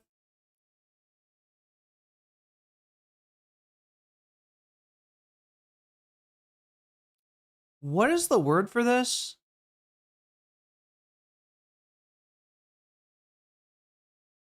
Like the opposite of anti-Semitic? When somebody is like weirdly like reverential and philo-Semitic, is that what it is? Yeah, I think that's where Adam is going with this. I think that's what he's picking. I think that's what he's noticed with Richie Torres. Witness, like, We'll go to the old city. yeah. I've been there. Yad Vashem, which is the Holocaust Museum. Yeah. Go to the Masada, where Jews committed mass suicide to escape enslavement. Of course, at the hands of the I've Roman hiked up Empire. Masada. The Gaza envelope. Yeah. Went to Sderot, spoke to the local mayor who said that... You went to Gaza? I did not go to Gaza, no. What did you say, Gaza envelope? No, Gaza envelope, which is right on the border with... It's Israel, but it's right at the border with Gaza. So. It's right next to the fence. Yeah, it's in the proximity to... What's at the Gaza envelope? Like I've never heard that term before. Sderot. Yeah, with the rockets going in. Yeah. Yeah. How far is Sderot from Gaza? It's like a mile or something. Yeah, within a mile. Yeah. It's right next to it. Yeah, striking proximity. Tough. Yeah. It's a small place. Yeah. The whole thing. Yeah. I mean, that's why Hamas was able to so easily penetrate on October 7th. By getting over the fence. Yeah, and it's so close. Yeah. No, I mean, I just want to know because it seems like it was powerful, and it seems like it's informed your record, and I that's what's interesting to me. It's like your story and how you got here, and like I think it's narratively what fascinates me. Maybe one day you'll give me a chance to tell it. So. Why are you annoyed by this question? I'm kidding. So I spoke to the local mayor of Sderot. Sderot. Yeah. And he said to me that the majority of his children struggle with post-traumatic stress because families like his live under the threat of relentless rocket fire. And I remember seeing these bus stops doubling as bomb shelters. You know, I come from the Bronx where people live in fear of bullets and guns, but you know, we in America do not worry about Canada and Mexico firing rockets into American homes and communities. You know, we're a country of 330 million people. We're surrounded by oceans, and Israel's a tiny democracy the size of New Jersey that's literally surrounded by both state and non-state actors that are intent on wiping it off the map. So, you know, I left Israel with an empathy for the unique security situation that Israel faces. Did you visit the occupied territories while you were there? I went into not Gaza, but I went into the Palestinian Ramallah. So. Yeah, Ramallah. Yeah. And what did you see when you were there? You know, we spoke to Palestinians who obviously have a much more critical view of Israel, and that didn't resonate as much as, like, what was your takeaway from hearing? Look, you're hearing the mayor of Sderot, his children have PTSD, and then this guy's like, Israel's screwing with me. Well, look, I'm in favor of a two-state solution. Sure. I feel like the just outcome lies not in the existence of a Jewish state to the exclusion of a Palestinian state, or the existence of a Palestinian state to the What a weird thing to say when the West Bank is being cut in half, and Gaza is being occupied. What a weird thing to say. Yeah, I mean, apart from the whole,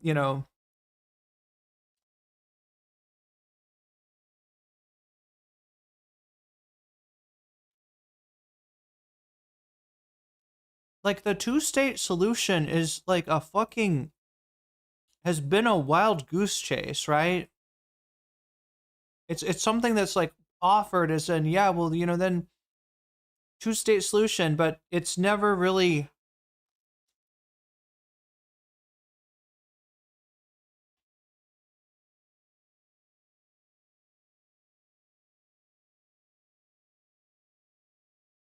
Oh my god, Demagogue, it's been dead longer than Stardust quit Twitch? Damn. Yeah. You're not wrong. Let's see where this goes. Exclusion of a Jewish state. It's the coexistence of both. So I think I want to see the struggle, both the Israeli and the Palestinian struggle for self-determination to be reconciled in the form of a two-state solution. A big topic nowadays is campus anti-Semitism. Yeah. You've spoken out against it. I just want to know what you identify. Yeah. It's basically, let me know when you can hear me, chat. We just had a minor F.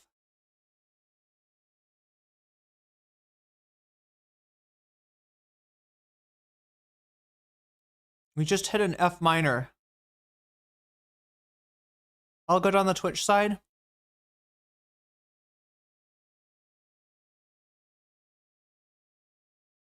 YouTube, you can hear me? Okay. Looks like yeah, totally minor F. Let's get back to it. As the examples of this type of anti-Semitism in elite academic institutions. Yeah, so there were students at a CUNY Halal. Yeah. Where you had a violent, what I thought was an aggressive mob following them to a kosher restaurant in the heart of New York City. And what were they doing, the mob? What was the mob doing? Just following them, and then barricaded the restaurant, and they were like chanting, hurled insults at the patrons and slamming the windows. Much of it is captured in video footage. Yeah. And, harassing people simply for being pro-Israel Jews, to me, is wrong.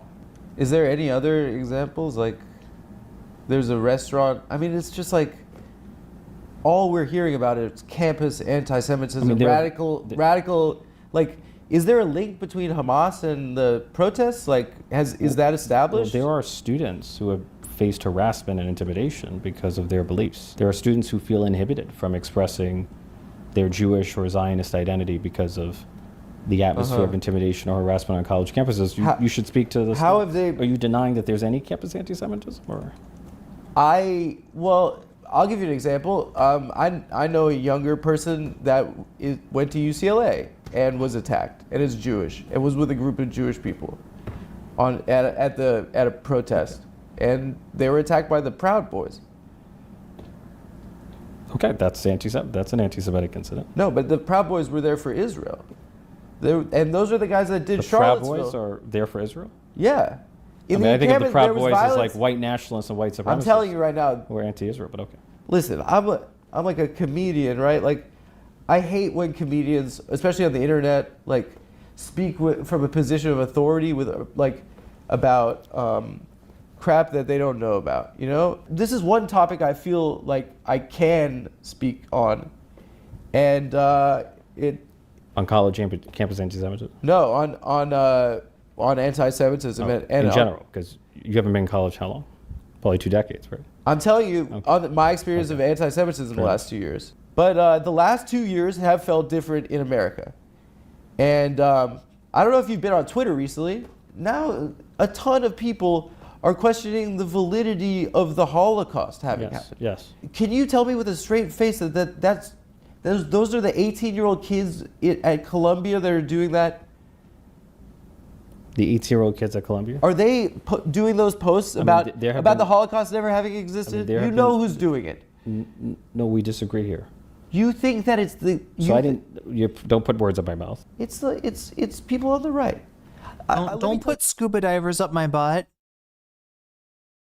You're suggesting that there's. You're suggesting there's no. You're lead. suggesting there's no one on the far left that denies the Holocaust, or downplays the Holocaust. That's an absurd. What are you? statement. You're doing moot court right now. I'm telling you what it's like to be my experience being Jewish. Yeah, but there are others who have a different. I'm trying to see. You're. Why is one better than the other? Why is one more important than the other? I'm trying to share with you. You're in the government. I don't get a chance to talk. Of course. Okay. I think hatred of Jewish people has exploded in this country, and I don't think it's. I think it's because it's of our support of what looks to be an absolute brutality. And I think that you think that's a justification for anti-Semitism? Here's the thing: you is think like, Israeli government policy is a justification for anti-Semitism? My view is there's no justification for anti-Semitism. I think that there's zero justification for anti-Semitism. Okay, you're deflecting again. I'm not deflecting. That's my position. What does it look like to have a flag with a Jewish star and I'm Jewish, and for kids to be starving right now? Why is my government? I don't want to do this fight. Let's not do like a yelling at each other thing. I really just, for me, I had the experience of. It just sounds like you're justifying anti-Semitism, which making me feel. Are you crazy right now? Okay. Why would I do that? You're doing the I'm Hamas thing. I'm not saying you're Hamas. It's not Hamas, a winner. but it's. I'm not. I think there should be. We'll do a different tack. Israeli government policy should have no bearing on. If you have disagreements with the Israeli government, you should voice your criticism of the Israeli government. But there is no justification for intimidation or harassment against American Jews. I'm telling you as a Jew right now that we are receiving a lot more hate because of what the people with a flag that has a Jewish star on are doing to other people right now. That might be. And I'm telling you, as a Jewish person, how painful it is for us to say, and it hurts my stomach to say this. So you're going to say, I disagree, that this is a genocide. And that hurts to say that a Jew could do that. It hurts because we grew up with learning about what hatred is.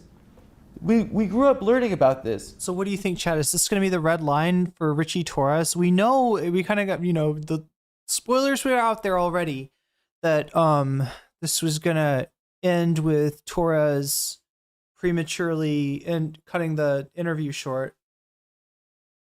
That's a little bit redundant, but you know what I'm saying. And but yeah, like, do you think this is where we get? Oh no, oh god, I got spoiled by the time stamp, right? I can tell that there is 18 minutes left. So I guess the walk-off's not gonna happen just yet. Anyway, I thought I could build the suspense, but no, it's. And the same year the state of Israel was established in 1948, the world saw the Holocaust, and they established standards for what a genocide is. It was the same year. And the world said that this shouldn't be a thing that happens. And I just wonder, like, it doesn't make sense to me, I don't know. It doesn't track to me why there's this fixation with kids at a school and two examples of people at a restaurant that there was banging. Two examples. I mean, there are surveys on it. Read the ADL surveys on it. Because it's hard for me to talk about this in public because you're being a dick. That's mean. No, I'm not being mean. I'm just clear it's an emotional topic. All right, I'll share with you what happened. I'm not. I lived there. I don't intend to be mean. So. Sir, I lived there when I was 18, and I grew up a Zionist. And we were told, and our whole community in this country is told, that we have to defend Israel and love Israel because it will stop the Holocaust. It will stop another Holocaust from happening. And my dad was born in 1951. That was 6 years after these atrocities. His friends' parents, he knew these people that had been through this hell, these skeletons. And it terrified us. And the understanding in our community is that we have to defend Israel. But I lived there, and I went to a settlement at the end of my year there, and I looked down the hill at a Palestinian village, and I saw how they lived, and I turned back and I looked at the settlement and saw how they lived. And people live in a world where they're demeaned and dehumanized and surveilled constantly by people and this isn't in Gaza, by people in SWAT team outfits with semi-automatic weapons, and that's what the world is seeing. And you keep telling me that the problem is someone's getting yelled at a restaurant? I'm sorry. You're conflating two different issues. So I don't Please, understand. please. Me saying this to you right now will hurt people in my own family, okay? Because this is a very important thing to us. And the fact that I still fucking care about being Jewish is embarrassing. I should just be a guy. But this feels like a stain on our history. And it feels like it's changed what being Jewish is. Because what being Jewish is isn't Israel. Judaism has existed for 4,000 years. This is a country for 75 years. You know, like, it is the oldest, one of the oldest monotheistic religions. Anti-Semitism is one of the oldest forms of hatred.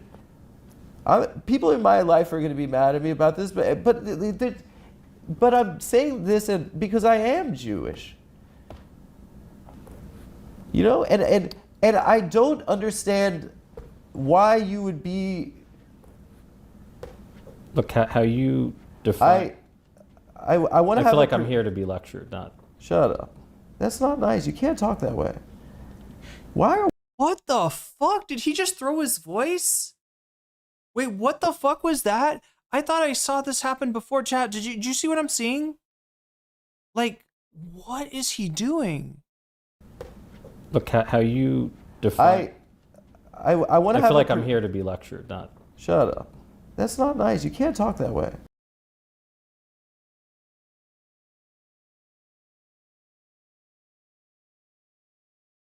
The fuck? Was he trying to throw his voice? Or is he just being like a troll? Like he's like he like responded to himself. He like says shut up and then he's like, hey, don't be like what the fuck was that?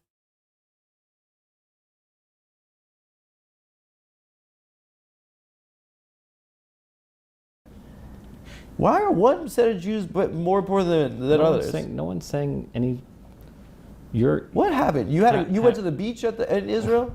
What, you went to a restaurant or something? Yeah.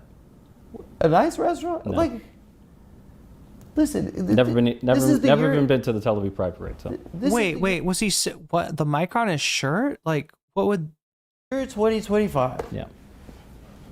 The world is seeing something that looks terrible, and it's being done in my name, and I don't know what to do. But the war began on October 7th. No, it didn't. Yes, it did.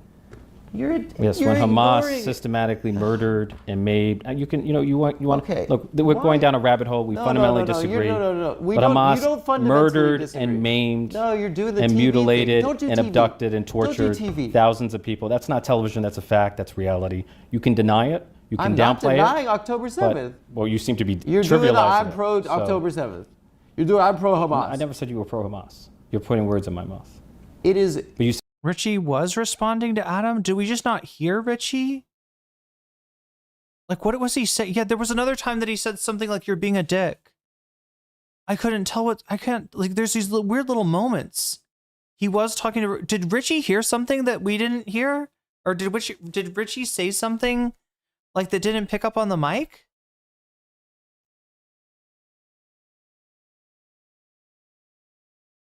So I didn't hear Richie respond to, like, he's like, Adam's like, shut up, and then he's immediately like, don't say that, that's not nice. And it sounds like he's responding to himself. It just took Richie being a dick in general. I mean,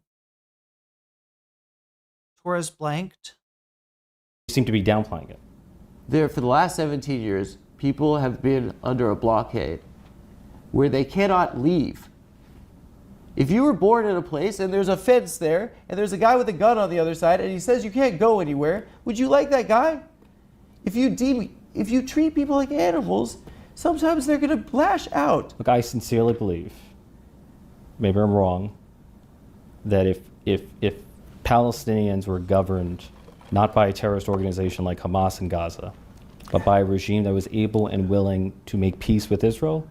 Cal Carter says, he makes snide little remarks I picked up before Adam said shut up. Should I almost want to turn up the volume? I don't know. I don't want to make us watch it. I'll take a look after stream, I guess. The situation would be fundamentally different. The preconditions for this happening are undeniably something that the Israeli government was fully aware of. Why would Bibi Netanyahu... Okay, here's the question. Do you think October 7th was justified? No. Okay, I'm happy you said that. Are you listening to what I'm saying right now? I am listening to what you're saying. Why would the Israeli government... Hamas wants to eradicate the Jewish people and the Jewish state? Is that right? That's what Hamas has said, yeah. Okay, then why would they directly give Hamas money, literally bags of cash in suitcases through the Qataris, nearly, I think over $1 billion in cash during this last 17 years? That's a fair point. It's a great question. If one of those kids at Columbia wrote a $5 check to Hamas, you'd say send them to Gitmo for being a terrorist. It's a fair point. Does that make Benjamin Netanyahu a terrorist? He's supporting terror. The United States, it seems to me, the United States and Israel. Yeah, not to mention their support for the ISIS groups in Gaza that are actually stealing aid, which is then blamed on Hamas or used as a pretext to, shoot more Palestinians. Could have shut off the spigot and did not do so. I don't know why, but that was a failure. There's no question. I think that what I see is the reason why our government provides $25 billion to something that looks this horrific to people. I think is the same reason. I think it makes it look like that the Jews control the government, but really what it is the more boring answer. It's the reason why the government and you guys don't get shit done. It's the reason why Sandy Hook could happen. You guys can't do gun reform. It's because why can't we do gun reform? Because special interest groups can buy influence in our government. Well, which political party is against gun reform? The NRA has a power. It's the Republican Party. We allow our government to be flooded with cash and money. And what's scary to me is that it looks that people are starting to question the Holocaust ever happening. How could Jews, maybe they invented the Holocaust? You're blaming Israel for Holocaust denial? I'm blaming our government for supporting a genocide. But it is unfathomable in my heart, and it breaks my heart that we could be capable of it. I think we should move on. Why is that? We just fundamentally disagree. So I think I'm talking to you about where I come from and that it feels different, and maybe I have a different perspective. You have a different perspective. But I know people who have a perspective that's different from yours. And with a much smaller platform than you. I'm not. I hate this conversation. I know. I have it with my family. It's not something, and I love my family. If it were up to me, we would not be having this because we're speaking a foreign language. My family grew up in South Africa, right? We were like Jews from Eastern Europe that literally we thought we were going to Ellis Island. Mm-hmm. My grandma, all the grannies stayed, and my parents' whole generation of South African Jews left. And when I was a kid, like growing up, I used to write all my who's my hero essays on Nelson Mandela, and he was like a hero of mine, right? And he was also, in prison, and for terrorism too. I don't want to get it. You're gonna go Hamas is what I don't want. I'm not debating Hamas is good. He was called that, and he went to my synagogue after he got out of prison, Madiba, and he spoke to like all the grandmas who like were still there. They didn't have to fucking move because black people could vote. And he said, "Tell your kids to come back because we need them to build our country. I don't know. I think that I don't see what's wrong with people being afforded the right to vote. Do you think that's what Hamas means when it says free Palestine from the river to the sea? To me, it seems like maybe if there's a recognition that people were cleared off their land in 1948. But there are those who only want a Jewish state, and there are those who only want a Palestinian state. Then they could fuck off. And we should be advocating for the coexistence of a Jewish state and a Palestinian state. Why can't I continue to believe the two-state solution ultimately is the inevitable path forward. It's stupid. There were 1,000 Jews who were murdered before the establishment of Israel, like a half a century before the establishment of Israel. 1,000 Jews. Yeah, they were killing each other, Jews and Palestinians. Yeah, the Hebron massacre. It doesn't make sense to me. This in 2025. The only point was there was violence against Jews before the establishment of the state of Israel. There was violence against Palestinians, and there was an ethnic cleansing in 1948. I mean, the Hebron massacre. What are you talking about right now? You're in the government. Listen, I didn't want to argue. Wait, I'm sorry, you're not familiar with the Hebron massacre in 1929? Wait, you're saying that justifies an entire ethnic cleansing in 1948? Israel was a. Whoa, this isn't even a good argument. Hold on, Israel. What are you talking I about? didn't realize we were debating. I don't want to do it, but you say something like that. The Jewish state was established by international law, right? The UN passed a resolution that recognized the establishment of a Jewish state, and there were a number of Arab countries, including Egypt, that declared war on Israel. Yes. It was the War of Independence. The Palestinians and Israel won the war. The Palestinians didn't declare war on them. They were just people that were living there, and they were kicked off their land. By the way, there were either 800,000 Jews that were ethnically cleansed from the Arab world. Do you know what? There were Jews. You know how many Jews there are Not in the by Arab the world? Palestinians. Almost none.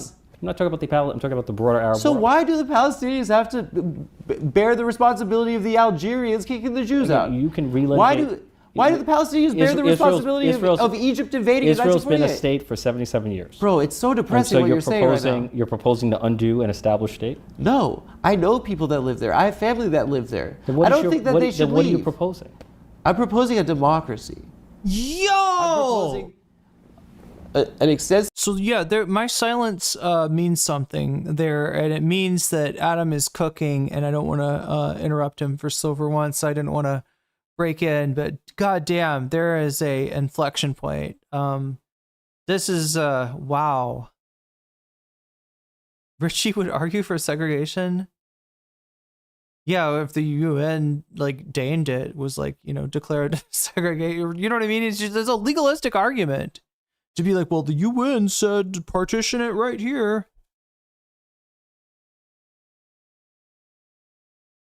British are not mentioned conveniently. Yeah, Adam is cooking. Let's let him continue. Extensive demographic study of what was taken and what was lost, extensive reparations for what that was taken, and a truth and reconciliation process where we can end this shit. What we're seeing right now is that members of the Israeli government are talking about clearing that shit out. And Trump, our president, is talking about putting a fucking jet ski museum there. And that's the reality right now. That is the far right, yes.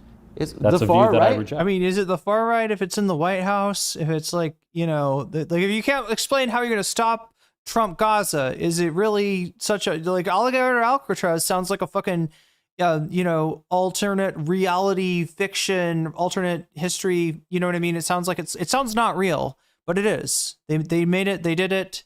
It may be getting shut down by a court now, although, we've gotten our hopes up about other things getting shut down by a court. Some of them have not. But no, yeah, that is not, that's so far right shit, I mean, what's he trying to say? That's not my fault. It's not my fault that Trump is talking about building. What do people call this? Gaza Largo or something? What is the name for? What is the name for? Trump Gaza was the AI slop video, but what was the name for the? Anyway, Trump's golden statue in Gaza. DNC breathing down his neck or in his ear. So What the far right? I'm talking about the government and the generals that are in charge of Israel. the Ben-Gavirs, the Smoltrishes of the world, that's a view They're that I the reject. cabinet. Yes, and I reject them. Oh, that's I'm sorry. That's what Mara Gaza. Oh no. They want to do to Israel. I'm sorry. I mean, Hamas murdered. Hamas murdered thousands of people. So there's no. So what does that mean? That Hamas is a terrorist organization for murdering innocent children and civilians. How many civilians have been killed in this war? The war is a tragedy, but 90% of them have been. But 90% of them have been civilians. They've killed journalists. They've killed journalists. People have been killed in a war. It's been a tragedy. They've killed people waiting for aid. But you're suggesting that it is the policy of the Israeli government to murder civilians, and that is a notion that I reject. You gotta listen, man. You gotta be like a human being about this. People who are dying in the war, which to me is a tragedy, because war is a tragedy. Do you feel in your heart that this is what you're saying is right? If you remove Hamas, you don't actually think that. I told you what I believe. Don't tell me what I believe. I've told you what I believe. Why would you believe that? Because there are people who see the world differently. It's as weird as much as Richie Torres probably thought at the beginning that Adam's trying to troll him. At some point, you would think that he would realize that Adam is trying to engage him on a human level, right? This isn't a troll. This isn't, Zach Galifianakis, right? This is,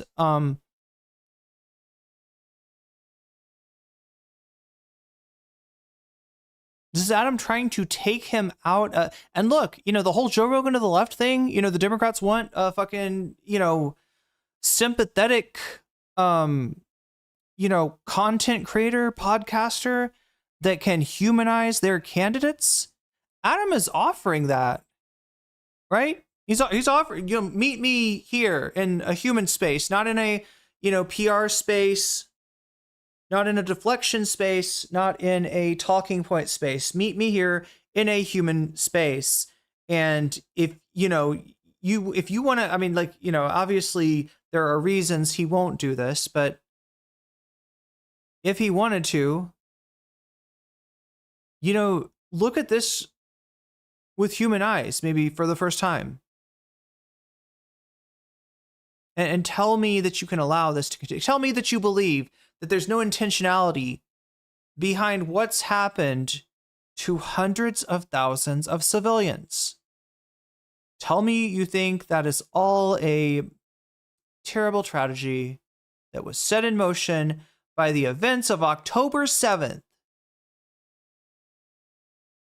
And to ask for any other response, for any change in that response, is foolish. That's all we're getting here. Yeah, that and fucking talking points. May want to swap up his style in interviews. Being real works for him. Yeah. Well, I don't know. Has he done this before? Were there faint wisps of this in other interviews? That's what makes me so frustrated. I can't believe so many people who can't seem to be human.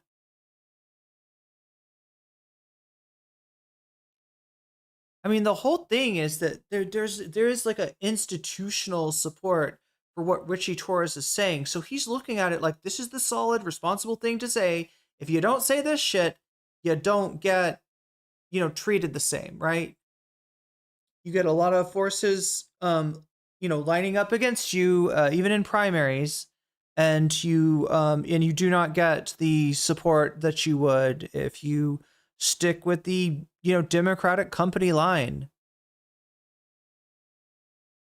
But yeah, he literally cannot deprogram himself from back at a slight F. Is everybody back? No F here. Nice. Twitch just sailed through it. What about YouTube? YouTube, did you get anybody need to refresh and reload over there on YouTube?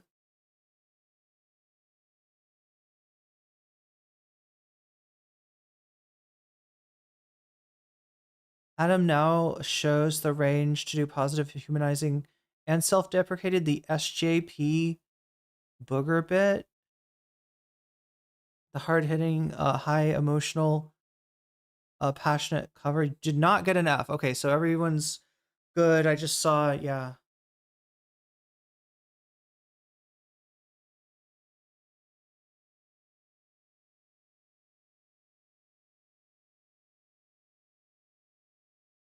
Gabby Petito goes missing. The whole country is captivated and wants justice.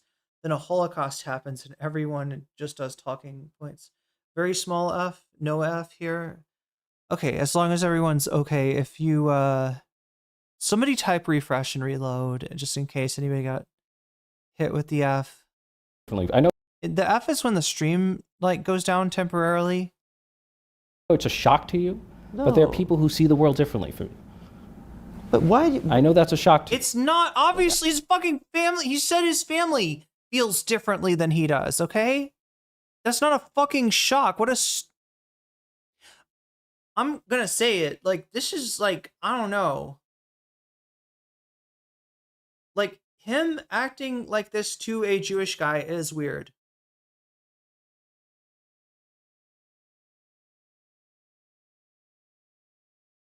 Right? It's a very weird assumption for Richie Torres to make that Adam has never heard anything except for,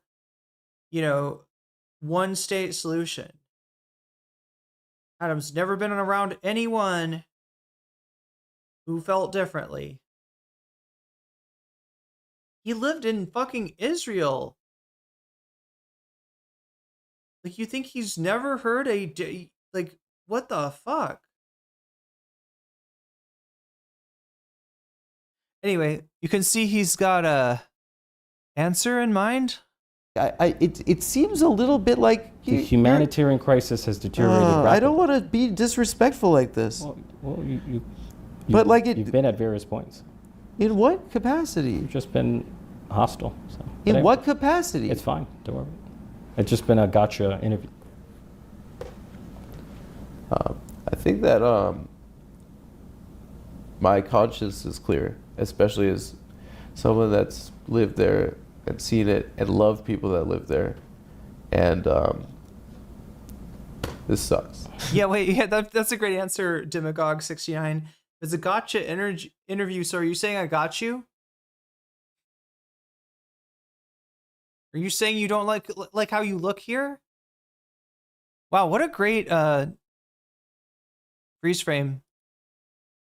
I'm gonna roll him back 10 seconds. Especially as someone that's lived there and seen it and loved people that live there.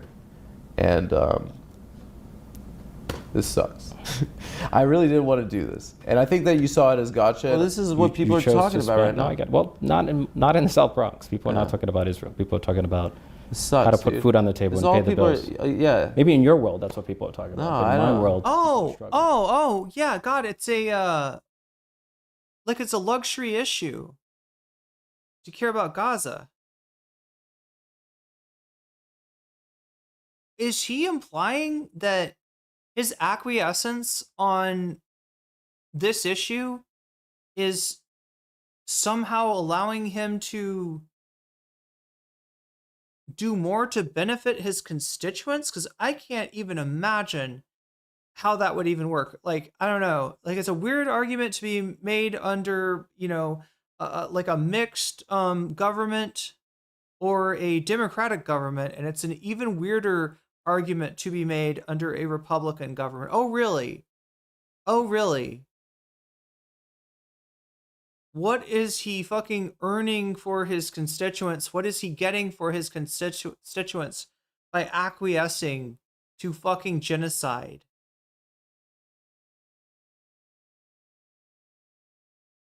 Like, he's literally, yeah, like, we cannot afford to, we have more present, urgent material concerns. We cannot afford to even consider doing anything other than going with the path of least resistance on this issue. Anyway. So yeah, then why, if people are struggling in your world, are you paying $25 billion? We have a $7 trillion budget in the federal government. Yeah. Right, less than. So it's not that less much than- money? Less than 1%. So it's a goes little to money went to Israel. In the grand scheme of the federal budget, yes, it's minuscule. I'm sorry, dude. You're bummed. Your consultants told you not to do it. I like this guy a lot too. I hate this. This is so embarrassing. I don't have anything to hide. I'm willing to go anywhere. No, man. I'm sorry. I appreciate your time. Listen, Sure. having this opportunity for me is a big deal. I don't get to talk to someone in the government that's taking part in these big decisions like this, and Well, only one of 535. So. well, I'll talk to another one. Which one would like me? Virginia Fox? I don't know. Do you have her number? I don't have her number. No. All right. I appreciate it. I feel like you're mad at me or something. I got to get a big laugh. Look, it's like Hyman Roth from The Godfather 2. He said, "This is the life we've chosen." So, I know what I signed up for. Is this what happens? This has been I've been doing a terrible job. I'm rambling about Israel and being a Jew and the Holocaust. And it's the most embarrassing stuff to talk about in public. I feel like every Jewish American should have a right to be who they are, to wear a kippah, to display a Star of David, to be proudly and visibly Jewish, without fear of harassment or intimidation or violence. Well, I mean, the freedom to be who we are is like fundamental for all of us. Well, I think that from where I'm sitting, Israel might be a threat to that.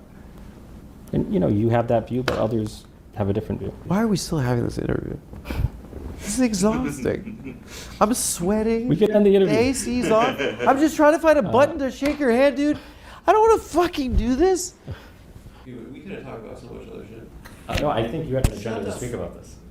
I do. didn't have an agenda. I really did. It's your number one topic. It's not my number one topic. It's just not. It is. It's not my number one topic. It's not from my what I number. saw. Well, then from I'm what happy I that saw, from what I was not researched. elected on Israel.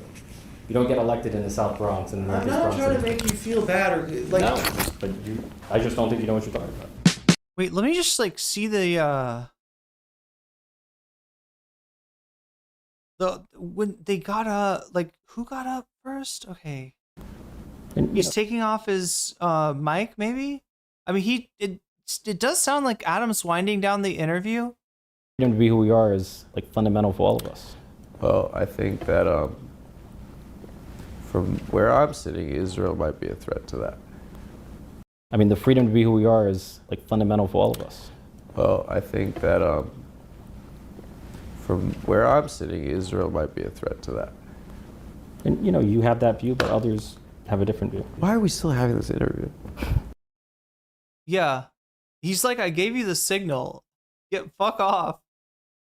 This is exhausting. I'm sweating. We can end the interview. The AC's on. I'm just trying to find a button to shake your hand, dude. I don't want A button to shake your hand. Wait, what? to fucking do this. Dude, we could have talked about so much other shit. No, I think you had an agenda to speak about this.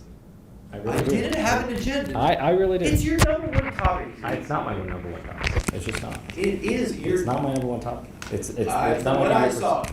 Well, then From I'm what happy I that saw. From what I was not researched. elected on Israel.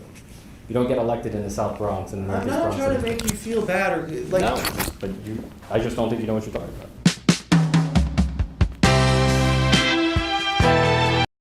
They have a new theme song now. What happened to the guitar track? I guess I haven't watched Adam Friedland's show in a while. It's been a little while. And yeah, I wasn't expecting I don't know. I was expecting, honestly, Chad, I was expecting like goofs and gaffs. Like I was expecting for Adam to be kind of silly and for like Richie Torres to maybe be like, hey, this is, undignified of me to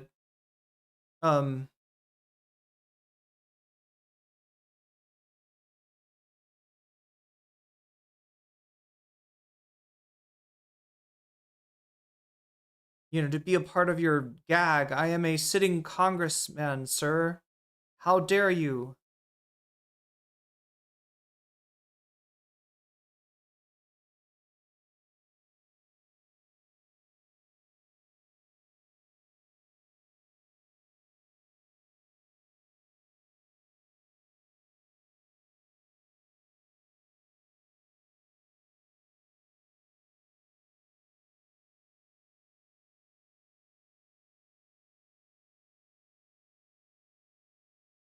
Okay. Oh.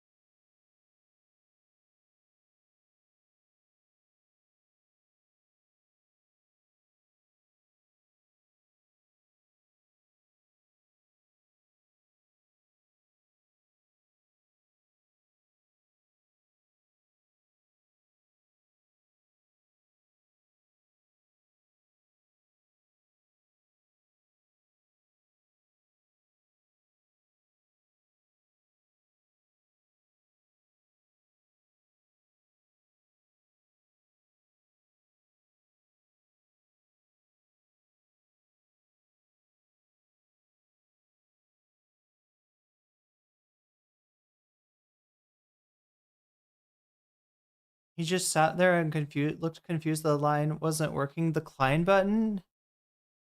I said it was an abrupt end. Kind of, but it almost felt like Adam wanted it to be over. Done yelling at the wall, yeah. Is he likely to get reelected? Wait, did I hear about someone like Torres never fought, Adam won. Yeah, did I hear about I thought is there somebody that's gonna challenge him in the primary? Are people talking about somebody running? I can't remember who it was. But I thought that there was talk about a primary opponent for Richie Torres. I can't remember. It was somebody that you would know though. Heard that Adam got emotional during the episode, so I knew it would be like this. Damn. I mean, that's real. I feel like I've done maybe more very real streams, very emotional moments than I've that I ever intended. But goddamn, that was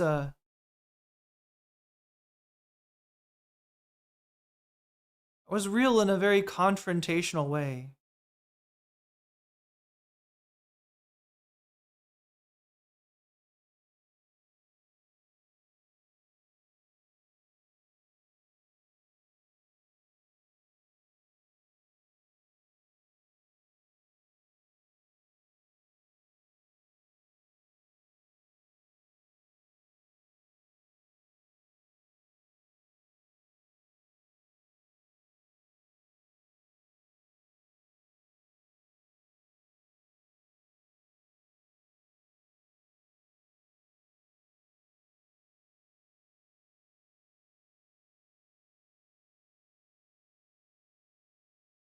Less Richie Torres just walked off, then it was just totally cringed to death.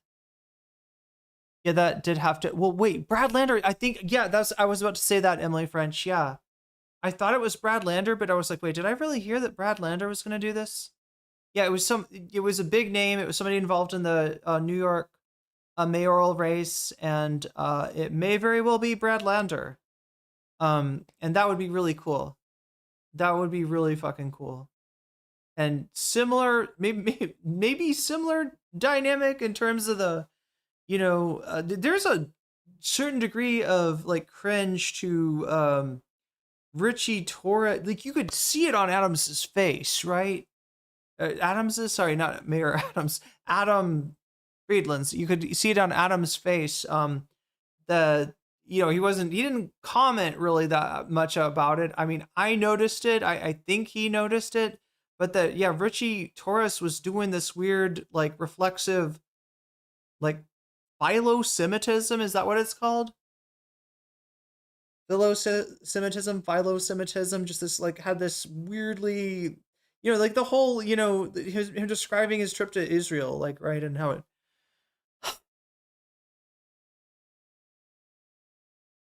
Adam didn't clown on him at all. Yeah, it changed his life. It was a life-changing experience.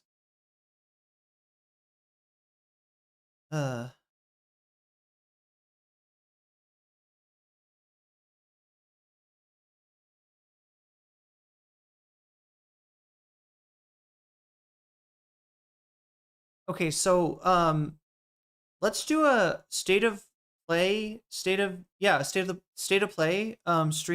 maybe like tentatively put it on the schedule for tomorrow.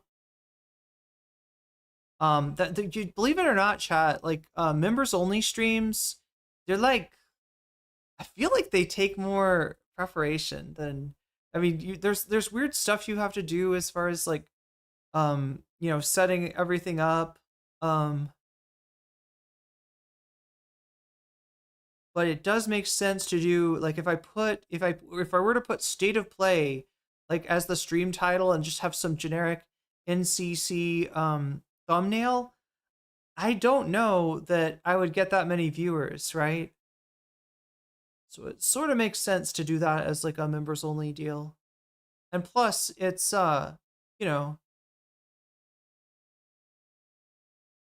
it's cool to do one of those every now and then. I don't know, chat. Like I said, it takes a lot to put them together. I might change my mind, or something might come up that I have to cover that is like, that I want to cover for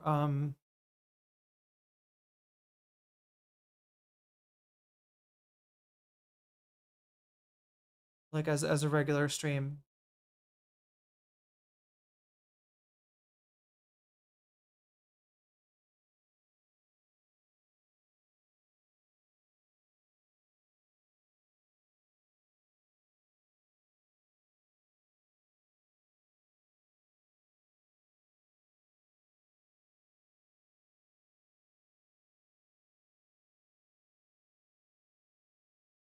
Okay, this one makes sense, chat. I'm gonna send you, if you're watching me on Twitch, to Redolent Thought. We're gonna get another weird, we're gonna get another weird, like, this is a streamer that when I raid them, like, they've got a thing that automatically plays a clip of mine, and it's most likely gonna be like a just bizarre, meaningless clip, because I need to trim those, right? Like, I need to delete some of the, sometimes people clip things that are just, there's not even anything there because it's hard to clip. I could use more clippers though. Don't let that stop you from clipping. Please, if you want to clip away. I could use the most the clippers are great. Please, let me also thank my Patreon really quickly before I raid out Twitch. Patreon, where are you? There you are. All right. So if you support me on patreon.com/nocommentchick at the level of $5 or more, I give you a fancy shout out at the beginning and ending of each stream. Let's do those now. Shouts out to Oral's Ellipsis. Shouts out to Temporal Insanity. Shouts out to Steven Sayers. Shouts out to Funky Monkey. Shouts out to Sarah. Shouts out to Nadia.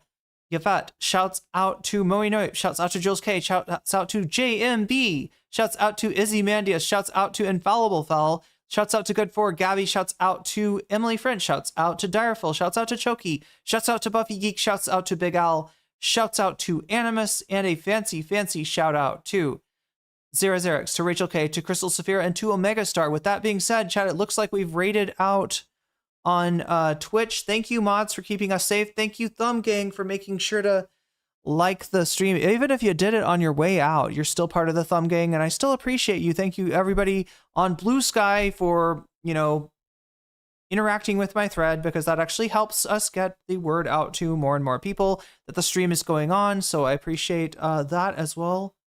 The DNC just still sucks as usual. Wait, what? We're in bizarre territory. We are, we can't stop here. It's Butterfly Country, and I'll be back to you with more Butterfly Country tomorrow. Until then, Moe Kyun. Bye-bye.